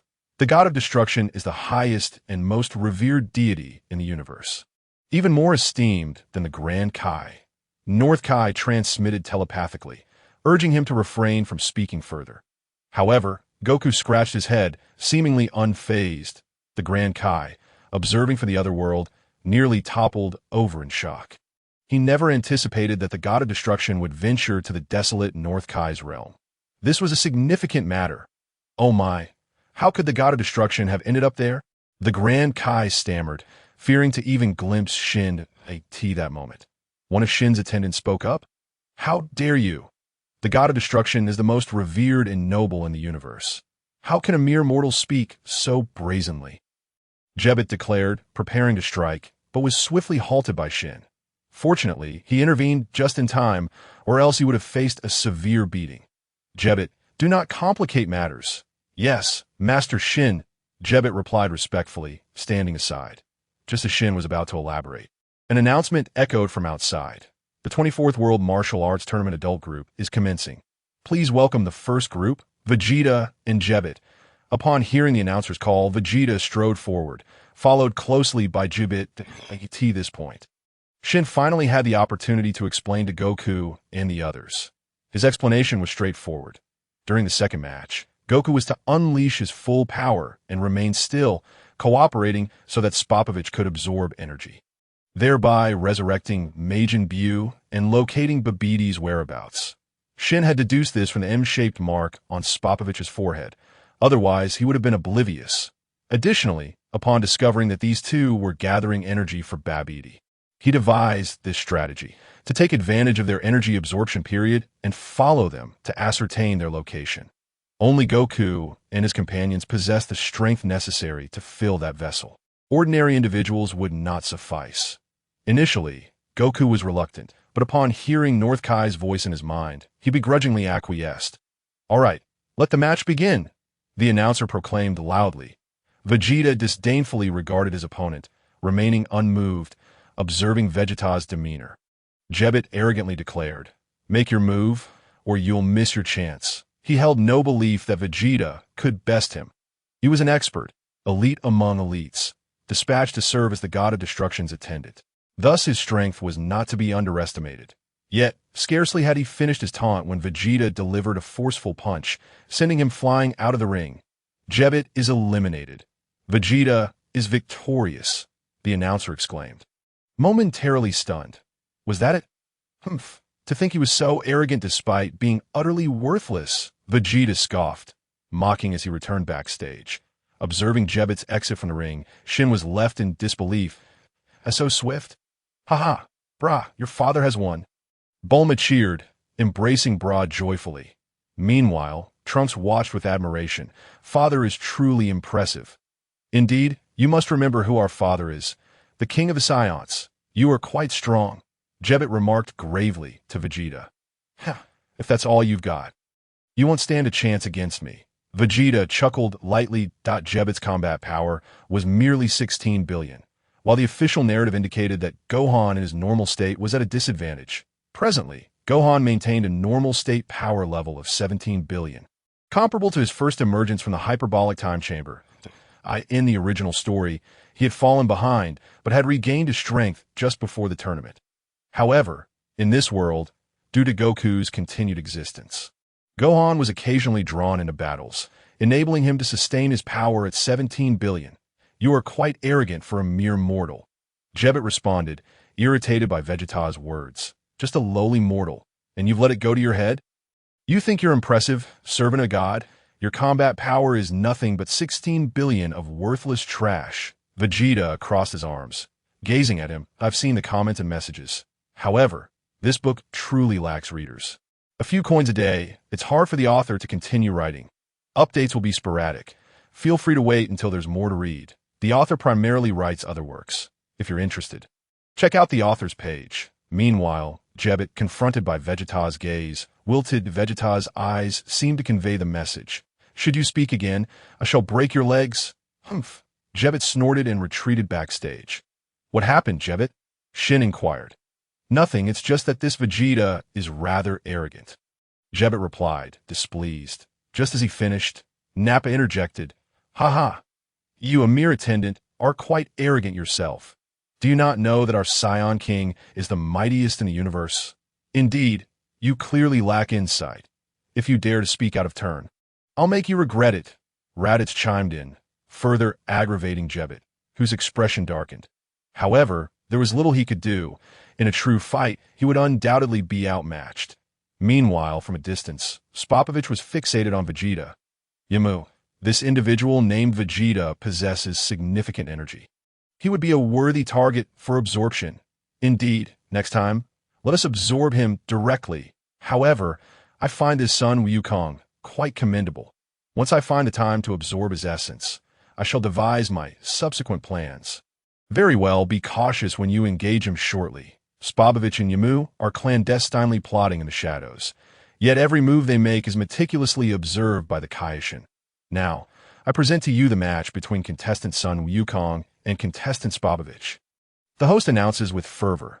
Upon hearing this, son Wukong strides forth. Nevertheless, he declines the opportunity. He suggests that Naba or Piccolo should reveal their prowess instead. In truth, he has already conspired with Piccolo in secret, intending to provoke Naba into transforming into Super Saiyan 2 during the battle, thereby enabling him to absorb that power. Initially, Piccolo was reluctant, but upon realizing the task assigned by the Kaishin, he acquiesced.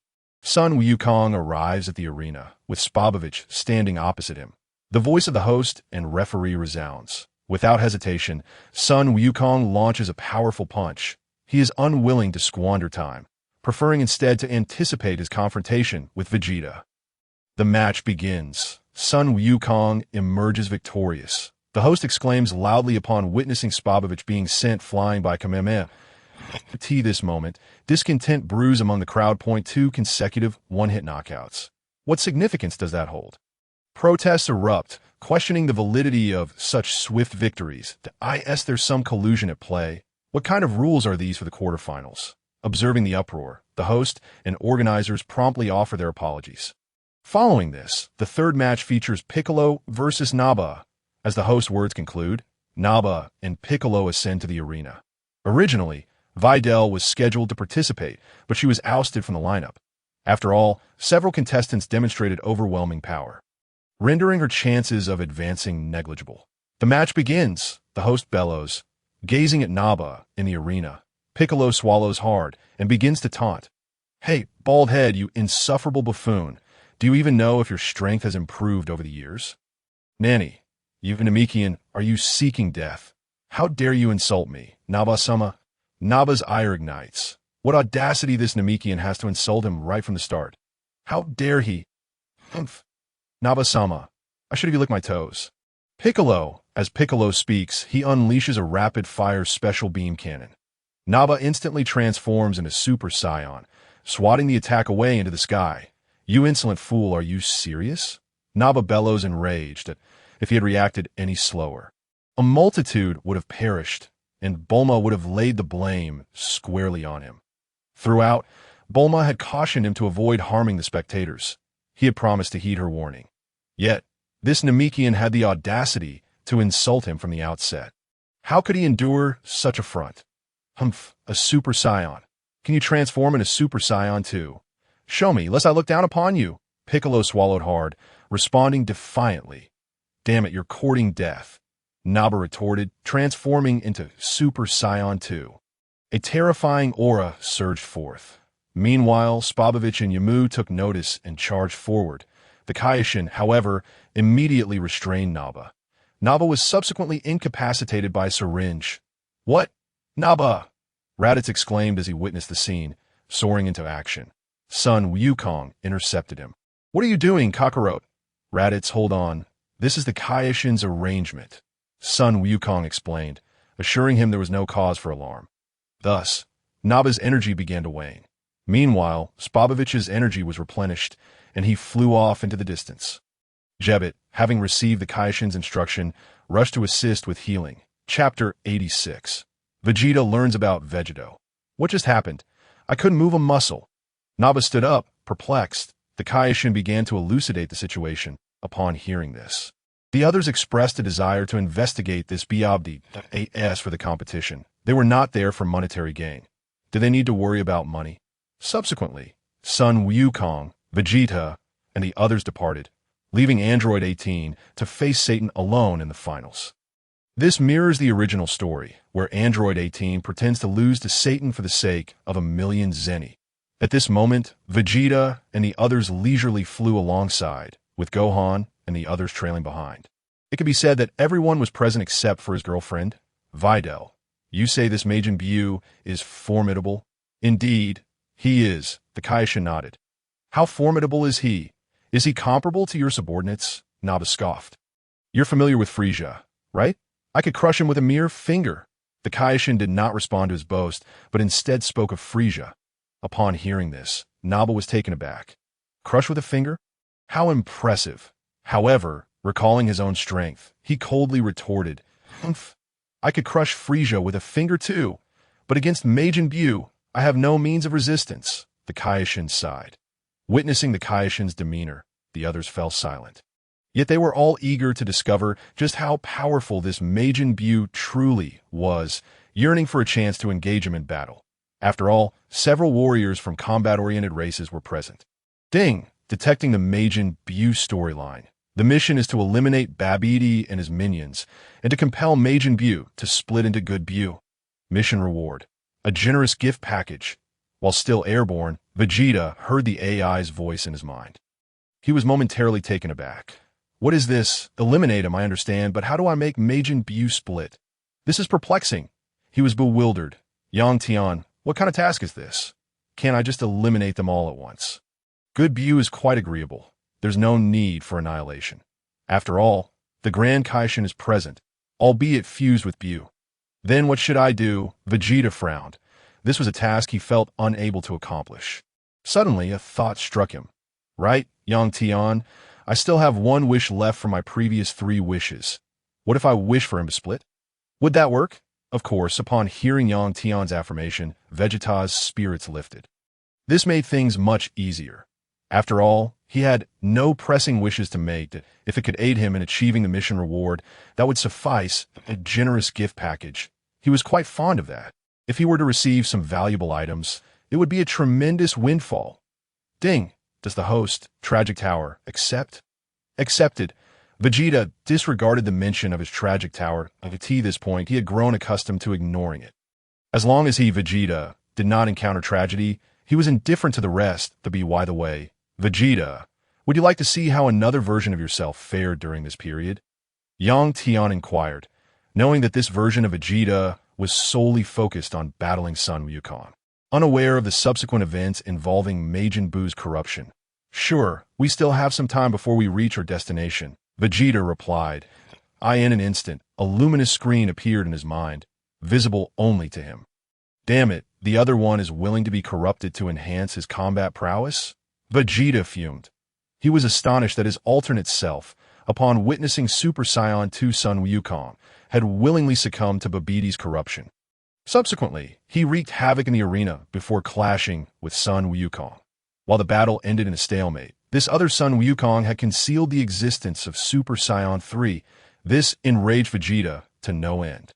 Ultimately, the fusion in a Vegito left him with a grim expression. How could he possibly fuse with Kakarot?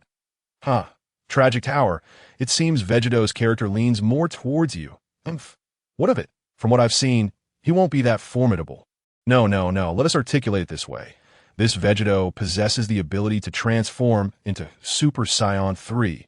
Moreover, his battle power is the product of your strength and Kakarot's. What? A product? Vegito gasped in astonishment. A product? What does that even signify? This is not merely addition. It is multiplication.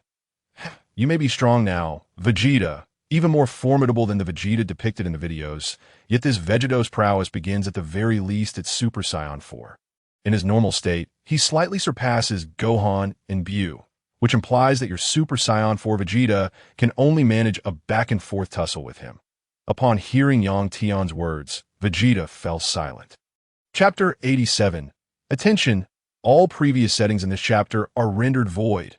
Note: I have revised this, as many have expressed confusion regarding the concept of Super Saiyan 1 through Super Saiyan 10. Thus, I will refrain from detailing battle powers and will instead describe according to the narrative. After all, Vegeta is undeniably invincible. From Chapter 88 onwards, new settings will be acknowledged, while this chapter will remain unchanged. Attention, attention, attention! All settings in this chapter are nullified. How absurd! Vegeta felt his worldview shatter. Let us modify the units of battle power. The previously stated figures were rather outrageous. Henceforth, we shall utilize Super Saiyan 1 to Super Saiyan 10 as measurement units, foregoing numerical values of battle power entirely.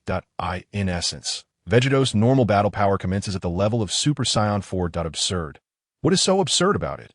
An all-out Super Saiyan 3 Vegito merely matches the level of Super Saiyan 6. Super Saiyan 6 level? And what about me? Enough. You now know enough to realize you cannot prevail. Your current capabilities, even at full throttle, merely graze the threshold of Super Saiyan 4.9, still falling short of Super Saiyan 5. Upon hearing Yang Tian disclose his full battle power, he could only manage a weary smile. saying nothing further. Witnessing Vegeta's acknowledgement of Kakarot as the strongest in the universe rendered him unable to remain still. Impossible, absolutely impossible. I am the Prince of the Saiyans, Vegeta internally roared. There is nothing impossible. Anything can happen. Humph. I shall not allow this to transpire. Vegeta snorted coldly, casting his gaze into the distance, for their destination was approaching.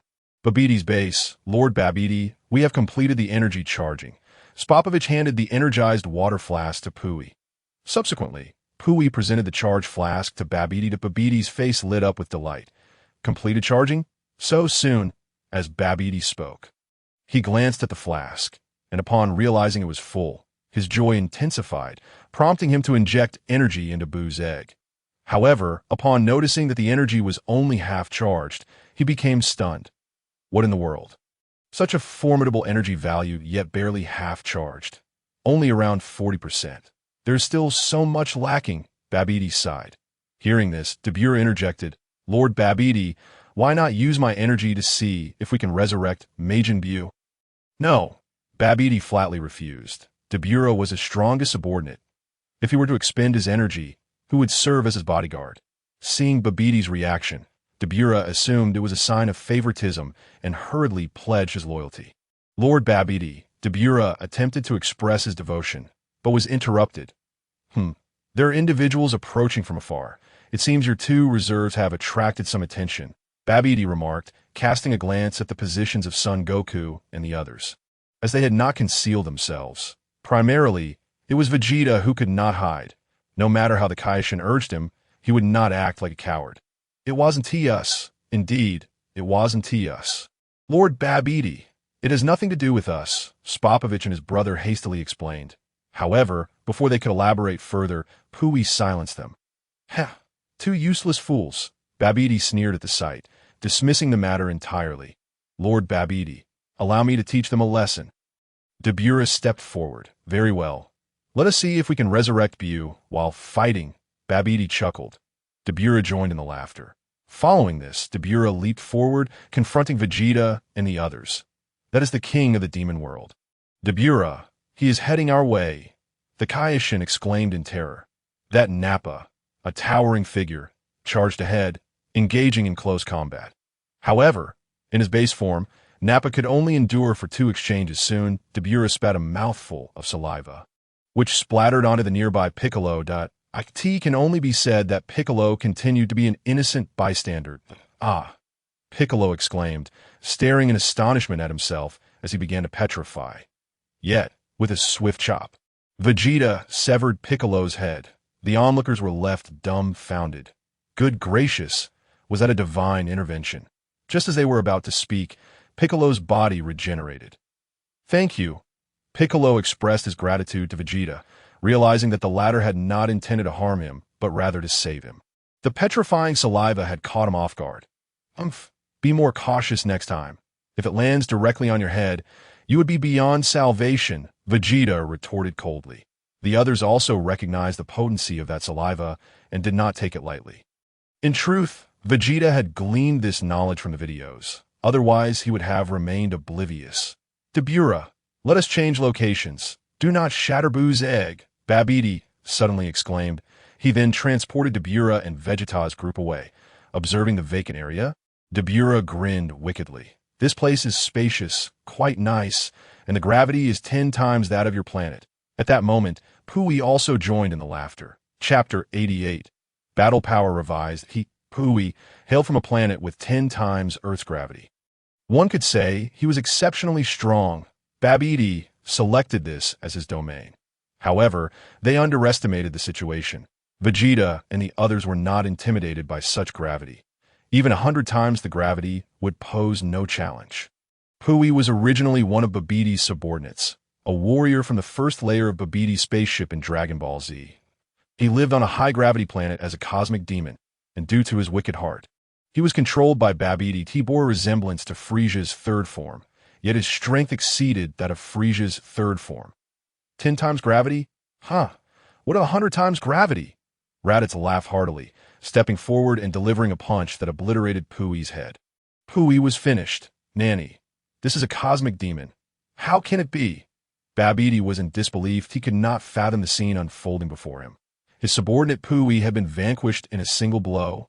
It can only be said that Raditz's base battle power had long since surpassed that of Frieza from years past by a considerable margin. Was there an issue with obliterating someone with a single punch?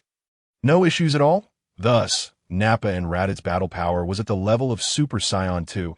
Is there anyone stronger? Otherwise, I shall find this rather dull. Raditz chuckled. Hey Raditz, it's my turn now, Nappa declared as he stepped forward. All right, this time it's your turn.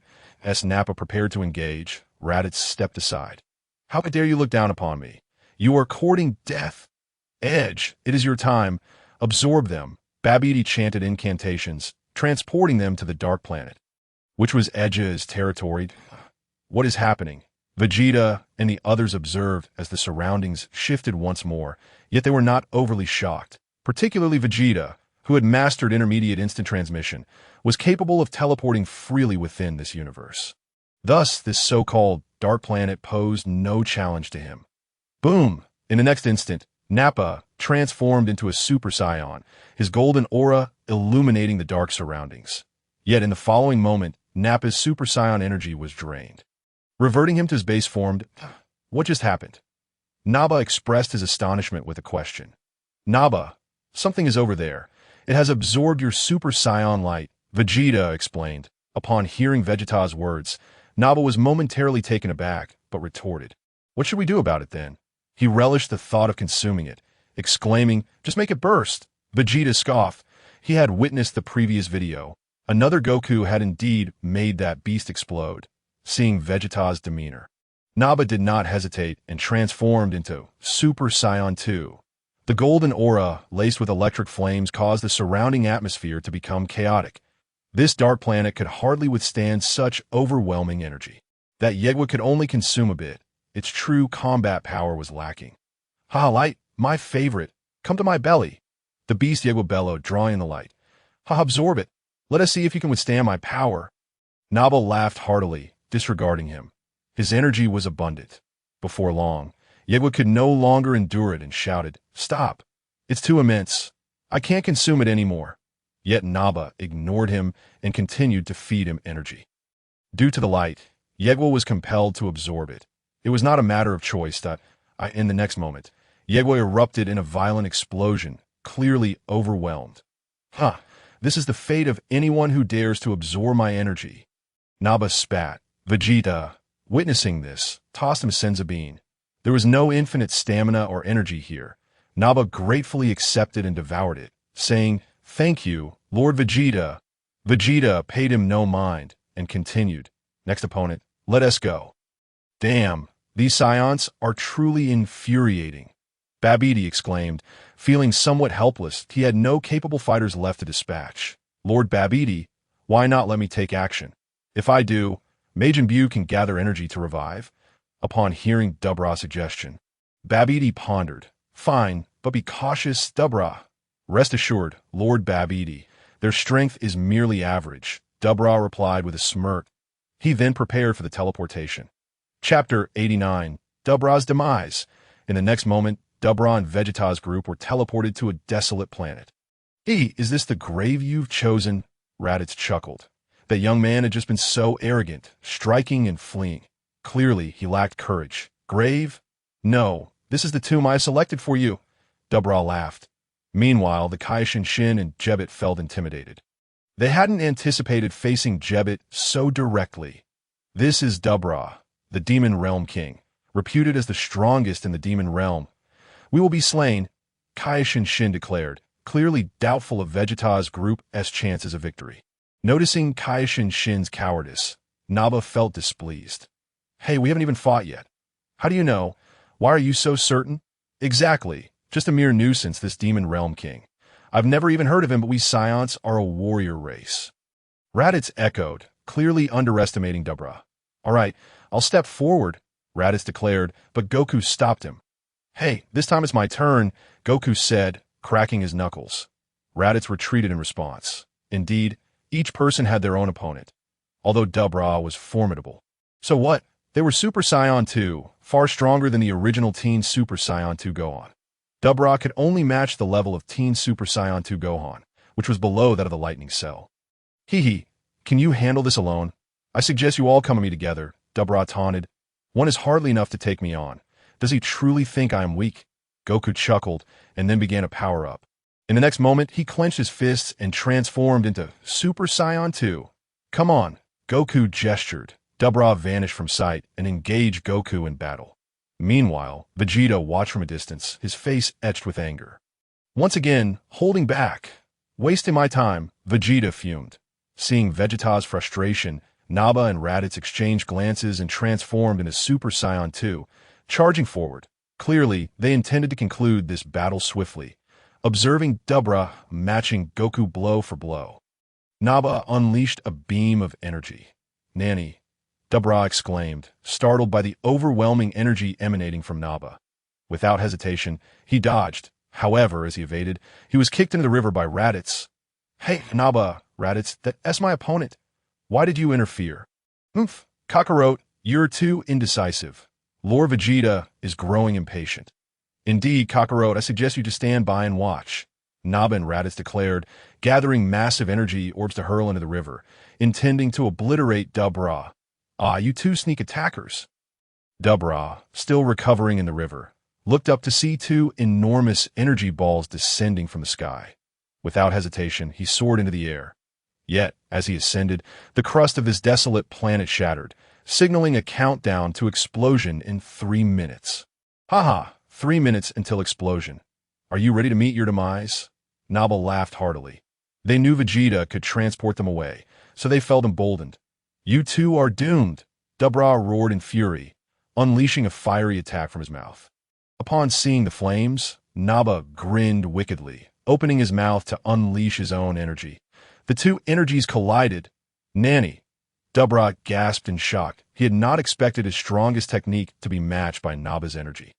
Was this his full power? He was, after all, the Demon Realm King.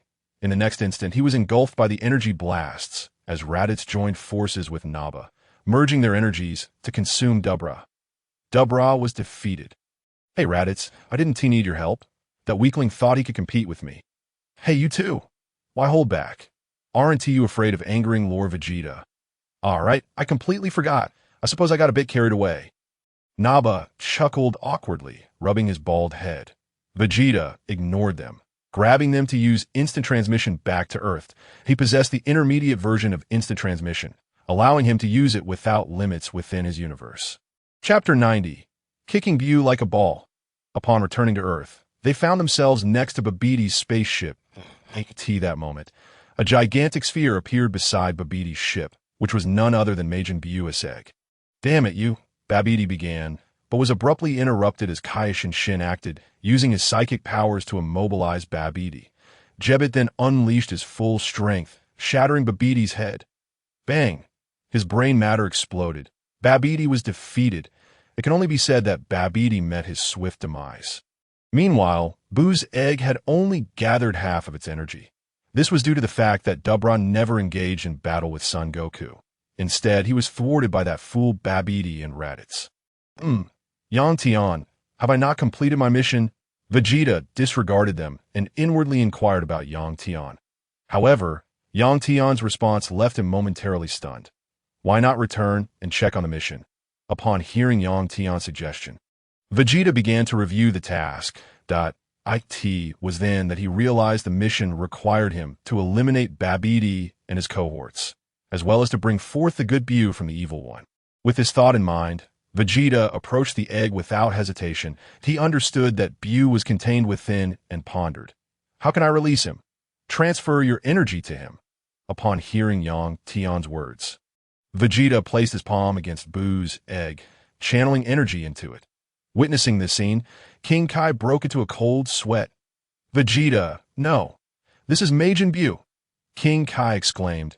Vegeta paid him no heed, as the energy transfer concluded. He had no time to concern himself with King Kai's warnings. Moments later, the egg cracked open, releasing a plume of gas into the air. King Kai, seeing this, burst into laughter. It seems Buu is no more. What a false alarm. That startled me. Indeed, Lord Kai, it is indeed good news. Jebbit chimed in.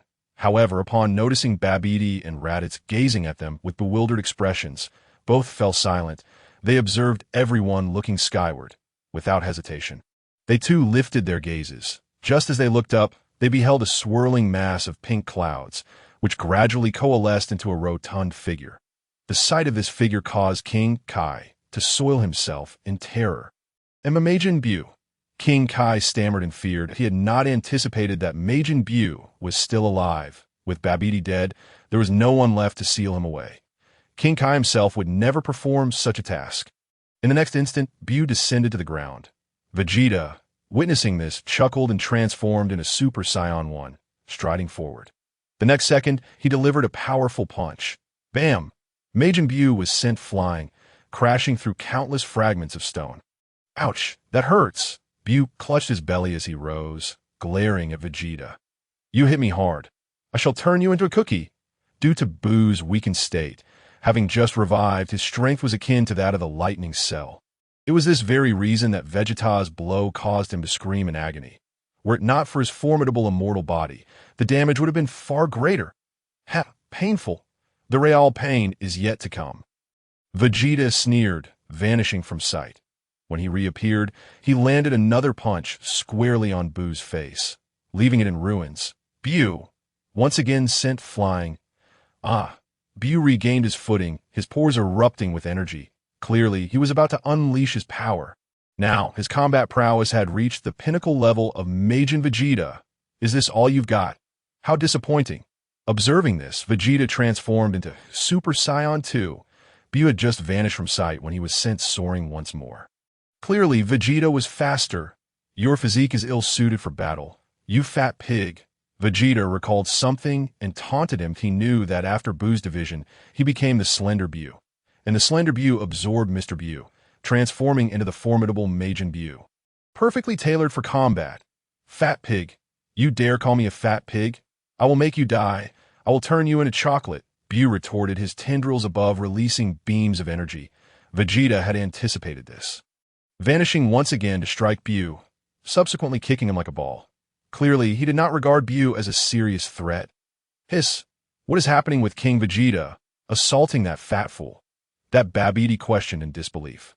He had spoken of taking decisive action, yet here he was, merely watching. Chapter 91. The Great Gift, Super Saiyan God. This is utterly unreasonable, isn't it? They too wished to join in the fun, yet dared not do so, for Vegeta would not allow it. However, observing Vegeta's demeanor, they felt utterly helpless. At this moment, Majin Buu was covered in bruises and imprints from the onslaught. In stark contrast, Vegeta appeared utterly relaxed and at ease. "Truly unfortunate. I suggest you consider XXXXX. Majin Buu XXX." Vegeta's insults pushed Buu over the edge. He immediately expelled a torrent of energy. Then he unleashed his full strength, reaching the level of Super Saiyan 3 Goku, of course. This was merely the Super Saiyan 3 level from the original world, unlike the boundless stamina found in the underworld. Now, this is more like it, but so what? Vegeta scoffed, transforming into Super Saiyan 3. His flowing long hair and fierce countenance signified his formidable strength. Bam! The next moment, Majin Buu endured an hour of relentless torment at the hands of Vegeta. It could be said that now.